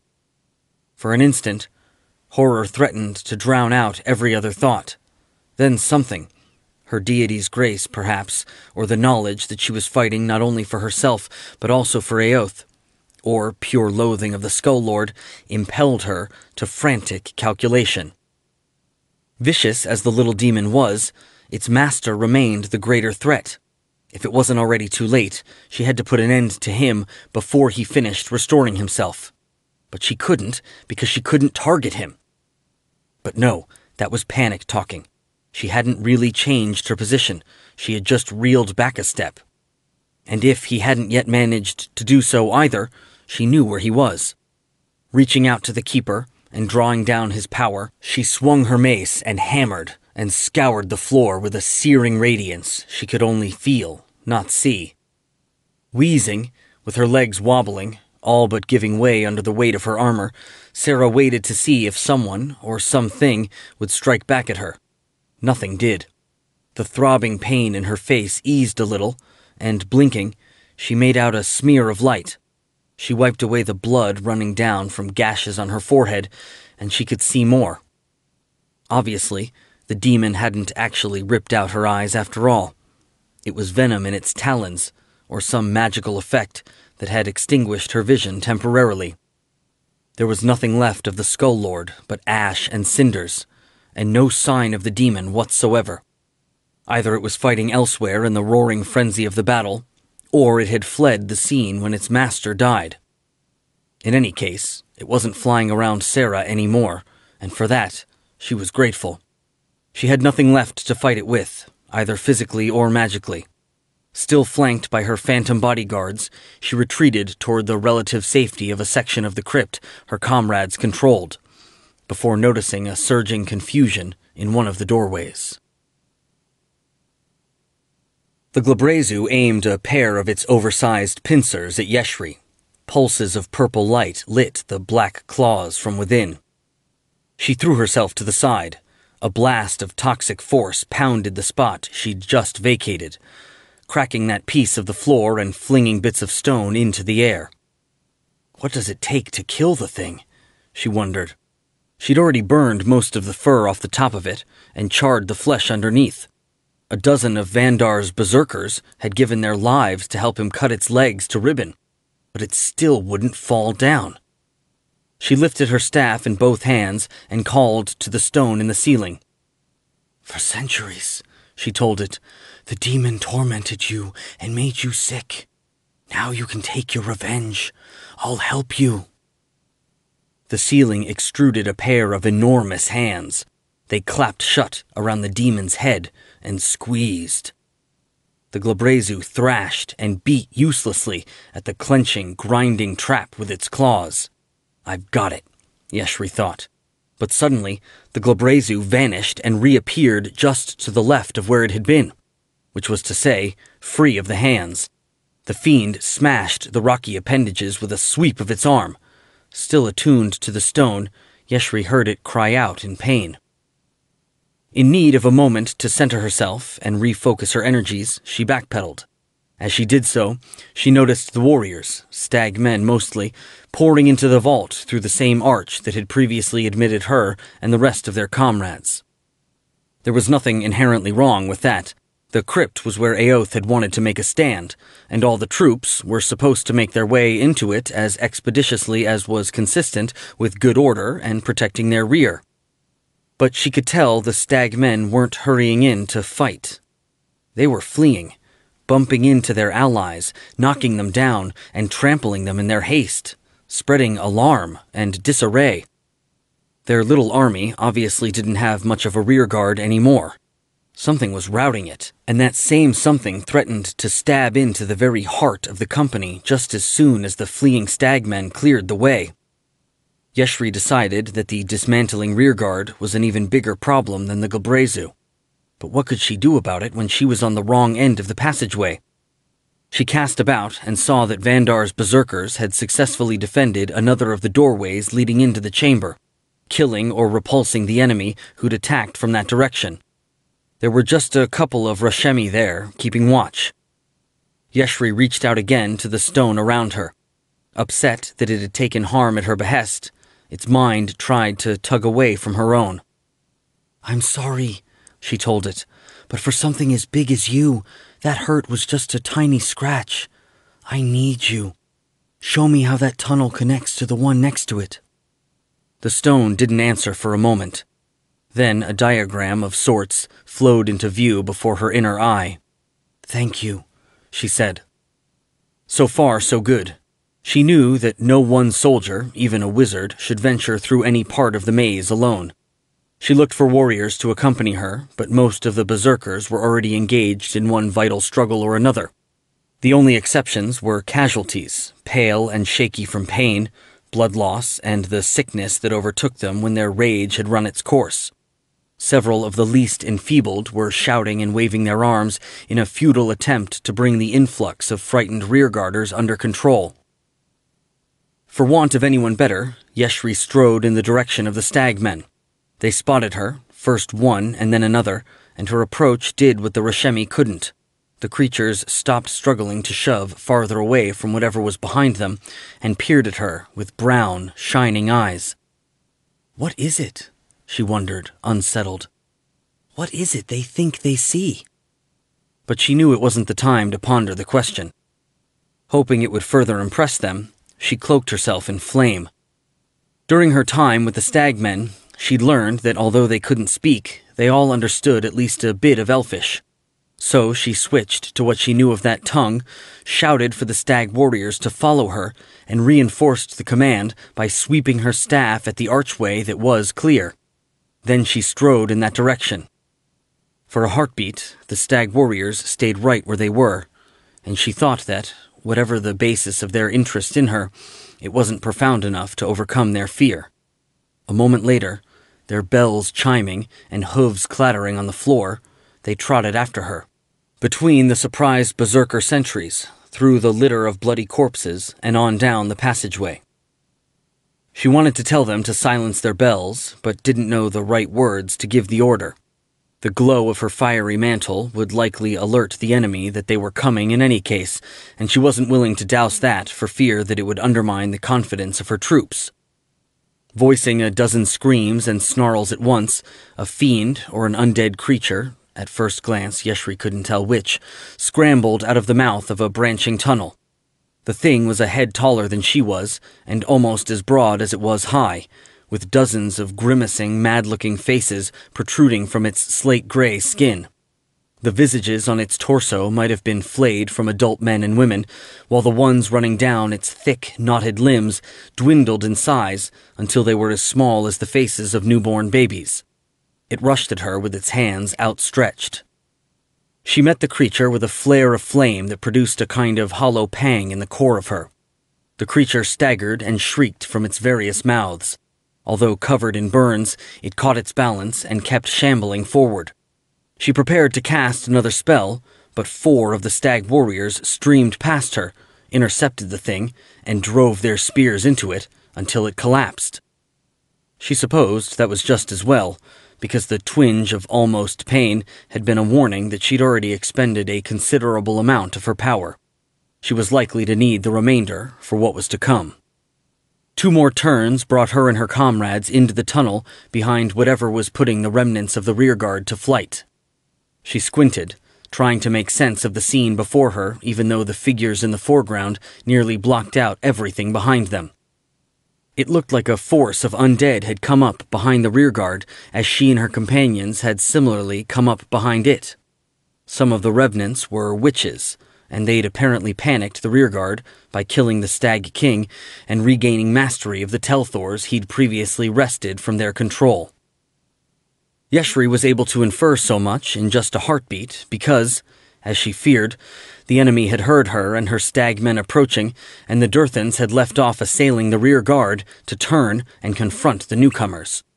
A witch in dark robes and a black mask that might be tarnished silver held the Stag King's antler weapon like a staff. A wise woman in red dangled his severed head. Their eyes gleamed like stars, and phantom wolves and badgers crouched at the witch's feet. The Durthans pointed their arcane weapons and recited incantations. The virulence of their curses swept down the passage in a wave of greenish phosphorescence. Patches of the stonework cracked and crumbled as it passed. Yeshri rattled off words of defense, her own power manifested as a burst of flame that met the oncoming shimmer and burned the poison out of it. She struck back by calling for fire to leap up from the stones beneath her opponents, but the witch in the silver mask nullified the spell before it had even started to manifest with a contemptuous-looking flick of the antler axe. The weapon was no doubt a powerful talisman. The two sides traded attacks for a while, with neither able to penetrate the other's arcane defenses. Yeshri decided that she was a more powerful wizard than any of those standing against her, but the weight of their numbers offset that advantage. While she dueled with her sister mages, spirit animals and undead pounced out of the archways in her vicinity, or simply lunged from solid stone. Stabbing with their spears and slashing with their swords, the stag warriors protected her from them.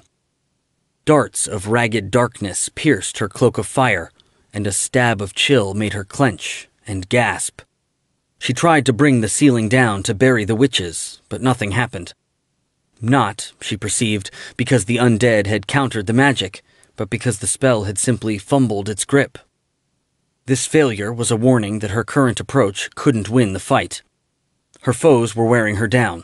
While still attacking and defending furiously, she tried to think about the situation as her friends might see it.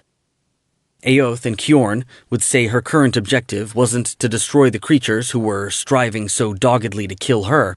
It was to keep the force they commanded from punching through what little was left of the rear guard and taking the Rashemi by surprise. And Gaydon, grinning his crooked grin, would tell her that when neither skill nor strength could prevail, it was time to bluff.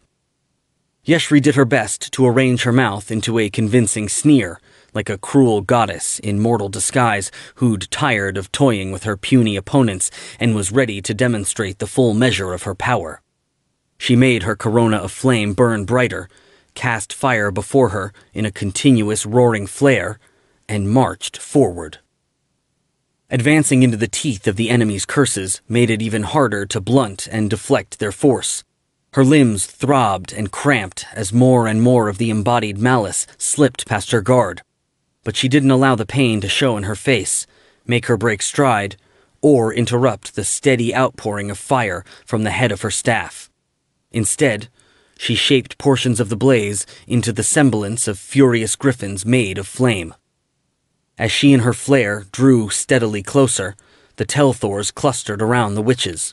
They cringed and peered up anxiously at their mistresses, and after another stride or two, the Durthans began to fall prey to the same anxiety. Despite the masks and voluminous robes, Yeshri could see their fear in the way they tensed and balked. The witch in the silver mask snarled, "This way!" She scrambled into a side passage, and her companions scurried after her. An instant after the last of them had disappeared, an enormous spiderweb burst into existence in the mouth of the tunnel, no doubt to prevent pursuit. Panting, profoundly grateful and somewhat surprised the bluff had succeeded, Yeshri allowed her flare to gut her out. She leaned on her staff and, with an aching, trembling arm that felt almost too heavy to lift, waved the stag warriors on to attack the lesser undead still trying to cut and claw their way into the Glabrezu's crypt. Vandar had given himself over so utterly to rage that it was like the feeling was the living creature, and he just a weapon in his grip. And that was fortunate. It kept him cutting, lunging, leaping and dodging, when by all rights his limbs should have been feeble and slow with exhaustion. It kept him attacking past the point where a sensible man might have succumbed to futility and despair. Yet despite his fury, a part of him noticed, as his most formidable allies dropped out of the struggle. At the start, while he and his brothers had assailed the Glabrezu with swords, axes, and spears, the Outlanders had seared it with thunderbolts, flame, and shafts of burning light. But those blasts had stopped coming. Unable to divert his attention from the fiend, Vandar didn't know why. He wondered if the Glabrezu's magic had killed Aoth, Yeshri, and Sarah too. Whatever had become of them, it was his fight. His and the Griffon lodges. And despite the evidence of the pulped and dismembered Rashemi bodies scattered about the floor, Vandar still believed they could win it. Surely the enchantments in the red sword could kill the giant, but not as long as it was only cutting up the creature's extremities. He knew he had to find a way to reach its vitals. He shouted to attract its attention and rushed at its right foot. It struck at him like he hoped it would, but not in the way he had wanted.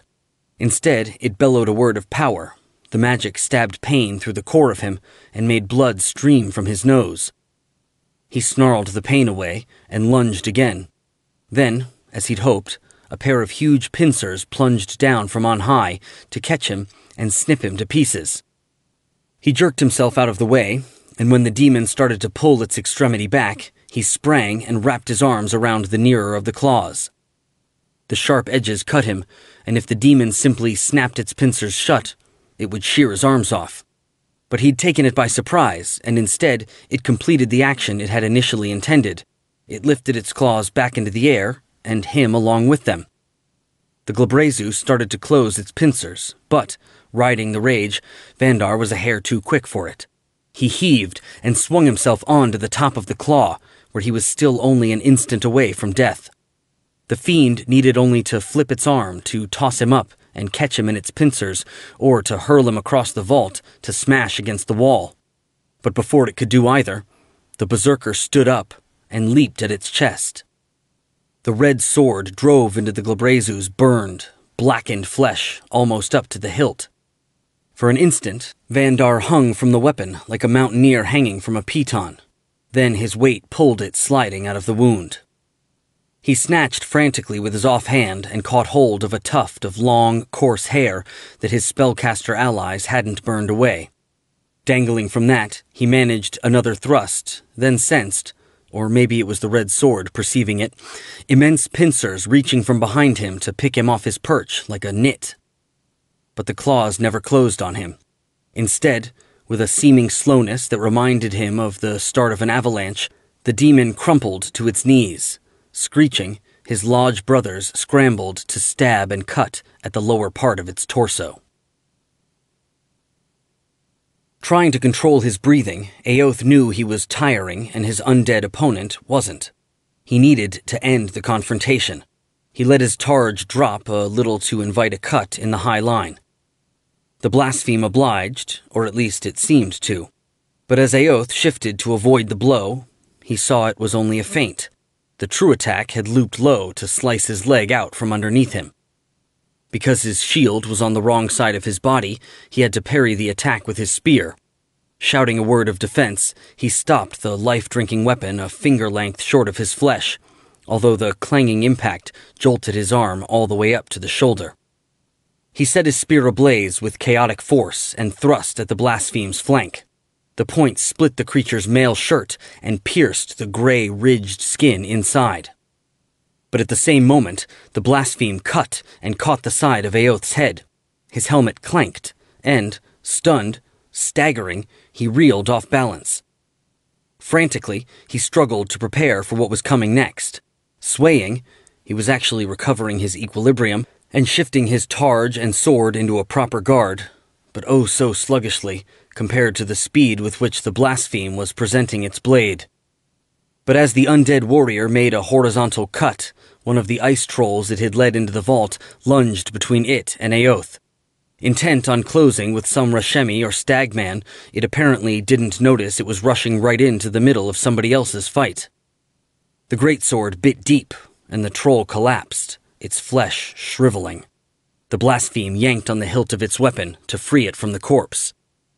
By the Luck Maiden's grace, it took a moment, time enough for Aoth's thoughts to snap back into focus and for him to rattle off a spell. Nearly as long as the blaspheme's weapon, a blade made of blue phosphorescence shimmered into being. It flew at the undead and cut at it. It parried, and the greatsword rang. Fence with that for a while, thought Aoth. Meanwhile, he'd take the blaspheme apart with further spells. But, as he took a breath to begin, the patchwork warrior snarled a single word. Aoth had never heard it before, but the charge of power it carried set his teeth on edge and made his battered head throb anew. It also prompted the corpse of the ice troll to make a grab for his ankle. Eoth barely managed to jump away. The reanimated ice troll heaved itself up off the floor. All right, he thought. It's a race. I need to get rid of you before the blaspheme finds a way to get rid of my flying sword. Suddenly, a disembodied female voice sounded across the vault, magic making it audible despite the roar of combat. "Oromar," it called. "Fall back! Everyone fall back!" Still defending himself against the Sword of Light, the blaspheme started to do precisely that, and its troops with it. It occurred to Eoth that a prudent man might be glad to let it go, but he was certain that the blaspheme was a leader, maybe the leader, of the undead conspiracy threatening Rashmen. He set about stabbing and burning the ice troll out of his way as quickly as he could. Unfortunately, it took a few heartbeats, and after that, he found himself facing clanking, steaming, boar-like constructs of articulated steel and brass, products of Ramathari sorcery, probably, that the enemy had deployed to recover their retreat. Once he and his allies destroyed those, the vault was theirs, but the blaspheme had long gone. Chapter 13. As previously planned, the surviving leaders of the defense assembled in a vault 2 levels deeper than the one they'd just conceded to the attackers. A number of their weary followers had crowded into a chamber with its intricate bas-reliefs of demons and damned souls crawling over and over one another, and more were stumbling in by the moment. But Nyavara and her peers had claimed a little side crypt for their exclusive use, so they could talk privately. As she'd so often seen him, Oromar stood staring at nothing and occasionally whispered to himself. Dark blood, or something akin to it, oozed from the slash in his torso, and despite the gravity of the current situation, she found herself wondering how that gelid ichor tasted. Would it poison her or exalt her in ways the blood of the living never could? Of late, sleeping away the time when the sun shone in the sky, she'd been having ecstatic dreams and terrifying nightmares. Sometimes it was hard to tell which were which, about what might happen if he'd allowed her to drink her fill of Eklid blood. She realized Pevkalandra was staring at her. "I'm sorry," she said. "I asked," said the ghoul with an edge in her voice, "if you were absolutely certain we were beaten."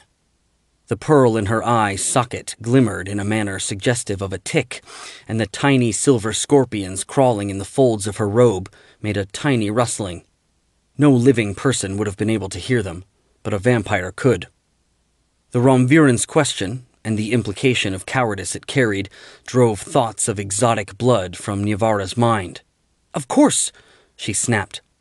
"Once I was out of the thick of it, I could see the whole battle in a way others couldn't. And yes, we killed the Stag King." Or rather, she and the trap she'd set. So how dare anyone doubt her courage or her judgment either? "But nothing else was going as we had hoped. The enemy had destroyed Falconer and the Galbrezu, too."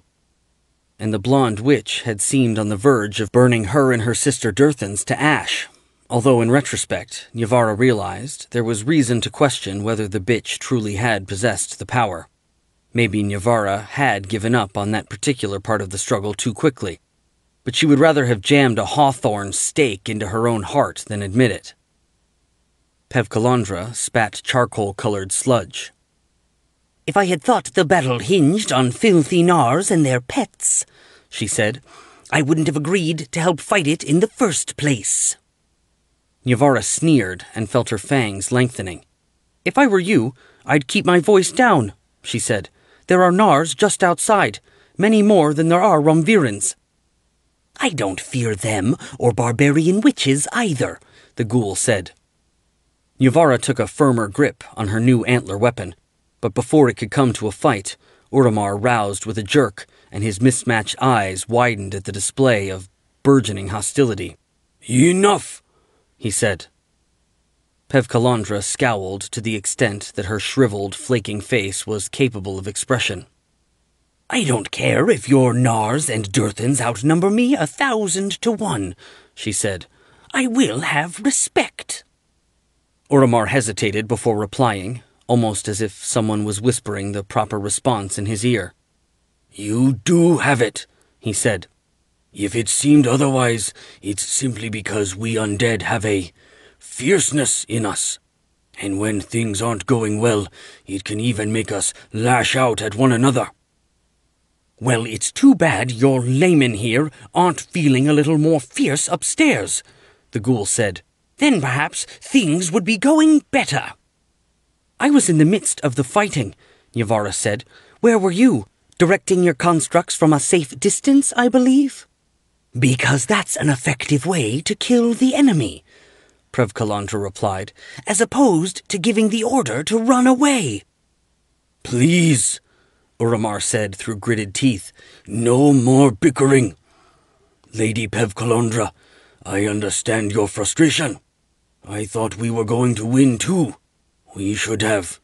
But luck wasn't with us, and I'm satisfied that Nyavara made the right decision.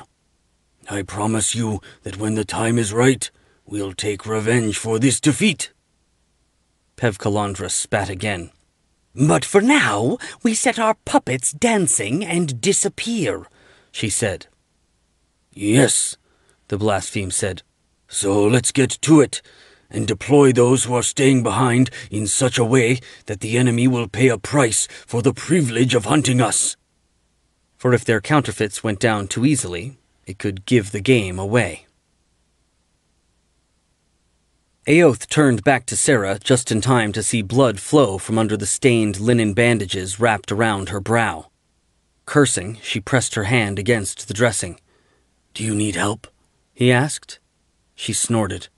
"What kind of a healer would I be if I didn't know how to apply pressure to a cut?" she said, cocking her head. She studied him, and her expression softened. "It's nothing, I promise." But you almost lost your eyes, he thought, and maybe partly because he himself had once been blind, the thought appalled him. She was right, though. There was no point fussing about it, especially when so many of their allies had fared far worse. "Fair enough," he said. "Is your magic coming back?" "Trickling back," she said. "I'll start helping those who are hurt the worst as soon as I can." "Good. And I need to do my own work," he said as he hugged her, and their armor clinked together. Aoth made his way across the vault. Corpses, most conspicuously the gigantic, burned-smelling carcass of the Glabrezu, littered the floor. Berserkers sat huddled and shivering, waiting for the sickness that followed their fury to run its course. Meanwhile, stag warriors guarded the arches leading to the tunnels. Yeshri had attended to that. Apparently, the degenerate Fae were taking their orders from her.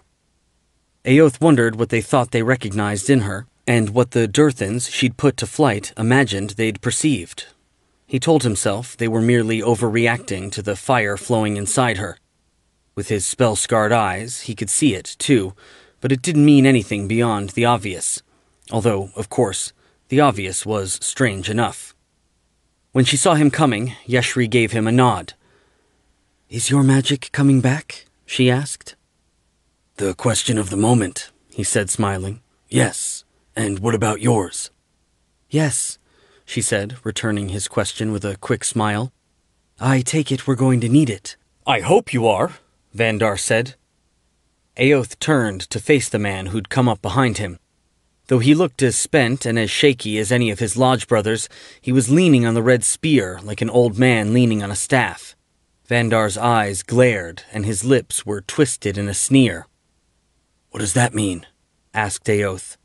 "I thought the Glabrezu had killed both of you," the Rashemi said. "But now I see that you just gave up on trying to kill it." Aoth felt a stab of anger, and took a long breath to quell it. "Fighting the demon was important," he replied, "but other things were happening that were just as important, and Yeshri and I, and Sarah, had to go and deal with them. We didn't want to leave you berserkers to handle the Glabrezu by yourselves, but it was necessary." Vandar grunted. "Whatever you say," he said. I mean, my brothers and I managed to kill the thing without you. What I want to know now is why we're dawdling. We need to get after the enemy to crush them once and for all." "Of course," Aoth said. "I agree with you. and I mean to give chase as soon as we're able. But we've had this talk before. We don't want to lead your brothers into more fighting before they're ready." "No," said Vandar. "But what if the Durthans are getting away?" "We have a way of checking on that, remember?" said Eoth. "I'll do it now." He reached out to Jet, and through the familiar's eyes saw the night sky. Selyun was rising in the east and trailing her haze of shimmering tears behind her. Fresh white snowflakes drifted on the frigid, moaning wind. "There's still nobody coming up out of any of the tunnels," said Jet. "You should have taken me along with you. You could have used me when the patchwork man was tearing you apart." "You may be right, but it's too late now. Stay on watch." "I will, but I'm going to kill a wild hog, too. I saw some a while ago, and I'm hungry." Eoth fixed his gaze on Vandar. "Jet says there's no sign of undead and such above ground," he said. "So they must still be down here with us." He smiled. "Come on, relax. Surely the master of the Griffon Lodge trusts the word of his totem." Vandar didn't smile back, but said, "Be ready as soon as you can." Then he turned and strode off toward some of his lodge brothers. "I don't like this," Yeshri said. "He was always headstrong and touchy, and he never liked you much. But now he's different." "I agree," said Eoth, "and I don't like it either. But in spite of everything, we've got the foe on the run. Let's finish this, collect our reward, and go home to the Brotherhood." Daishan stood at the bow of the storm of vengeance and gazed out at the vague black face of the benighted land below. It was an interesting sight, simultaneously majestic and mysterious, but it still afforded no sign of the fortress of the half-demon. Leaning on the rail beside him, Mario Bez said, "We're almost there." "Are you sure?" Daishan asked. The sellsword arched an eyebrow. Daishan bowed. "1,000 apologies, most sagacious of navigators," he added. "Of course you are." "Right," said the captain. "And because I am, it's time for you to do some more spirit traveling and figure out what we're going to find when we arrive." Inwardly, the Shu sighed. Perhaps it had been a mistake to let Bez know that he, in any sense, possessed that capability. Certainly there was an element of risk attendant upon entering a trance in the mercenary's presence. What if Bez had inferred that, his assurances to the contrary notwithstanding, Daishan still intended to claim the wild griffins for himself? What if Halrun decided to take advantage of a rival's diminished capacity by sticking his rapier in him, or tossing him over the side? It was, after all, what Daishan might well have done in Bez's place. But only after said rival had outlived his usefulness. Daishan hadn't, and he judged that his companion was shrewd enough to realize it. So he said, "I have every confidence that your timing is impeccable, my valiant ally, and it will be my privilege to glean whatever information I can." He moved to the center of the forecastle, sat down on the deck with his legs crossed, closed his eyes, and breathed slowly and deeply. When he felt centered, he reached out to the shadow that, 10 days before, he'd cast to spy on the Griffon Lodge. Unless something had happened to it, it had followed the berserkers north to the fortress of the half-demon and was stalking them still. Yes, it still existed. He could feel the ache of emptiness, the strange mix of malice, cunning, and dullness, and the absolute need to serve him that passed for its mind. He told it to give up everything it had and was, identity and existence themselves, and become him. Perhaps the shadow resisted or regretted, but if so, only for an instant. Then it was gone, and Daishan stood in its place. Of course, he was still sitting in the bow of the storm as well, but for the moment the original Daishan was content to empty his mind and vicariously experience what his counterpart experienced. The active Daishan found himself in a tunnel whose darkness was, of course, no impediment to his sight.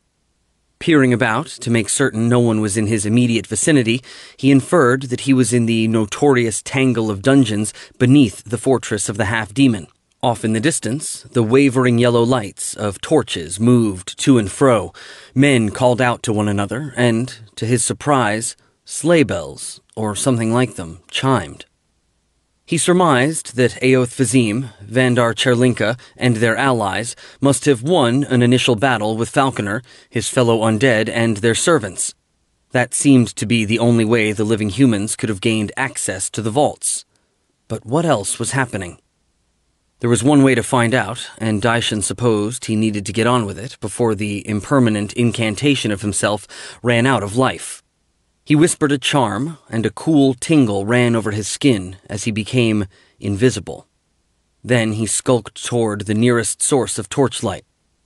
Keeping a safe distance, he watched creatures like gaunt stags that walked on two legs and fought with weapons. They destroyed a steel bull that snorted jets of scalding steam from its nostrils. The bells bound to the warrior's antlers made the jingling he'd been hearing. From there, he skulked on to a spot where a dozen howling, screeching Rashemi had cornered a Durthan and some goblins and were hacking them to bits. The goblins screamed for the masked witch to cast a spell, but she didn't, not even when the berserkers cut her down in her turn. Perhaps she'd already expended all her power. Such scenes gave Daishan more insight into the situation unfolding all around him. Since there was still fighting going on, it might be premature to call the attackers victorious, but their victory appeared inevitable. They were hunting their foes and driving them, before them, deeper and deeper into the vaults. And where was Falconer? Destroyed? Trapped? Escaped via some secret exit? It was impossible to say. But perhaps it didn't matter. It scarcely seemed like a propitious moment to make a stand with the undead.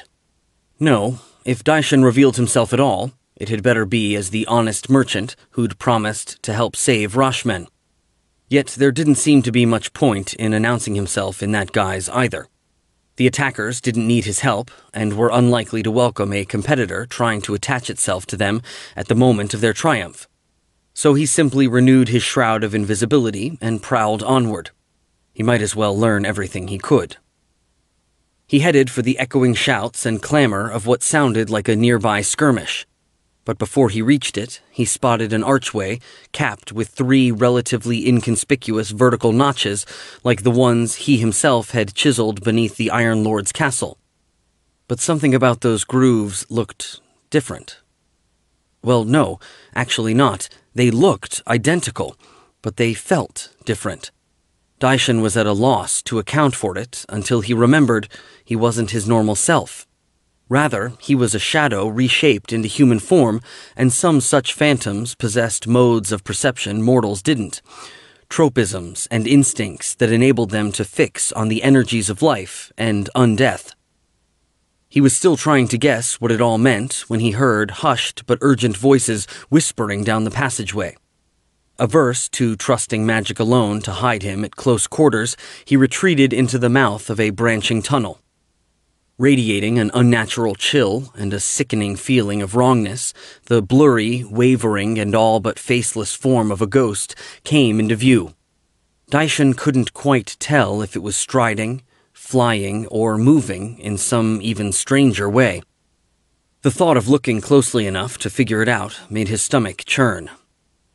With many a glance back over their shoulders, a trio of masked, hooded Durthans scurried after their spectral guide. Their flickering, semi-transparent familiars hurried with them, a peregrine, a wildcat, and a swarm of bees. Orienting on the archway with the carving, the ghost extended 3 wispy fingers and flicked his hand in a downward motion, as if it was scratching similar marks on the air. The space beyond the doorway changed. It was still a tunnel, but it forked just a few strides in, whereas before, there had only been one passage receding until a dogleg bent it out of sight. Nor was that the only change. Since there were no lights shining anywhere nearby, it mocked common sense to suggest that the passage was blacker than it had been before. Yet it was. The the essence of darkness crawled and festered there so thickly that even Daishan's magically enhanced sight had difficulty making out the details of the morbid carvings that adorned the walls in bewildering profusion. The ghost led its charges through the arch and repeated the cat-scratch gesture.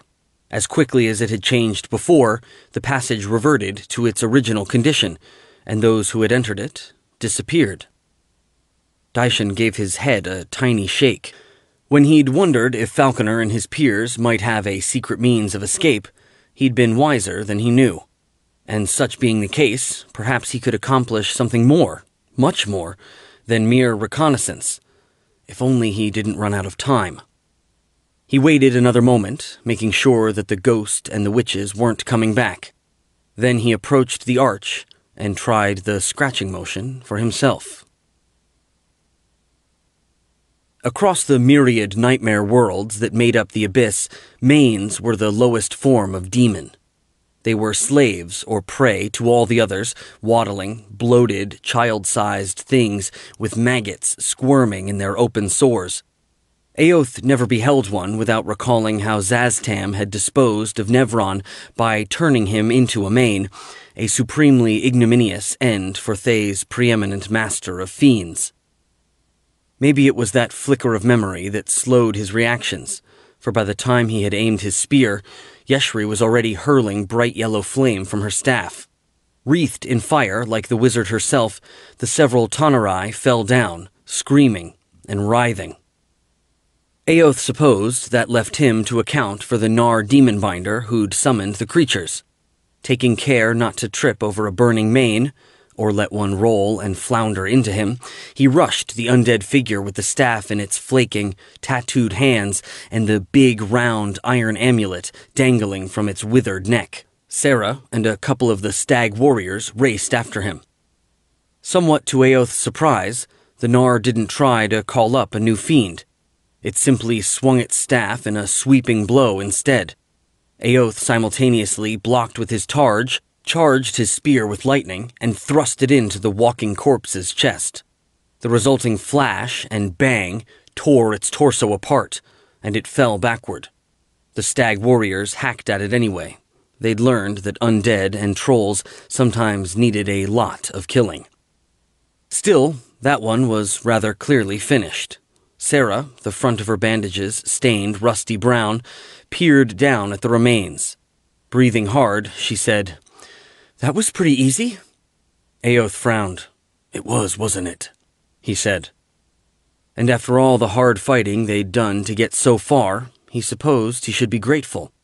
Still, something about it nagged at him, and he tried to figure out what.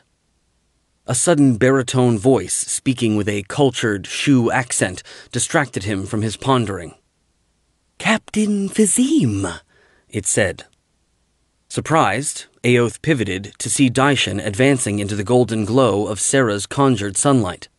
Clad in his customary green coat, the little merchant was so immaculately groomed that he would have cut a strange figure on any battleground, let alone in a warren infested with the vilest creatures and rushmen. Nor were his cleanliness and neatness the strangest things about his sudden appearance. "What are you doing here?" Aoth demanded. The Shu bowed. "The shrewd war mage cuts to the heart of the matter as incisively as I would have expected," he said. "As you may recall, I too possess some knowledge of the occult arts. My explorations revealed that the Hathran's quest had led you and your dauntless allies to the fortress of the half-demon. So naturally, since the undertaking is mine as well, I rushed here by sorcerous means to assist however I can." Aoth snorted and said, "In other words, to stake your claim to at least a couple griffins if you possibly can." Daishan turned up his well-tended hands. "Sympathetic as I am to the difficulties of the Rashemi hosts, I confess that my motives aren't entirely altruistic," he said. "Perhaps, if pressed, even the most valorous of mercenaries might admit the same." "Fair enough," said Aoth. But you're too late to dip your mug in this particular barrel. We don't need you. It's all over but the cleanup. Then I congratulate you, said Daishin. Still, hearing that matters have advanced as far as you say, I find myself puzzled over the particular group of undead I sighted proceeding down a certain passage. From their demeanor, no less than their gear, I assumed them to be powerful creatures of high rank. Enemies one would wish to destroy before proclaiming the current menace ended for good and all. Did you see a big thing that looked stitched together from pieces of different bodies? Sarah asked. Or a witch in a tarnished silver mask? She would have been carrying a staff with antlers on the end? Daishin gave a little nod. In fact, wise daughter of the sun, he said, that's exactly whom I saw. Those 2 and 3 others. Aoth's mouth tightened. He didn't much fancy partnering up with such a glib little eel, but he'd fought alongside worse in his time. If you lead us to the creatures, maybe we can spare you a griffin or 2, he said. Failing that, we'll pay you somehow. So be it, replied the shoe. And now that we've negotiated that, may I recommend haste? We wouldn't want the foe to stray too far from the location where I observed them. One moment, Yeshri said. Extinguishing her mantle of flame, she stepped to the wall and placed her fingertips against it. Aoth knew she was talking to the stone all around them, finding out where the other squads were and how they were faring. Yeshri turned back around. Everything seems to be under control, she said. Good, replied Aoth, looking at Daishin. Now we can go. The shoe led them along a twisting route through vaults and passages that echoed with the cries and clatter of conflict. Watching for signs of trouble, Aoth had to admire the ease with which Daishin negotiated the labyrinth, assuming the traitor wasn't lost. With their bells silenced and their cloven hooves clicking on the floor, 8 stag warriors paced in a line behind their human comrades. Aoth wondered how much they understood what was happening and decided he'd likely never know. In their mute inscrutability, they seemed emblematic of the entire fey and spirit-ridden country. Another turn brought an archway into view and drove such reflections from his mind as he grunted in surprise. Daishin looked back at him. Is something wrong, intrepid captain? He asked. Not wrong, said Aoth. But interesting. Sarah and I saw 3 notches just like that, cut at the top of an arch in the tomb back in the sacred grove. The same crypts, Daishin said, from which, you said, the Durthans and werewolves seemingly emerged, even though you'd established they were empty? Yes, replied Aoth. Well, it gratifies me to be in a position to solve that particular puzzle for you, said the shoe. Watch the arch while I recite the words I heard the scarred creature say.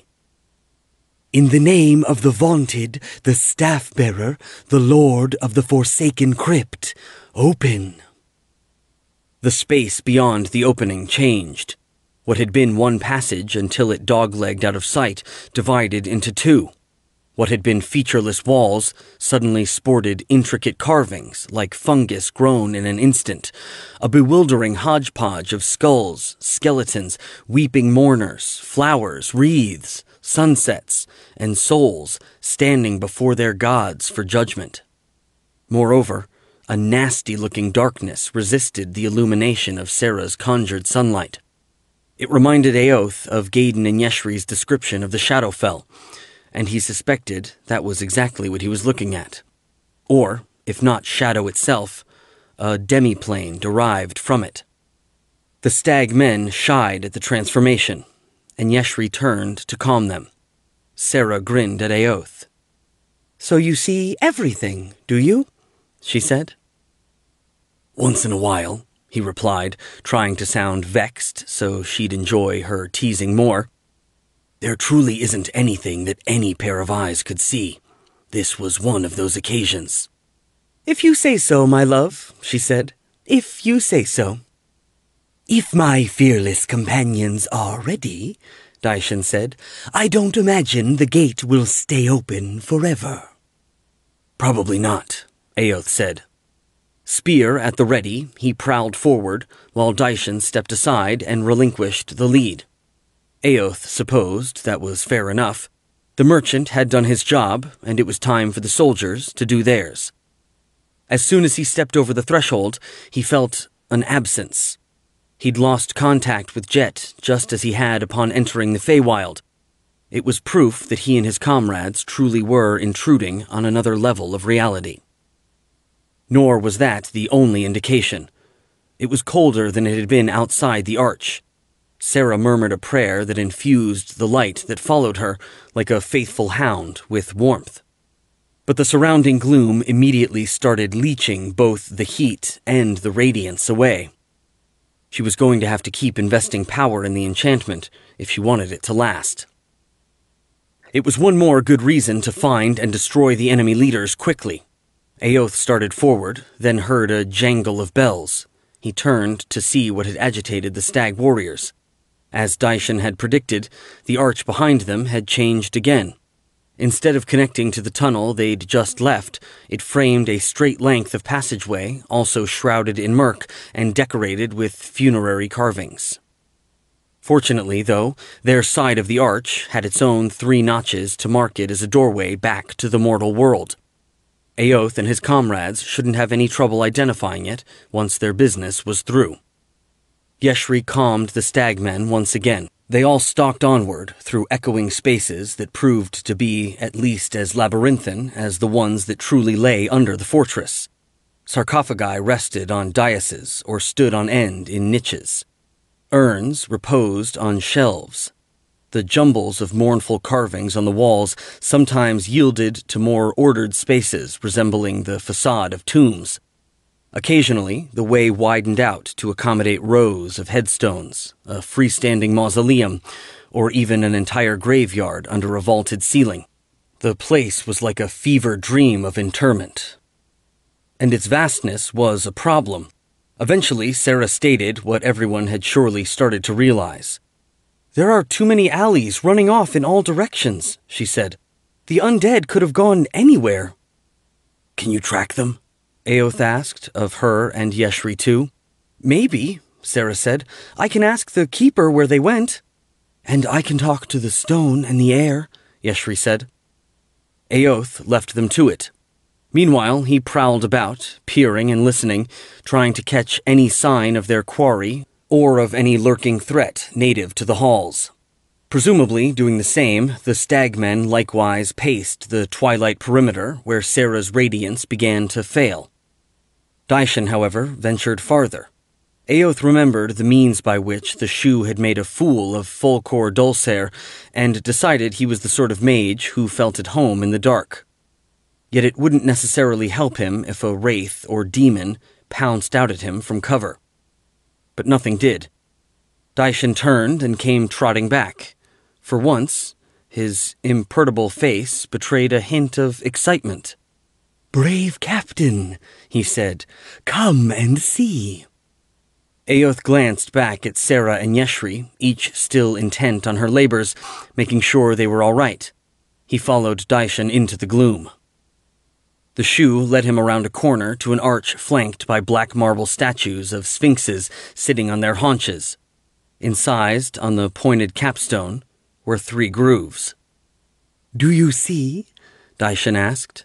"Yes," said Aoth. "Presumably the enemy was making for a different doorway to leave this place. This may well—" The view before him shifted. The arch still opened on a farrago of grim and sometimes bizarre stonework, but it was different stonework. A bas-relief of skeletal Kalemvor enthroned and holding his scales had given way to a row of grimacing demonic heads sticking out of the wall like rain spouts. A sarcophagus big enough for a Fomorian had become steps leading down to a small boat with an empty bed in the center. A craft perhaps destined to wait forever for someone to put a corpse on board, set it ablaze, and shove it out onto the black water beyond the quay. Aoth realized that no one had spoken the words that had supposedly produced such a transformation before. Then he realized Daishan was standing a pace behind him. As he started to turn, something slammed into his head. If not for his helmet, and 100 years of experience in rolling with impacts he couldn't avoid, the blow might well have snapped his spine. As it was, it stabbed pain through his neck and threw him off balance. He struggled to get his feet under him, while Daishan plowed into him like a wrestler intent on bullying his opponent out of the ring. That's a mistake, thought Aoth. He moved his hands up on the haft of his spear and stabbed at the spot where Daishan's neck met his shoulder.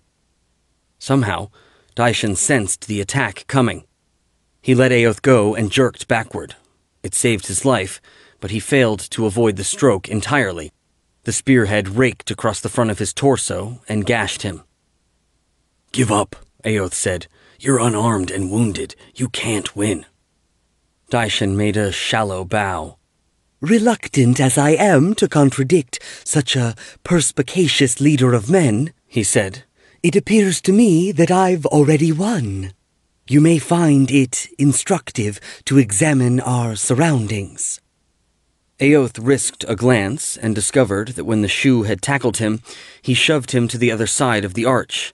Worse, much worse, the view on the side where they'd started had altered too. There was still a tombscape there, but not the same one where he'd left Yeshri and Sarah working their magic. "Does the illustrious war mage understand now?" Daishan asked, the slightest of smiles upturning the corners of his mouth. "Lacking the true secret of the portals, you will wander here alone until you either succumb to thirst or attract the attention of something that resents trespassers. The Sun Lady, the Elementalist, and those peculiar deer men are in essentially the same predicament, although they at least have one another for company." "And I have you," said Aoth, "to cut on until you open the gate again." The Shu inclined his head. "An eminently practical solution," he replied. "If only I were in every sense the true, unique Daishan. But alas, it isn't so. I'm merely a shadow, doomed to fade away no matter what, so neither torture nor murder worries me unduly." "Then why even bother to attack me?" asked Aoth. "Why not just lure us in here, fade, and leave us trapped?" "Again, I congratulate you on the acuity of your mind," said the Shu. "That's an entirely sensible question. The answer is that I neither know all the qualities of this place nor the full capabilities of you and your allies. Pooling your resources, you, Yeshri Cold Creek, and Sarah Orthos might just have found a way out. The two ladies still might, but not you, mighty warrior. Not alone, not when your particular system of wizardry revolves around blasting and smiting, not solving subtle conundrums of metaphysics. And ultimately, it's you who are my competitor for the Griffins." Aoth had the ghastly feeling that Daishan had just told him the truth in every respect. Yet it was possible he was bluffing, that he wasn't really going to melt away, but was instead just waiting for a chance to escape. And even if he wasn't, Aoth very much wanted to hurt him. He snarled a word of power, jabbed with his spear, and hurled darts of blue-green light from the point. The missiles stabbed into Daishan's torso, and he stumbled back against the wall. Aoth lunged after him. The darkness thickened and swirled around the Shu like a black whirlwind. Then, he vanished. Aoth suspected his foe had only shifted a short distance. He whirled, seeking him, and spotted him immediately. But before he could do anything about it, the gloom churned, and Daishan disappeared for a second time.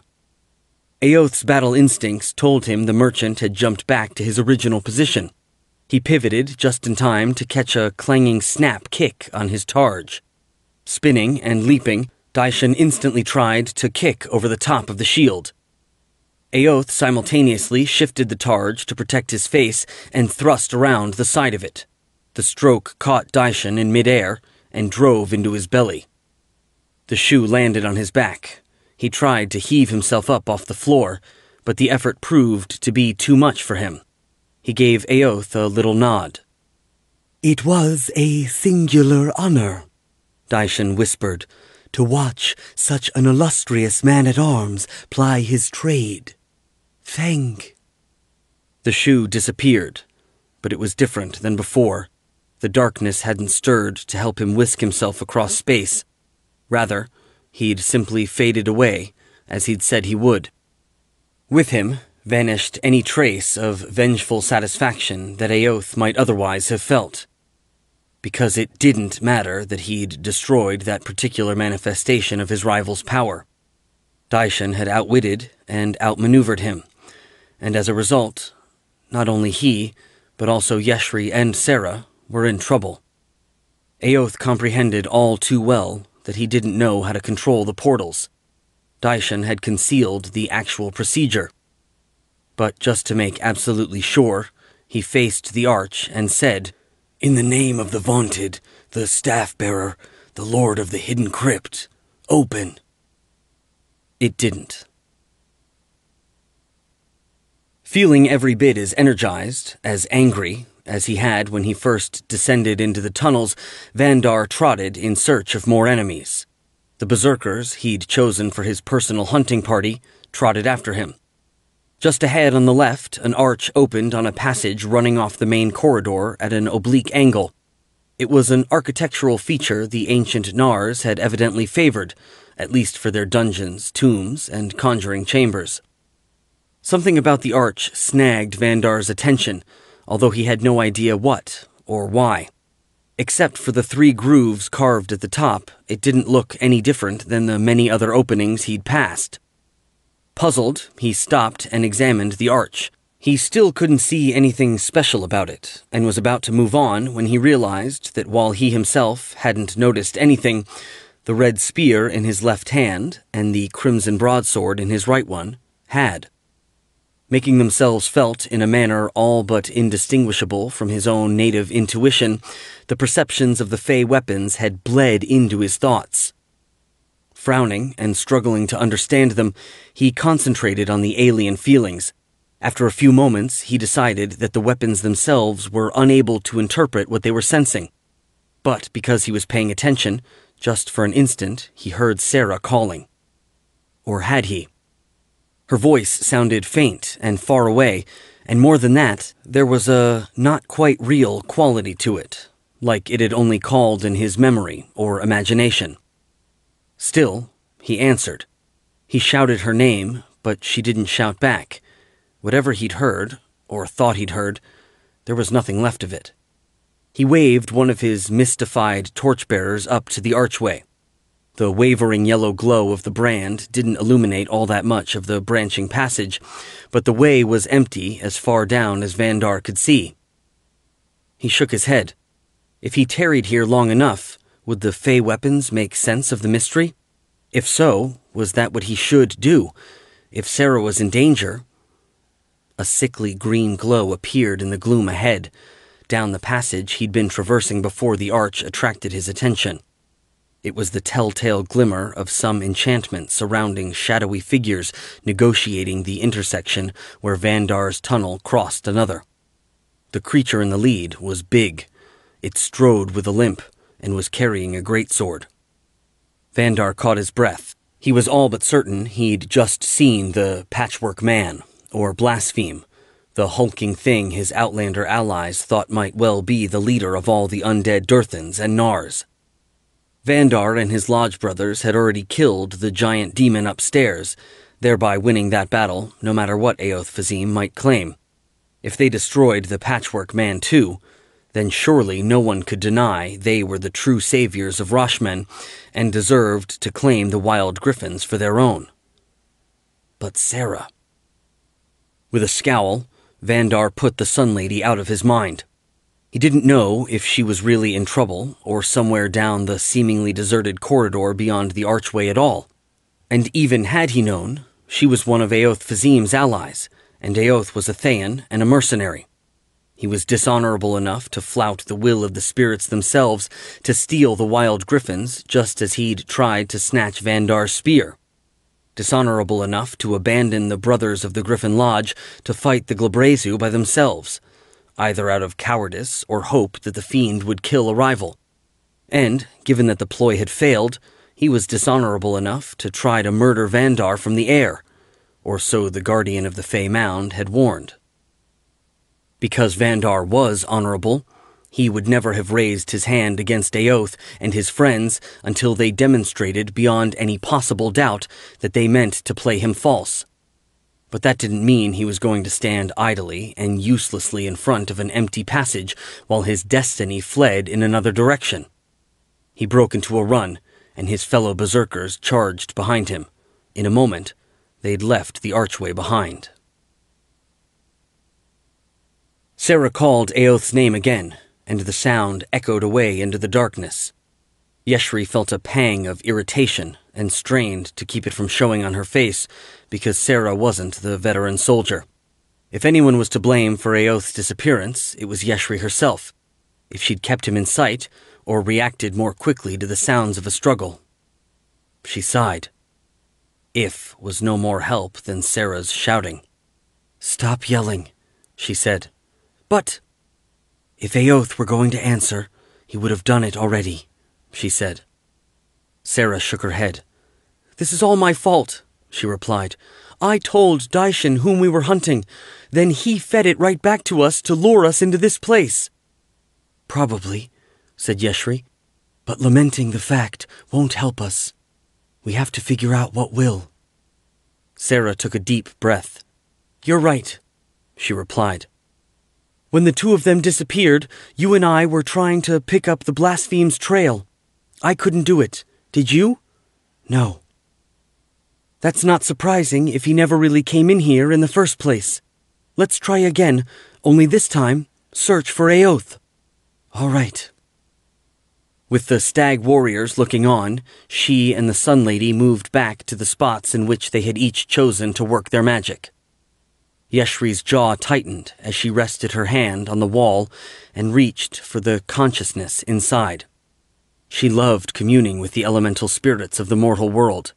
They were pure and simple, not maddeningly complicated and perverse like so many human beings, and they were nearly always friendly and glad to help her. In contrast, the powers of the place they were in, like those of the Shadowfell, were foul to the psychic touch, spiteful, and required coercion to do her bidding. So it was coercion she applied, growling and rumbling words of power in one of the ponderous languages of root hold. The magic chipped and cracked the stone around her until finally, when it had had enough, it told her that it didn't know where Eoth or Daishin was. It took pleasure in her disappointment. Maybe the cold, stale air knew what the stone didn't. Preparing to ask, Yeshri focused her will anew. Sarah abandoned her murmuring chant and said, "I can't find them."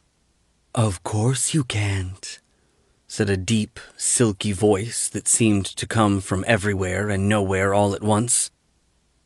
"How can a mentor shed his light on secrets in a place where the yellow sun never shines?" As if to validate that statement, gloom smothered the glow Sarah had conjured to light their way, not slowly as it had been doing all along, but as fast as a strong man strangling a kitten. With a jangling of bells, the stag warriors leveled their weapons and pivoted this way and that. Yeshri called flame from the core of her and concentrated its essence in the head of her staff. And something awful came out of the dark. Chapter 14. With their torches burning and their racing feet thumping the floor, Vandar and his lodge brothers had little hope of taking the patchwork man and his minions by surprise. When they drew near, he confirmed that it wasn't going to happen. The walking dead and their haze of green phosphorescence had stopped and turned to make a stand at a spot where the corridor widened out into a pentagonal chamber.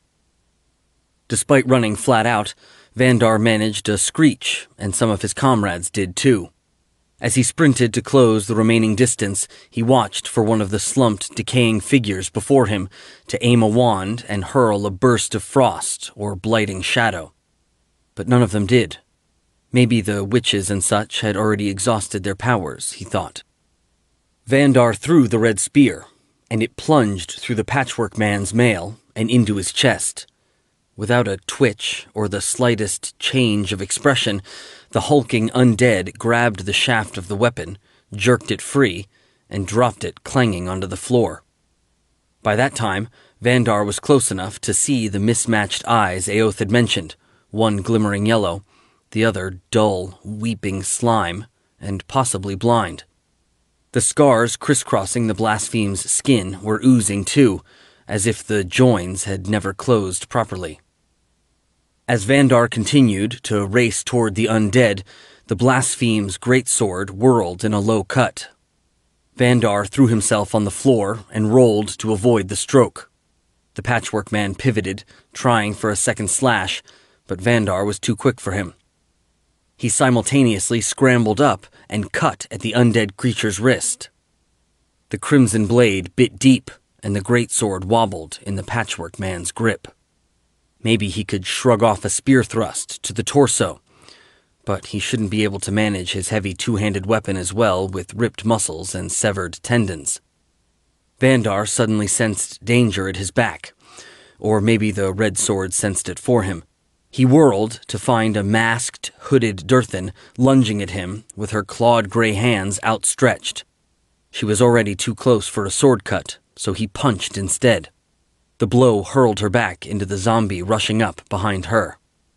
His defense only stopped them momentarily, but in that moment, Vandar's brothers caught up with him. They hurled themselves at the lesser undead and freed him to concentrate on the patchwork man. As he spun back around, the greatsword swept down at his head. He wrenched himself aside and cut at the blaspheme's undamaged wrist. Again, the red sword cut deep. Even after that, the patchwork man somehow kept his grip on the greatsword's hilt, but he could barely aim his attacks, and his parries and recoveries were slow. Hating him, riding the rage, Vandar circled him and slashed him to pieces. A couple of lesser undead survived their master, but only by a heartbeat or two. Then the warriors of the Griffon Lodge disposed of them as well. Jet approached the storm of vengeance from high above, the safest and stealthiest way to do it. He wasn't sure of a hostile reception, but there was ample reason to be wary of Mario Bez and his crew. The Howrowan had the scruples of a hungry rat. He was Aoth's rival in the competition for the wild griffins, and his appearance at the fortress of the half-demon was as unexpected and possibly as unfortunate as... Daishin? As a member of a more sensible species, Jet was largely immune to the feelings of incredulity and self-doubt that afflicted humankind. What he saw, and what he knew. But he found himself peering more closely at the elevated bow of the storm to make sure the darkness wasn't playing tricks on him. It wasn't, so he studied the skyship. His experience with any sort of ship was happily limited. Like all griffins, he had little use for the sea, but he understood the danger of colliding with any part of the complex web of rigging and sails. The results could easily be fatal. It was helpful that Daishin was at the end of the vessel rather than somewhere in the middle, but it didn't eliminate the hazard entirely. Jet decided on the trajectory he wanted and wheeled to the start of it. Then he furled his wings and dived. Despite the darkness, one of the crew saw him swooping in and shouted, but no one had time to react to the cry. An instant later, Jet's talons closed on Daishin, where he stood peering down at the benighted stronghold with Bez. He jerked the merchant off his feet and carried him over the far rail. Beating his wings to regain the high air, the Griffon rasped, "Where is Captain Fazim?" Daishin took a moment to reply. Maybe he needed to get past the shock of what had so abruptly befallen him. "With all respect, majestic commander of the skies," he eventually said, How would I know? I've only just arrived. Jet closed his talons tightly enough that Daishan gasped and stiffened. Don't lie to me, the Griffin said. Aoth and I are linked mind to mind. I saw you take him and the others through the gate into Shadow. He's still gone, but somehow you're here. Tell me what happened. It's fairly involved. I fear we may not have time. Stop stalling. Bez can't help you now. Nor am I certain that doing so is foremost in his mind. If my mighty captor can climb or distance himself from the ship any more quickly, I respectfully advise it. Mario Bez considered himself keen of eye and quick of mind. Still, though the huge black griffin had swooped within an arm's reach of him, he'd barely glimpsed it as it snatched up and carried off Daishan. Still, a glimpse had sufficed, and fortunately, given that the storm had reached her destination, all hands were at their battle stations. "Ready the catapults and ballistae," he called. The artillerymen scrambled to obey. Melmer made sure the team under his immediate supervision was performing as it should be, then leered up at the forecastle. The Griffin thinks we won't strike at it for fear of killing the Theskian, too, he called.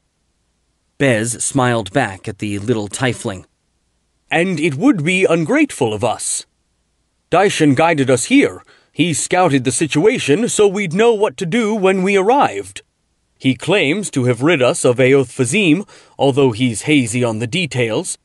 Still, we wouldn't want him to take it into his head to blackmail us with what he knows. And the Thayan's talking steed poses a similar threat. It could tattle on us too.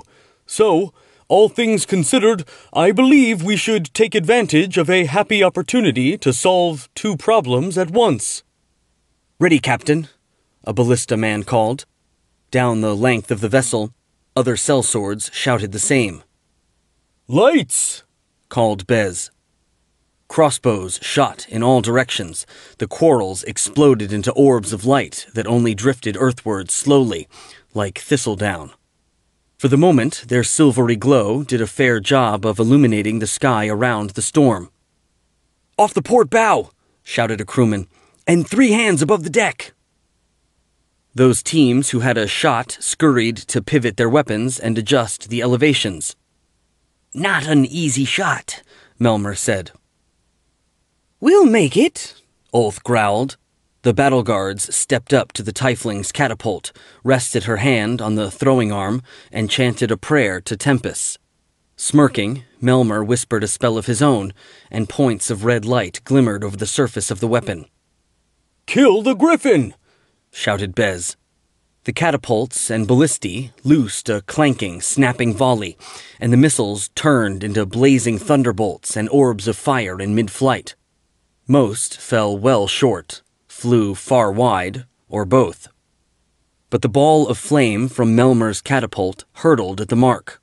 Plainly perceiving the danger, the black griffin lashed its wings and dodged out of the way.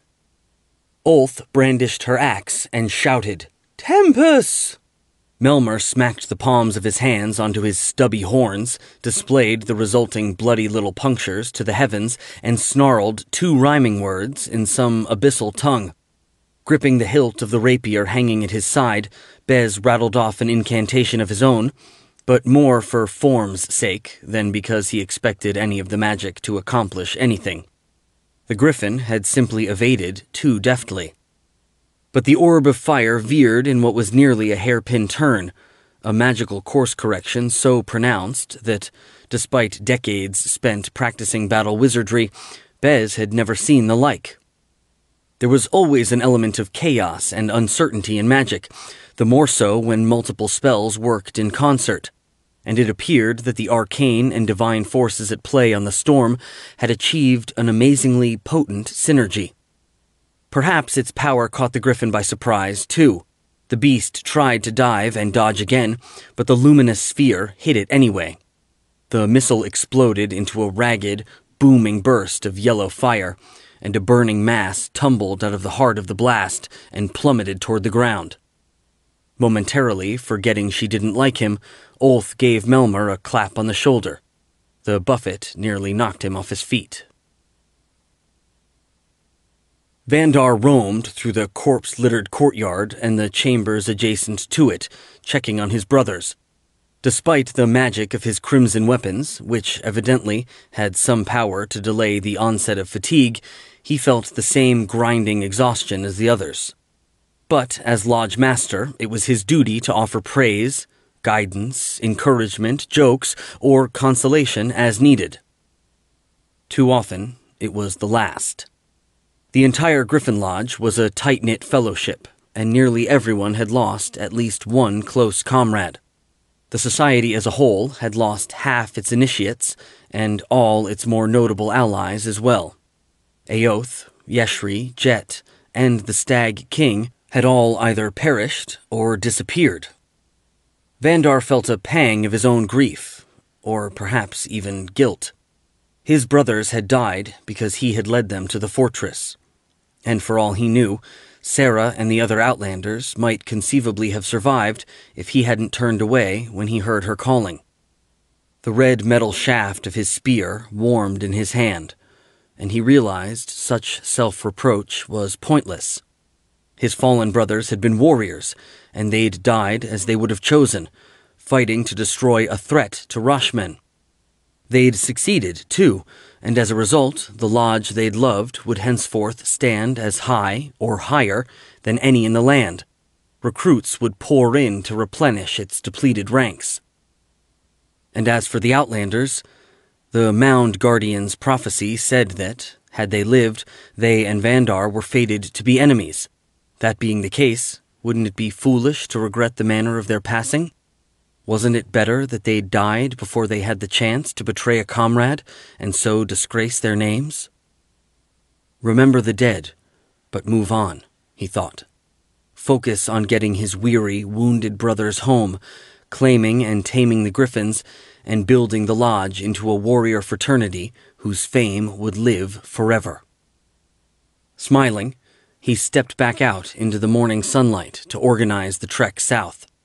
And then he faltered, because 5 stag warriors were waiting in front of the doorway, their brown eyes fixed on him. Vandar had been so busy seeing to the needs of his own people that he'd half forgotten the Fae.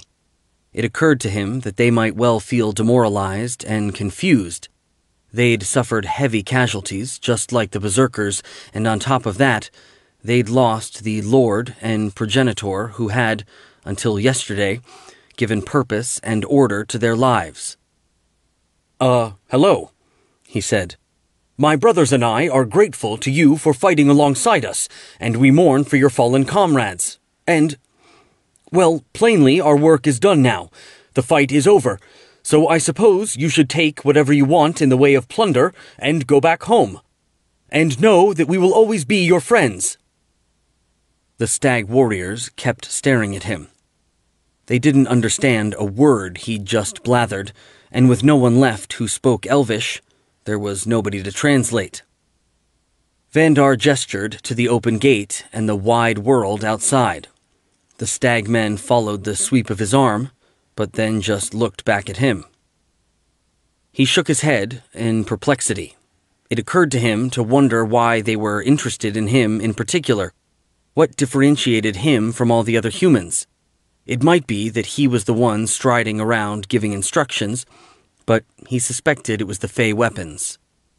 He lifted the red spear to display it. The stag warriors bobbed their heads and rang the bells in their antlers. All right, Vandar said. Understand, I'm not commanding you to do this. You really are free to go home. But if you want to come with me and my brothers, when we move out, you can.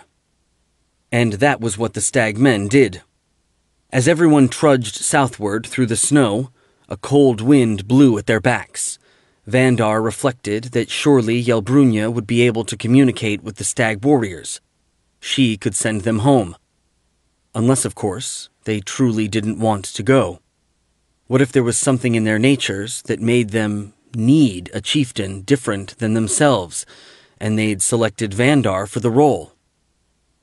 He supposed that the lodge would have to make accommodations for them and fetch their females and childrens to join them in Imilmar. Just think how feared and famous he and his brothers would be if they had griffins to ride into battle and a band of fey archers for allies. He imagined that intriguing possibility for several strides before he felt a throb of warning from his spear and sword. A heartbeat later, one of the men behind him shouted. Vandar turned. With her sails billowing and canvas wings spread, the storm of vengeance was flying out of the northeast like a dragon. The she-demon figurehead leered down at the folk on the ground, as did the crimson skull on the flapping ensign. Looking up from below, it was all but impossible to make out what the sellswords aboard the ship were doing. But Vandar's every instinct screamed that they were attacking. That, and not Aoth and Jet striking at him from the air, was what the Mound Spirit's warning had pretended. In that moment of ghastly clarity, Vandar even understood exactly why it was happening. The Griffin Lodge and its allies had destroyed the undead threat to Rashmen. But if Mario Bez and his crew killed the victors, they could steal the credit and the prize for the victory. Vandar cast about. There was nowhere on the rolling scrubland to take cover. The mercenaries had evidently hidden their ship until their prey had marched away from the relative safety of the fortress, then flown after them to catch them in the open. And what could the exhausted warriors on the ground do about it? Men who'd been riding in litters or limping along using their spears for crutches struggled to stand on their own 2 feet. Others screeched hoarsely, struggling to raise the fury one more time, and hefted the javelins they surely realized could never reach the enemy in the sky. The stag men with their longbows might do a little better, but not enough for it to matter. Vandar gripped his spear and the hilt of his sword. "You're magical," he silently pleaded. "With the wizards and the Sun Lady gone, you're the only magic we have left. Do something. Tell me what to do." But the weapons didn't answer, at least not in any way he could perceive, and he realized that, powerful though they were, they couldn't grow wings on his back. The storm of vengeance swooped in at an angle to the road, and the travelers strung out along it. A round object arced over the ship's side. When it hit the ground, it exploded into a cloud of green vapor. Those touched by the fumes fell, retched, and thrashed for a moment, and then lay still. A deafening sound knocked down other warriors. Bleeding from their ears and noses, some of them did try to get up again, but only a single stag warrior succeeded. Javelins and arrows flew up from the ground, but as impotently as Vandar had expected. He remembered his fantasies of just a few moments before, and despised himself for them, because he was never going to lead his brothers to glory. By the time the pale sun reached its zenith in the gray winter sky, the Griffin Lodge would be extinct. He reached down inside himself to find his own rage, for after all, what else was there to do? Epilogue. Aoth didn't know how long he'd wandered through the dark, silent labyrinth of tombs, graveyards, and funerary sculpture. Long enough for thirst to dry his throat. Long enough, maybe, for the struggle beneath the fortress of the half-demon to grind to an end in one way or another. Long enough for Sarah and Yeshri to come to grief. At the thought of them trapped in the cold, dead maze like he was, maybe fighting for their lives against creatures like the ones Daishan had hinted at, his jaw clenched. Suddenly, he couldn't believe he'd resigned himself to losing Sarah if her calling led her to a high priestess's throne. Surely they could find a way to be together, even if it was only for part of the year. Nor could he credit that he'd proceeded so gingerly when looking into Yeshri's transformation. True, she hated talking about intimate matters, but he couldn't just watch and wait if something truly bad had happened to her, especially if it wasn't over. Things got away from me, he thought, because the last couple of years were hard.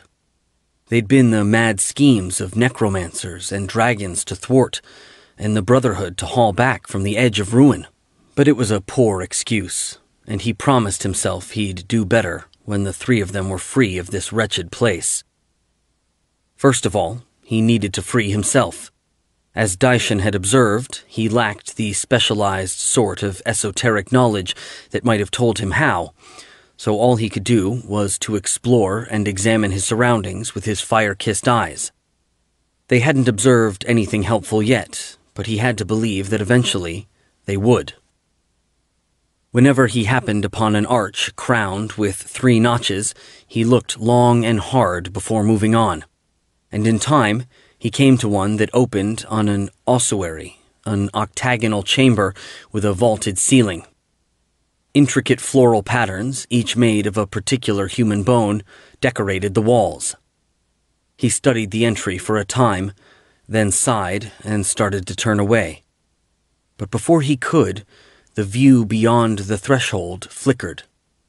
It became a more modest vault, with 6 stone sarcophagi on pedestals, and the space was only dark for want of light, not choked with the cold, vile murk through which he'd been moving. But it stayed for only an instant before reverting to the crypt of bones. Aoth's hand tightened on his spear. He'd heard of such a thing. It generally took the right trigger, the right magic, to open a doorway where 2 worlds touched. But occasionally it happened spontaneously, or in response to some cosmic phenomenon like a particular phase of the moon. Such an event had trapped Gaiden and Yeshri in the Shadowfell, and, unless he was mistaken, another one had just occurred in front of him. He resolved that when the arch changed again, he was going through. He realized there were 2 potential problems with that idea. The first was that, for all he knew, the gate might not reopen any time soon. The other was that when it did, it only stayed open for a heartbeat. If he couldn't make it all the way through before it snapped shut again, it would cut him to pieces. But to the abyss with defeatist thoughts like that, he thought. He poised himself in front of the arch like a runner waiting for the starting bugle. And then he waited. He waited until his muscles ached from standing still, and despite the urgency of his task, his attention tried to wander like a dog tugging at the leash. He stretched, used the magic of his tattoos to refresh his body and mind, and locked his focus where it needed to be. Suddenly, the 6 sarcophagi reappeared. Aoth lunged forward so explosively that he couldn't stop in time to keep himself from banging his knee on one of the sarcophagi, and a bolt of fiercer pain told him he'd somehow stressed his sore neck. But he was through. He looked back and saw that the arch now opened on a corridor that was simply dark, not filled with the festering gloom of the maze. As he prowled down the passage, spear and targe at the ready, he listened for sounds of those he'd left behind in the mortal world, for talks, shouts, screams, the clash of blades on shields, the boom and crackle of battle magic, or the chiming of the stagmen's bells. But there was none of that, and after he had passed several other vaults and rounded a corner, he spotted sunlight up ahead. It was spilling through the bars of a wrought iron gate. Aoth charged his spear with power and used it as a pry bar to break open the lock. He warily stepped out of the mausoleum into a graveyard for humbler folk. The snow here was gray with ash, and although imposing, the castle surrounding the graveyard had the same sooty appearance. As was only natural, Aoth couldn't see much of the surrounding mountains. The walls of the citadel blocked them out, but the red glow of the volcanoes reflected off the leaden clouds. Appalled, he now understood why he hadn't heard any traces of his comrades or their enemies. It was because he was nowhere near the fortress of the half-demon. He wasn't even in Rashman anymore. He was back in Thay.